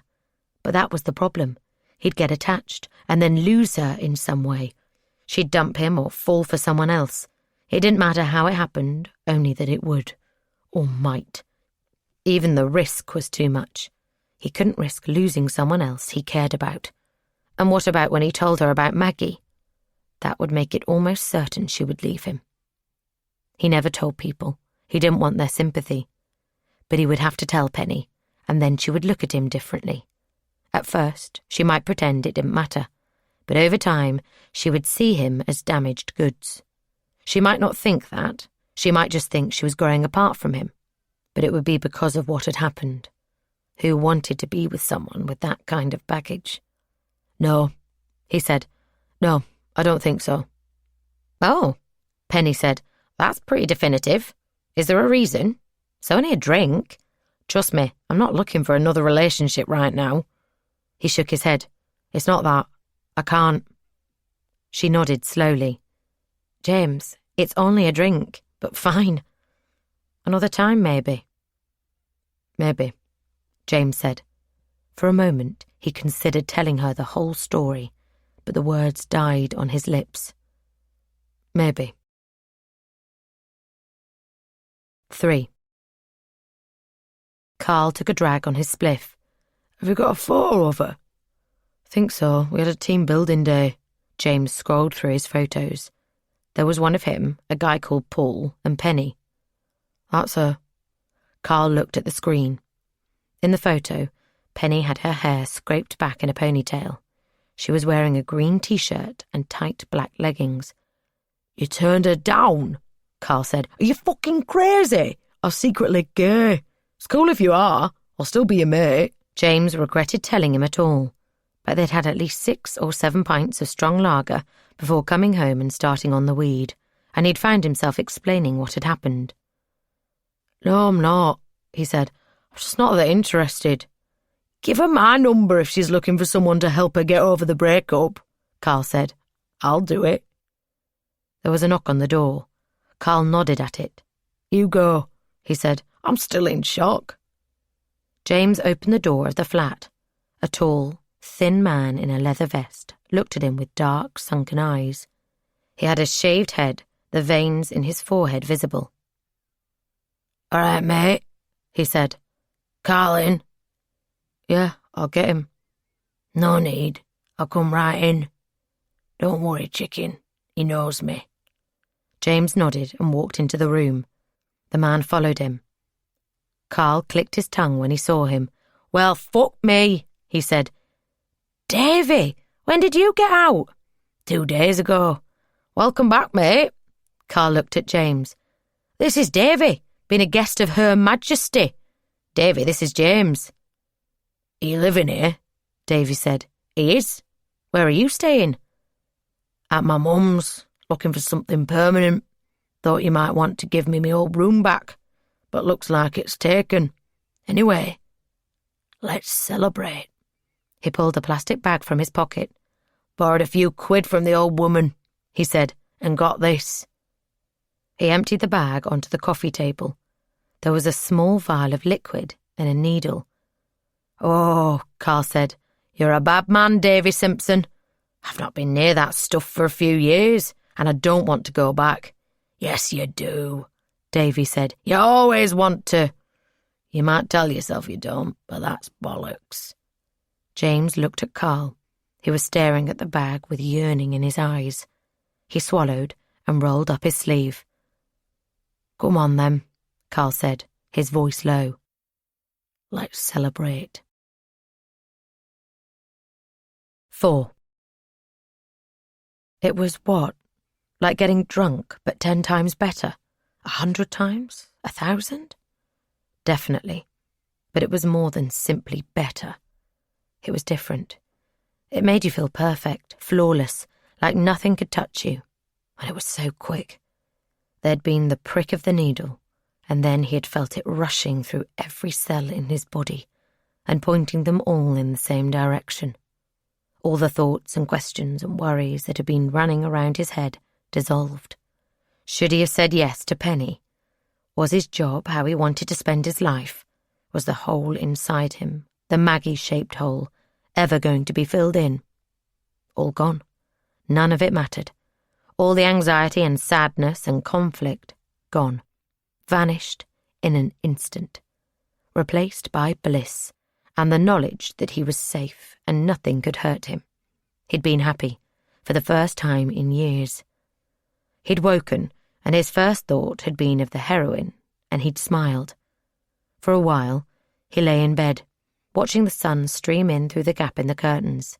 It was a lovely summer day. He could go for a walk, head up to the countryside, maybe hike up Kinder Scout and look down on Manchester below.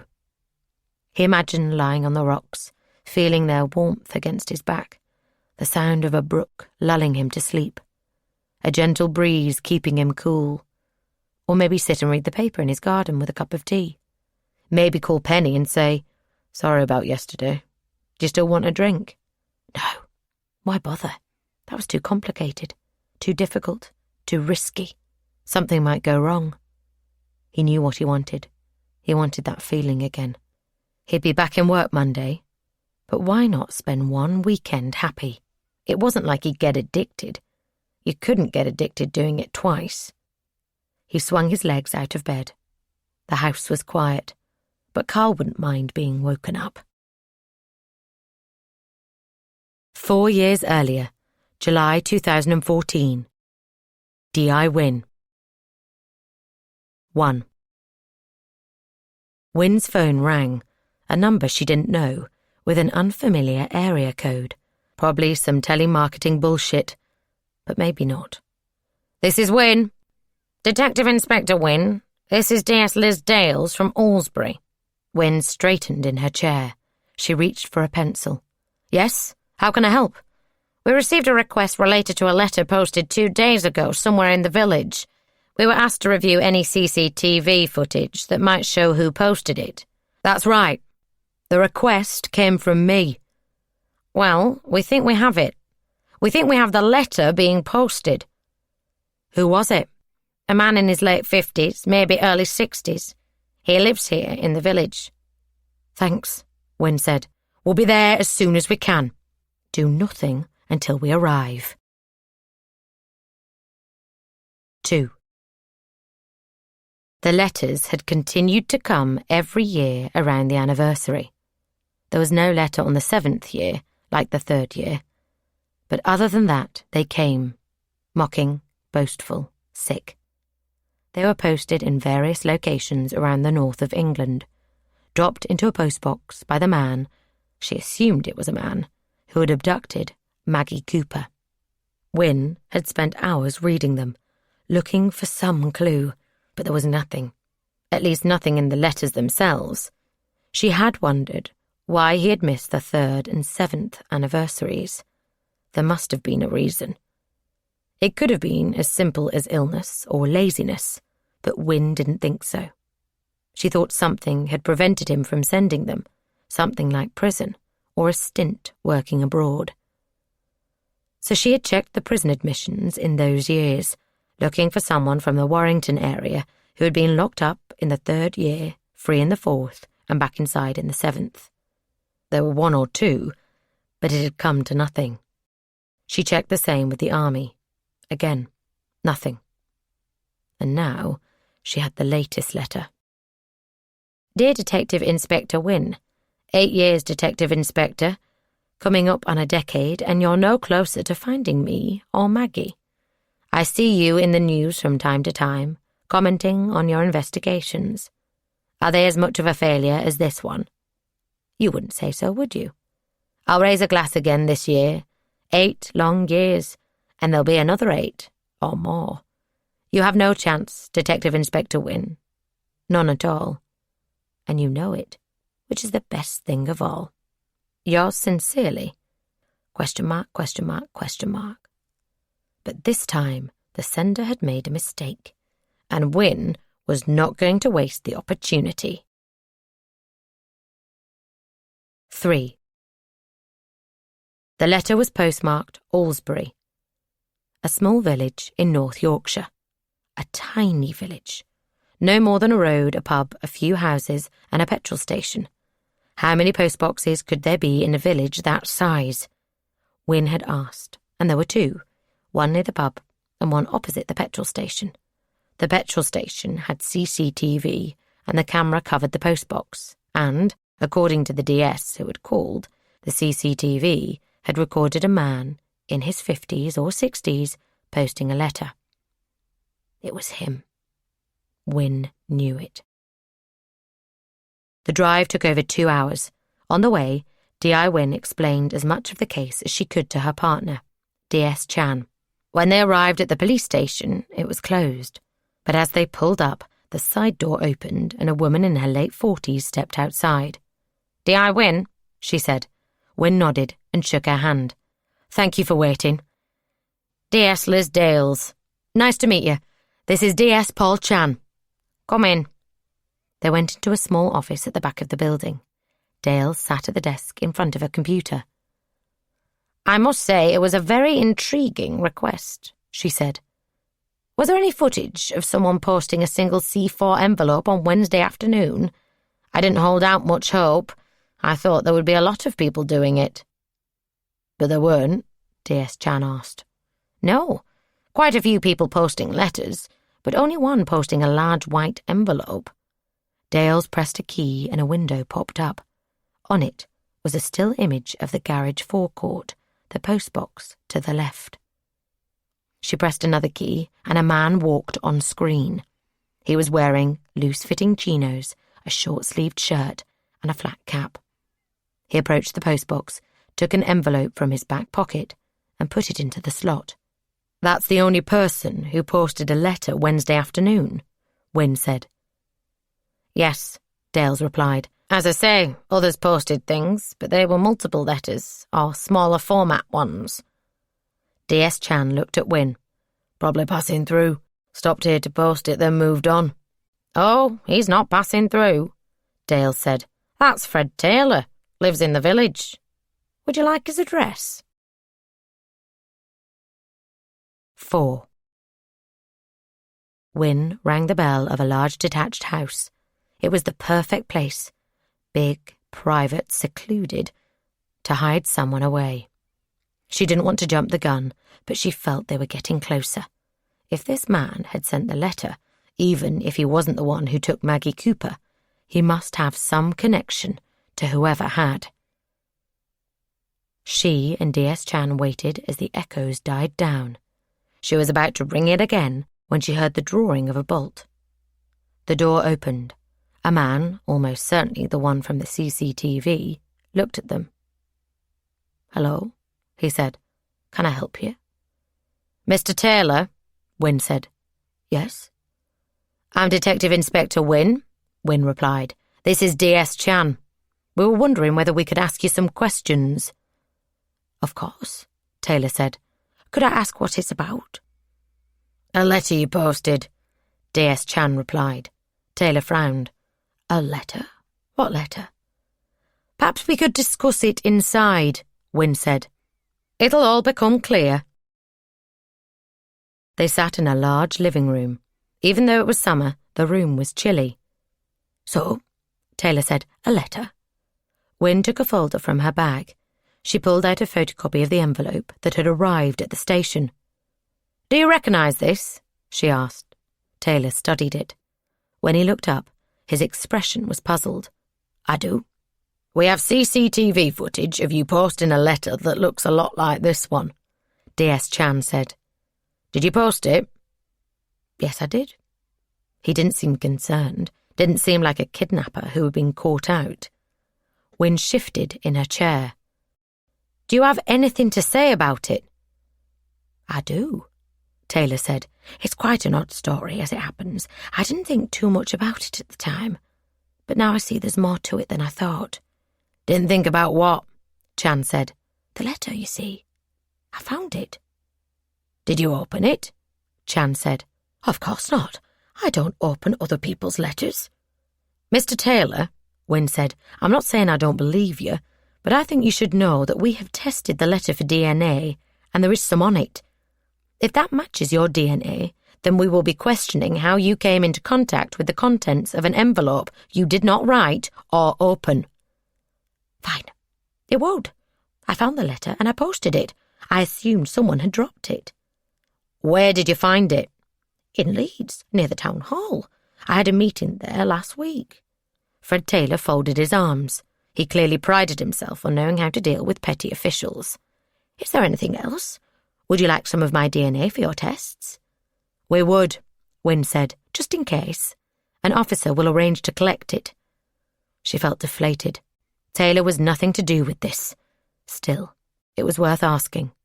"Mr. Taylor, does the name Maggie Cooper mean anything to you?" Taylor thought for a second. "It rings a bell."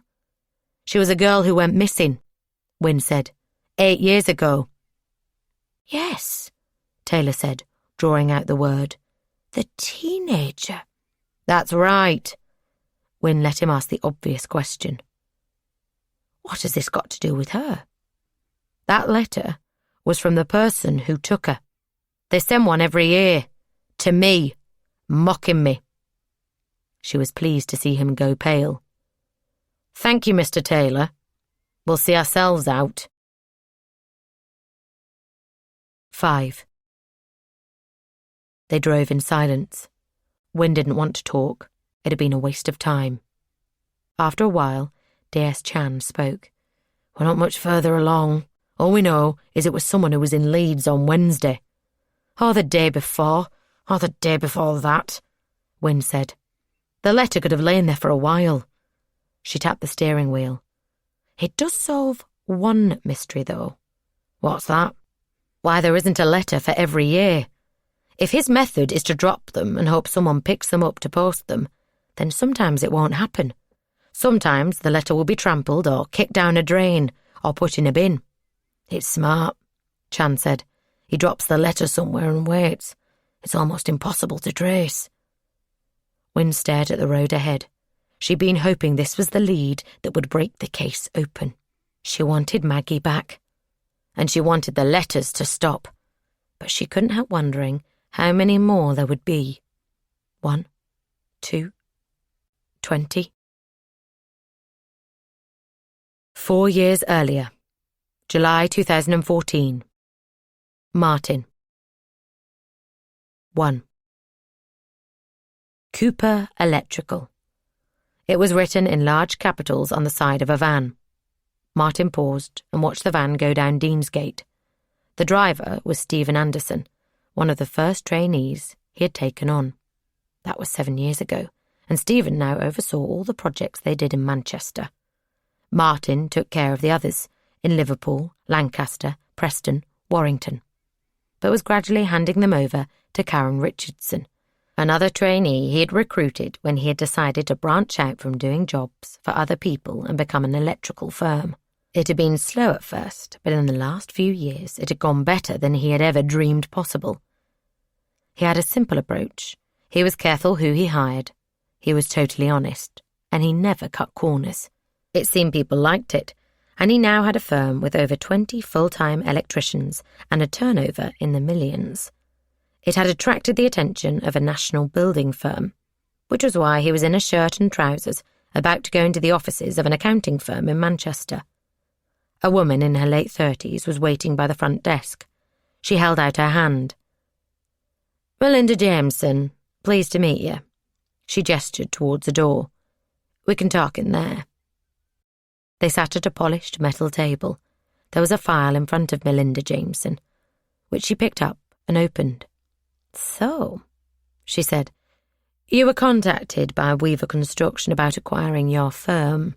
I understand you would like to discuss having us represent you in this transaction. Yes, Martin said. I have a lawyer, and he gave me your name. Who was that, if you don't mind me asking? Peter Sidwell. She nodded. I know him well. Will he be handling the legal side? He will. Then I'd say you're in safe hands. She opened the folder. Shall we review the offer Weaver made? The offer was to buy Cooper Electrical for £3 million. Martin enjoyed what he did and didn't particularly want to sell. But it was a lot of money. He didn't know how it could be worth so much, but when they had contacted him, they had talked about revenue multiples and brand scalability and a bunch of other stuff he didn't fully understand or care about. The problem was that work, the constant hustling for new jobs and hiring new people and visiting new sites, was what kept him sane. It gave him the sense he was moving forward. At night, he would still wake up suddenly and completely and think, she's gone. My little girl is gone. And then he would lie awake and imagine her working alongside him and wonder what kind of a person she would have become, who she would have married, the grandchildren she might have given him and Sandra, and the sense of loss and grief would be as strong as ever.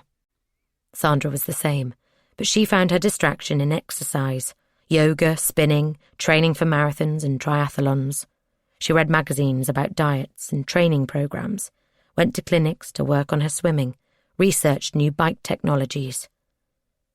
She was in remission from cancer and focused on living life to the full.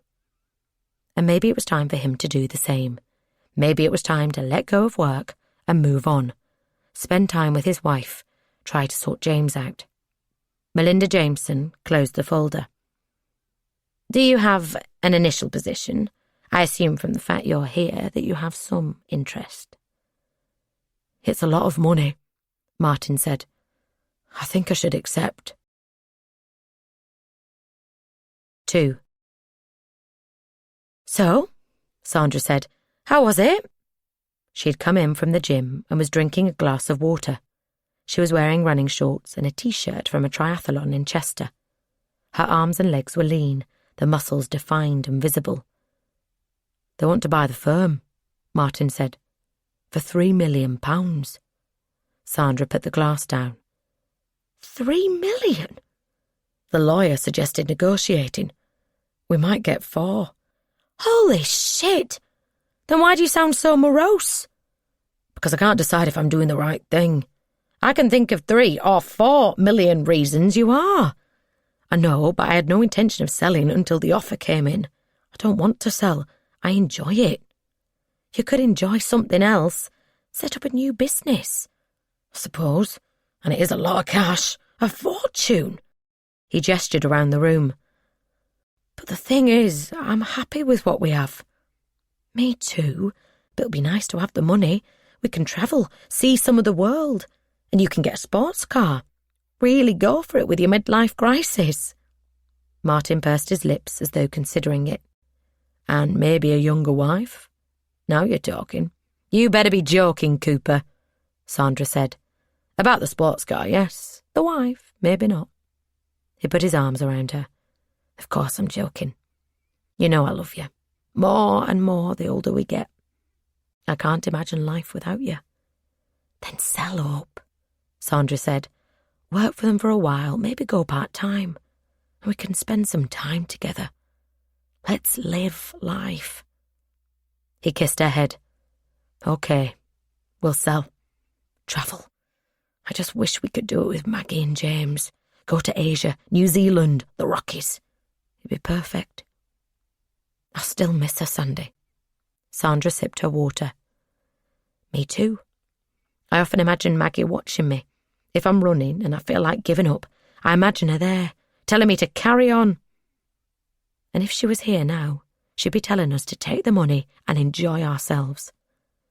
I think you're right, Martin said. That's what she would say. But I'd give every one of those £3 million and more for one chance to hug her again. 4 years earlier, July 2014. Maggie. 1. Leo was a slow waker. She watched him every day. He slept later than her, unlike Seb, who had been her alarm clock. So she was used to watching his body start to jerk and move, his feet kick and his lips twitch, his eyes open and focus as a new day began. Today he was 3. She'd been thinking about it for weeks, the memory of Seb's 3rd birthday still an agonizing, raw wound. The only thing worse was the fear it might happen again. But it might not. "Happy birthday, Leo," she said. He looked at her for a while, then climbed off the bed. He was wearing his Batman underpants and a faded blue t-shirt. His legs, longer and leaner than Seb's, were bare. "I'm thirsty," he said. "Water." He was very different to his brother. Seb had smiled often, and for a toddler was very even-tempered. He rarely got upset, rarely flew off the handle. Leo, though, had tantrums. Maggie remembered the first one. After breakfast, she had asked if he wanted to hear a story. "No, Mummy."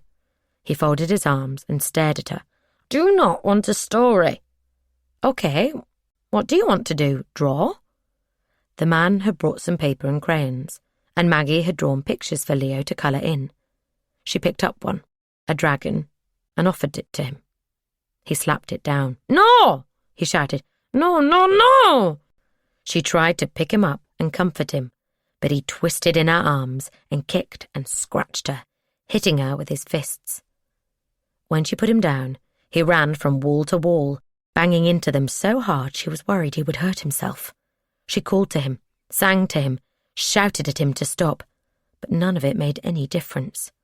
While it lasted, he was totally unreachable. Eventually, like a storm, it faded. She picked him up and held him for a long time. He said nothing. He lay motionless, eyes closed, in her lap. It had happened a few times since. She wondered whether it was something she was doing, but she couldn't think what. She never shouted at him. There was enough misery in here without her adding to it, and constantly told him how much she loved him. It was simply his temperament. Same mum, same situation, 2 totally different children, and she loved them both the same. For different things and in different ways, but she loved them with the same terrifying intensity. Leo frowned. "I'm thirsty," he said again. Maggie reached for the jug and poured some water into one of the plastic cups. She handed it to Leo, and he drank it. "So," she said, "my little boy's 3 years old. I can't believe it. You're growing up so fast." She didn't have a present. With Seb, she had begged the man for something to give him. He'd given nothing. Instead, he'd taken him away. She'd often wondered if her begging had brought it about in some way. For a time, she'd been sure it had, and the guilt had tortured her. Maybe, if she kept quiet, he would not have even known it was Seb's birthday. So this time, she said nothing. In the last few weeks, she had acted as though everything was normal. The man came with breakfast and dinner. Sometimes he came in his blue bathrobe, and sometimes he left her alone. She never mentioned Leo's birthday. He never mentioned Leo's birthday. And she thought, maybe, hopefully, that he had forgotten. And if having no present for her son was the price of that, well, it was a price she would happily pay. And when she got out of here, she would make it up to Leo with all the presents money could buy. 2. She heard the scraping noise. She beckoned to Leo, and he came and sat on her lap. The door opened, and the man came in. He put a tray on the floor, 2 bowls of cornflakes, a new jug of water. He gestured at the old one. "Leave that by the door later," he said. Maggie watched him, waiting for him to say, "Happy birthday, Leo," or "Give him to me."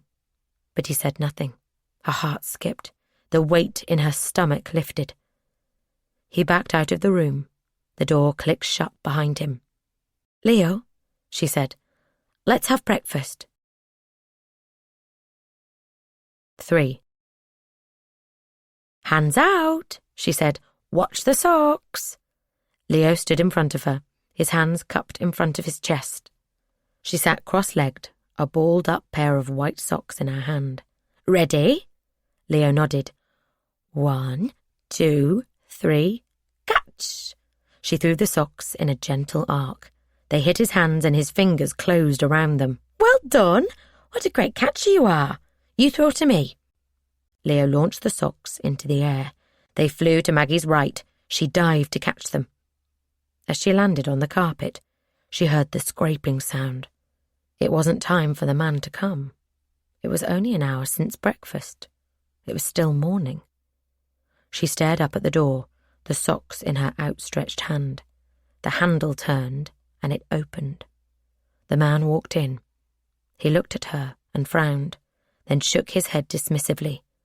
His hands hung by his side. They were empty. He was not bringing food or cleaning equipment or anything that explained why he was here. He pointed at Leo. "Come here, Leo," he said. Maggie sprang upright and grabbed Leo's hands. She pulled him tight to her. "No," she said. "He's not going with you." The man's face was expressionless. "Give him to me." "No." She backed up and climbed onto the bed. "He's staying with me."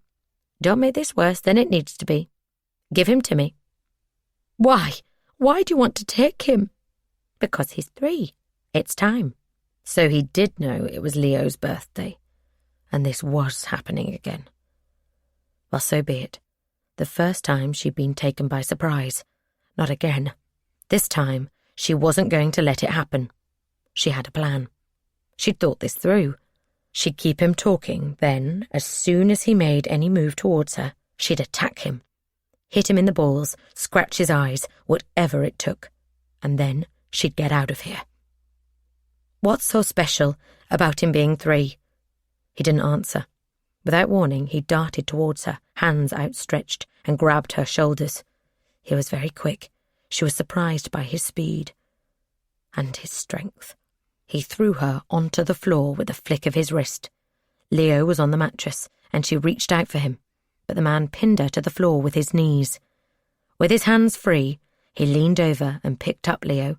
"No!" Leo screamed, his face red. "No, no, no!"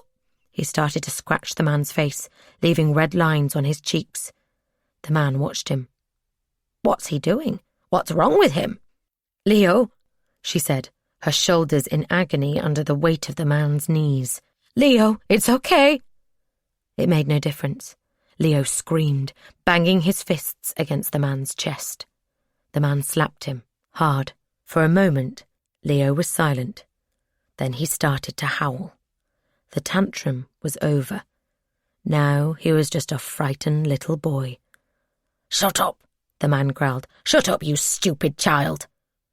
Maggie was about to tell him to leave Leo alone when the man threw Leo onto the mattress. He clamped a hand over her mouth and pinched her nose, hard.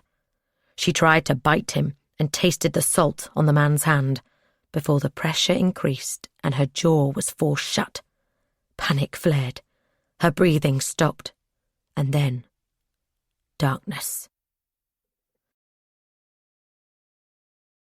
4 years earlier, July 2014. Sandra. 1. Sandra slipped her hand into Martin's. His fingers squeezed hers. Then he let go and put his arm around her waist. They walked in silence for a while. The air was warm, although the sun struggled to make it through the thick branches of the trees overhead. The path through the trees, one of many in Delamere Forest, was dusty and firm. In the spring and autumn, and summer too, the forest paths could be muddy. But it had not rained much, and all the paths were dry, even the one they had taken, which went deep into the trees. Some of the paths were for horses and bikes and were busy. She and Martin preferred the narrower, less well-trodden ones. Martin let go of her waist. "Do you want to eat?" he said. "I packed sandwiches. Or drink? I made a flask of tea." Sandra wasn't hungry. She'd not had much of an appetite for a while, but she nodded. "Sure." She pointed to a fallen tree trunk a yard or so off the path. "We can sit there." They sat on the rough bark. Martin opened his rucksack and pulled out a large Stanley flask and 2 tin mugs.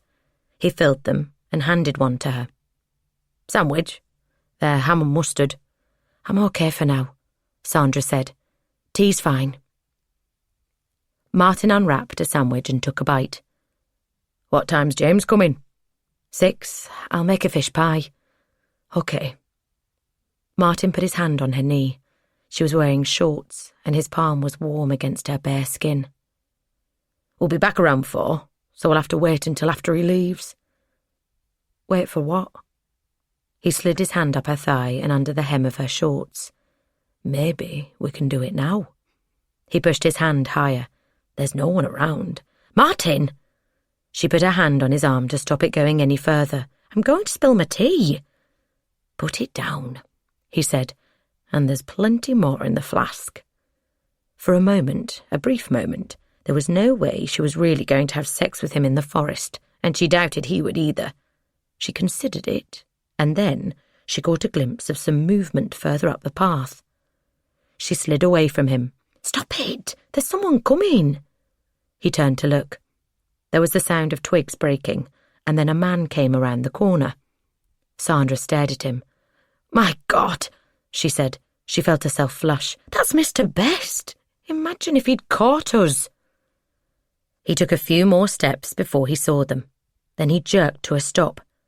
He was carrying a large rucksack and was pale and out of breath. "Oh," he said. "Sandra? Martin?" He blinked a few times, looking around. He seemed on edge, almost startled. "What are you doing here?" "Same as you," Martin said. "Out for a walk." "Yes," he said. "Out for a walk. That's right." "How are you?" Sandra said. She stood up. "It's been a while since we saw you last." "I'm well." He hefted the rucksack. "Although I've been a little under the weather recently. You probably don't want to get too close." "I'm sure it's okay," Sandra said. "You look fine." "I don't know. I'm feeling a little warm. A little dizzy." "Probably that big bag you're carrying," Martin said. "Do you want me to take it? We can accompany you back to your car." No, Bess said. He shook his head. "It'll ruin your walk. I wouldn't dream of it." "It's no problem." Martin got to his feet. "Here, I'll take it." Bess took a step backwards. "Please, no. I'll be fine." "If you're sure," Martin said, "but we're more than happy to help." "That's very kind, but you needn't worry." Bess took a mobile phone from his pocket. It was an old flip phone. Sandra hadn't seen one for a while. "I've got this. If I need to, I can call someone." He started to walk away from them. "Anyway, it was lovely to see you. Enjoy your day out." Sandra watched him walk away. "I feel for him," she said. "Living alone. You can see it." "What do you mean?" "I don't think he's taking care of himself." "In what way?" "Did you see his hands?" Martin shook his head. "What about them?" "They were filthy. Dirt under the fingernails, and his trousers looked like they needed washing. They had mud on the knees and the hems." Martin shrugged. "Maybe he'd been foraging in the forest. Looking for mushrooms or digging up roots. That might be what he had in his bag." "I don't know," Sandra said, "but he's getting older, and he needs someone to look out for him, and he was so good to me when I was ill. I'll go round and see him. Take a look at his house. We need to take care of him." "Sure," Martin said. "It's very neighbourly of you." He leaned forward and kissed her on the lips. "And don't think I've forgotten what we were talking about." She returned the kiss, then put her hand on his lower back and pulled him against her. "I won't forget," she said. "I'll be looking forward to it." 2. Sandra glanced at her watch. On the countertop, the fish pie she'd made was cooling. It was James's favourite, had been since he was young. So when she had texted to say we're selling the business, come over to celebrate, she'd followed it up with "I'll make fish pie, see you at 6. "Yum," he replied. "See you there." Now, though, it was 6:30 and he wasn't here. She picked up her phone. "Are you coming?" She half expected a text saying, "Sorry, I went to the pub and lost track of time." Maybe save me some pie for tomorrow. Which would have been fine. She understood he didn't want to waste his Saturday night with his parents. But he had said he was coming, and she had made a meal, and it would have been nice for him to let her know if his plans had changed. And She stopped herself. She could hear the hectoring tone in her thoughts. If he wasn't coming, he wasn't coming. It didn't matter. Let him have fun. One thing she'd learned from Maggie's disappearance was that life was too short to get upset about stuff like your 22-year-old son not showing up for the dinner you made. What mattered was that he was happy. Or as happy as he could be. When Maggie went, it wasn't only her they lost. For a while, James had disappeared. He'd become someone different, quieter, more thoughtful, wounded. She wasn't sure he'd ever fully recovered. She discussed it with her therapist, who had told her that he probably was changed forever. But that wasn't necessarily a bad thing. Everything changed us, one way or another. Everything left its mark. Everyone had to deal with grief and loss and pain. So yes, maybe he wasn't fully recovered, but that was who he was now, and the best he and her and Martin could do was to help him be the best version of that person he could be. Which was probably right in theory. In practice, though, not everyone did go through the same things. Not every teenage boy lost his sister in the way James had. Yes, we all had wounds, but his was deeper and more abiding, and it was still there. So Sandra wasn't going to waste time arguing with him about a missed dinner. "Hey, guess you're not coming. No problem. Maybe tomorrow, if you feel like it. Kiss, hug, Mum." She added the kiss, hug, Mum, so that he would know she was not upset with him. She and Martin could eat together. She took out 2 plates, a bottle of white wine, and headed for the kitchen table. "No James?" Martin asked as he sat down. "He said he was coming. I texted him, but he didn't reply." There was a long pause. Since Maggie, any time James was unavailable or didn't reply or was missing in any way, however innocent, there was a moment when the panic and terror of her disappearance was right in front of them again. "I'm sure he's okay," Martin said. "Probably in the pub." Sandra spooned some of the fish pie onto Martin's plate. He glanced at his phone. "What time was James supposed to be here?" 6. "I'm going to give him a call. Check what he's doing. Don't make him feel bad. It's not a problem if he doesn't want to come." "I won't. But I'd like to know where he is. Just in case." 4 years earlier, July 2014. James. 1. "I'm not sure about this," James said. "We might get caught." He didn't really want to do it at all. It seemed unfair. But that wasn't something he thought Davo and Carl would care about. Getting caught, though, might be. Davo sniffed. He had a permanent cold, his nose constantly running. "It'll be easy money," he said. "Don't worry. Carl'll look out for anyone coming while me and you get it done." The plan was to mug a window cleaner Davo had noticed. He had seen him working and come to the conclusion that it would be simple to relieve him of his takings. He'd be in the back garden of some big house, hidden away at the end of the day when no one was in, walking around with a load of cash in his pocket. He was also in his late 60s and about 5'6", so he wouldn't put up much of a fight. Davo grabbed his elbow. His grip was stronger than James expected, given how thin he was. "Come on," he said. "Let's go." They were standing on a quiet road opposite a large detached house. The window cleaner was working around the back. Davo tugged him towards the driveway. "Go on," Carl said. "I'll keep an eye out. You hear me whistle and you leg it, okay?" James followed Davo around the side of the house. There was a gate, but it was unlocked. Davo shook his head. "People make it easy for you. They really do," he whispered. "They deserve whatever they get." He walked slowly along the length of the wall, then peeked around the corner. He looked at James and gave a thumbs up, then beckoned him to follow. They stepped out onto a wide patio. The window cleaner was working on the patio doors, his back to them. They watched as he slowed. He looked at their reflections in the window and turned to them. "All right, lads," he said. He had neat grey hair and glasses and small, precise features. "All right," Davo said. "You can make this easy or hard, mate. I know you've got money, so hand it over." "I haven't," the window cleaner said. He was calm. "I've got about 40 quid on me. It's not worth it." "You've got more than that," Davo said. "You must have. You've been at it all day." The window cleaner laughed. "I don't get cash, mate. This is the 21st century. I use apps. You think I want to walk around with a load of cash when there's scum like you about? So why don't we call this a day? You leave me to my job and get on with your life. And no hard feelings?" Davo shook his head. "We'll take the 40 quid, he said, "and whatever else you're hiding." He took a step towards the window cleaner. "Hand it over."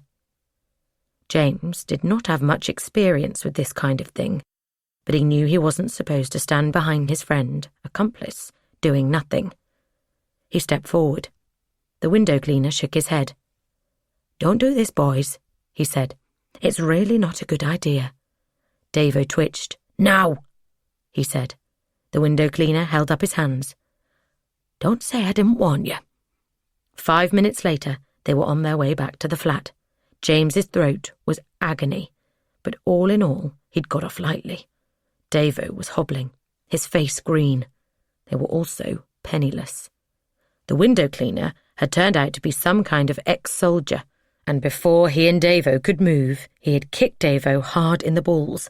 It had made a kind of crunching sound that James could still hear, and then elbowed James in the throat.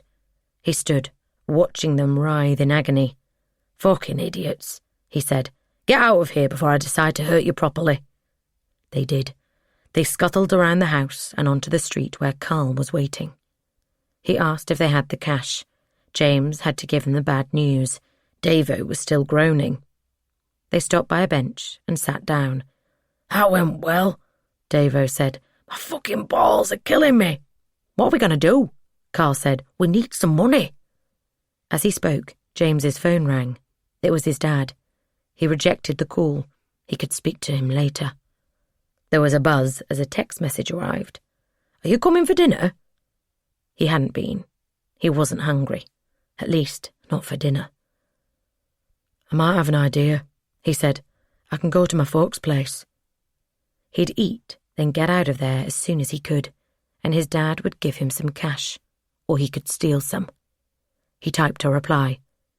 "Yes, on my way." 4 years earlier, July 2014. Maggie, 1. Maggie woke up. She opened her eyes, but the room was pitch dark. Her mouth was dry. She tried to swallow, but there was no saliva. Her nose ached. She lifted her hand and felt it gingerly. It was swollen and sore to the touch, where the man had grabbed her and suffocated her into unconsciousness. Before, he had taken Leo. "Leo!" she shouted, her voice comically nasal. "Leo!" There was no reply. She felt around her on the bed, her hands reaching in vain for his warm, sleeping body, then rolled onto the floor.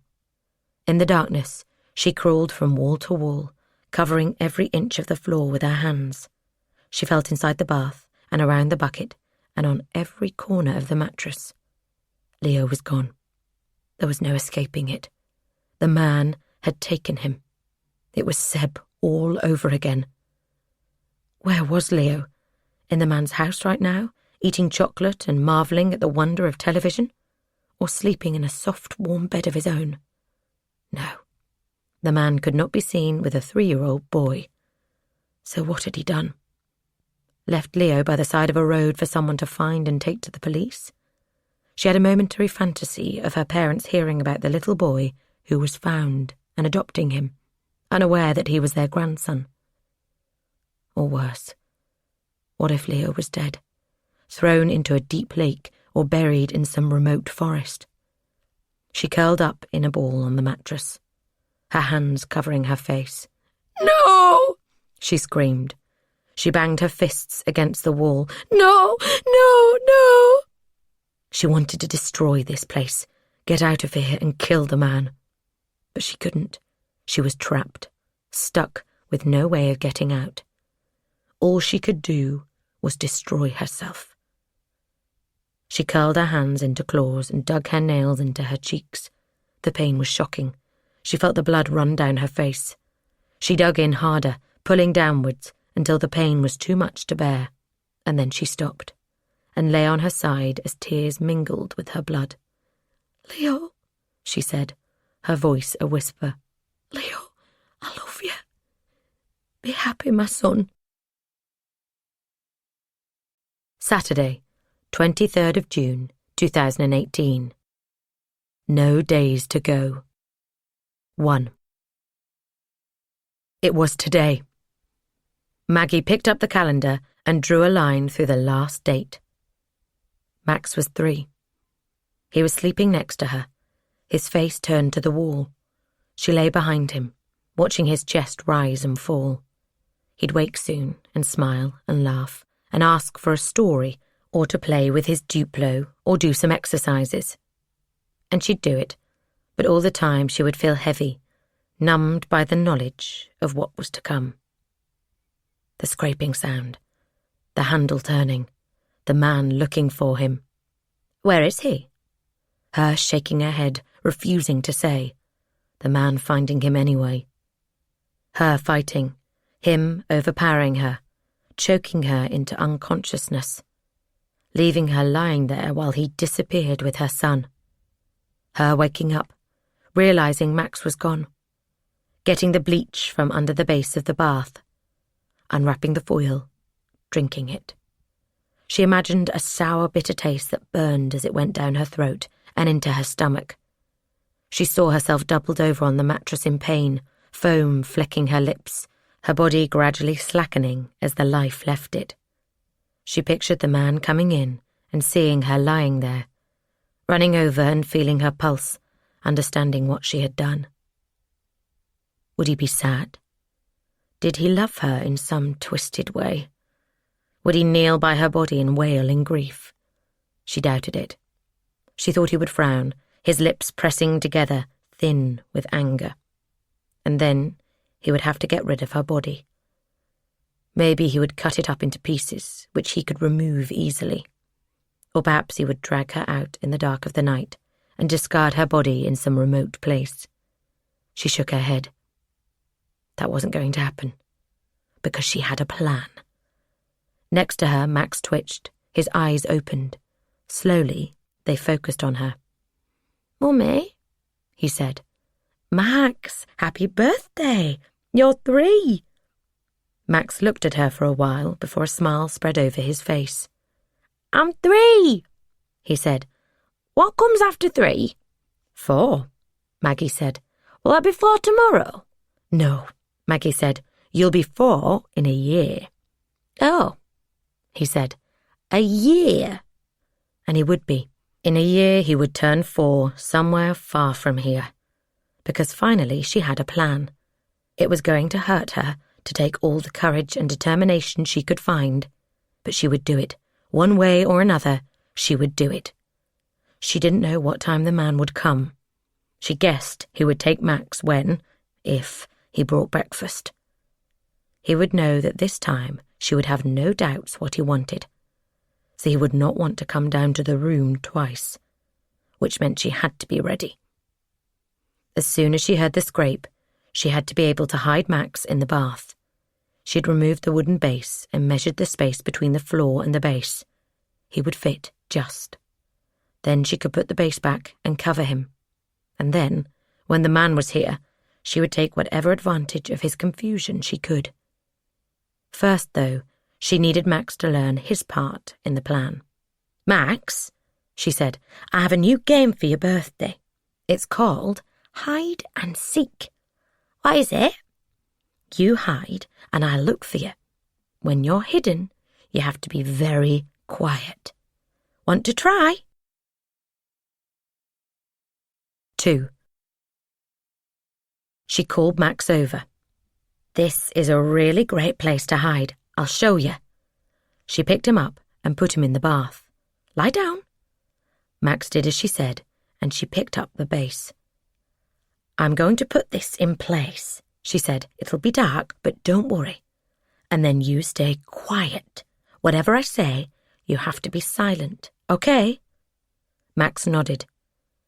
Maggie lay the bass on top of him. A cursory glance would have shown it to be out of place, but it was something. The man would have to walk over to the bath to look, and maybe that would be an opportunity for her. For what, she didn't know, but for something. "Are you okay?" she said. There was no reply. Good. He knew to be quiet. It was ironic, but one of the results of living in the room was that Max was not scared of the dark. As a small girl, she'd been terrified of sleeping without a light on in her room. If she ever woke up in darkness, she would scream until her mum or dad came to her room and turned on a light. Max had no such luxury. If the man switched off the light, the room was pitch black until he switched it on again. "Max," she put on a deep voice, imitating the man. "This is the man speaking. Are you there?" Max did not reply. She stomped around the room. "Where are you, Max? I need to talk to you." Still no reply. "Max!" She spoke louder, putting a threatening tone into her voice. "You'd better come out now, or there'll be big trouble. Do you hear me?" There was a long silence. After a few minutes had passed, she walked to the bath and lifted out the bass. Max grinned up at her. "Was it good?" She lifted him out and hugged him. A phrase her dad used to say when she was very young came to her. "Good as gold," she said. "You were good as gold." 3. Maggie clicked a square red Duplo into place. "There," she said, "a Duplo birthday cake. Let's sing you a song." She sang Happy Birthday. Max watched her grinning, and she forced herself to smile back, but it was nearly impossible. She was too on edge, waiting for the scrape that would announce the man's arrival. Tears came to her eyes, and she reached for her son. He laughed and jumped away, but she beckoned, both hands outstretched. "I need a cuddle, Max." She was sitting cross-legged, and she got to her knees to reach for him. There was a sudden, sharp pain in her calf. "Ow!" she said. "What is that?" She felt under her leg and pulled out a yellow Duplo. It was upside down, and the edge had dug into her flesh. "Mummy, are you okay?" "I'm fine. These things are really hard, Max." She ran her finger along the plastic. "It's a good job it's not sharper." And then she looked at him. "Max," she said. "Max, my beautiful, beautiful boy. I think I may have an idea." Saturday, 23rd of June, 2018. James, 1. James woke up slowly. He lay on his back, looking up at the ceiling. It was stained with water damage. His eyes traced the patterns, and he imagined the water dripping through into the room. He licked his lips. Fuck, he was thirsty. He sat up on his mattress. He'd had a bed, but at some point it had gone, probably sold, and got to his feet. There was a bolt of pain in his ankle. "Shit," he muttered. "What the fuck was that?" He looked down at his feet. His right ankle was swollen, a dark bruise running up the inside of his foot. He tried some weight on it, and the pain came again. When had that happened? It must have been last night. He must have fallen and twisted it. He wouldn't have felt it. Heroin had that effect. It blotted everything out. Everything. It made you feel as though you were hovering outside of the world, watching what was going on. Nothing was happening to you. You were merely an observer, a happy, blissed-out observer. But not now. Now his ankle throbbed with pain. He was still wearing the jeans, grey, loose around his thighs, the crotch stained with God knew what, and hooded top he had worn the night before. He was barefoot, though, Maybe he'd stripped off his socks after he'd buggered up his ankle. He limped into the living room. There was a rich, fetid smell, and he held his breath. He knew what it was. He'd smelled it often. Davo stayed over most nights, and often he'd shit himself. James thought it smelled worse than it should have, as though Davo was rotting from the inside. It wouldn't have been a surprise if he was. All he consumed were endless cups of tea and cigarettes, the occasional box of fried chicken, and as much narcotics, opiate pills, heroin, methadone, as he could lay his hands on. It was a diet he shared with James and Carl. James hobbled, the pain was getting worse, into the kitchen and poured a glass of water. The flat was cold. They'd not paid their gas bill for a few months, so there was no heating. He flicked on the kettle. They still had electricity, but it was only a matter of time before that was gone. Davo knew someone who worked at the electric company and had persuaded her to help out, but eventually she would not be able to put off the inevitable. He grabbed a tea bag and a mug and poured in the water. There was no milk, and when he sipped it, the hot liquid scalded the top of his mouth. It didn't matter. It had hurt for a while, but the drugs would take care of it later, if he could get some. Carl still had a job, washing vans for a friend he used to play football with. He didn't work much, but his friend didn't care. If he showed up for a few hours, there were always vans to be washed, and he could scrape together enough cash to buy what he needed. Davo didn't work, but he left the flat most days and came back with drugs he'd got from somewhere, stolen or begged. James never knew which, and never asked. James, though, he only had one source of cash. He felt in his back pocket and pulled out his phone. He would have sold it long ago, but he knew he needed it. He tapped out a message. "Want to meet up later?" His dad replied almost instantly. "Of course. How are you?" "Okay. Farmer's Arms in Padgate at 11. "How about a coffee instead? Costa in town. 11 is good." Whatever. He'd been hoping for a few beers to take the edge off, but coffee it was. "Sure. See you there." 2. His dad was sitting at a table when he arrived, 2 coffees in front of him. There was a sandwich next to one of them.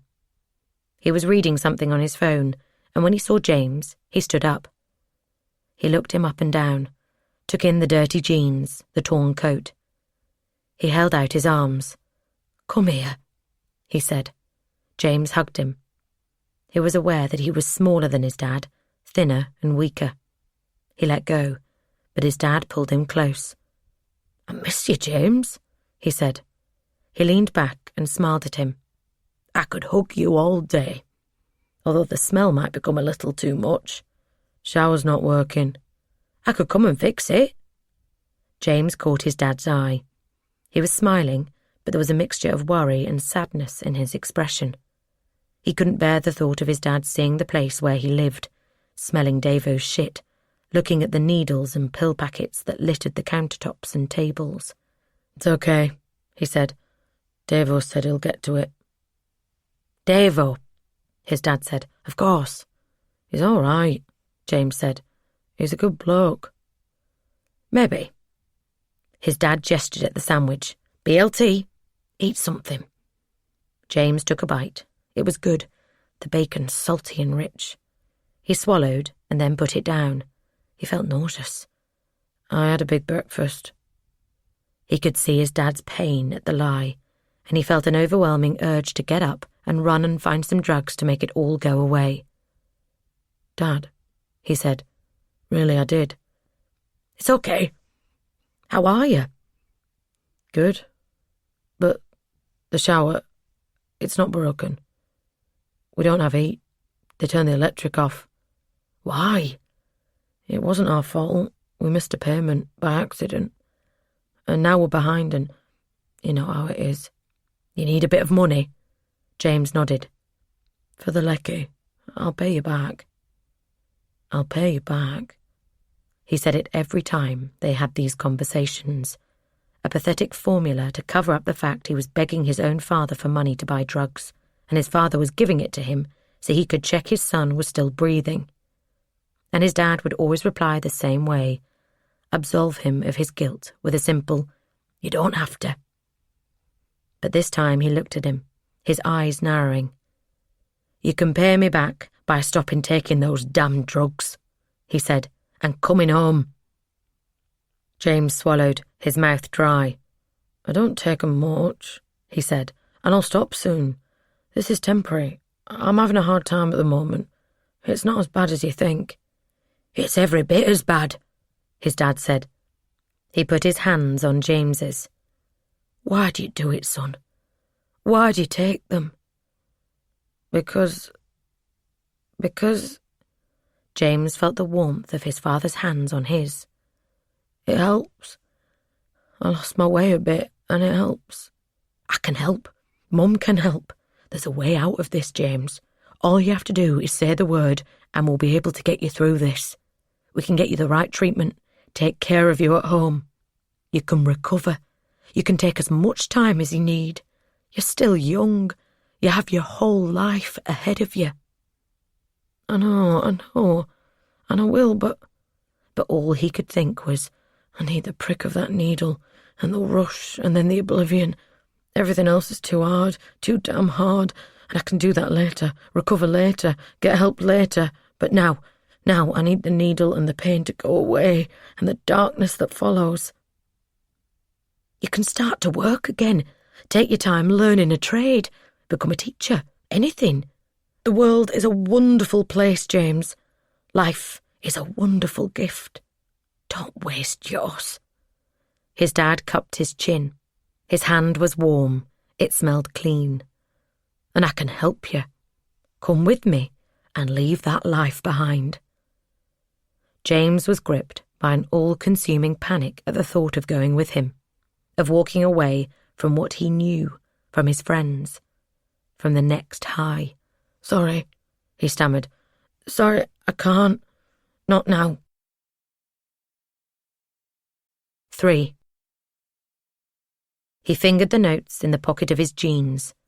10 20s, £200. It was what his dad normally gave him. They met about once a fortnight, and it was enough to get him through. And he needed it today. Needed it more than normal after the conversation with his dad. Life is a wonderful gift.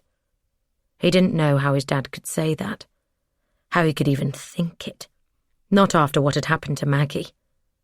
James thought about her every day. He had since she had gone. He had wondered where she was and what had happened to her, and in his head he saw her suffering violent and endless torture, heard her screams and cries for help, and was powerless to do anything. In his dreams, he rescued her. In the daytime, he endured her suffering. And his dad said, "Life is a wonderful gift." It wasn't. It was anything but. He'd made up his mind that his was over. In truth, it had been over for a while. There was nothing worth living for. Every day was such a fight. All he had was the drugs, and that was no life. He was going to get a massive dose, take it all, dissolve into a state of bliss. Mum and Dad would be sad, but it was better for them in the long run. He was worthless, a pathetic, useless excuse for a son who caused them nothing but trouble and pain. It was time to set them free. It was time to set himself free. The sense of relief now he had made the decision was overwhelming. He felt the notes in his pocket. £200, more than enough to buy what he needed. "Thanks, Dad," he thought. Martin. He didn't cry until he was back in his car. He would have preferred to wait until he got home, but the car was as far as he could make it. He'd walked through the town centre, eyes ahead, back straight, lips pressed together, holding his face as expressionless as he could, rehearsing what he would say if he bumped into someone he knew who wanted to stop for a chat. "Great to see you, but I'm late for a train. Sorry, have to run." No one had stopped him, and he was grateful to the universe for that small mercy. He wasn't sure he would have been able to get out even those few sentences without his words dissolving into tears. He sat behind in the front seat, hands gripping the steering wheel, and cried, loud and hard, his shoulders heaving with each fresh sob. His boy, his son, the baby he had held, was vanishing before his eyes. Maggie had gone quickly. James was slowly fading away. He'd been shocked to see him. His face was drawn, his eyes sunken and red. There was a grey pallor to his skin, and the smell. They'd been camping once in France, and in one corner of the campsite there was a stream that he discovered was effectively an open sewer. That was what James reminded him of. He didn't know why James was doing it, why Maggie had been taken, why he was being punished. What had he done to deserve this? Why him? He wiped the tears from his eyes. While he was with James, he'd wanted to stay calm, let him know he was loved and that his parents were there for him, whatever happened. What he wanted to do was grab his son and drag him home and lock him in his room until he was better. But he'd spoken to a bunch of different experts, and one thing was clear. James could only get better if he wanted to. It had to come from him. Martin could try to get him to see how desperate the situation was, stage an intervention of sorts, but it would only work if James wanted it to. That was the crux of it all. James had to want it to stop. He had to see the drugs as a problem and not a solution, and then they could start to get rid of them. But he was a long way from that. Martin had seen the hunger flash across his eyes when he suggested that James come with him. He had seen that, for now, his son's first love was the high he needed, and his recovery would have to wait. If it came, that was the worst of it, the uncertainty, the not knowing whether his son would survive, whether his son wanted to survive. And he could not go through it again. He could not lose a second child. When Maggie had gone, it was as though his world had ended. He had carefully pieced together a life, a career, a wife, a house, his kids, and then it had been taken from him. He had seen how flimsy it all was, and slowly he had put it back together again. It had been all he could manage to avoid doing what James was doing now. He had flirted with it. He had sat in the darkness alone with a bottle in his hand and stared into the abyss. But for whatever reason, and he took no credit, it was no more than dumb luck. He had pulled back from it. Maybe it was James. Maybe he knew his son needed him. Whatever it was, he had escaped it. Now James would have to do the same. And if it came to it, Martin would make him. He knew that by meeting his son and giving him money, he was simply enabling his addiction. But that was fine by him. The alternative was to refuse and leave him penniless. James would then have a choice, give up or fund his habit by other means. Means that would get him in more trouble, in an even deeper hole. No, it was better, far better, to see him every week or two, make sure he did not need to steal, try to get him to eat something, check he was still functioning. But the time was coming when Martin would have to find a way to get him out of his squalid flat and into a rehab facility. He wanted that to come from James. He wanted his son to be cured, whole again. He didn't want him forced into sobriety and fighting it every day of his life. But it might come to that, and soon. James had looked worse than he had ever seen him. He put his key in the ignition and started the car. He pulled out of the parking space. James's smell lingered on his clothes. He shook his head and picked up his phone. He searched for the number of the electric company. He'd call them and pay the bill. He knew James wouldn't use the money for that, and he wanted his son to have hot water. D.I. Wynne. The letter was on her desk when she arrived. She knew what it was immediately. Plain A4 envelope, printed address, her name on top. Detective Inspector Wynne. She left it there while she went to get some gloves and an evidence bag. She doubted there was any forensic evidence to be had, but it paid to take care. There'd be some DNA on the envelope belonging to whoever had picked it up and posted it. But that was no use. It was possible they would get a match. 2 years previously, they had matched the DNA to a woman who had been convicted of killing a swan in Lincoln. But all that told them was who had put the letter into the postal system, not who had written it. For a moment, she considered throwing it away. It was the last thing she needed. 3 days earlier, a local magistrate had come across the body of a woman in her late 20s who had been burned to death and then left in a field. It was the second such murder, and it seemed there might be some ritualistic element. The press were all over it. There was near hysteria in the town. She did not need any distractions. But she had no choice. She snapped on the gloves and picked it up. She slit the top and pulled out the letter. "Dear Detective Inspector Wynne, so it's been 12 years. You must be getting used to your failure by now. I notice you have another failure on your hands. Someone burning young women. It's awful. Good luck catching them. I suspect you'll need it, if your performance in finding Maggie Cooper is anything to go by. But I wish you well all the same. You might find it hard to believe, but I think it's appalling that someone is killing these poor girls. It's wanton destruction of beauty of a type I abhor. I also, in a strange way, want you to have some success. I've grown quite fond of you over the years, and I can see that it must be hard to have to live with a case like Maggie hanging over you. I suppose it's still open, which probably makes it even worse. You police like certainty. You like to stamp case closed on your files. Well, you can do that on this one. You might as well. You'll never find her. I've thought through all the ways you could, and they're all impossible. So good luck, Detective Inspector. As usual, I'll be raising a glass tonight. Yours sincerely, ? It was different in tone to the previous years, chatty, friendly almost. Was that because it had been more than a decade, or was he simply getting complacent? And as a result, careless. And that Maggie, it was so familiar, like he knew her, like she was there, still alive. Wynne read it again slowly. One sentence stood out.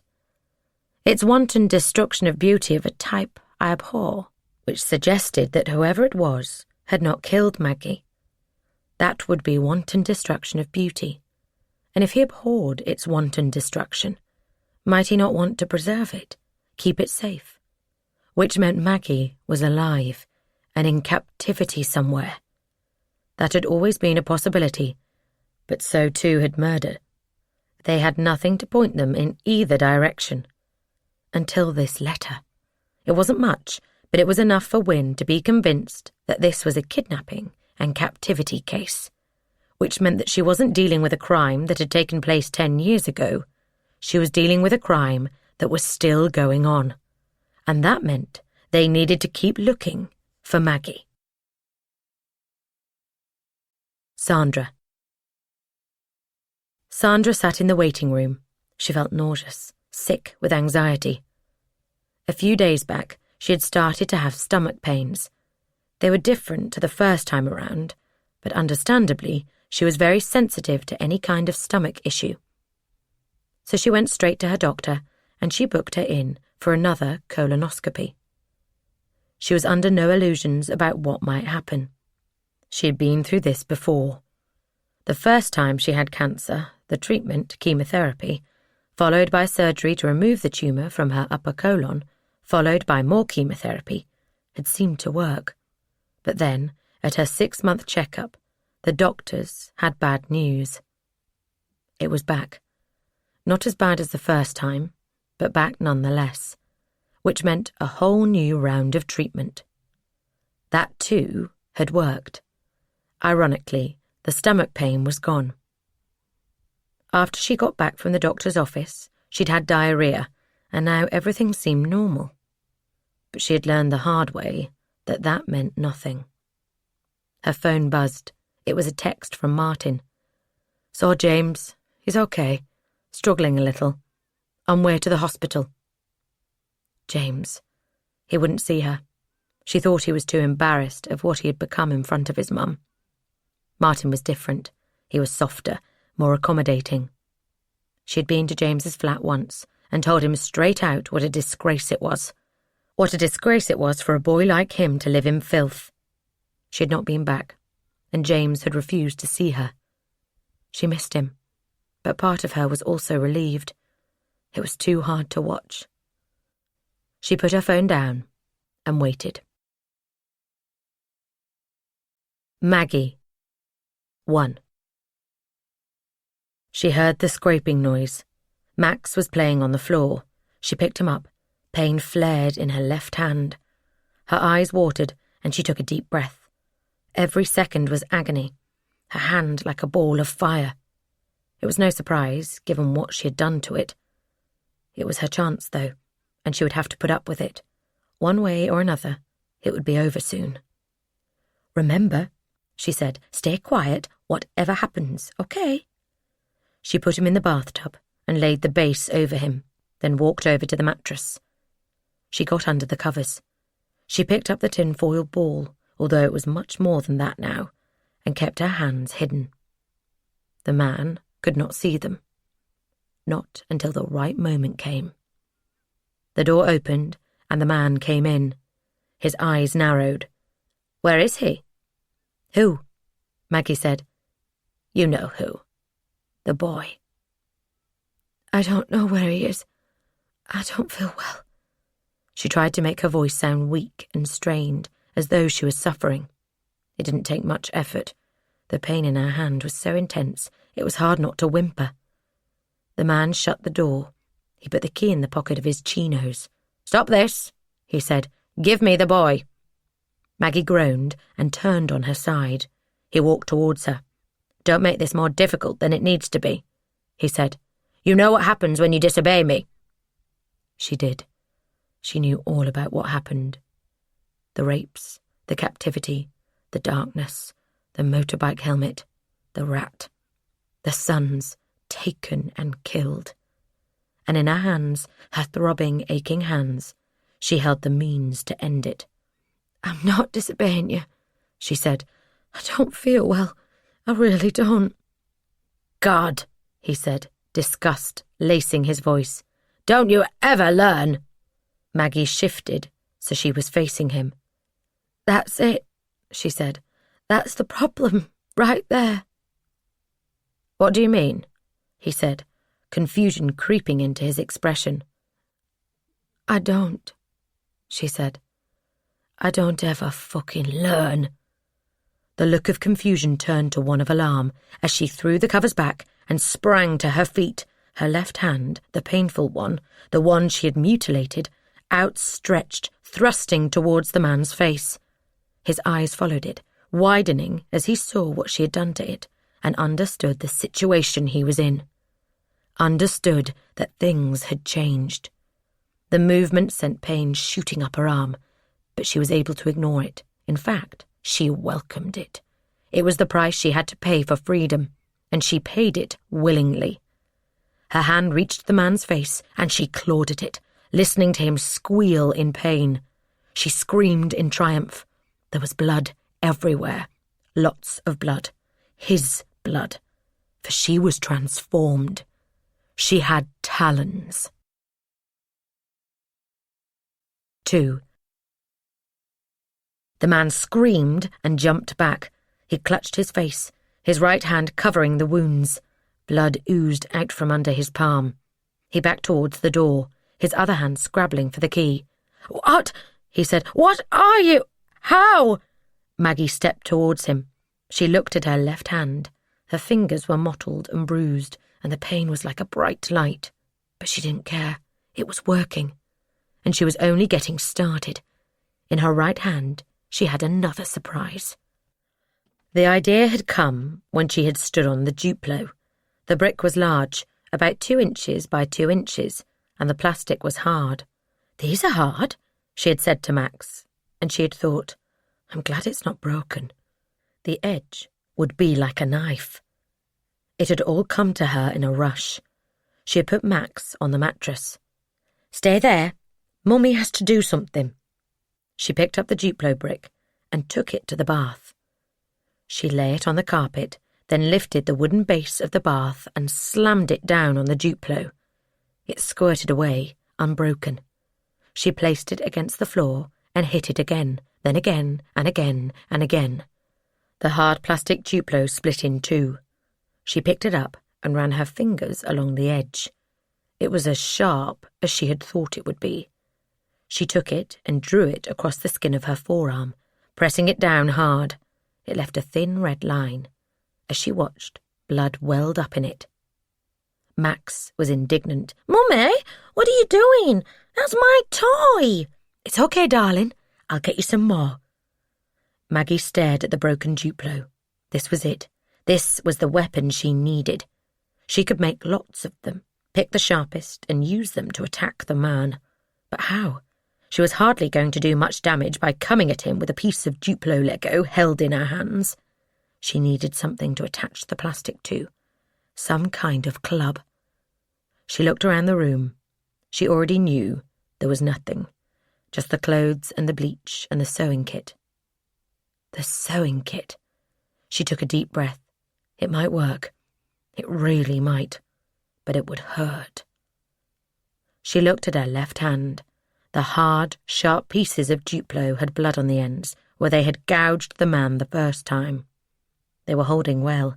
It was one of the things she had worried about when she'd attached them to her fingers, winding the cotton thread around them in a lattice that held them in place. She had tried it a few times before she got it right. She had attached one to her forefinger, but it had fallen off as soon as she started to scrape it down the wall. Her trial run for the man's face, and it had not been until the 4th or 5th that she got one to stick. And she learned that the cotton had to be so tight it felt like someone was slicing her finger apart. The thin thread bit into the flesh of her finger so hard that it drew blood, which brought a new level of agony. It burned. And then there was the stitching. To make sure the Duplo truly held, she pushed the needle through the end of her finger, drawing the thread through her flesh, then wrapping it under her finger before putting the needle back into the same hole and repeating the process, until her hand was slick with blood and she was sure the Duplo would hold.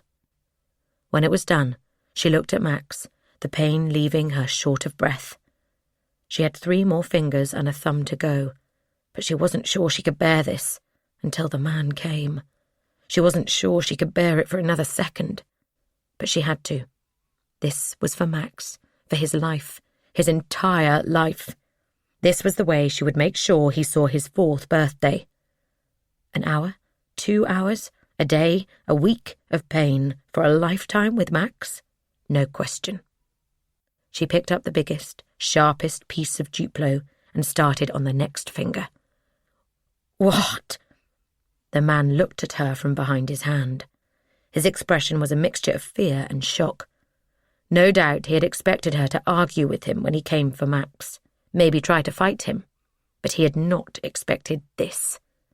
He held out his other hand, palm up.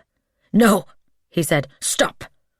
Maggie feinted with her left hand and then jumped forward, slamming her right hand into his face. In it, she was holding the tinfoil ball of bleach, and the liquid smeared all over his face, mixing with blood and turning pink. He screamed again, swiping his face in an attempt to wipe the bleach from it. It was pointless. The bleach was in the wounds, and all he was doing was rubbing it in further. He staggered back.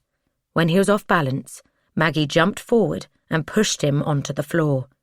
She looked down at his face, saw the blotches and patches of stubble and wispy hair growing from his nose, saw how he had aged, saw just how much time had passed, and she understood what he had done to her, what he had taken from her and from her brother and from her parents.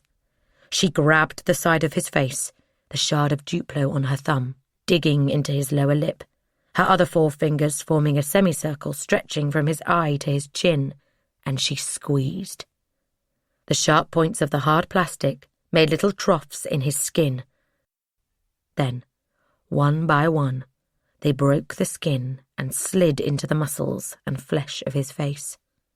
She screamed and pulled her fingers together as though making a fist. They left deep gouges. She freed her forefinger, then plunged it into the man's right eye. He bellowed and twisted away from her, then hit her in the ribs with his right hand. He lifted his knees and kicked her away, then scrabbled backwards. Winded, she stared at him. He stared back. The right side of his face was a mess, his eye already closed. She got to her feet and took a step towards him. He backed into the corner. "Please," he said. "You can go. Please, go, but no more." She shook her head. She stood over him and raised her left hand, the Duplo talons bloody. He stared at it, his one good eye wide in fear. And then, with her right hand, she snatched the key and pulled it as hard as she could. She backed towards the door and unlocked it. The man twitched. "Stay there," she said, "or I'll take your other eye." She felt a sense of elation. She had done it. This was it. All she had to do was unlock the door, then go to the bath, get Max, and they would be free. And then there was a noise, a banging coming from the bath. "Mummy," a muffled voice said. "Where are you?" Martin pulled into a car parking space at the hospital. It was hard to be back here. This was the third time, and he had hoped it was over for good. But maybe that was another hope that would not be granted to him. He walked into the consulting room, 2 cups of tea in his hand. Sandra was sitting on the bed. She smiled. "I'm not sure I feel like anything," she said. She put a hand on his forearm. Her hand was dry and warm, the veins prominent. She looked at him. Her hair was beginning to grow back, but it was still short. "I'm a bit nervous." "Me too," Martin said. "Me too." "But it'll be okay," he said. "It really will."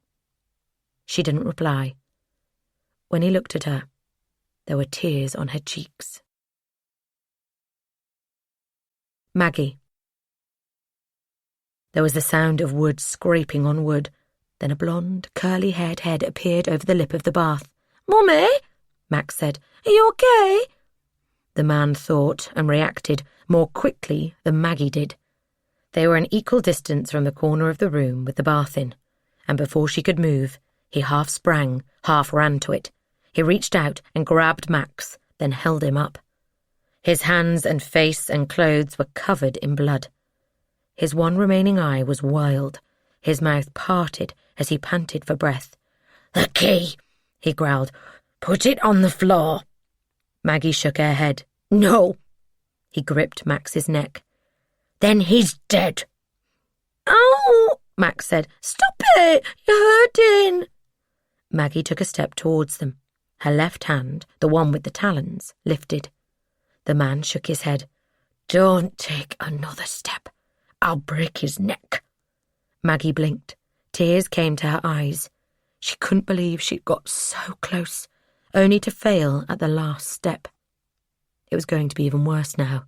The man would take Max, that was for sure. And then what? He'd leave her in darkness for days, weeks, torture her. He'd have to go to the doctor for his eye. No doubt he'd make up some story about getting mugged. And then he'd take it all out on her. And she would not be able to avoid his punishment. The bleach was gone. Even that way out was lost to her now. So close, but all she'd done was make things worse. "Put the key in the door," the man said. "Then go and lie on the mattress, face down, your hands behind your head." "Please," Maggie said, "leave Max with me." The man laughed. "Key in the door." So this was it, the same story yet again. She'd managed more of a fight this time, but Max was gone either way. She could try to attack the man again, but she had no doubt he would snap Max's neck. Then, though, there would be nothing stopping her from killing the man. No, she couldn't do anything that would harm Max. She had to keep him alive. "Key in the door," the man said, "then walk slowly to the bed and lie down." Maggie turned to the door, the key between her thumb and forefinger. She inserted it into the lock. She dreamed of this moment so many times, dreamed of standing by this door, key in her hand. And now here she was, as trapped as she had ever been. She would lie on the bed, and the man would take Max, and this would be over. And she would be alone. She paused. She looked at the man. She looked at Max. She had to try. If she didn't, Max was dead anyway. She had no choice. She had to leave him. She had to leave him with the man. She stared at him, drank in the beauty of her son, maybe for the last time. "I'm sorry," she said, "but don't worry. I'll be back for you." It was the hardest thing she had ever done. She unlocked the door and walked through it. James. Sitting in his flat only confirmed that he was doing the right thing. For the first time, he could see how squalid it was. Filthy mugs of weak old tea, overflowing ashtrays, the rotten, fetid smell of decay permeating everything. This mess, this obscenity, was his life. He had everything he needed. 200 quid's worth of smack. It was enough to kill a horse. There'd be some left over for Davo and Carl. He wondered whether they would miss him. Probably for as long as it took to get high from whatever was left. Once that happened, they would no more care about James than they would anything else. That was exactly the problem.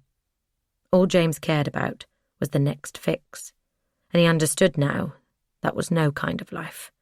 He also understood there was no way out of it. He wasn't strong enough to dig himself out of the hole. His pain went too deep, went back to the day his sister hadn't come home. He'd lost more than Maggie that day. He'd woken up a 14-year-old boy who messed around with his friends and wondered if he'd ever kiss a girl and thought the world was basically a fun, safe place. And he'd gone to bed a 14-year-old boy who looked at the world with fear.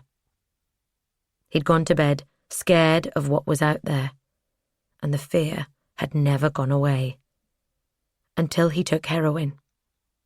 So that was his choice.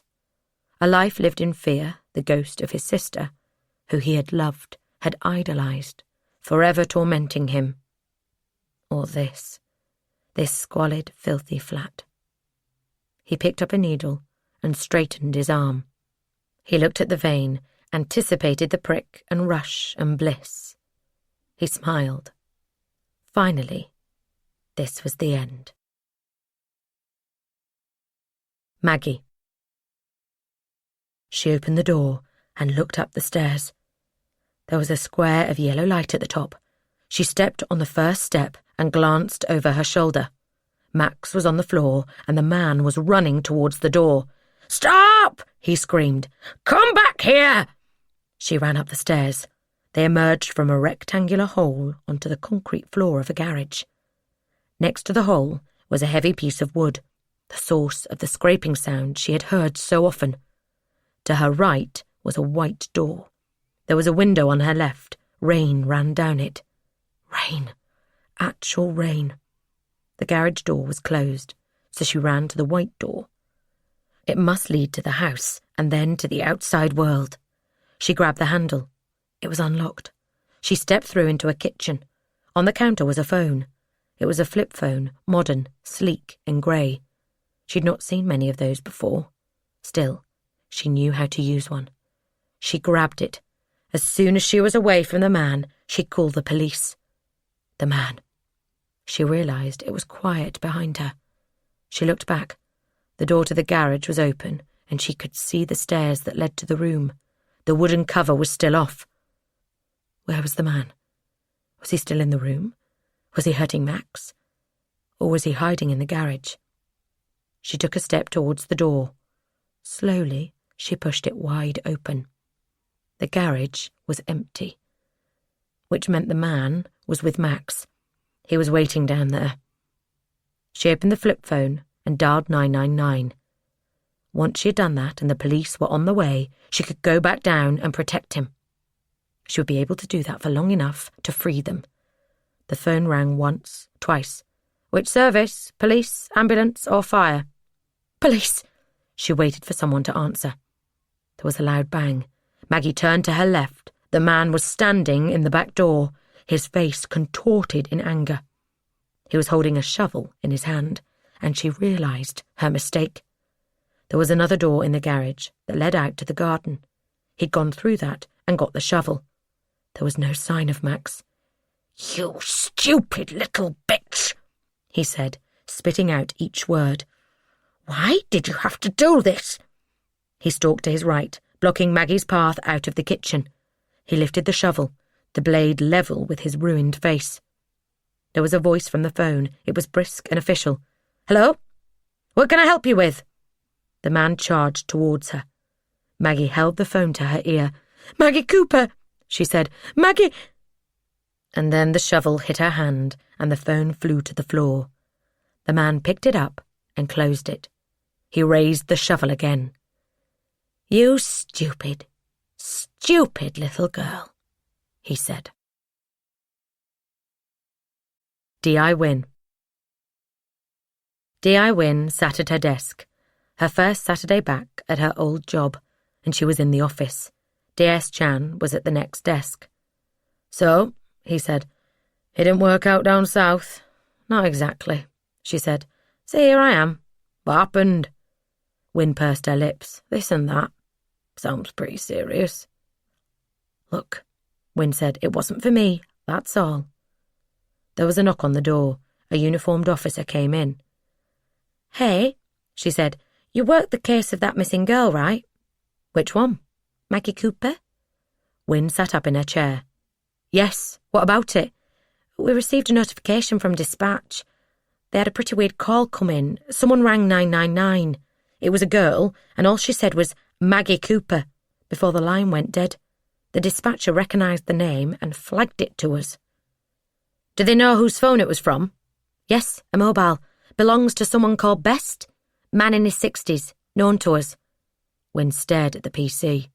"Still at 7 Dover Street?" "How do you know?"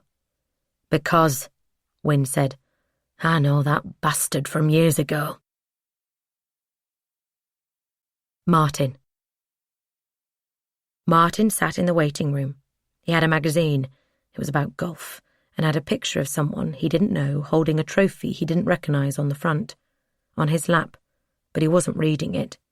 He couldn't. He'd only picked it up to keep his hands busy.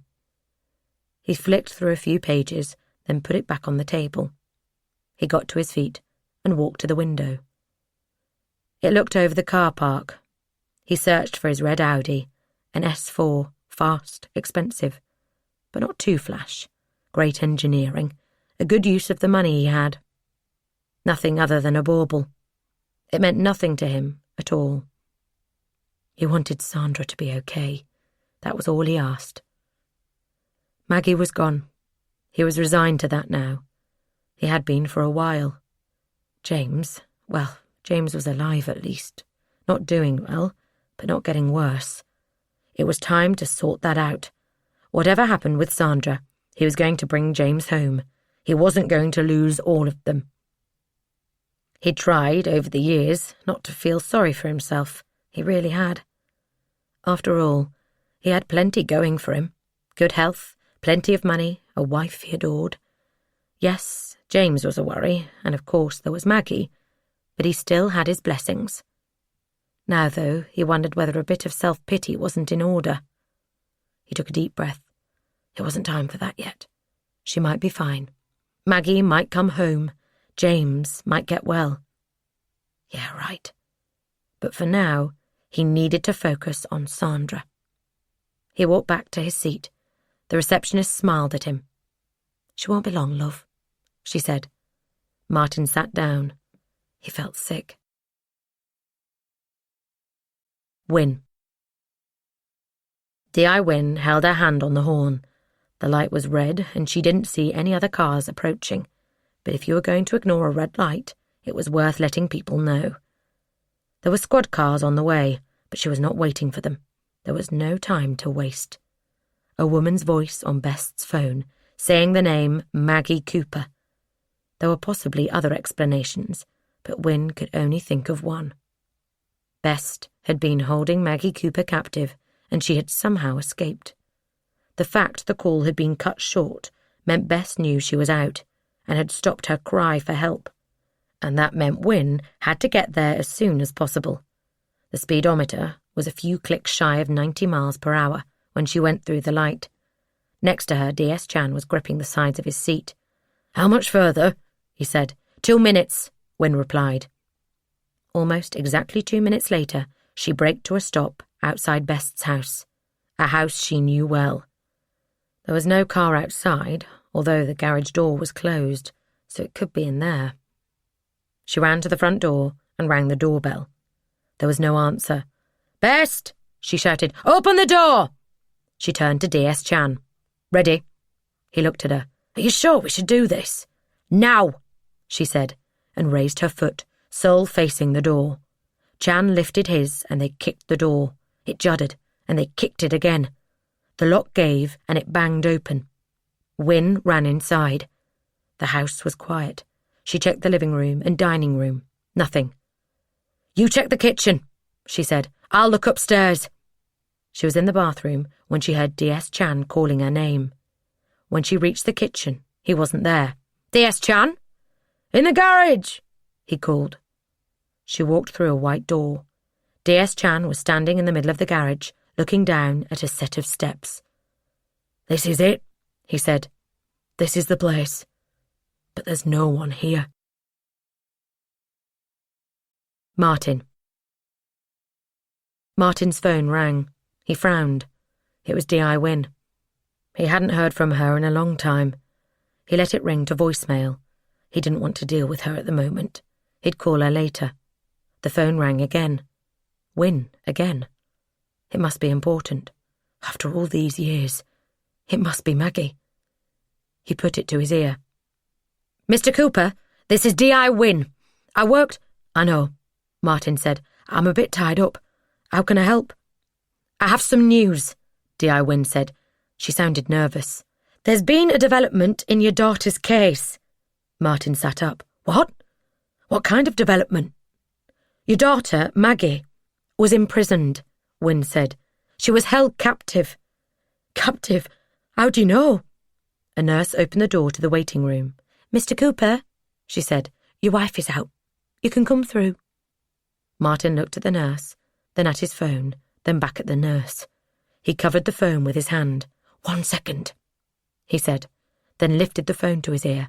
"I'm at the hospital," he said. "I have to go and see Sandra." "Is everything okay?" Wynne said.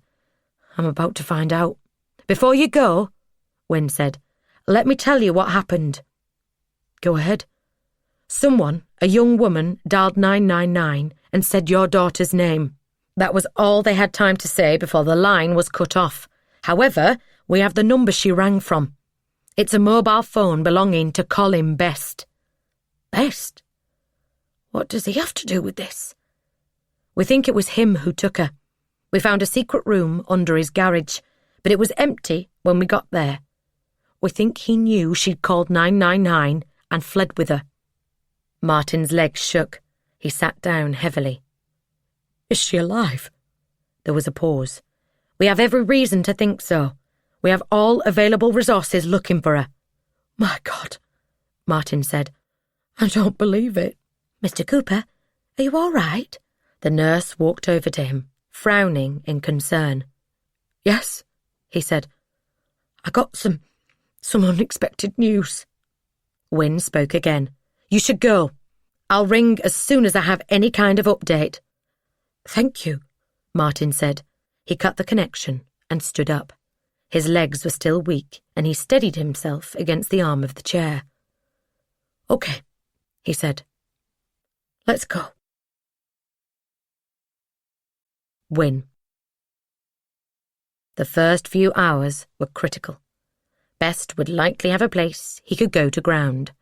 Once he was there, it would be hard to find him. It was while he was on the move that they had the best chance of catching him. They had found a passport photo of him in a drawer in the house, and that, along with the make, model, and registration of his car, was now circulating among every police force in the country. Border Control also had the photo, as well as an alert on his passport. In case he had a fake, they had been told to look out for a man in his 60s travelling with a girl in her late 20s. Wynne didn't think he would try and leave the country, though. It was too risky, especially since the description didn't stop at a man in his 60s and a woman half that age. It also included a toddler. There wasn't much in the room under the garage, but what there was included a child's clothes and some toys. She hadn't mentioned to Martin Cooper that he might have a grandchild, but it looked as though he did. There was also a lot of blood, which must have left someone with some injuries. Such an unusual group travelling together, one of whom would look like they'd been in a boxing match, would draw a lot of attention to them. So he may have got rid of them. Wynne doubted it, not after so much time. Still, she'd make sure that the alert included the instruction to look out only for Best. All in all, Wynne didn't think Best would be leaving the country. Where he was going, she didn't know, but it was important they find him before he got there. Martin. Sandra's room was at the end of the corridor. Martin felt dazed as he walked along it, the nurse by his side. Maggie had been held captive by Best. It was impossible. He'd been at their house. James had been at his house. He was their friend. He felt sick. If it was true, then it meant Best had done more than simply take their daughter. He had taken some perverse pleasure in watching them suffer. And he still had her. But she was, or at least might be, alive. First, though, he had to see Sandra. He put his hand on the door and pushed it open. Wynne. There was a knock on the door of D.I. Wynne's office. D.S. Chan walked in. He was holding his car keys. "They've found it," he said. "They found Best's car." "Where?" "On the Spark Edge Industrial Estate. It was parked behind a warehouse.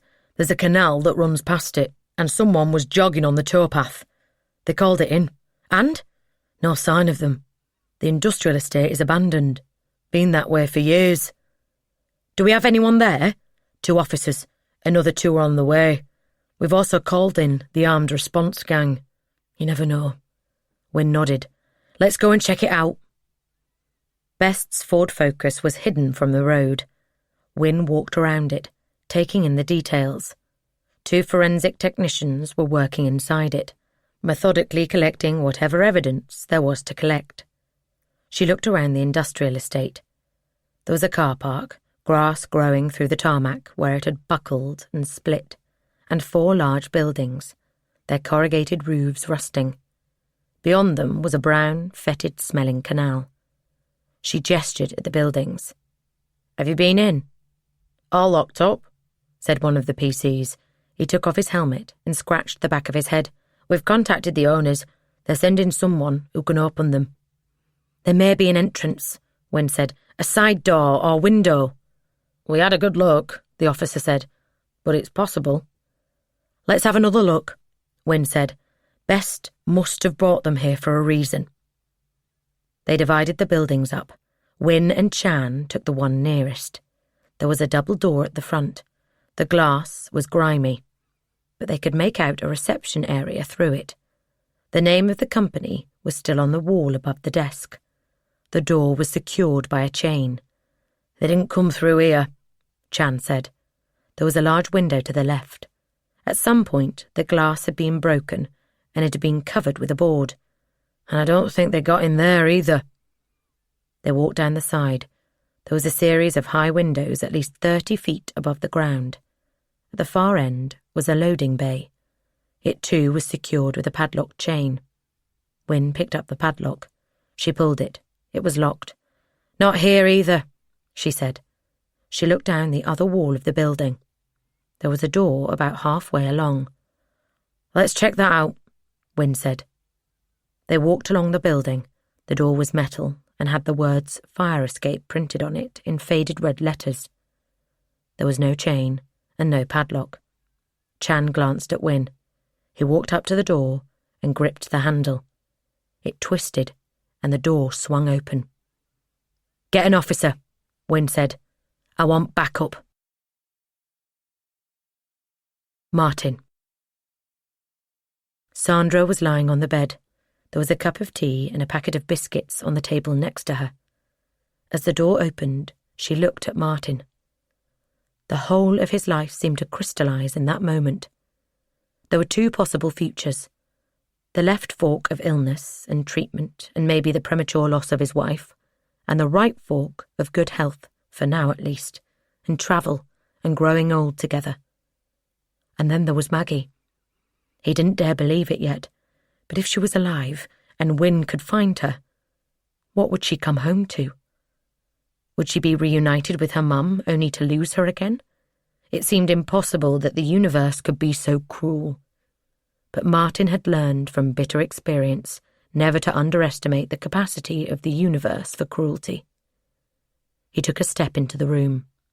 "So?" he said. Sandra smiled. "It's okay," she said. "I'm clear. I guess it really was just an upset stomach." Win. There were no lights, but in the beam of the torches they could see that the building was empty. It was a warehouse of some description, and apart from a thick layer of dust, an unpleasant animal smell, and a stack of pallets in the far corner, there was nothing. "There are offices at the front," Win said. "Where the reception is. Check those." Two officers, a man and a woman, headed for the front, their torches bobbing in the darkness. It was not long before they called out that there was nothing and nobody there.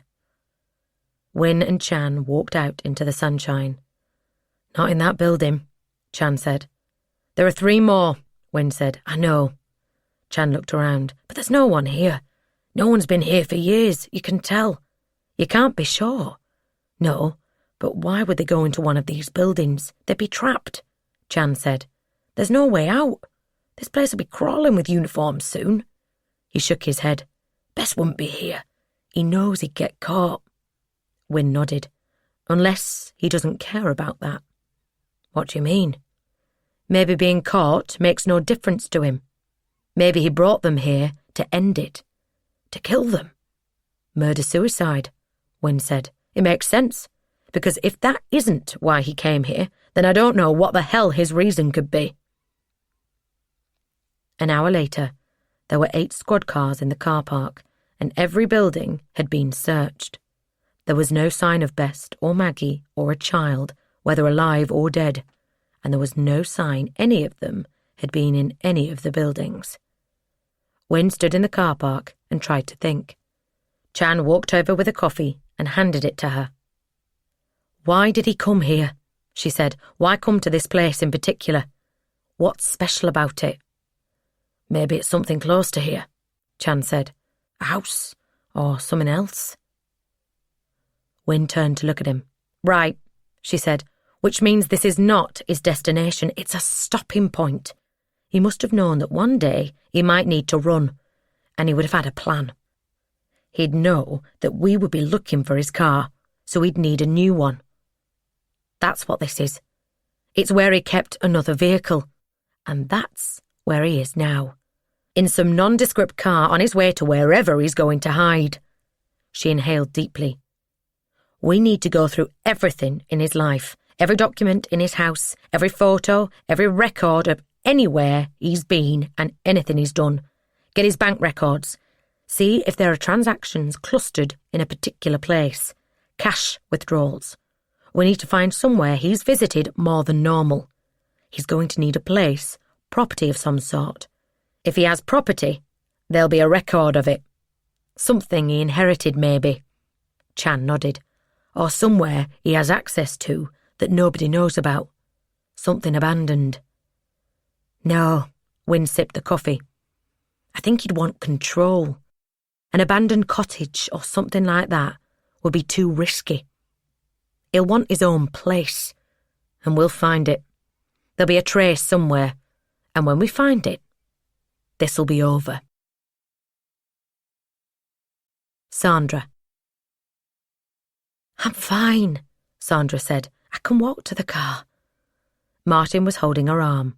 The nurse had said she might be a little woozy, and he had taken it to heart. What she mostly felt was elation. She was clear.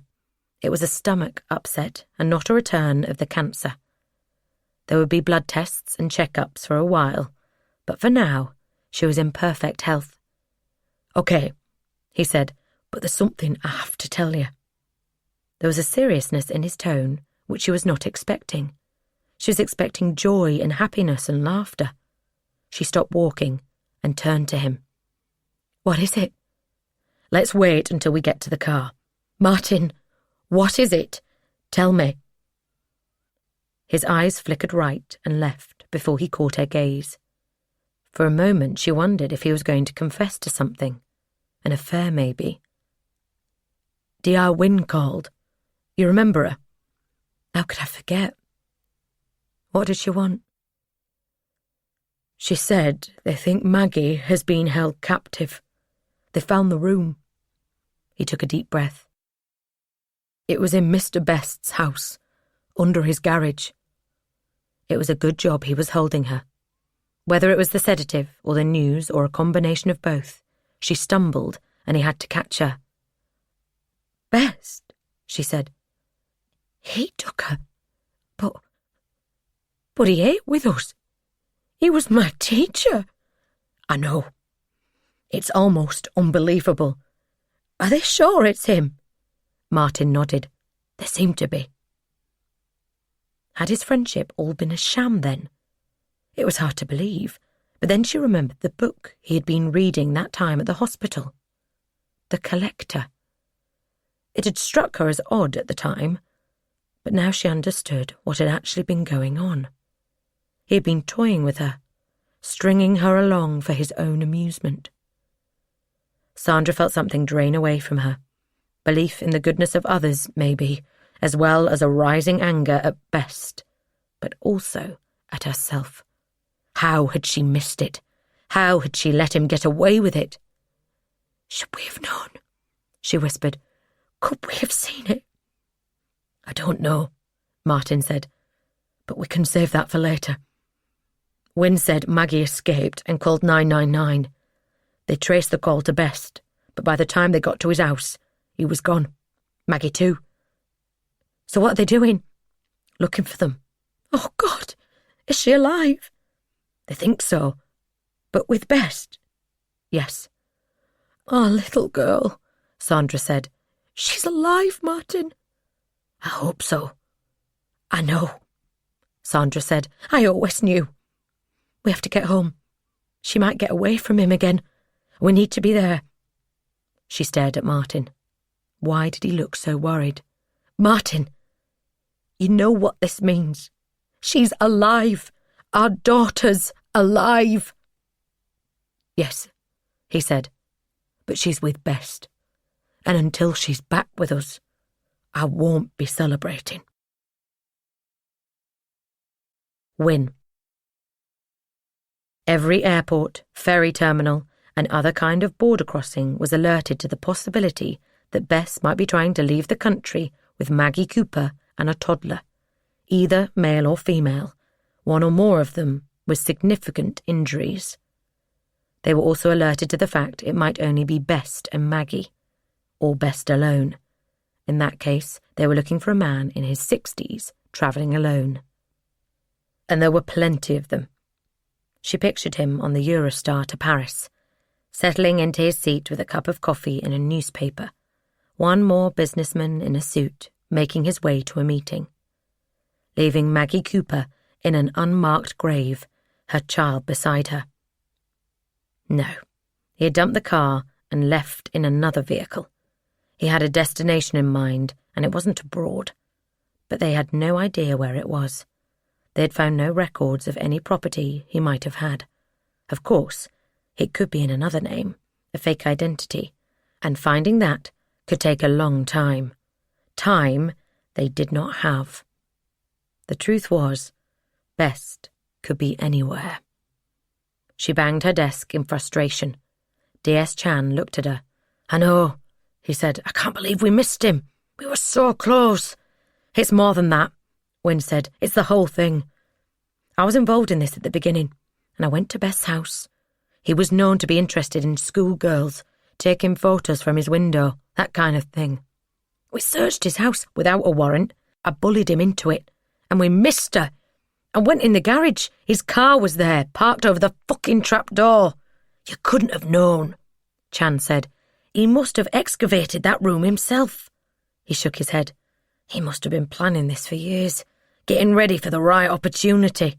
"I should have known," Wynne said. "If only I'd taken more time." "No," Chan said. "There was no link to Best. It's not your fault." "It feels like it.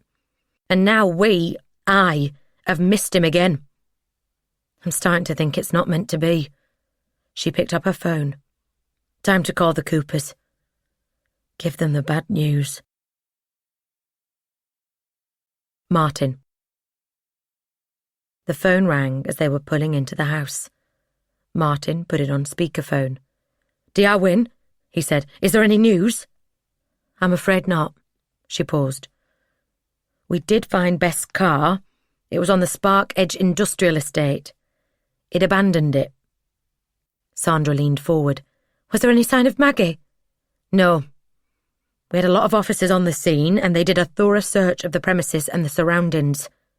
There was nothing. We think Best left his car there and switched to some alternative means of transport." "He had a second car," Martin said. "That seems the most likely explanation." "So he was planning this?" Sandra asked. "Perhaps not for today," Wynne said, "but it wouldn't be a surprise to find out that he had a contingency plan, should he need to flee. And this could be it." "So where is he?" Martin said. "Where are you looking?" "We have a description of Best out nationally, along with what we think Maggie would look like now. All border control officials have been alerted to stop any couple who fit their description." "He might have changed his appearance," Sandra said. "And Maggie's?" "They're looking for any older man and younger woman." Wynne cleared her throat. "There is something else." Martin glanced at Sandra. From her expression, he could see that she too had picked up on the tone of Wynne's voice. "What is it?" he said. "There was evidence in the room where Maggie had been held that she might have had a child, a toddler, aged from 2 to 4. The world seemed to stop. For a second, there was only silence. "A child?" Martin said. "Maggie has a child?" "Possibly. If so, then it should make them easier to identify." Sandra was shaking her head. "No," she said. "No, she can't have. You can't have done that to her. Not my little girl." "I'm sorry to break the news this way," Wynne said, "but it's important you know the facts. You should also know that we are looking into every aspect of Beth's life to see if there are any indications as to where he might have gone. We will have all available resources on this. You can be assured of that." "Thank you," Martin said, "and please call if you have news. Any time." He ended the call and turned to his wife. "Holy shit," he said. "I can't believe this is happening." "She has a child," Sandra said. "Our grandchild." She closed her eyes. "They have to find her, Martin. They have to." "It's his child too," Martin said. "We need to think about that."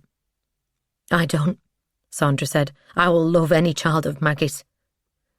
But we need her back. That's all that matters now. I'm going to tell James. I want him here with us." "Okay," Sandra said. "Good idea." James wrapped the rubber band around his bicep and cinched it tight. His pulse sped up. Saliva filled his mouth. God, he wanted this. His phone rang. He looked at the screen. Dad. He rejected the call. It rang again. He ignored it. Nothing mattered anymore. There was a buzz as a text message arrived. "Call now. Urgent." Shit. Was it Mum? She'd been ill. Maybe she was sick again. Well, if she was, all the more reason to go through with this. He picked up the needle and looked at the point, examined its sharpness, got ready for the prick and the rush. His phone buzzed again. "Call me. It's about Maggie." Maggie? What the fuck was this? He put the needle down and called his dad. "Dad, it's me. What's up? Where are you?" "At the flat. I'm on my way." No." He didn't want to see him. "What did you mean? It's about Maggie." There was a pause. "They found her." His dad sniffed. "But then they lost her again." "The what?" "It's a long story. I'll tell you when I see you." "Tell me now." "James! Dad! Tell me now. I want to know what happened." "Okay." He heard the sound of an engine starting. "I'll be there in a few minutes, but I'll fill you in on the way." "Best," James said. He was sitting in the front seat of the car. "That fucking bastard! If I ever get my hands on him, I'll rip his fucking throat out! I was at his house, and she was there, under his fucking garage!" "That's what D.I. Wynne said," his dad replied. "And he ran away?" "Yes. He had a plan.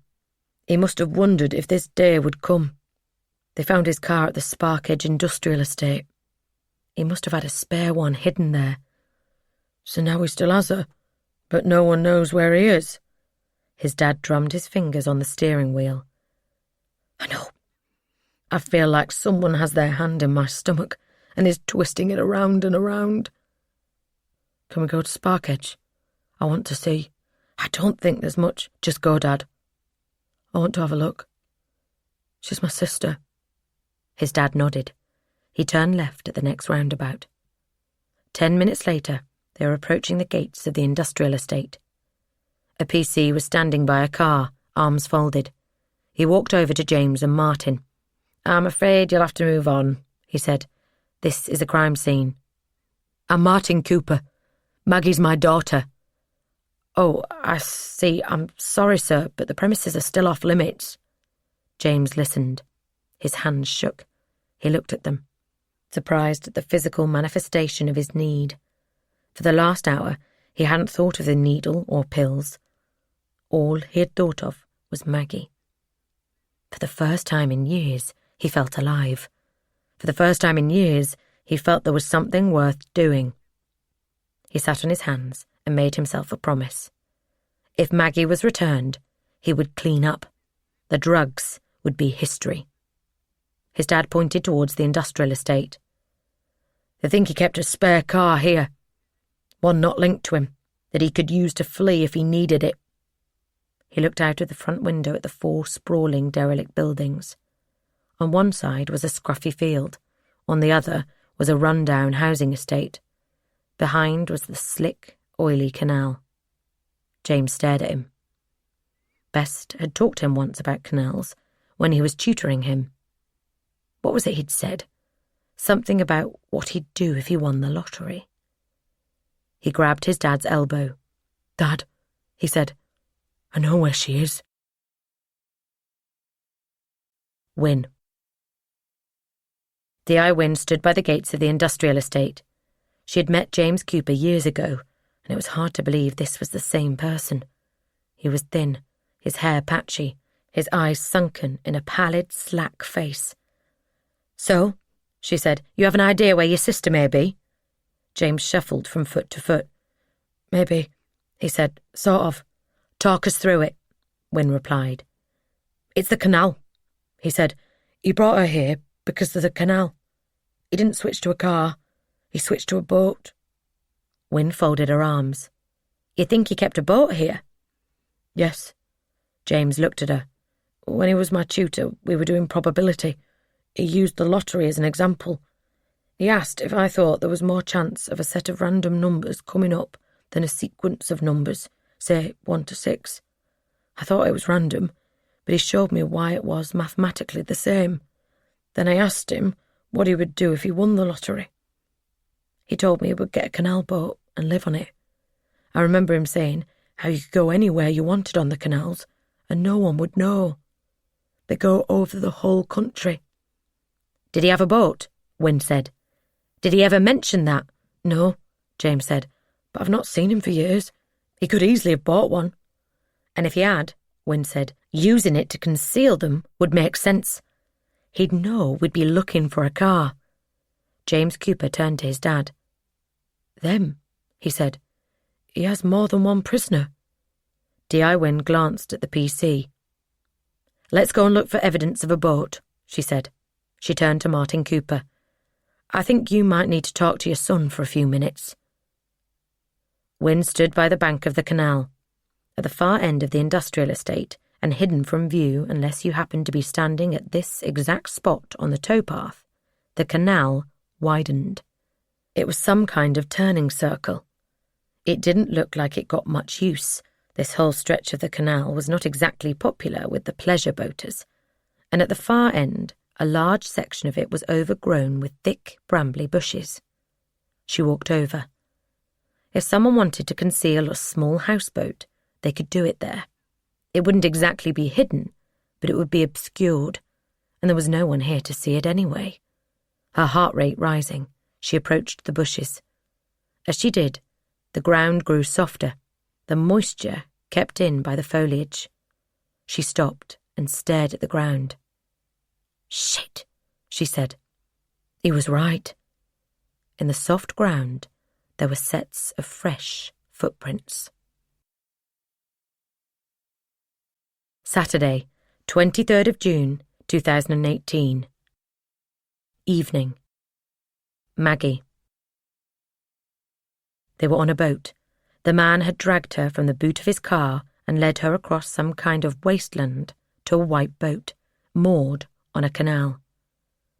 In those few moments, she had stared at the sky, breathed in the air.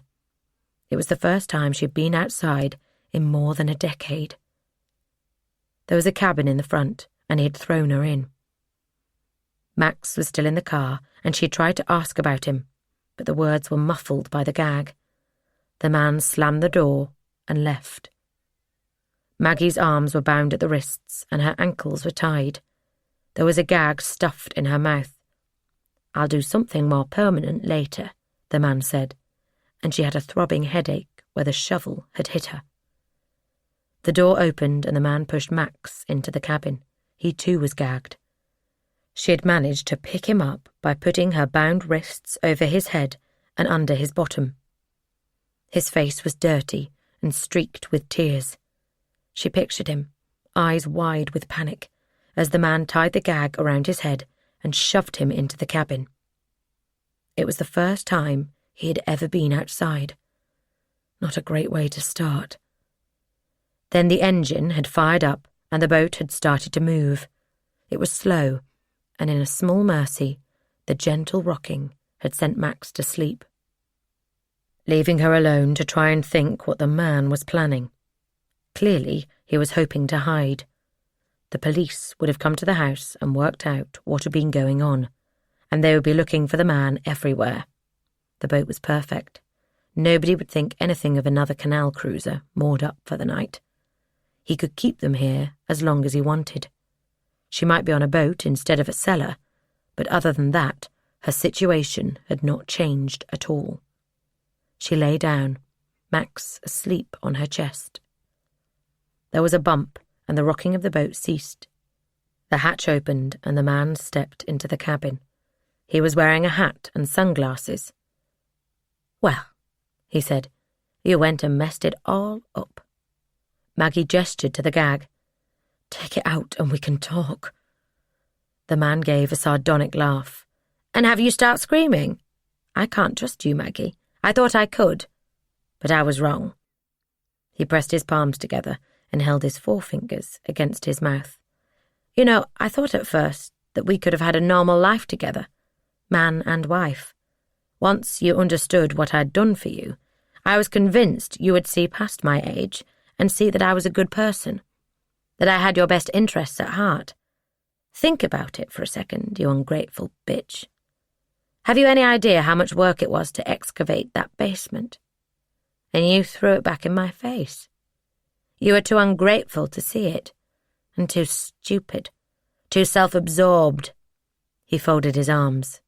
But then this. How could you do it? He took off his sunglasses. His eye was gone, a gaping red hole where it had been. He winced in pain. Maggie was amazed he could stand it, but then he was not the same as other people. He was insane in ways she barely comprehended. "How could you?" he said. "How could you do this to me? All I wanted was to take care of you. And this is how you repay me." Maggie stared at his eye. It didn't repulse her. She wished she had done the same to the other one. "Well," he said, "there's no way back after this. An argument I could have forgiven. Even an attack. But not this. This is too much. I'm afraid it's over between us, Maggie." She tilted her head. Over? What was over? "If I can't have you, nobody can." He reached up to a shelf by his head and picked something up. It was a knife, the blade long and sharp. "You brought this on yourself, Maggie. You really did. I can't go home now. The police will have been there, and I can't keep you two with me. If I'm to survive, I need to be on my own. I could let you go, but you know about my boat, and you can't be trusted. So I'm afraid I have no option." He looked at the knife, his eyes running up and down the blade. "I've thought it through, and I have no choice." Maggie kept her eye on the knife. She knew now what was coming. But that was fine. Death was better than the life she'd had. She nodded and shrugged. Win turned to D.S. Chan. "How far can they be? Those boats are pretty slow, right?" 4 miles an hour, Chan replied. "Maybe 5.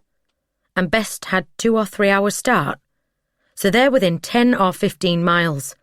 We need to look inside every boat within 20 miles of here, get a map of the canal, and get officers on bikes pedalling every foot of them." Chan nodded. "He may have ditched the boat too," he said. "He could be back on the road." "We'll keep that search ongoing," Wynne replied. "Either way, we'll find the boat and we'll track the bastard down from there." P.C. Oliver Reed. P.C. Oliver Reed had come off his shift at 6 a.m. and slept until 1 in the afternoon. Then he'd spent a few hours watching his son's rugby match and arranged to meet a friend for a pint after he walked his dog, Benji. The Springer Spaniel ran ahead of him, sniffing in the hedges and picking up this trail or that before moving on. Reed lived in a small village south of Warrington, and his dog walks took him deep into the Cheshire countryside. It always surprised him how remote it seemed. Liverpool was 30 miles to the west and Manchester 30 miles to the east. But out here felt like the middle of nowhere. Up ahead, a humpback bridge crossed the Bridgewater Canal. He normally picked up the canal towpath at the bridge and followed it back towards the village. As he approached, his phone rang. He glanced at the screen. It was the station. "Ollie," it was Pete Farrow, the duty sergeant. "You still sober?" "I'm tempted to say no," Reed replied. "In about an hour, I plan not to be. I'm assuming you need something." "Yep. People in. Feet on the street, so to speak. Big search about to happen." "For who?" "You remember that teenage girl who went missing years ago, Maggie Cooper?" "Yeah? Something new turn up?" "It did. She'd been held captive. They found the place, but it was empty. Whoever took her fled with her. That's who we're looking for. Guy in his 60s. "Okay, I'll be in. What's the drill? Roads? Railways? Ports?" "No," Farrow said. "Canals." It was about 2 miles back to his house. He walked quickly. P.C. Reed wanted to get into the station as soon as he could. He knew that time was critical in this kind of search. If they were going to find the girl, their chances were at their highest early on. The canal curved to the right, and as he rounded the bend, he saw a boat. There was a man standing on the towpath next to it, securing the mooring. He was in his 60s, but then there were a lot of people that age on canal boats. Probably settling down for the evening. The sun was getting low in the sky. As he climbed aboard the boat, he glanced back at Oliver. Then he disappeared below deck. Maggie. The man's dark eyes held Maggie's gaze. He lifted the knife so the point was right in front of her nose. This was it. This was the end. Outside the canal boat, she heard a dog barking. It was the first since she was 15. It was a beautiful sound. She was happy to have heard it before she died. The frosted window in the cabin darkened as the dog passed. If she died, she felt a sudden spring of hope. Where there were dogs, there were owners. Owners who could get her out of this. Maggie jumped up and launched herself across the boat. Her head thudded into the plastic window. She turned to the side to keep Max from slipping from her grasp, then banged her head into the window again. "Oh!" she screamed through the gag, although the words came out as a muffled shout. "Woo!" The man jumped forward and clapped his hand over her mouth. He twisted her head savagely to the side and held the knife to her throat. She felt like her neck might break. "Quiet!" he hissed. "You stay fucking quiet.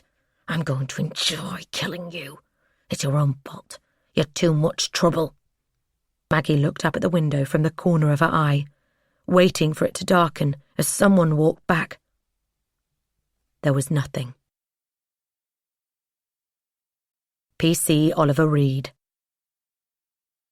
Reed heard a thud and stopped a few feet past the boat. Probably just the man he'd seen putting something away. The man. There was something odd about him. Reed pictured him, tying the boat to a mooring then, with a glance at Reed, climbing aboard. There'd been no friendly wave or call of good evening, which was typical of canal boaters. And the man was wearing sunglasses, which was odd because the sun was setting and he was moored in the shade of a large oak tree. There was another thud from the boat. Reed whistled softly. Benji ran up to him. "Come on, boy," he said. "Let's take a look." He turned and walked back towards the boat.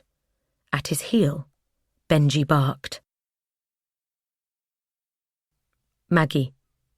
The window darkened again. There was barely the hint of a shadow, but it was there. She pulled Max tighter against her. The knife was sharp against her throat. There was a knock on the hatch. The man held his hand tighter over her mouth. "Hello," he said. "Who is it?" "Just checking everything's okay," a man's voice said. "I heard a bang. Wondered whether you'd slipped." "No, I'm fine. Dropped a kettle, that's all. But thanks for asking." There was a pause. "Could I come in?" "No," the man said. "I don't think so. My wife's getting dressed." "I can wait. I only want to help if there's a problem." The man tensed. "It's really okay," he said. "And to be honest, I don't want you on my boat. I don't know who you are. You could be anyone." "Oh, I'm no one. A concerned citizen. If you don't leave, I'm going to call the police." The man waited a second, then changed his tone, as though he was speaking to someone in the cabin with him. "Darling, could you pass my phone? I've had enough of this." He was going to do it. Maggie saw. He was going to get rid of this man and then move the boat somewhere else and then kill her and Max. This was, without any question, her last chance. She gripped Max's big toe, pressed her nails into the skin, and dug in hard. His eyes flew open and he looked at her in shock. He opened his mouth and screamed. It was muffled by the gag, but it was still loud. It was still a child screaming. There was a bang on the hatch, then another. Someone started to shake it. The lock was weak, and there was a splintering sound as it ripped open. A man's face appeared against the light and looked at her, then the man, then Max. "Hold it right there," he said. "Police!" The man had moved his hand from her mouth to her chin and lifted it, exposing her neck. He pressed the tip of the knife against it. "Stay there," he said, "or I kill her." The man in the doorway, who'd said he was police but was not wearing a uniform, shook his head. "Don't be stupid," he said. "This is over. Put the knife down." The man drew the knife over her skin. She felt warm blood run down her neck and over her chest. "Jesus," the man in the doorway said. "You fucking fool." He stepped into the cabin and stood opposite the man. "My name is P.C. Oliver Reed. The man let go of her and lunged forward, slashing at the policeman with the knife. The P.C. dodged out of the way, then grabbed the man's hand and bent it backwards at the wrist. There was a loud snap like a branch breaking, and the man screamed. Maggie backed away, holding Max, and watched as the policeman forced the man's face down on the yellowing carpet. "Listen, mate," the policeman said. "I'm trained in this, and you're an old fella, so let's be sensible, okay?" He looked at Maggie. "Are you Maggie Cooper?" She nodded. The policeman beckoned her towards him. He untied the gag, and with the knife the man had held at her throat, cut through the rope binding her wrists and ankles. "And who's this?" he said. "My son, Max." It was the first time she had spoken to anyone other than Max, Seb, Leo, or the man in over a decade. She could barely believe it was happening. The policeman glanced at the man. "I see," he said. He nodded at a coil of green rope hanging on a hook by the sink. "Could you pass that to me?" Maggie put Max down and got to her feet. As she did, the man twisted. There was another loud crack, something else breaking, and he screamed, and he managed to get on his back. He kicked the policeman hard in the stomach, and for a second, he was free. It was enough. The man scrambled to his feet and grabbed Max, then clambered through the hatch and onto the deck of the boat. Maggie. "Max!" Maggie shouted. "Max!" The policeman jumped to his feet and followed the man outside. Maggie climbed out after him. She saw the man running down the towpath. She frowned. The policeman wasn't chasing him. He was looking at the canal. "Shit," he said. "Fuck it." And then he jumped into the muddy brown water. Maggie looked over the side of the boat and saw why. Max was in the canal, coughing and spluttering. The man had thrown him overboard. She watched as the policeman picked him up. She turned. The man was about 50 yards away, running as fast as he could. Which wasn't very fast. He was limping badly. She looked at the policeman. Max was clinging to his neck, coughing. "Here," the policeman said, holding Max out. "Take him. I need to get after that bastard." "No," Maggie said. "I'll get him. I want him to know that after all these years, I still beat him." She made up the ground quickly. The man looked over his shoulder and tried to speed up, but it was pointless. She was much faster. And then, without warning, he slowed to a walk. A man and woman were walking towards him. They were in their late 60s, the man wearing a green tweed hat, white hair poking out from under it, the woman a quilted gilet. Each one of them was holding the hand of a small blonde-haired boy. The man pointed at Maggie. "Help!" he said. "She's a thug! She's tormenting me! Can you stop her?" The man in the hat frowned. He stepped in front of the two small boys. "Stay back, Harry and George," he said. He looked at Maggie. "What's going on here? What are you up to?" Maggie thought for a moment about explaining, but she was suddenly too tired. This had to stop. And what the man had done to Max had given her an idea. She lunged at the man and shoved him as hard as she could. He stumbled and fell into the canal. The woman gasped. "What on earth?" A voice interrupted. "Everybody stay calm." Maggie turned. The policeman was walking up to them, Max in his arms. He handed him to Maggie. He was dripping wet. "Everything's fine. I'm a police officer." The woman folded her arms. "What on earth is happening here?" Maggie squeezed Max tight. "I'm Maggie Cooper," she said, "and this is Max." The black and white spaniel sniffed her knee. "Is this your dog?" she said. "Yes, he's called Benji." Maggie put out a hand, and the dog licked it. It felt wonderful. "Max," she said, "this is a dog." Maggie. She could see that Max was happier when they were alone in a room again. It was a room in the police station, and it had windows and a door that she could walk out of any time she liked.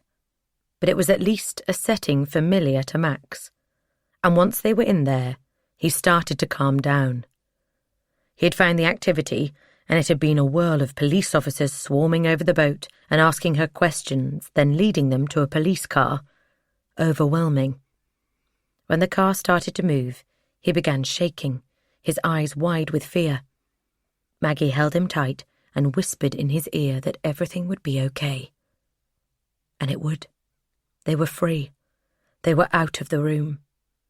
The man, Best, she had heard them calling him, was gone from her life. There was a knock on the door, and a woman came in. She had short hair and bags under her eyes and was wearing a dark suit. "Hello," she said. "Can I sit down?" Maggie nodded. She and Max were sitting on a couch. The woman took an armchair facing it. Next to Maggie was a table with 2 glasses of orange juice on it. She took one, and for the first time since the man had taken her, she drank from a glass. "Would you like anything else?" the woman asked. "Something to eat?" Maggie shook her head. "No, thank you." "Okay, well, let me know if you do." The woman clasped her hands in her lap. "I'm Detective Inspector Wynne. I've been working on your case for a long time, and at some point I'm going to want to talk to you about what happened. But not now, and not until you're ready. For now, we're going to focus on getting you whatever you need." "I want to see my mum and dad," Maggie said. "They're on the way. We contacted them as soon as we found you, and they're coming. I think your brother is with them as well." Her mum and dad and brother. She'd thought of them so many times when she was in the room, wondered what they were doing, how they looked, if they were happy, if they were even alive. And now she was going to see them, and she couldn't wait. Her stomach was a ball of nerves. It felt like the anticipation of every exam and every Christmas and every date all rolled into one.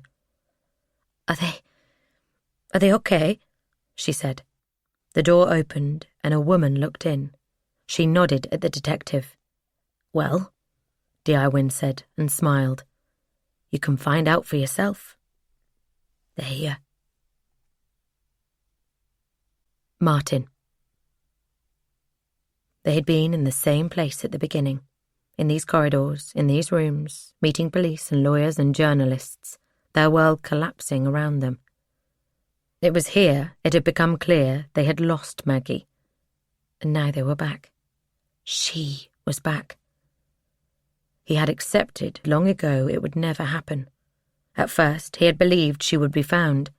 Then he had hoped she might be found. Then he feared she wouldn't be found. And finally, he had accepted she was gone forever. A PC, a man in his 20s, led them to a door. "This is the room," he said, "and I don't know if this is the right word, but congratulations." Martin held Sandra's hand in his left hand and James's in his right. "Thank you," he said. The PC opened the door. She was sitting on a brown couch.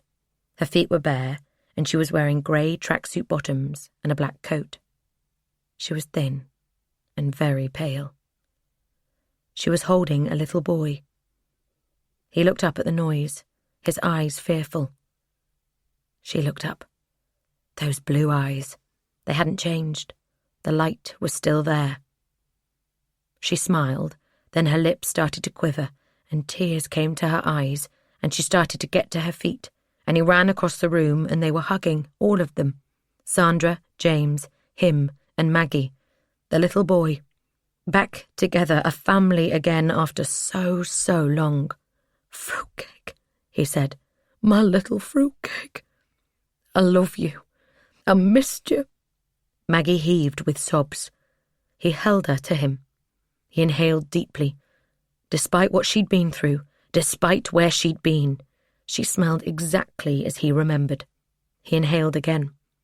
He felt something kick him in the stomach. The boy started to cry. "Mummy," he said, "I want you, Mummy." Martin stepped back and looked at him. He kissed Maggie again. "Who's this?" he said. "This is Max," Maggie said. "My son." Sandra wiped tears from her eyes. "Hello, Max," she said. She put a hand on the back of his head.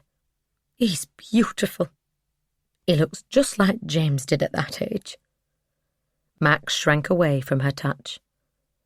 "He's not used to all these people," Maggie said. "He doesn't know you're his grandparents."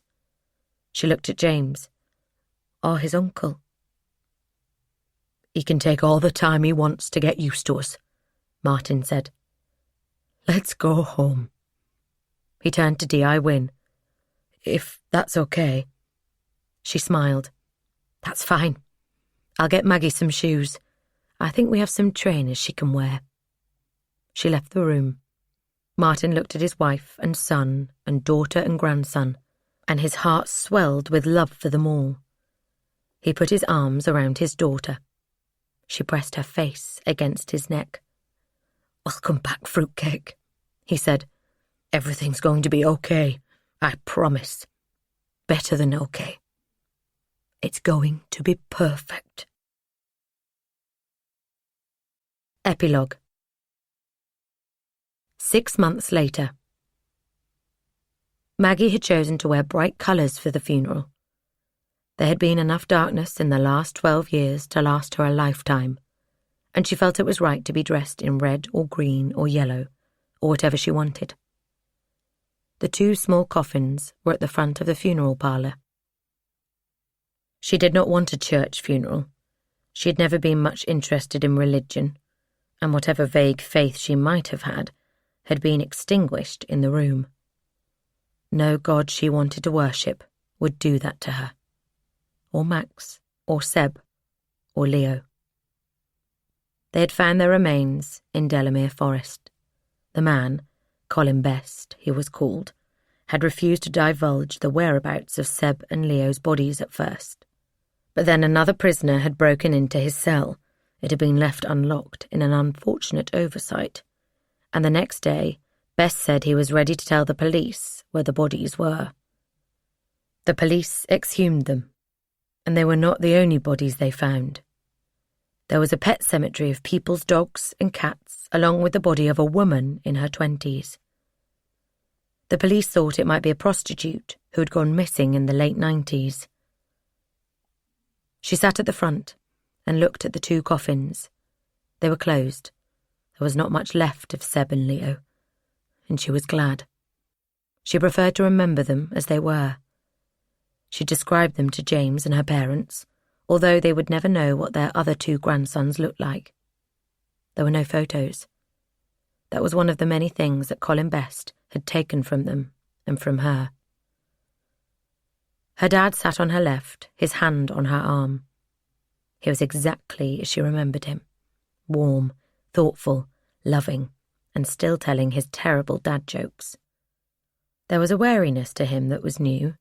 He didn't let her go anywhere alone, which she was going to have to talk to him about, but other than that, he was the dad she remembered. Mum had been ill, it turned out, and you could see it in the lines on her face. According to the doctors, she was fine now, but it had left its mark. And James, her little brother James. He was over his addiction, although she still saw the hunger in his eyes from time to time. Max was, incredibly, fine. At first, he had asked about the room and the man all the time, but that had gradually slowed until he didn't mention it at all. He still saw a child psychiatrist. She told Maggie that although he had some developmental delays, they would resolve themselves on their own, and he would grow up a normal, well-adjusted child. Maggie marvelled on a daily basis at how easily he had adapted. He went to a preschool, had a group of friends, watched television, and sat for hours on end watching his granddad build a huge electric train set for him. And her? She saw a psychiatrist too. She had nightmares. She didn't like sleeping with the door open. She struggled to trust people, especially men. The weirdest part had been when she had, for a few days, started to miss the room. Everything felt like a threat. She didn't dare take her eyes off Max. At least the room was safe.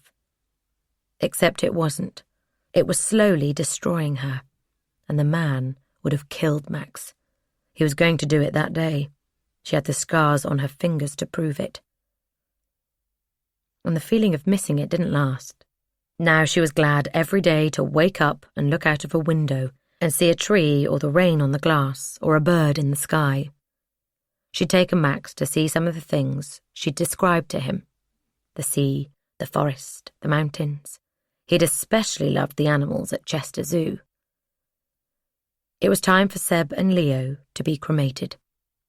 She had wept when Bess confessed where their graves were, images of them playing and laughing coming back to her. They would never meet Max, but when he was older, she would tell him about his brothers, share the daydreams she had about the people they might have become. That, though, was for another day. After the funeral, they were going to travel. Her, Max, James, Mum and Dad. She had a list of places she wanted to see. Places she wanted Max to see. Places she had told him about. Australia, Thailand, Nepal, London, Paris, New York, mountains, lakes, rivers. They were going to see them all.